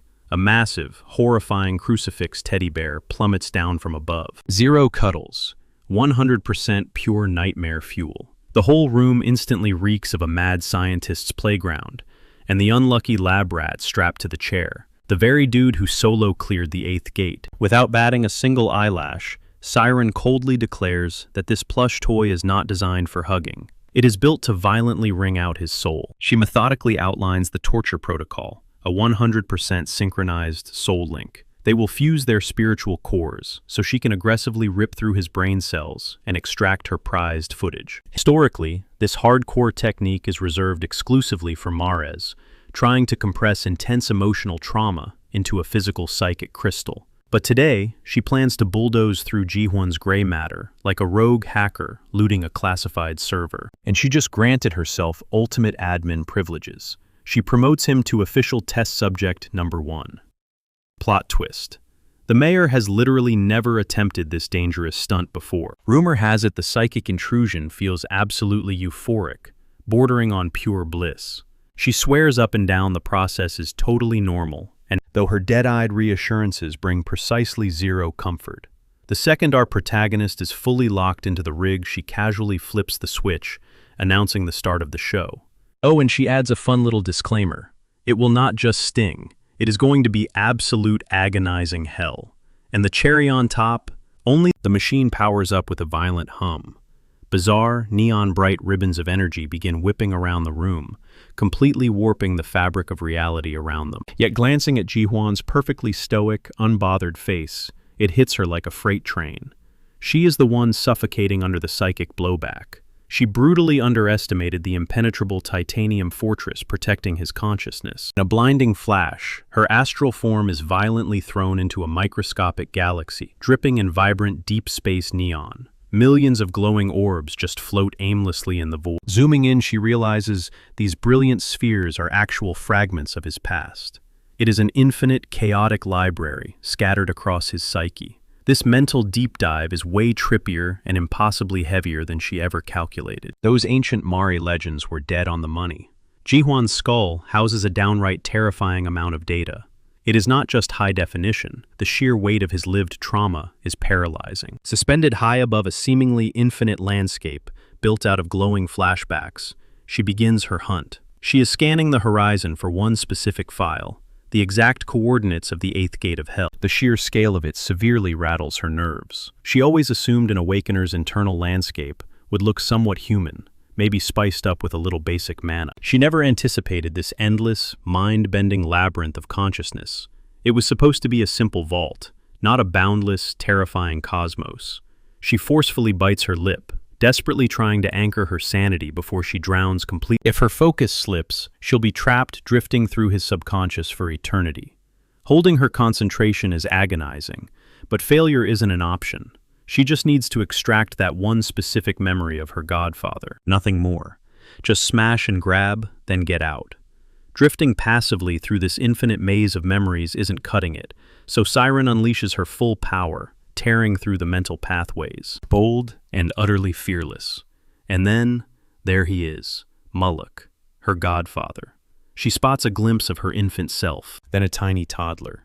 She actually found it, but the vision is agonizingly brief, just Mullock gently calling her name and carrying her indoors. The emotional weight of it crashes into her like a freight train. Hot tears blur her vision as she screams his name, pleading with the phantom not to fade away. For 900 agonizing years, she has scoured the universe for this man. And this pathetic, fleeting mirage is her only reward. As the bitter reality sinks in that it's nothing but an echo, her nails dig into her palms. She vows right then and there to track him down. But burning through Ji-hwan's mental labyrinth comes with a heavy toll. Her mind overloads, plunging her into pure darkness, leaving her hopelessly stranded inside his psyche. It's her ultimate nightmare brought to life. When her heavy eyelids finally flutter open, her head is spinning, and a fierce surge of irritation bubbles up in her chest. Scanning her surroundings, a bizarre sense of déjà vu washes over her. Towering skyscrapers, bustling sidewalks, an absolutely iconic skyline. Then the realization strikes. This isn't chaos or the almighty land. This is Earth, without a shadow of a doubt. It takes Siren a beat to process the madness. This isn't just a random hologram. It's the 294th world, Earth. Mayors travel here constantly surfing the roots of the illusion tree like some kind of cosmic subway system. Earth isn't some forgotten wasteland. It's a literal tourist trap. She recalls the ancient lore, how this planet was once fiercely guarded from the rulers by the primordial Mares. That thought sends a shiver down her spine. What kind of deadly snare did she just walk into? Suddenly, all the puzzle pieces snap together. She is standing inside the uncanny, a mental fortress constructed entirely from Earth's blueprints, wrapping around Jae-hwan's psyche like a twisted, haunted memory palace. A dusty memory of Mullock bubbles to the surface, playing in her head like an old tutorial video. He once taught her that every living creature hides a deep subconscious landscape known as the uncanny. Whenever someone triggers a deep dive extraction, this inner dimension sculpts itself using the target's hometown as a foundation, birthing a distorted dreamlike replica. Every single hallucination and twisted memory sprouts directly from that core. The uncanny is always the target's home turf. Mullock's ultimate warning echoes in her mind. If you ever get stranded inside the uncanny, there is exactly one way out. Find the guide. Within this bizarre, surreal mindscape, the guide is the solitary entity with actual self-awareness. But before she can even digest that thought, absolute bedlam breaks loose. A young boy sprints past her, gasping for air like a hunted animal. Hot on his heels, a pair of enraged police officers are barking vicious threats, hunting him down like he's public enemy number one. The kid is just wearing a beat-up hoodie and a baseball cap. Nothing special, yet the fluid, feral way he moves sends a chill down her spine. He gets backed into a corner, but there's zero fear in his eyes. He grips a rusted metal pipe, ready to crack some skulls. One of the cops raises his baton for a brutal strike, but Siren instantly intercepts, demanding to know what their deal is. Instead of backing off, the officers aggressively pivot toward her, growling that the area isn't safe because the kid absolutely refuses to become an adult, as if Peter Pan syndrome is a felony. She is completely dumbfounded. What kind of insane logic is that? Her visible disgust only puts a bigger target on her back. Forcing a calm facade, she tries to play it cool, acting like she hasn't just crashed into the universe's most unhinged legal system. But she sticks out like a sore thumb. Her outfit, her aura, literally everything about her screams alien.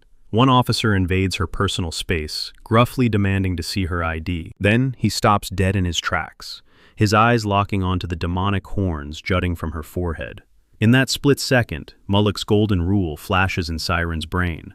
Blend in. Whatever you do, don't look like a mythical monster. The moment the uncanny detects an anomaly, the immune system strikes. But it's too late.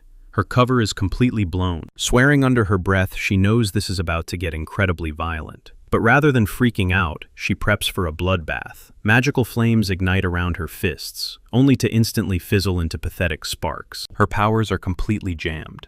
Terrible timing.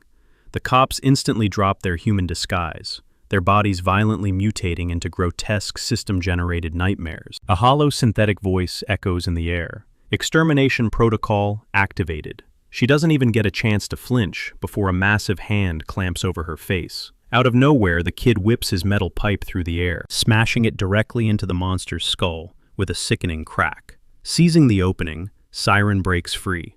Amidst the adrenaline rush, a massive realization hits her. This kid isn't some random. He didn't cower in fear or cry for a hero. He attacked. He has to be the core consciousness commanding this entire uncanny realm. Taking a closer look at him now, his chiseled facial features strike a very familiar chord. The glaring, predatory eyes. That arrogantly stubborn jawline. It's an exact replica. The truth slaps her in the face. This fiercely defiant child is the raw ego, the inner soul of Jae-hwan. Basically a bite-sized mini Jae-hwan. The duo weaves through a maze of dark alleyways, mini Jae-hwan navigating the shadows like he owns the damn city. Siren practically trips over herself, cramming her tall frame through narrow fences, and feeling incredibly stupid. Without missing a beat, he tosses a snarky remark about her clumsily face-planting into a memory canal. For a pint-sized kid, he has absolutely zero filter and way too much attitude. Still, he yanks her out of the danger zone without breaking a sweat.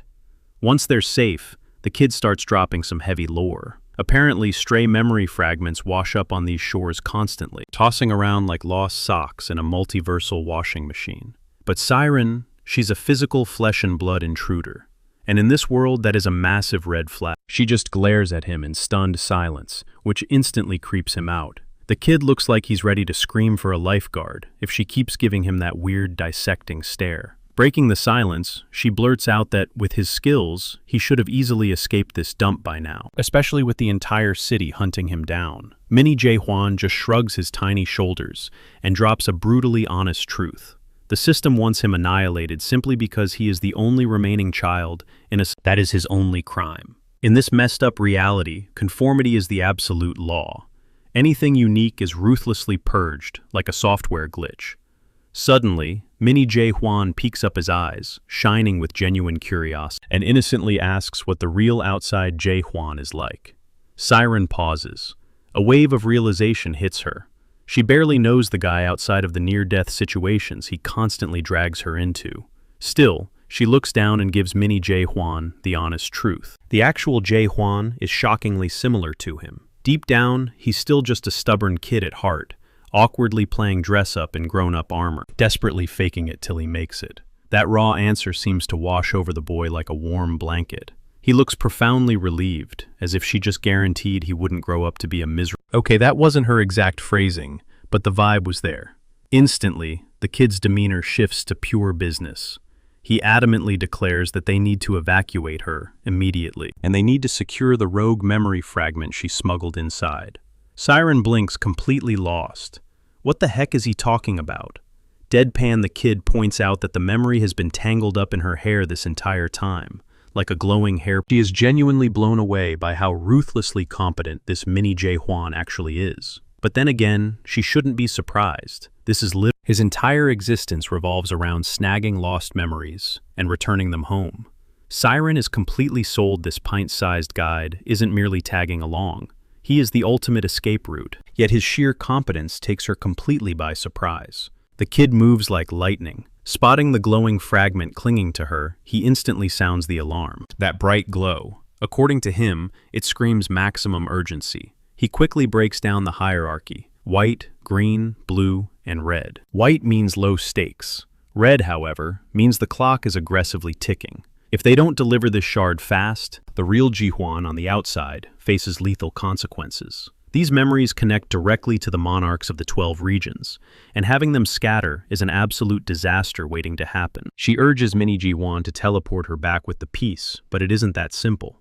The portal operates strictly on its own chaotic timetable, materializing whenever it damn well pleases. Her fantasy of a swift exit shatters. She is going to have to tough it out. Not even the guide can predict its next appearance. Shrugging, he offers her a spot to crash beneath a gloomy overpass, a completely normal setup in his eyes. To him, this gritty shelter is home.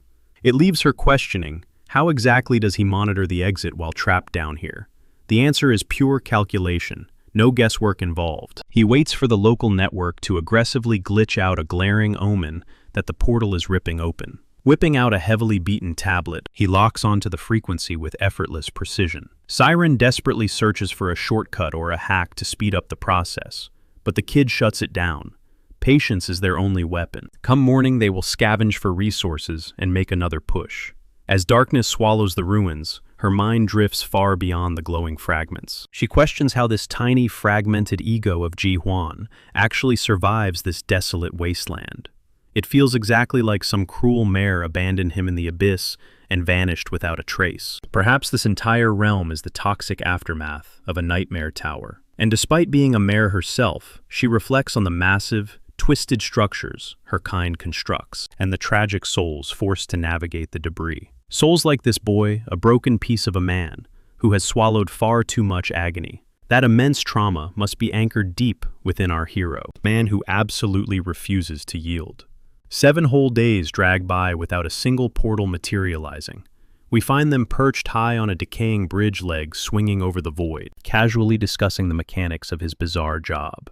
The boy treats recovering these shards like a holy crusade, even as those twisted enforcers breathe heavier down his neck with each passing sunrise. Siren arches a skeptical brow. Getting hunted by demonic authorities is far from typical. Sure, the ambushes have spiked recently, but it remains highly unusual. Yet the young guide just brushes it off as a passing phase, destiny flipping a coin between good and terrible luck. Curious, she asks how he copes when things go south. His casual response: he binge-watches random memories like streaming movies. Siren stares blankly, struggling to process the concept. He clarifies that he doesn't actually return every single shard.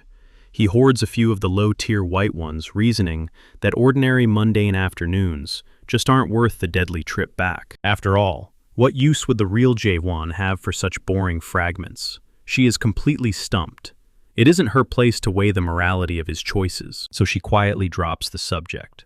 The boy retrieves a crystallized memory and shows off its mechanics. With a simple click, the fragment boots up. The effect is breathtaking. The moment he sparks it, the gloomy bridge transforms into an immersive cinema, projecting vintage film reels straight into reality. These particular echoes belong to Earth. One projection reveals a mother softly reading to her little boy, but a different vision snags Siren's focus. A vivid sequence torn straight from a picture book. The imagery feels incredibly nostalgic. Suddenly the puzzle pieces align. It is The Little Prince. The fable is so popular among her kind that she spots it in a heartbeat. Side by side, the two observe the projection. Inside the illusion, a tiny Ji-hwan tugs desperately at his mother's sleeve, innocently asking if the fictional prince actually visited their planet. She offers a tender smile, assuring him he did, before delivering that iconic, gut-wrenching quote, "What is truly essential remains completely invisible to the eye." Siren knows the narrative inside and out. It is practically mandatory literature in her world. The profound weight of those words hangs heavy in the air. A tiny royal, roaming the universe, witnessing the magic that older generations have completely erased. It is the ultimate tale of a kid forcing jaded adults to remember what actually holds value, wielding boundless imagination as his sharpest weapon. Yet Siren recalls the grim finale, where the protagonist perishes, wondering if that tragic demise is the entire point. Perhaps innocence can only remain untainted if it gracefully expires. In The Memory Toddler, Ji-hwan nervously asks how the universe survived once the boy vanished. His mother responds with a soothing warmth, claiming the world kept spinning and the brave explorer never truly passed away. He lived on forever. She intentionally rewrote the tragedy to protect her son's fragile heart, and that altered truth became his reality. That unshakable faith that the boy refused to surrender forged the very foundation of our protagonist's legendary willpower. His journey might lack a picture-perfect ending, but blooming in such a brutal reality is what makes it so incredibly powerful. Both Siren and her tiny companion are baffled as to why such a defining moment earned a lowly white rank. Those were supposed to be the disposable shards, not explosive fragments packed with crippling emotional weight. But perhaps the twisted system operates exactly like that. To endure hell, you are forced to violently amputate pieces of your own soul. Brutal sacrifice is simply part of the code. Just as the heavy silence settles the kid's beat-up scanner, violently screeches, he aggressively snaps Siren back to reality. Playtime is officially over. She glances upward in utter confusion, just as the desolate sky rips wide open.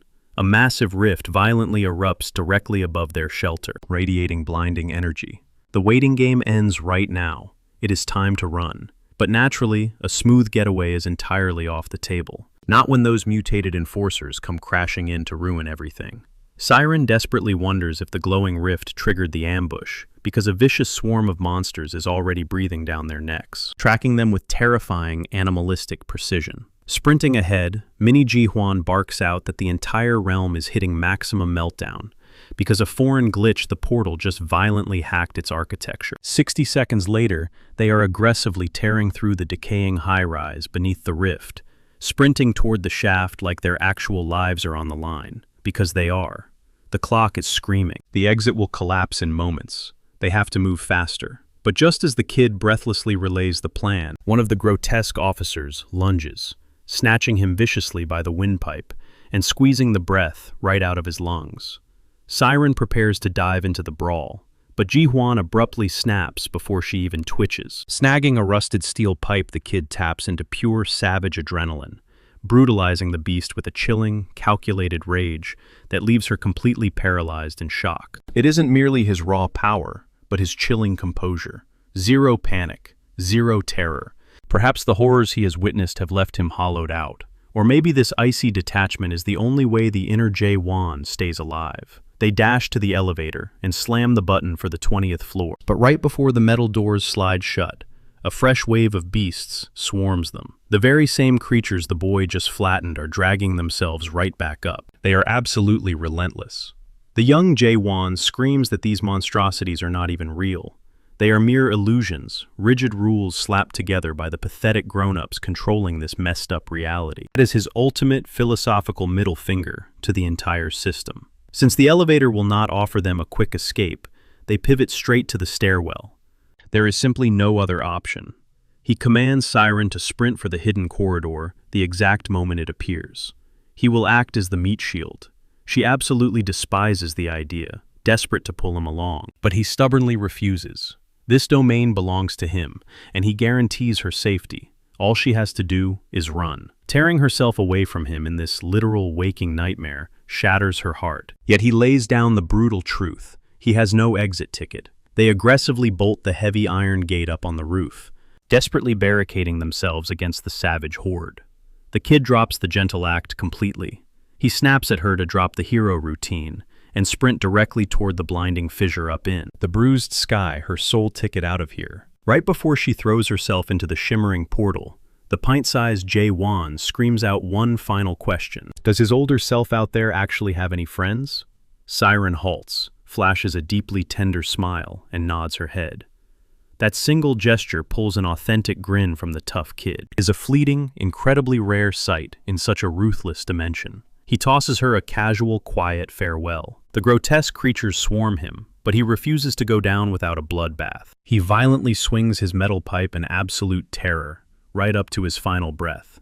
Siren watches him fade, her pulse hammering in her ears, fully aware she is leaving a deeply engraved memory behind. She aches to tell the grown Jae-won about the fiercely courageous, pig-headed child locked away inside his soul. This tiny warrior, who anchored his feet while every instinct screamed to flee. Anytime the brutal outside reality turns unbearably isolating for our hero, she will cling to this exact moment. She will remind him that the little prince was never just a fairy tale. That core piece of his spirit refused to abandon his dying world. And in a single flash, she snaps right back into the colossal, star-drenched river of recollections. Yet Siren has fundamentally evolved. The aimless wandering is over. She realizes that hunting down her godfather's phantom trail will only trap her in an infinite, maddening loop, a permanent outcast. She refuses to let that happen. She has zero clue how much time has slipped away. Could be days, could be fleeting seconds. But the overwhelming confusion is completely gone. She finally possesses crystal-clear clarity. She understands exactly what foundations to lay when constructing. Those past failures will not be repeated. She firmly abandons the desperate hunt for her godfather's past.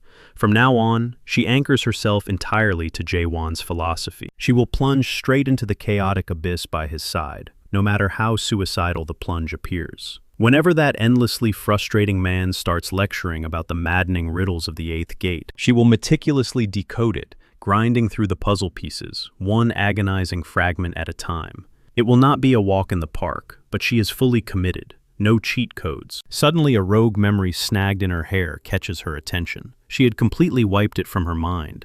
Now feels like the perfect second to unravel its secret. The instant her eyes lock onto it, the oxygen leaves her lungs. There stands her godfather. It is another fragment of his past, but the atmosphere here feels violently. Pure, suffocating dread hangs heavy in the air. And Mullik is far from alone.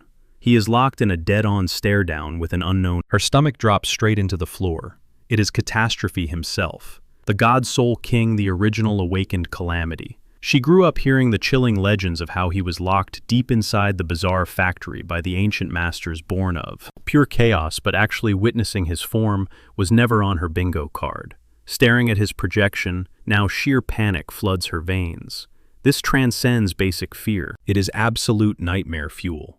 She completely blanks on why this specific memory flashes violently in crimson warning. Yeah, crossing paths with Catastrophe inside the abyss is expected, but deliberately stepping up to fight the guy. Total suicide. Not even the high and mighty monarchs would dare pull a stunt like that. The horrifying truth crashes into her. If her gut instinct is accurate, their entire expedition is marching straight into a meat grinder. She desperately needs to sound the alarm, and quickly. Without warning, the visual slams into an endlessly hollow stretch of deep space, a desolate vacuum where time and space completely lose their meaning. Chung Hyo's gravelly voice suddenly shatters the dead silence. 900 grueling years have evaporated, and their destination is finally staring them down. Siren remains out cold, slung over someone's broad shoulders like a rag doll. The entire mood is oppressively heavy. Then, Jae-won's authoritative tone echoes through the dark. They have officially hit the towering threshold of the abyss. While she slumbers deeply, our insane protagonist is somehow still standing wide awake, completely unfazed by the hell they just dragged themselves. Then again, Normal left the chat a long time ago when it comes to Jae-won.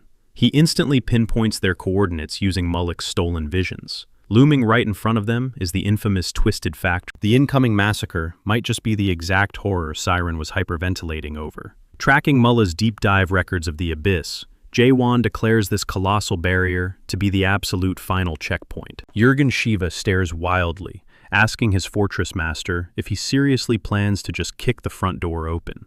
Jae-won gives a cold nod, then shoots down his old title. He reminds the crew he has formally abdicated his throne, and no one is obligated to hide behind him anymore. Regardless, Jurgen simply cannot unsee him as their ultimate leader. That stubborn loyalty actually tugs a rare smirk from our boy, even though he explicitly threatened that this was not a group vacation. Over 3,000 hardcore survivors have tagged along for this suicide mission. The majority wisely stayed behind, fully aware the abyss is an agonizingly long marathon, but a massive crowd simply could not resist the single poor soul who got yanked into this mess completely against her will is Siren. Hilariously enough, she is the one currently in a coma after attempting to wring out our protagonist's traumatic past. She genuinely snores while being hauled like cargo. Her unique abilities are far too crucial to dump her on the roadside. Out of nowhere, the colossal metallic structure of the factory starts groaning. Massive hangar doors violently screech open. A wave of confusion ripples through the crowd, but the veterans instantly lock eyes with the jagged horned monstrosities lurking in the shadows. The only way forward is a brutal bloodbath. A gargantuan, red-eyed, saber-toothed wolf explodes from the darkness, with a second demonic beast hot on its heels. Kaiman roars at the vanguard to brace their weapons. The ultimate slaughter is officially kicking off. Abruptly, the camera pans out to a heavily antique, oppressive atmosphere. Welcome to the ancient, suffocating palace of absolute darkness, buried deep within the 9th region. A violently shaking, hunched man scrapes the floor in front of a terrifyingly dominant figure. Rika, the cowardly monarch, stutters through the horrific tale of how his hands were brutally severed in the chaos. Even with his spirit completely fractured, he somehow crawled back into his physical vessel. It is a pretty desperate cover story. He is absolutely petrified of spilling the actual truth to this ruler about the absolute wrecking ball our protagonist unleashed, and he is sweating bullets over whatever sadistic execution awaits him for returning empty-handed. But the royal figure, deeply lost in a canvas painting, appears wildly more obsessed with the ultimate fate of Samyang Garang than Rika's pathetic excuses. Honestly, no one is shocked that such a reckless hothead met a bitter end, but he still demands the gritty details of Garang's final breath. Just a few steps down, Vargas the Ice Monarch and Masaha, the white-haired monarch, stand in chilling silence. Rika stutters out that Garang actually looked like he was having a blast. But at the end of the day, the atmosphere in the room drops to freezing. Canale and Majito, the 17th and 21st Major Generals, have been completely wiped out, along with the 1st Major General, and even Garang himself, a blood relative of the royalty and the hidden monarch. Out of that absolute massacre, Rika is the lone survivor. He forces a tight nod. Even as sheer panic hammers against his ribs. It makes zero sense that a measly brigadier general walked away, while the absolute top tiers crumbled to dust. The royal figure commands him to look up. Locking eyes with that monster almost makes Rika's knees buckle. Sure, Ji-hwan was a waking nightmare, but compared to the man sitting right here, it's not even a contest. The sheer pressure radiating off him is absolutely suffocating. This guy is the ultimate ruler, the undisputed monarch, the Black Shadow strategist, Samyang-hoon. The emblem pinned to his chest is a dead match for Garang's. Hoon casually brings up taking a trip down to the roots of the illusion tree, that hidden realm tucked away by the Mares, claiming he was bored out of his skull in the almighty land and just needed to stretch his legs. He's definitely referring to world number 294, Earth. Rika's brain is spinning, but Hoon simply gestures for him to tag along if he's curious. And let's be real, that is definitely not a request. Shaking like a leaf, Rika forces his feet forward, choking out that it's a massive privilege. Walking deeper inside, cold sweat drips down his back. Does the monarch blame him for the disaster? Trudging up the staircase, he desperately tries to calm his racing thoughts. He wasn't the one who caused the carnage, right? He didn't end anyone's life. He was literally just standing there. Hoon shatters his internal panic by suddenly pointing to a canvas displaying a cup on a saucer. Rika instantly fawns over his exquisite taste in art, even though secretly he thinks it looks like absolute trash. When the monarch asks what he's looking at, Rika answers straight up. It's a teacup, plain and simple. A slow, chilling smirk stretches across Hoon's face as he reads the tiny text below the painting. This is not a teacup. Rika just blinks, complete. The shadowy strategist breaks it down. The artist painted an exact, flawless replica of a teacup, and then flat out denied its existence, calling that twisted logic absolutely breathtaking. Hoon leans in, asking if Rika still believes it's just a cup. The brigadier hesitates for a split second before giving a slow nod. In a flash, Hoon's hand clamps down on Rika's jaw like a vice, growling that it's nothing but a pathetic illusion playing. His eyes spark with a terrifying madness as he pierces right through Rika's soul, stating how absurd it is that anyone would ever label it a real teacup.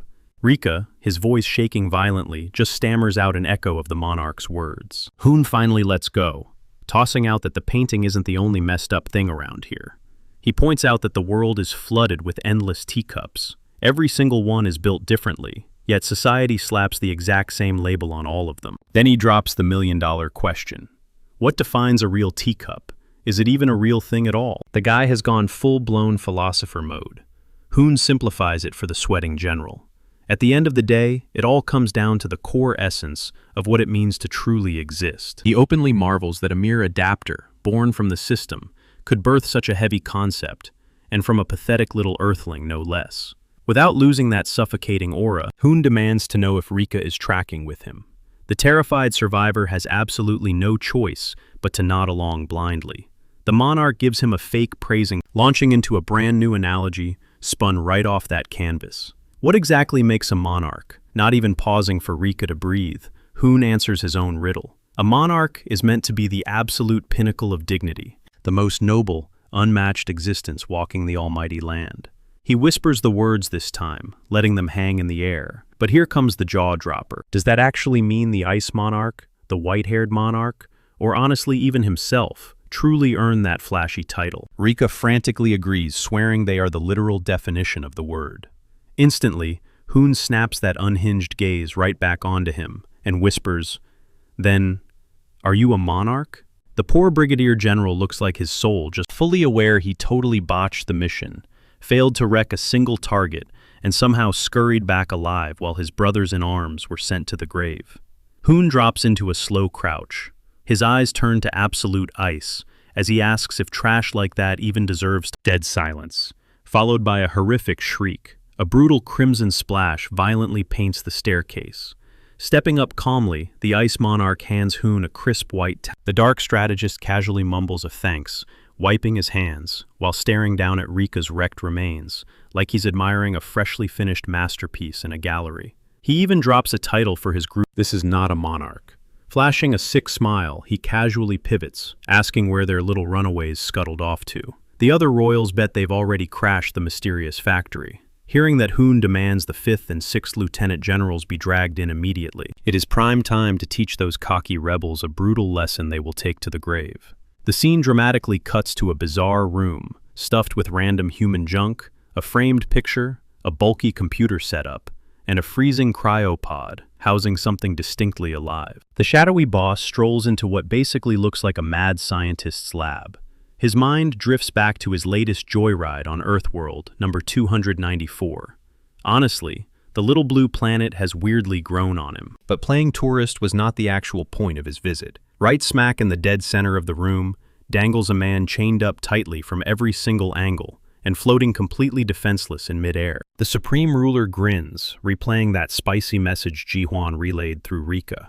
The punk dared to ask if these all-powerful monarchs actually possess the guts to step into the grave, because taking that final plunge is the one and only. Sam Young-hoon is more than ready to call his bluff. He leans in close to the knocked-out prisoner, a guy whose facial features look unsettlingly familiar, smirking as he wonders out loud if Ji-hwan himself has the spine to back up those heavy words and actually stop the royals. Suddenly, a sharp knock ruins the vibe. Clearly irritated, Hoon snaps at the door, growling that he gave strict orders for 0 interruptions. But it is Vargas, the ice monarch, bringing in a massive crisis. With the narrow gateway slammed totally shut, How on earth are they supposed to crush the rebel forces raising hell in the Chaos Zone? A deeply twisted psychotic grin stretches from ear to ear across Hoon's face. He casually suggests they play exactly by Ji-hwan's rulebook. If that arrogant upstart is so desperate to see if the big bosses have the sheer grit to throw their lives away, then the royal class will gladly put on a deadly show. Vargas freezes in pure horror, putting the pieces together. He realizes Hoon isn't just making a creepy metaphor. The maniac actually plans to go through, and worse, he fully expects the Ice Monarch to be the opening act. Meanwhile, flashing all the way back to the treacherous Abyss Gate, an absolute war zone has erupted. Kamen and Kang Wong frantically shout over the chaos, realizing the mysterious factory's actual nightmare-fuel beasts they haven't crossed paths with in decades. All around them, lower-level adapters are getting absolutely pulverized by the tidal wave of monsters, while the veteran fighters claw desperately to hold that is, until our insanely overpowered hero blasts into the fray, effortlessly shredding a gaping hole right through the monster swarm. Off to the side, Xiang-he shoots a quick look at Kamen, instantly catching the flickering doubt in the swordsman's eyes. He can totally sense Kamen's crippling fear of being left behind, unworthy to dive into the dark abyss, but deep down, he knows Ji-hwan isn't the type to just abandon his crew. Cutting back to the main event, our boy charges relentlessly ahead, swinging his trusted blade Doc Bull, and dicing the demonic. Even with his crazy stats, his trusty weapon is screaming for mercy, slowly cracking under the intense pressure. The blade's self-healing just can't keep pace with the insane amount of damage it's tanking. No matter how many monster horns he forces it, Ji-hwan's mind flashes back to the countless gritty wars Doc Bull has survived by his side. Sure, he could technically fire up the forge and hammer out a shiny new replacement, but weapons carrying a living soul aren't just cheap tools, and this one refuses to evolve either. Remember Mitchell's words? Spirited weapons don't just grow organically, they mutate in explosive leaps. Their raw power skyrocketing overnight. An ear-shattering bellow shatters his focus. The sheer sonic force staggers Jurgen Shiva and the rear guard. Slithering out from the pitch-black shadows emerges an absolute behemoth. Rows of razor-sharp fangs line its dripping maw. It's an octahorn, a nightmare freak of nature that makes even battle-hardened veterans sweat. Taking down a heptahorn already takes a 7th stage adapter. But an octahorn, you need Brigadier General level firepower minimum. The monster locks its single bloodshot eye dead onto our guy, hungry to avenge its slaughtered pack. Its massive chest expands, sucking in air for a devastating shockwave blast. Kaiman screams at him to dive for cover, but Chung Heo just slowly shakes his head. Kaiman still hasn't grasped that Ji-hwan exists in a completely different dimension. Eyes burning with quiet fury, our hero hoists Doc Bull and charges straight into the sonic blast, taking it head-on. The impact obliterates lesser beasts, violently rattling the surrounding fighters. As the dust clears, the terrifying truth hits them. He's evolved again. This Genesis-fueled Ji-hwan is leagues above the man who fought Samyang Gurung. Enraged, the octahorn launches itself forward, but our boy teleports the gap in a literal heartbeat. "Thanks for the horns," he smirks, unleashing a fatal strike. Out of nowhere, a commanding voice booms from the hangar, ordering them to halt, snapping everyone's attention and stopping his blade mid-air. Scanning the room, Chung Heo's eyes narrow.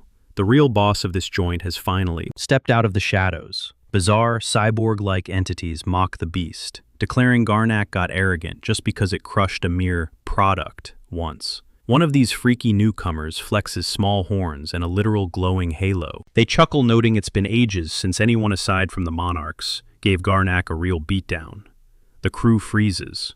These aren't just any monsters. They are the apex predators of all horned beasts, the Decahorns. The Strange Factory's official welcoming committee has finally arrived. And they didn't bring just one Decahorn, they brought 3. A savage, genuine grin stretches across Ji-hwan's face. 3 top-tier punching bags sound way more entertaining than one. Stepping forward, the leader named Edsack casually mentions hearing rumors about some crazy group trying to breach the abyss. Once they found the culprits, Joniak, the Halo guy, throws out a few smug compliments, while Ayas, the sarcastic third member, openly marvels that our squad hasn't lost their humanity yet. Ji-hwan instantly fires up his question skill to scan their stats.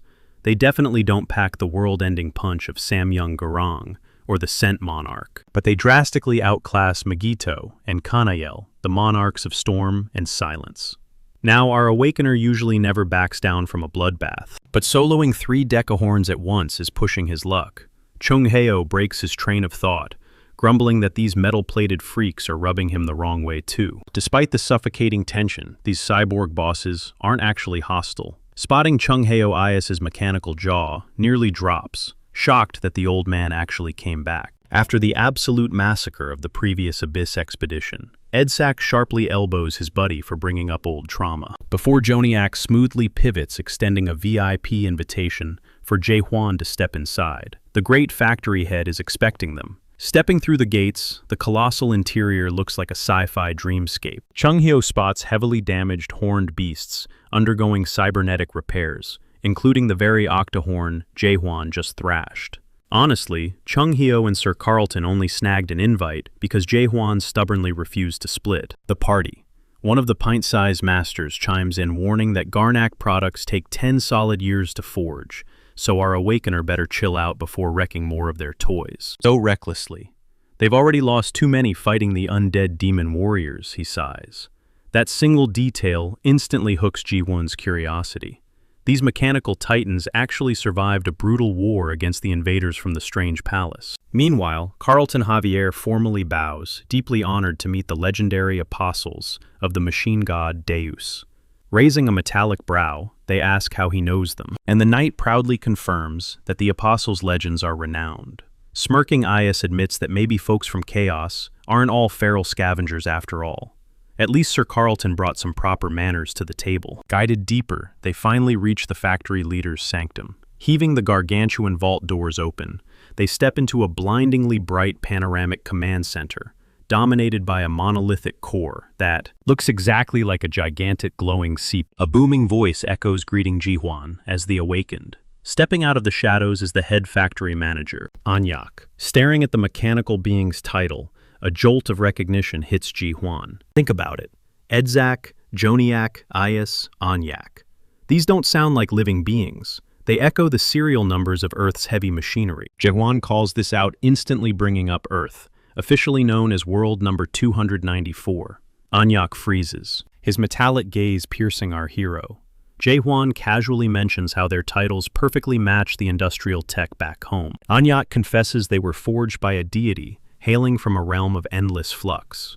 If that realm is Earth, then Jae-hwan hit the nail on the head. While our protagonist knows all about divine entities, the residents of Chaos kept their mouths tightly shut about them. Until this exact moment. Sensing Ji-hwan's blind spots regarding the Abyss, the manager breaks it down. Just as monarchs dominate the almighty land, deities hold an iron grip over the Abyss. Much like those tyrants, these divine figures constantly wage war for absolute supremacy. But here is the kicker. They don't adapt to any system, as the tense exchange unfolds. Heavy gears grind and neon lights flicker in the background. Chung Heo leans in, completely fascinated by this concept of abyssal deities. Anyak quickly shatters their illusions. Yes, they hold comparable authority, but a god operates on a totally different wavelength than a monarch. Jae-hwan struggles to wrap his head around this. Back on Earth, a god implies boundless, untouchable power. But the factory leader paints a much grittier picture. These abyssal gods are absolutely not omniscient. Far from it. A rare few graze that pinnacle, but the vast majority fall short, confessing his own ignorance as a mere manufactured life form. Anyak drops a staggering revelation. By their standards, Ji-hwan himself already ticks the boxes of a deity, or at the very least, a demigod. That curveball catches our stoic hero entirely off guard. Yet the machine's logic is flawlessly sound. As an awakened who successfully triggered Genesis, he wields the raw spark of creation. He essentially carries an entire isolated universe inside him, placing him toe-to-toe with the abyssal pantheon. Hell, he might even outclass them. Because unlike Jae-hwan, these so-called gods are crippled in isolation. They rely heavily on avatars. Their entire strength stems from siphoning their personal domains straight into loyal zealot. The math is brutal. More worshippers equals a massive power surge. The managers stress that a mortal achieving Jae-hwan's height is practically a myth. The title of God is surprisingly cheap here. They are simply sculpted by superior entities, utilizing pure karma. You want divinity, hoard enough karma to manifest a physical avatar, and beg for the official stamp of approval from Big Brother. Jae-hwan's eyes widen. A cosmic titan sits at the top, dictating which gods even get the right to breathe. But a burning question remains. Why was this critical intel wiped from Lance's abyssal records? He demands to know the true identity of this big brother. Based on Carlton Javier's intel, it's supposed to be an elite syndicate manipulating the entire system from the shadows. Chung Heo nods, having caught the same rumors, but Anyak coldly cuts him off.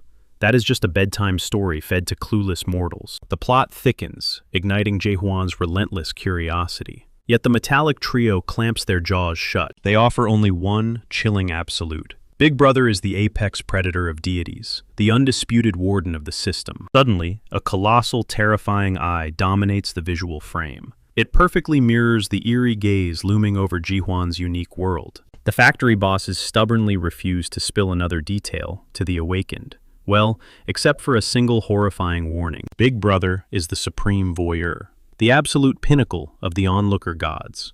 Joniak, the most petite manager, trembles visibly, his metallic plating rattling, as he begs the crew to remain completely invisible to that gaze. Without missing a beat, Ji-hwan drops an absolute nuke. Did Big Brother slaughter your creator? Dead silence engulfs the room.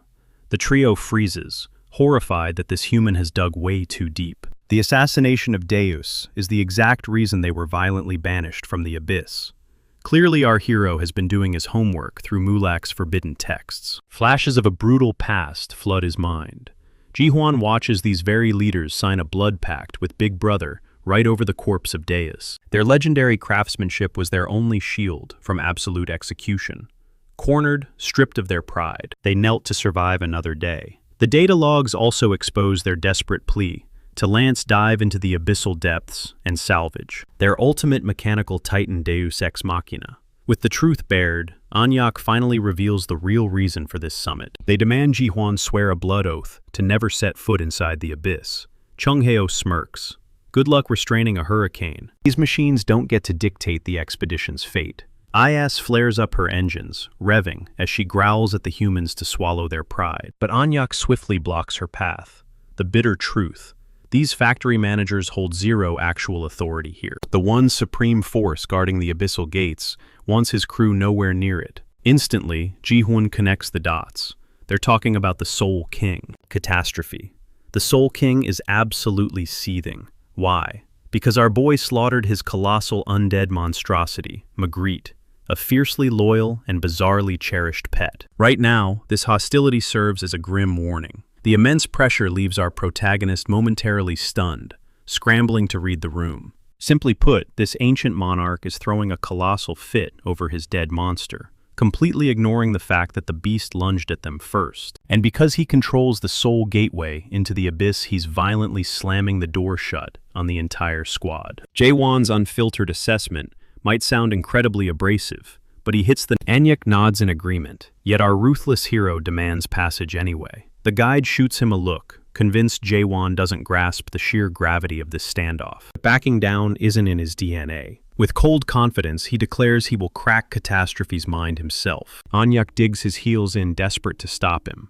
Before the tension boils over, our swordsman casually drops a bombshell of a name, Deus Ex Machina. Hearing those three words, the faction leaders they are completely baffled as to how a human possesses that classified intel, especially when he guarantees the return of their vanished Titan champion. Panic and desperation flood their eyes as they interrogate him, but Jae-won locks his secrets up tight.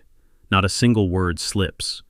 The ultimatum is brutally simple. If they ever want to glimpse Deus Ex Machina again, they have to grant him a face-to-face audience with Catastrophe. Immediately, the tense atmosphere shatters. He struck their deepest nerve. Defeated, Anyak guides him down a twisted, reality-bending corridor. Against all odds and predetermined judgments, Jae-won has carved his own path straight to the throne. Bending the Soul King's will sounds like pure suicide, but he won't back out now. Anyak mutters a grim prayer for him as they breach the inner sanctum. Suddenly, the guide questions why the human is actively ignoring a powerful artifact known as the stigma of Deus. Blank-faced, our protagonist admits he hasn't got a clue. Anyak just sighs and gestures toward the dark ink etched into his forearm, that terrifying Gorgon mark that skyrocketed his infamy. It was originally forged as a divine blessing from the apostles, granted to protect man. It came bundled with a ferocious seven-horned beast, serving as a personal guardian.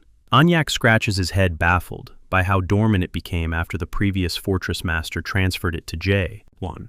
He explains that if the stigma awakens, the abyssal beasts will immediately stand down. Even better, the roaming apostles lurking in the depths would recognize him as family. A few silent minutes pass before they finally halt. This is the drop-off point. Jaewon must face the music completely solo. Anyak delivers a chilling warning he has exactly 60 minutes. 1 second late, and those massive doors seal forever. A fierce smirk creeps up Jaewon's face. He despises dragging out a fight anyway. Pacing across an eerie bridge, illuminated by flickering iron lamps, a sliver of doubt creeps in. Beneath his icy exterior, his nerves are screaming. Still clutching the secrets hidden within Lance's abyss records, a lethal strategy forms in his mind. Retreat is no longer an option. This suicidal gamble is the only bridge leading to his ultimate ambition, burning this twisted world to the ground. Gazing upward at the towering gates, the sheer gravity of the Soul King's palace hits him. The brutal, jagged architecture screams of horned beast craftsmanship. The monolithic scale alone makes it hard to breathe, a colossal monument, forged from raw dominance and before he can fully digest the monstrous scenery, demonic eyes embedded in the metal, the heavy iron groans open. A booming voice mocks him from the shadows, welcoming the awakened human to his own slaughter. For once, Jaewon feels the icy sting of mortality. This is no phantom or illusion. The authentic Soul King sits before him, radiating an aura so terrifying that one wrong move means every syllable echoing from the throne violently rips at his very soul. Just as Catastrophe opens his maw to rage over his slaughtered pet, Jaewon brutally cuts him off with a high-stakes proposal. The monarch sneers in disgust. How could this fragile insect, barely surviving the room's pressure, dare to bargain? The sheer audacity turns the king's stomach. But our defiant hero doesn't flinch. He locks eyes with the giant and savagely reminds the man who was once the first awakened and the dreaded king of chaos has completely devolved into a glorified, pathetic bouncer, plummeting from a godlike sovereign to a miserable doorman. If this is the absolute peak of his current existence, it's just downright pathetic. It's impossible to tell if Jaewon has a death wish or a master plan, but he dangles the ultimate bait, a bloody path to revenge. He spits these insults while heavily leaning on Draco's power, just to keep his bones from snapping under the crushing gravity. Yet his venomous words strike deep, and suddenly, the colossal being falls deathly quiet. A spark of genuine intrigue flickers in his eyes. Hooked by this suicidal Catastrophe leans in to humor the boy, but his voice drips with menace. If this offer turns out to be worthless trash, the punishment will be a slow, agonizing demise. The camera pulls back, exposing the mind-numbing vastness of the king's territory. A cursed wasteland suffocating under the weight of uncountable ghouls, an endless ocean of undead soldiers. Staring at the army of death, Jaewon fully realizes the stakes. Walking out with his head attached requires dropping a deal that shakes the underworld to its core. He already possesses every dark secret surrounding Lance's ancient pact with this monster. And just like those who previously underestimated his terrifying knowledge, the Soul King is absolutely stunned that he knows about the ancient pact sealed 900 years ago. Naturally, our hero keeps his lips sealed about his sources, but he boldly declares that from this moment forward, the weight of that promise rests entirely on his shoulders. Catastrophe snaps at him to drop the arrogant act, especially with their backs against the wall right now. But Jaewon swears he'll drag the Soul King straight down to the deepest depths of the abyss. Meanwhile, back on the outside, Siren finally snaps awake. Morgan Weaver warmly greets her, calmly explaining that they are currently camped right at the edge of the abyss, staring dead ahead at that bizarre factory. The sheer terror washing over her face tells the whole. This is literally her worst nightmare come to life. She instantly starts screaming at the Prime Minister, frantically demanding Jaehwan's exact location, desperate to deliver an urgent message that could stop his crusade. Baffled by her sudden meltdown, the Prime Minister simply points out that our guy is already inside the facility. Out of nowhere, the temperature spikes, and a swarm of glowing fireflies begins drifting through the air. Kang Huang barks a strict warning not to touch a damn thing, but Yun Yang, stubborn as always, reaches out and pokes one anyway. Boom! A massive explosion violently shreds through the camp, triggering a catastrophic chain reaction that incinerates everything in its path. The blast wave even violently rocks the factory walls. And just like that, the perfect window of opportunity swings wide open for the monarchs. Sam Myung-hoon smugly announces that, exactly as Jae-hwan begged, for the monarchs have officially arrived to unleash total war. A terrifying squad of at least 4 monarchs touches down with Hoon spearheading the brutalist. Our heroes instantly drop into combat stances. The invading army's orders are purely savage slaughter, every living soul without a shred, sparing only those who have hit the second stage of adaptation, or higher. Deep inside the bloody crossfire of this ambush, a dark figure mutters that Hoon's grand master plan for the grunts means absolutely nothing to him. His sole mission is to violently execute Jae-hwan the second he locks eyes on him. Enter Nakmyeong Cheon-do, the dreaded poisoned monarch and second lieutenant, reigning over the Emerald Bug clan. For him, this blood feud is deeply personal. After all, our protagonist brutally slaughtered the leader of his monarch's trading caravan. Meanwhile, a few sharp minds within the Sammyeong clan realize Hoon isn't just out here throwing a tantrum to avenge his fallen little brother Sammyeong Ga-rang. He is hiding a much darker hidden agenda. These skeptics include the Sammyeong family's 4th general monarch, Sammyeong Yuha, alongside the 7th region's first major general, the white artist monarch, Nishimoto. Yuha quietly orders Nishimoto to shadow the 9th region's forces closely, deeply suspicious of their shadowy tactics. She actually laughs at the sheer irony of a lone product, completely outplaying 100 elite monarchs, which finally paints a terrifying picture of just how monstrous Jae-hwan's power really is. Yuha is fully aware that her 3,000-year lifespan would have run out if Hoon hadn't claimed the fruits. Hoon promised that the chaotic harvest would yield enough to go around. If that turns out to be a massive bluff, Hoon is staring down a lethal, dead end. Should those fruits actually get divided among the rival families, it will ignite a vicious tug of war between his solemn duties as the 9th region's chief strategist and his bloodline loyalties as the firstborn heir of the Sammyeong family.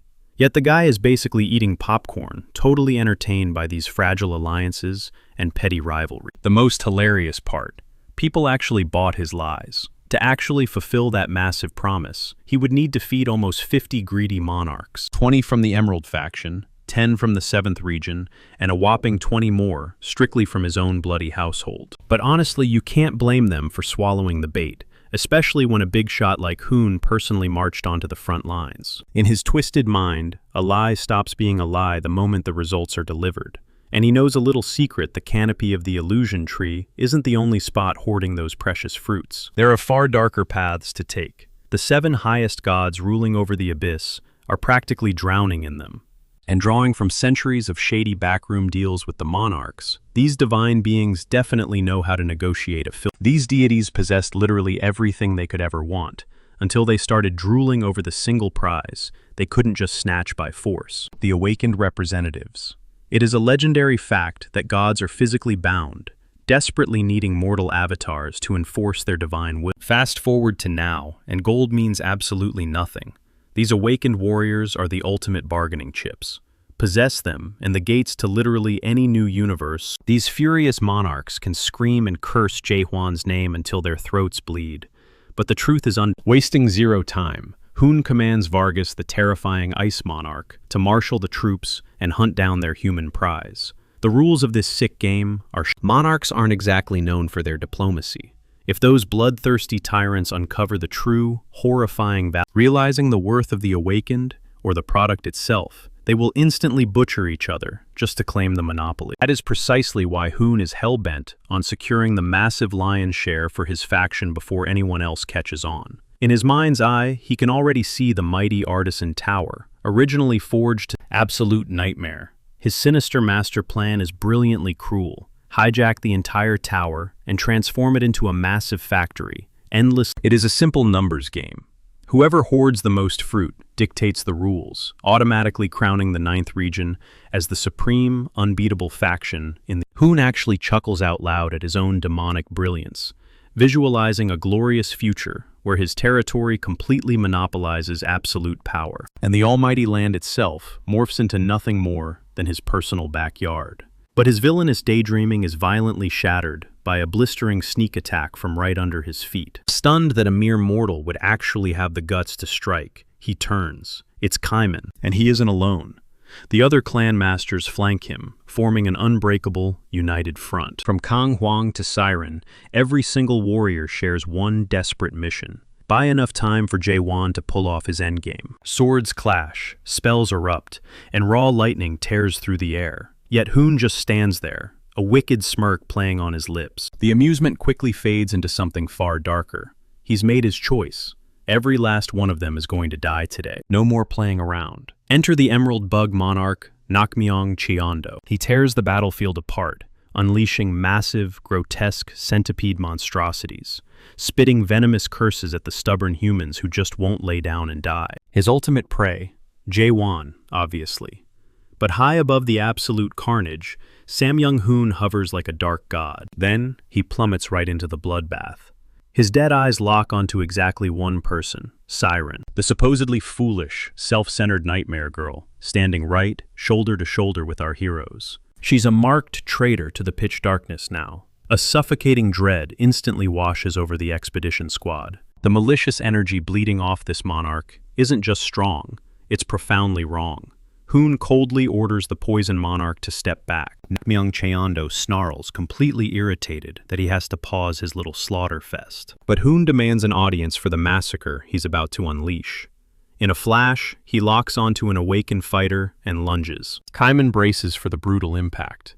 But as the monarch swings his blade, the sheer kinetic weight of the strike violently blasts Kang Huang, and Siren backward like discarded toys. Kaiman's eyes widen in sheer terror. How could a casual one-handed swing generate a shockwave like a bomb going off? The debris clears. Hoon stands there chillingly unbothered amidst the rubble, calmly promising to grind these pathetic insects so deep into the dirt that they will never dare gaze at the sky again. Gasping for air, Kang Huang struggles against the paralyzing pain. Pure unfiltered fury ignites in his chest as he swears to rip Hoon to shreds.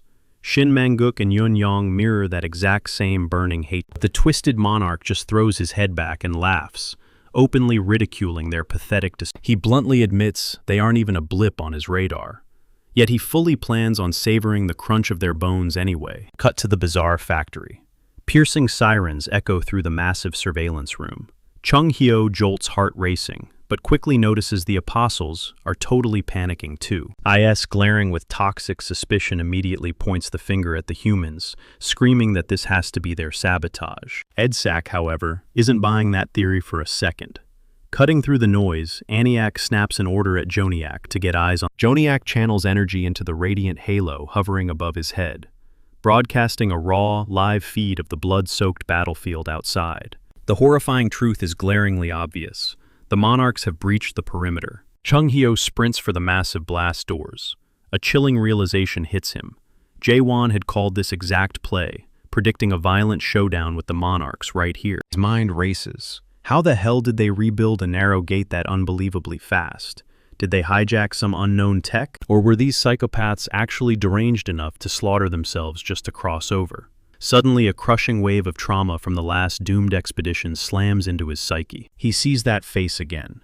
His loved one bleeding out, desperately begging for the mythical resurrection fruits. Gripping onto that hollow promise as the life drained from his eyes. And when that hellish nightmare of a mission, Chung Hyo lied through his teeth. He loudly proclaimed a total victory to anyone who would listen, insisting they actually secure. It was a desperate gamble to feed his broken people a tiny crumb of hope. But the deception dug so that he'd furiously argue with Jae-won over cheap booze, aggressively defending their fake triumph. He repeated the lie until it practically became his reality.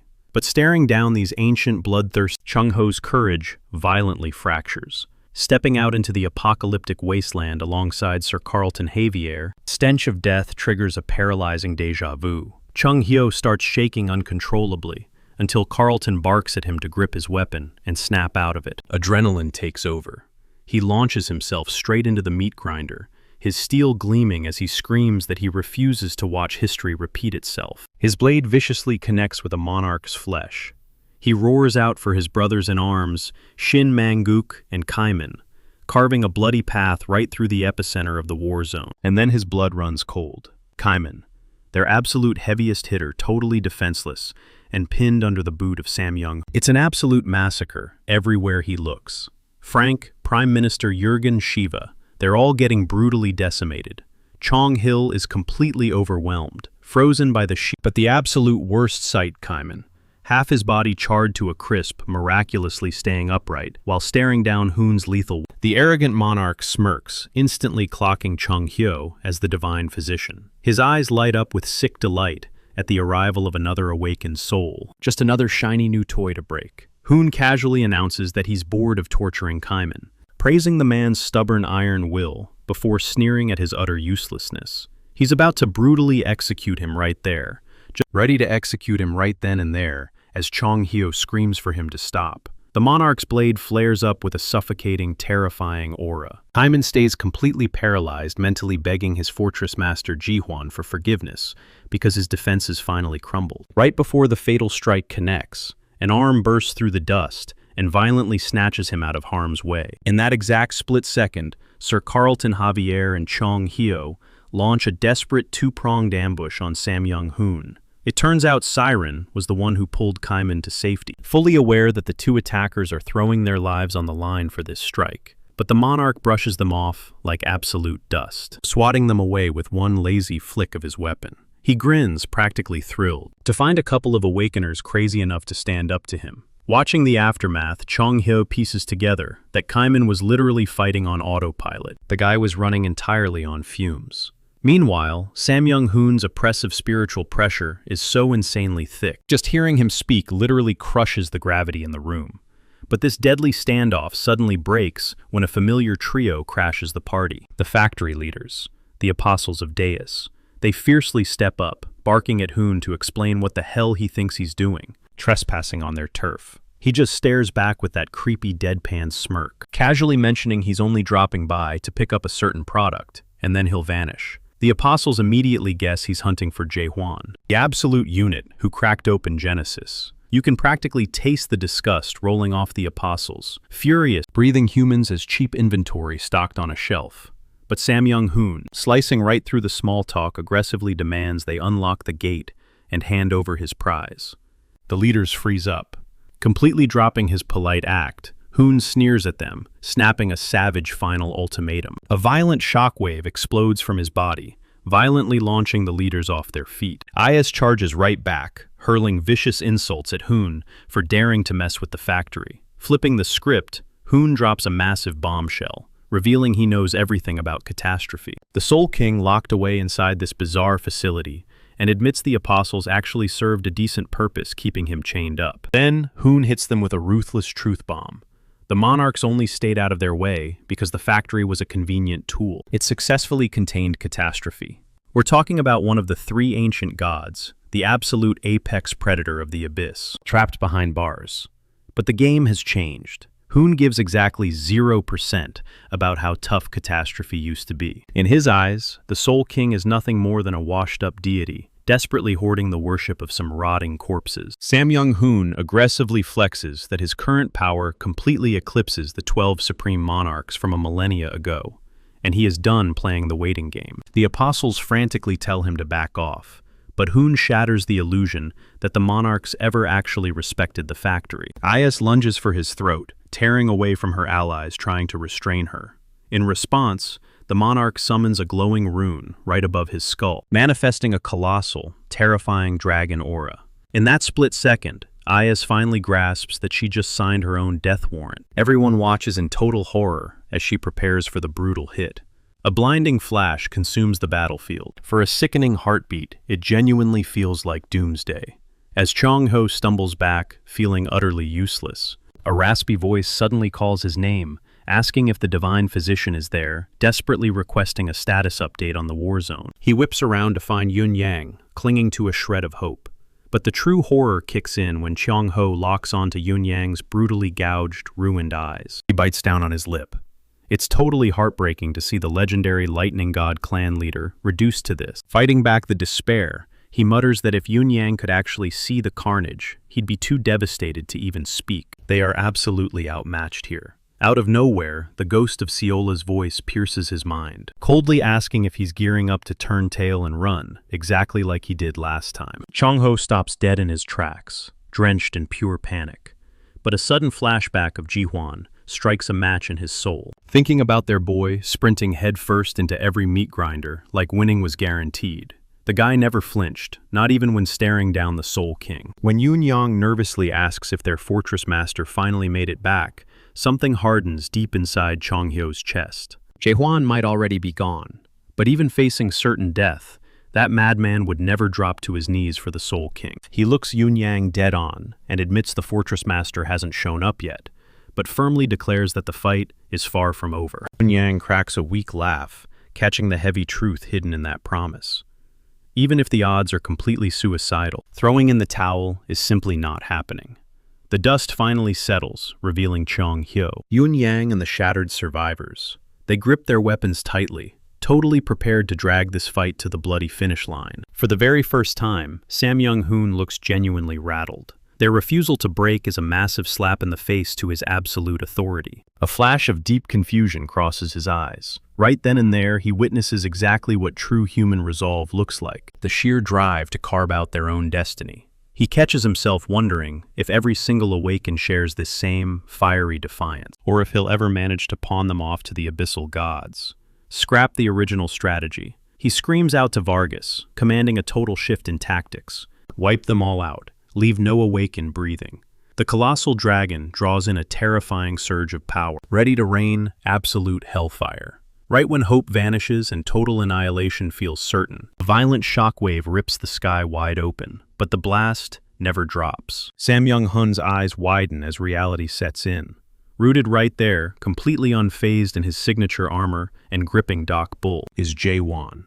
Our guy shoots a quick look at the battered crew, casually throwing out an apology for running a bit behind. Bearing strange, jagged scars across his face, Jae-won casually brushes off his dramatic last-minute entrance, making the entire squad let out a massive collective breath. He doesn't waste a single second barking out orders to fall back, giving them a nod of respect for holding the line against a beast like Sam Young-hoon.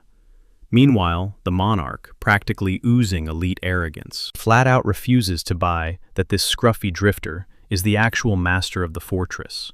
He sneers at our hero's trashed gear and total lack of manners, finding it hilarious that anyone would risk their neck for such a massive nobody. But deep down, his interest is definitely sparked. A dark, tainted aura bleeds off of Jae-won, dragging along the distinct, chilling scent of catastrophe, the aura of the Soul King himself. It basically screams that sheer disaster is the only reason a street rat like him is still breathing. The monarchs ruthlessly roast the chaos followers, mind blown that they would bet their entire existence on a guy looking like a literal beggar. Just can't wrap their royal heads around throwing away so much for a defective pawn like our boy. Then right on cue, fresh shadows drop into the arena. Meet the 9th Region's 5th Lieutenant General, the Black Cloud Monarch, Magata, flanked by the 6th Lieutenant General, the Dragon Leg Monarch Serum. Serum is practically vibrating with bloodlust, but Sam Jung-hoon quickly shuts it down, pointing out that Jae-won is still the brick wall standing in their way. Our guy He is completely over these smug royals, loudly asking if they just brought him here to stand around and gossip all day. He lets his blade do the talking. One lethal sweeping arc of Doc Bull brutally cuts the chatter dead. Without hesitating, he forcefully snaps open his moon eye. The Poison Monarch, Nachmyung Chianto, actually looks impressed that a mere mortal forged a personal dimension with such a twisted, distinct vibe. They spot the giant pulsing eye anchored to that gnarled tree, a dead ringer for the one lurking by the first nightmare. That deeply unsettling eyeball acts as the avatar for Big Brother Yuha, but honestly she couldn't care less. No matter what kind of edgy nightmare realm Jae-won cooks up, all she spots is a hollow illusion.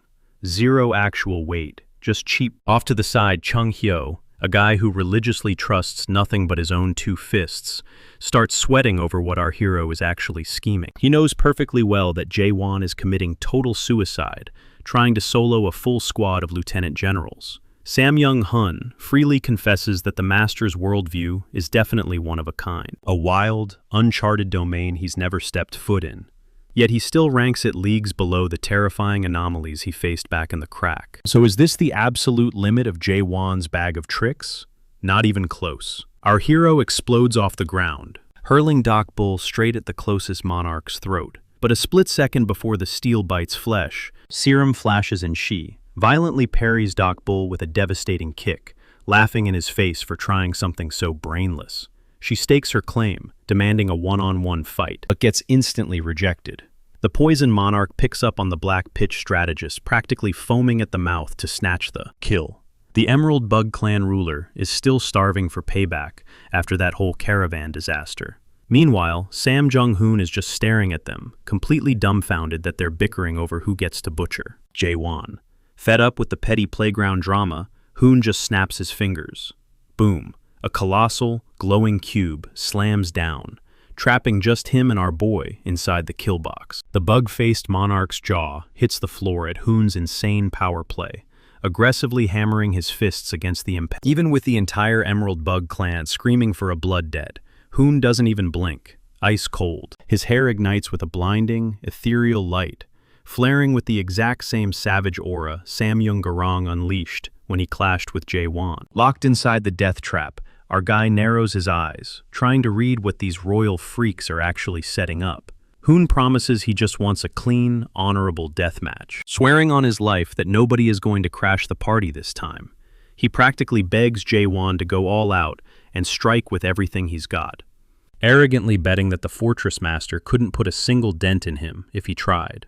Hoon's sword and muscles throb with an overwhelming catastrophic surge of power, blindingly outshining anything Garang ever managed to pull off. But don't count Jae-won out just yet. The smug monarch brags about watching countless mortals awaken over the last 10 days. A bunch hit stage 3, a handful of freaks cracked. Stage 4. Blasting forward like a missile, he violently clashes against Doc Bull, openly spitting that Jae-won is hands down the most pathetic Stage 4 awakener he's ever witnessed. Right at the exact moment of impact, our protagonist's blood runs cold. He instantly realizes that Garang's big brother operates on a whole different level of terrifying. The power gap is absolutely suffocating. He instantly feels Hoon weaponizing the system's energy on a completely different level. Cautious little strikes won't even scratch this guy. If he wants to live through this, he has to unleash everything he's got. Calling forth his dragon, the sovereign mocks Jae-won, who just tore open a genesis and finally achieved materialization, warning our guy to drop the predictable recycled moves. But that's perfectly fine. Our hero is already shifting gears. His next forward strike looks completely basic, yet before Hoon can even blink, it morphs into a devastating world thrust. Chong Heo stares in utter shock, while the other monarchs just smirk at the spectacle. Finally, a fight actually worth popping popcorn for. Hoon admits he finally gets how a powerhouse like Garang lost to this mortal, but he shoots back a cold warning if Jae-won pulls his punches, mistaking Hoon for someone as weak as Garang. He's going to end up a corpse real fast. Just triggering Genesis isn't going to cut it here. Hoon pauses, daring the Fortress Master to either wrap this up right now or pull his final aces out of his sleeve before the curtain drops. Jae-won, however, refuses to ignore the burning question he kept, locked away from Garang. He glares at Hoon, demanding to know why he hasn't just slaughtered him yet, even when the opening was right there. He pushes hard to uncover Hoon's actual endgame. This blunt, no-nonsense attitude genuinely impresses the monarch, who casually reveals he wants Jae-won to defect to the 9th region and drag the Tower of Awakening along with him. Naturally, our boy shoots back, asking what happens if he just says no. Hoon just chuckles. There's no alternate route here. With a sharp snap of his fingers, he projects a wild illusion of relics ripped straight from Earth, including a literal desktop computer. When Jae-won's eyes go wide with pure shock, Hoon smirks, realizing the kid finally understands the massive stakes at play. The monarch then pulls back the curtain on his ultimate prize, Jae-won's original flesh and blood body from Earth, strung up in chains like some twisted trophy. Hoon is literally offering our protagonist a golden ticket to snatch back his stolen life. It's just that simple. The endless wandering and brutal chaos stop right here. Jae-won is staring at a total reset button. Samyung-hoon even throws extra icing on the cake, offering him the elite rank of 8th Lieutenant General. But the real poison apple is the guarantee of returning to Earth. And not just going back, but rewinding time to erase every single agonizing year wasted in chaos. A complete system reboot. Yet against all odds, our boy stands his ground. He flat out rejects the offer, especially since it means bowing to Hoon's twisted rules. The monarch just keeps smiling. He fully anticipated this stubborn rejection. It perfectly aligns with Jaewon's entire hardcore persona, always fighting tooth and nail against going back to his roots.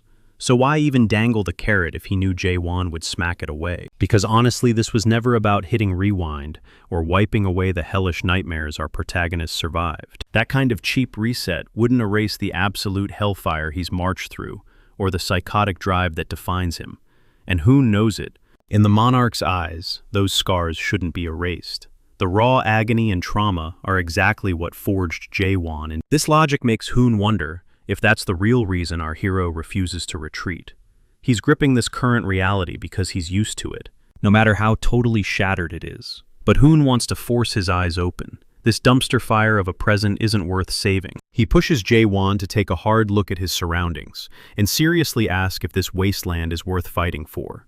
When Hoon whispers that his stolen future, the normal life violently ripped from his hands, was what he actually deserved, it hits deep. Ghostly memories of his mother flood his mind, her gentle voice echoing in his head, begging for just one more bedtime story. Even a hardened killer like Jaewon feels the crushing weight. Thick veins pop along his neck as he wrestles with the sickening temptation.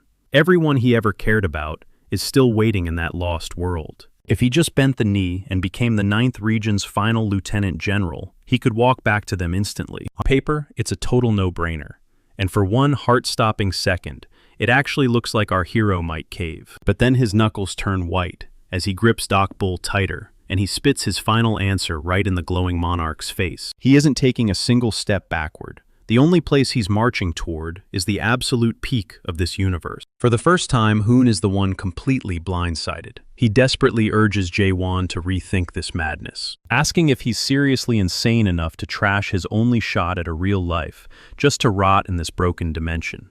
The smug grin melts off the monarch's face. His murderous aura explodes, slamming into Jaewon like a freight train, forcing our boy to throw his arms up just to block the pressure.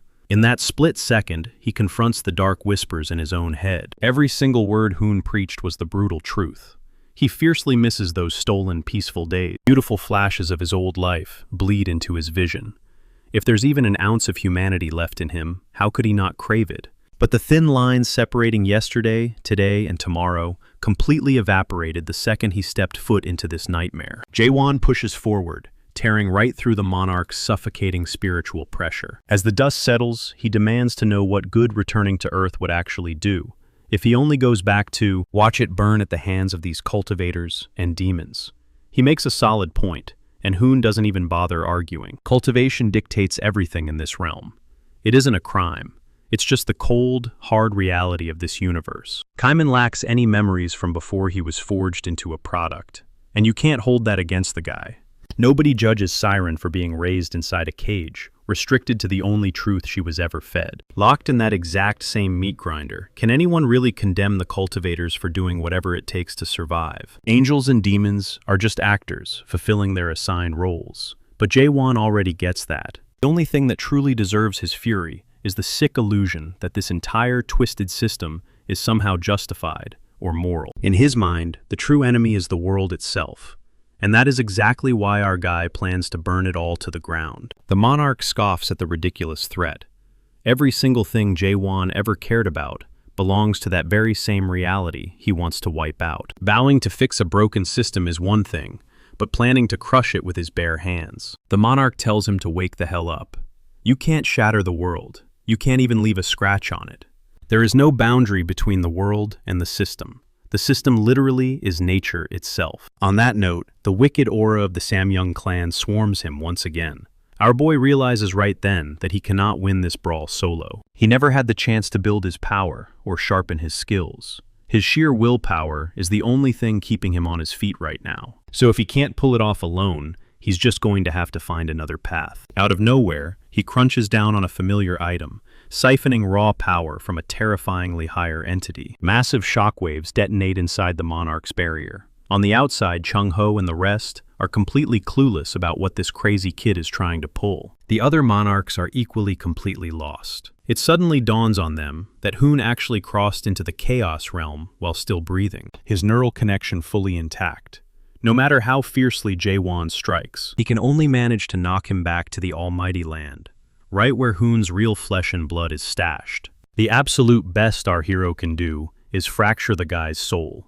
But then a pitch-black energy erupts, swallowing the battlefield whole as the cube splinters apart. Hoon panics, totally unable to process the nightmare unfolding, especially when half his face gets violently ripped away, his very soul melting into corruption. He is utterly mind-blown that Jae-won could pull a stunt like this. The monarch finally connects the dots on this sinister aura, just as his barrier gets swallowed by catastrophe. Seconds later, a rotting horned silhouette looms right behind the boy. Colossal, razor-toothed undead beasts claw their way out of the shadows, their manic eyes glowing wildly in the pitch black. A twisted, demonic cackle rips through the entire valley. The bystanders shriek in absolute terror as they stare at this terrifying new version of Jae-won, his bare heart literally throbbing out in the open, tainted air. With a voice that sounds sickeningly twisted, he welcomes the monarch. This is the official arrival of the true Soul King catastrophe. Out of nowhere, a digital chat box pops up, buzzing about the massive earthquake that just hit, betting it sparked straight out of the Chaos realm. The users freak out, wondering if the arrival of Catastrophe, one of the three ancient gods, means the monster is finally off his leash. Camera cuts to a lone shadow, standing waist-deep in a slaughterhouse of corpses, rocking a syndicate medallion while watching the Chaos realm with hungry eyes, mainly because Seola happens to be there. Cutting back to the front line, Sam Young-hoon is visibly shaking. Gargantuan undead monstrosities flank Jae-won's hijacked body as he perches way up high, looking exactly like a dark king claiming his throne. Hoon's heart hammers like a war drum as he flashes back to the Akashic records. Catastrophe was locked away over a millennium ago by the ultimate rulers of all 12 regions. He previously thought dragging this many monarchs to the ambush was totally overkill, but now he knows damn well 100 of them wouldn't even make a dent. The threat level is so insane that even if the supreme pitch darkness monarch himself showed up, they still might get wiped out. If Sam Young-hoon had to place a bet right now, he'd put all his chips on running for his damn life. He desperately shouts up to the gods, scrambling to explain that they don't want any beef and just need the product he's currently hijacking to hand over. But the corrupted Jae-won, completely puppeted by Catastrophe, flashes an icy grin and shuts that dream down instantly. When Hoon actually has the guts to bring up the ancient vow, Catastrophe swore to Big Brother, promising to keep his hands out of the Chaos realm. The deity's bloodlust violently spikes, tearing up the ground and forcing Hoon to grovel on his knees. He stammers out an apology, claiming he only mentioned it because he assumed the god hadn't picked a proxy before today.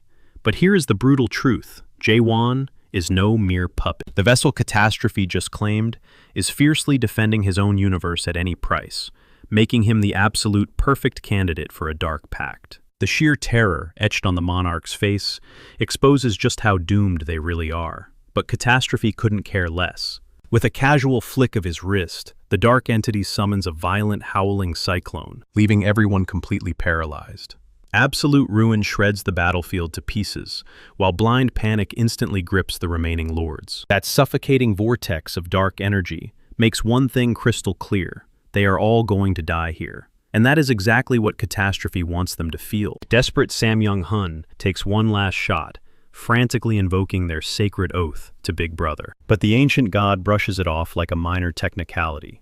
Even though this terrifying aura carries the dark god's signature, Catastrophe isn't the one pulling the strings right now. That apocalyptic storm is raging entirely on our boy's command. Hun screams at the remaining elites to pull themselves together, swearing that uniting their strength is the only way out of this bloodbath. He figures the Soul King is exploiting the undead dissension skill to hijack Jae-won's physical form. Yet no matter how god-tier Catastrophe's power might be, he is still trapped inside a fragile human shell that is bound to break down fast. All they need to do is survive for 5 grueling minutes. The surrounding lords instantly blast Hun for his insane optimism. The loudest of the bunch, Nakmyeong Cheando, barks back, flat out refusing to drag the proud Emerald Bug clan into a pointless suicide mission. He spits that Sam Young-hoon can play the dead hero all by himself. But the moment Catastrophe locks eyes with the Emerald Bug leader, the dark god immediately recognizes his bloodline. These were the arrogant fools who forged the Spirit Stones, desperately trying to dissect his twisted realm. He mocks them as pathetic insects trying to play God, declaring their bodies completely unworthy to even act as his temporary. An overwhelming wave of lethal pressure explodes from him, vaporizing everything it touches.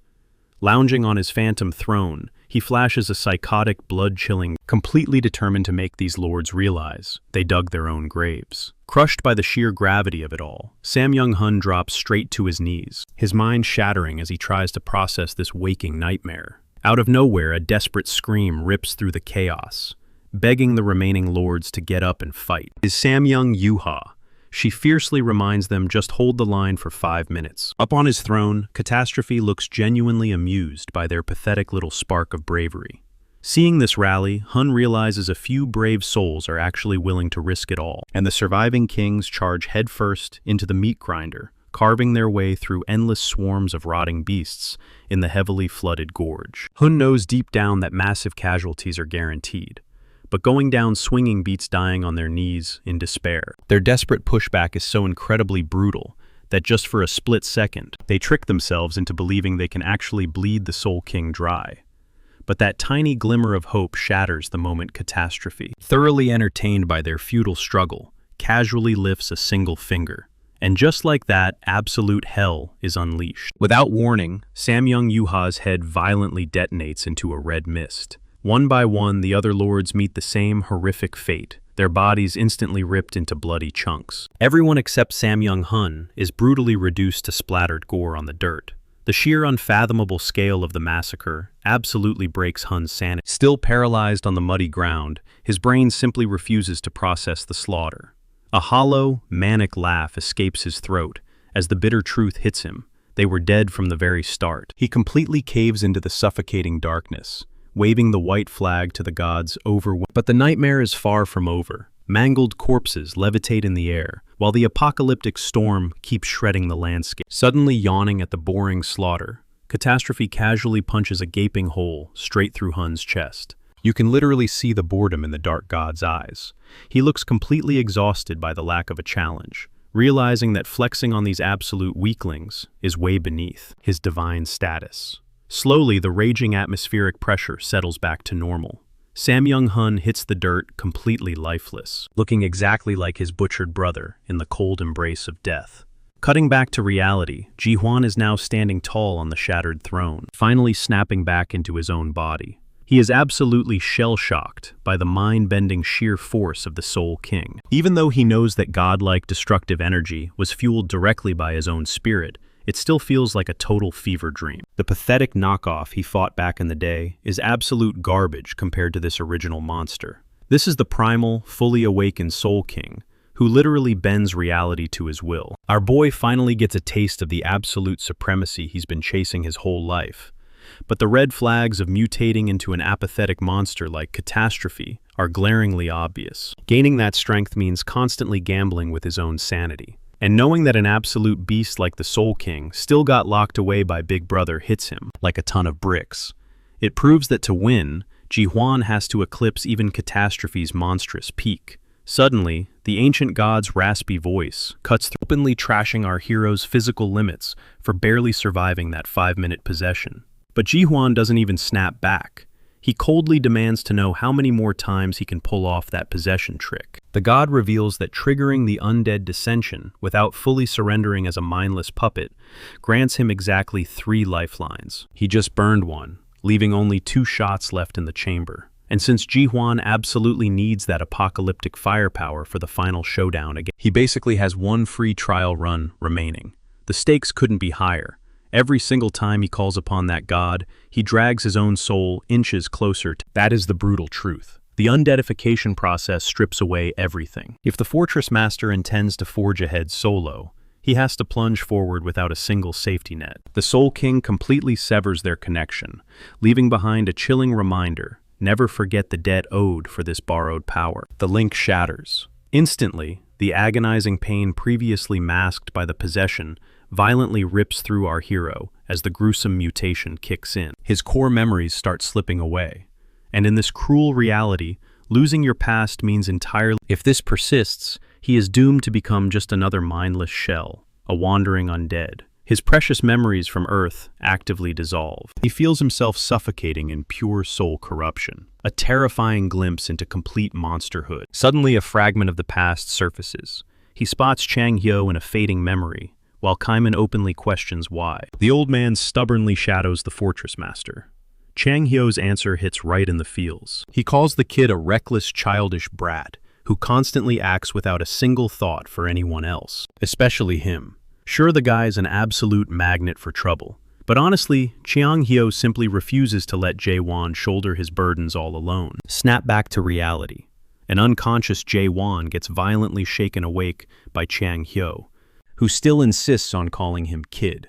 Honestly, our boy is getting pretty sick of that nickname. After all, the age gap between them has practically vanished. The second Chang Hyo realizes the kid is breathing, he launches into a furious rant, tearing into him for risking a path that could have easily turned him into a brainless zombie. He frantically demands to know what the hell our hero was thinking. Jae-won, however, just brushes it off. He totally banked on the divine physician stepping in with his signature anti-undead trick. Chang Hyo angrily grumbles about the kid's insane recklessness, but deep down, he is just relieved the nightmare is temporarily paused. The casualty rate was brutal, yet a fraction of the expedition squad actually made it out alive. This massive power shift that Jae-won ignited guarantees that elite awakeners will keep rising up. Finally, the arrogant monarchs cannot just bulldoze their way through chaos anymore, because the entire power dynamic has permanently fractured. For a fleeting second, our protagonist truly believes chaos has never been this close to tasting real freedom. But that tiny spark of hope gets snuffed out instantly. A massive crowd starts swarming them, their faces plastered with grim fury. Chang Hyo stares in absolute disbelief. Flashback to the monarch's venomous promise, he swore he would never let Jae-won walk away with a clean victory. Now the citizens of Chaos, realizing their leader is actually breathing, march forward, radiating pure hostility. They aggressively demand to know if he seriously expects them to buy the lie that he never touched the resurrection fruits from the palace. Off to the side, Kaiman watches the boiling paranoia. The mob is absolutely convinced the fortress master only survived by secretly hoarding the fruit for himself. Things are inches away from a full-blown riot. Every single one of them witnessed the broadcast of his perfectly living body chained inside the strategist's cube. Now they are out for blood and the truth. Kaiman and Jürgen Schiever frantically try to defuse the ticking time bomb, but their words bounce right off the angry mob. The atmosphere turns toxic as furious screams for the truth echo through the cavern. Jürgen quickly realizes the crowd is totally out of control. Those miraculous feats Jae-won pulled off only mesmerized these people because they were terrified for their own lives. They never actually gave a damn about his grand vision for a better world. Staying alive was their one and only priority. Seeing him standing there completely fine while their loved ones are dead, mixed with the sketchy rumors about the resurrection fruits, has completely nuked any remaining trust between the commander and the survivors serving in the Second Abyss expedition. The mob practically corners Jae-won, roaring for a straight answer. But this uprising is not entirely natural. His legendary triumphs are being weaponized against him, manipulated by Sam Young-hun's twisted confusion skill, even clinging to life by a thread. The psychotic monarch refuses to let the fortress master win. He is simply pouring gasoline on the ugly emotions that were already simmering below the surface. The mind games work perfectly because the crowd already had solid reasons to harbor deep-seated jealousy, biting suspicion, and massive insecurity beneath their fragile loyalty. They desperately needed Jae-won's protection, yet they never genuinely trusted the guy, watching the angry mob close in like hungry wolves. A broken Sam Young-hun chokes out a vicious, bloody laugh. If his empire had to burn, the vengeful strategist of pitch darkness is making damn sure Jae-won's legacy turns to ashes right alongside it. Without warning, Kaiman aggressively pushes to the front. He is fully prepared to take the bullet and confess that he crushed the fruit. He opens his mouth to take the blame, but Jae-won abruptly cuts him off, stepping up to bear the absolute weight of the consequences. Staring dead into the eyes of the mob, he loudly declares that he personally destroyed the resurrection fruit. Dead silence drops. Pure shock paralyzes the entire crowd. Siren and the handful of insiders stare in utter disbelief at his confession, but to the furious mob, his words offer zero comfort. In their eyes, this breathing intruder just pulverized their ultimate prize, their one genuine ticket back to the land of the living. Yet our protagonist stands tall against their glaring eyes, flatly declaring that swallowing those mythical fruits would never grant them genuine salvation. Even if they actually resurrected in the almighty realm, a relentless bloodbath would instantly erupt as they tore each other apart for the leftover harvest. He could have preached this grim reality until he was blue in the face, but instead, he opts for a far more brutal, permanent method. For those desperately craving hard evidence, Jaewon simply narrows his eyes and manifests his actual brain link, cementing the absolute worst nightmare of every soul present. He is without a shadow of a doubt a living, breathing human. Frantic gasps and panicked whispers immediately ripple through the undead horde. How did the Fortress Lord play them for absolute fools all this time? A bitter realization slams into the masses. He merely manipulated them as disposable pawns to snatch the fruit for his own greedy hands. Reacting to their mounting rage, and clearly demonstrating just how little he cares about their petty grievances, Jaewon brutally slices straight through his own mental tether, shutting down the entire confrontation in one ruthless,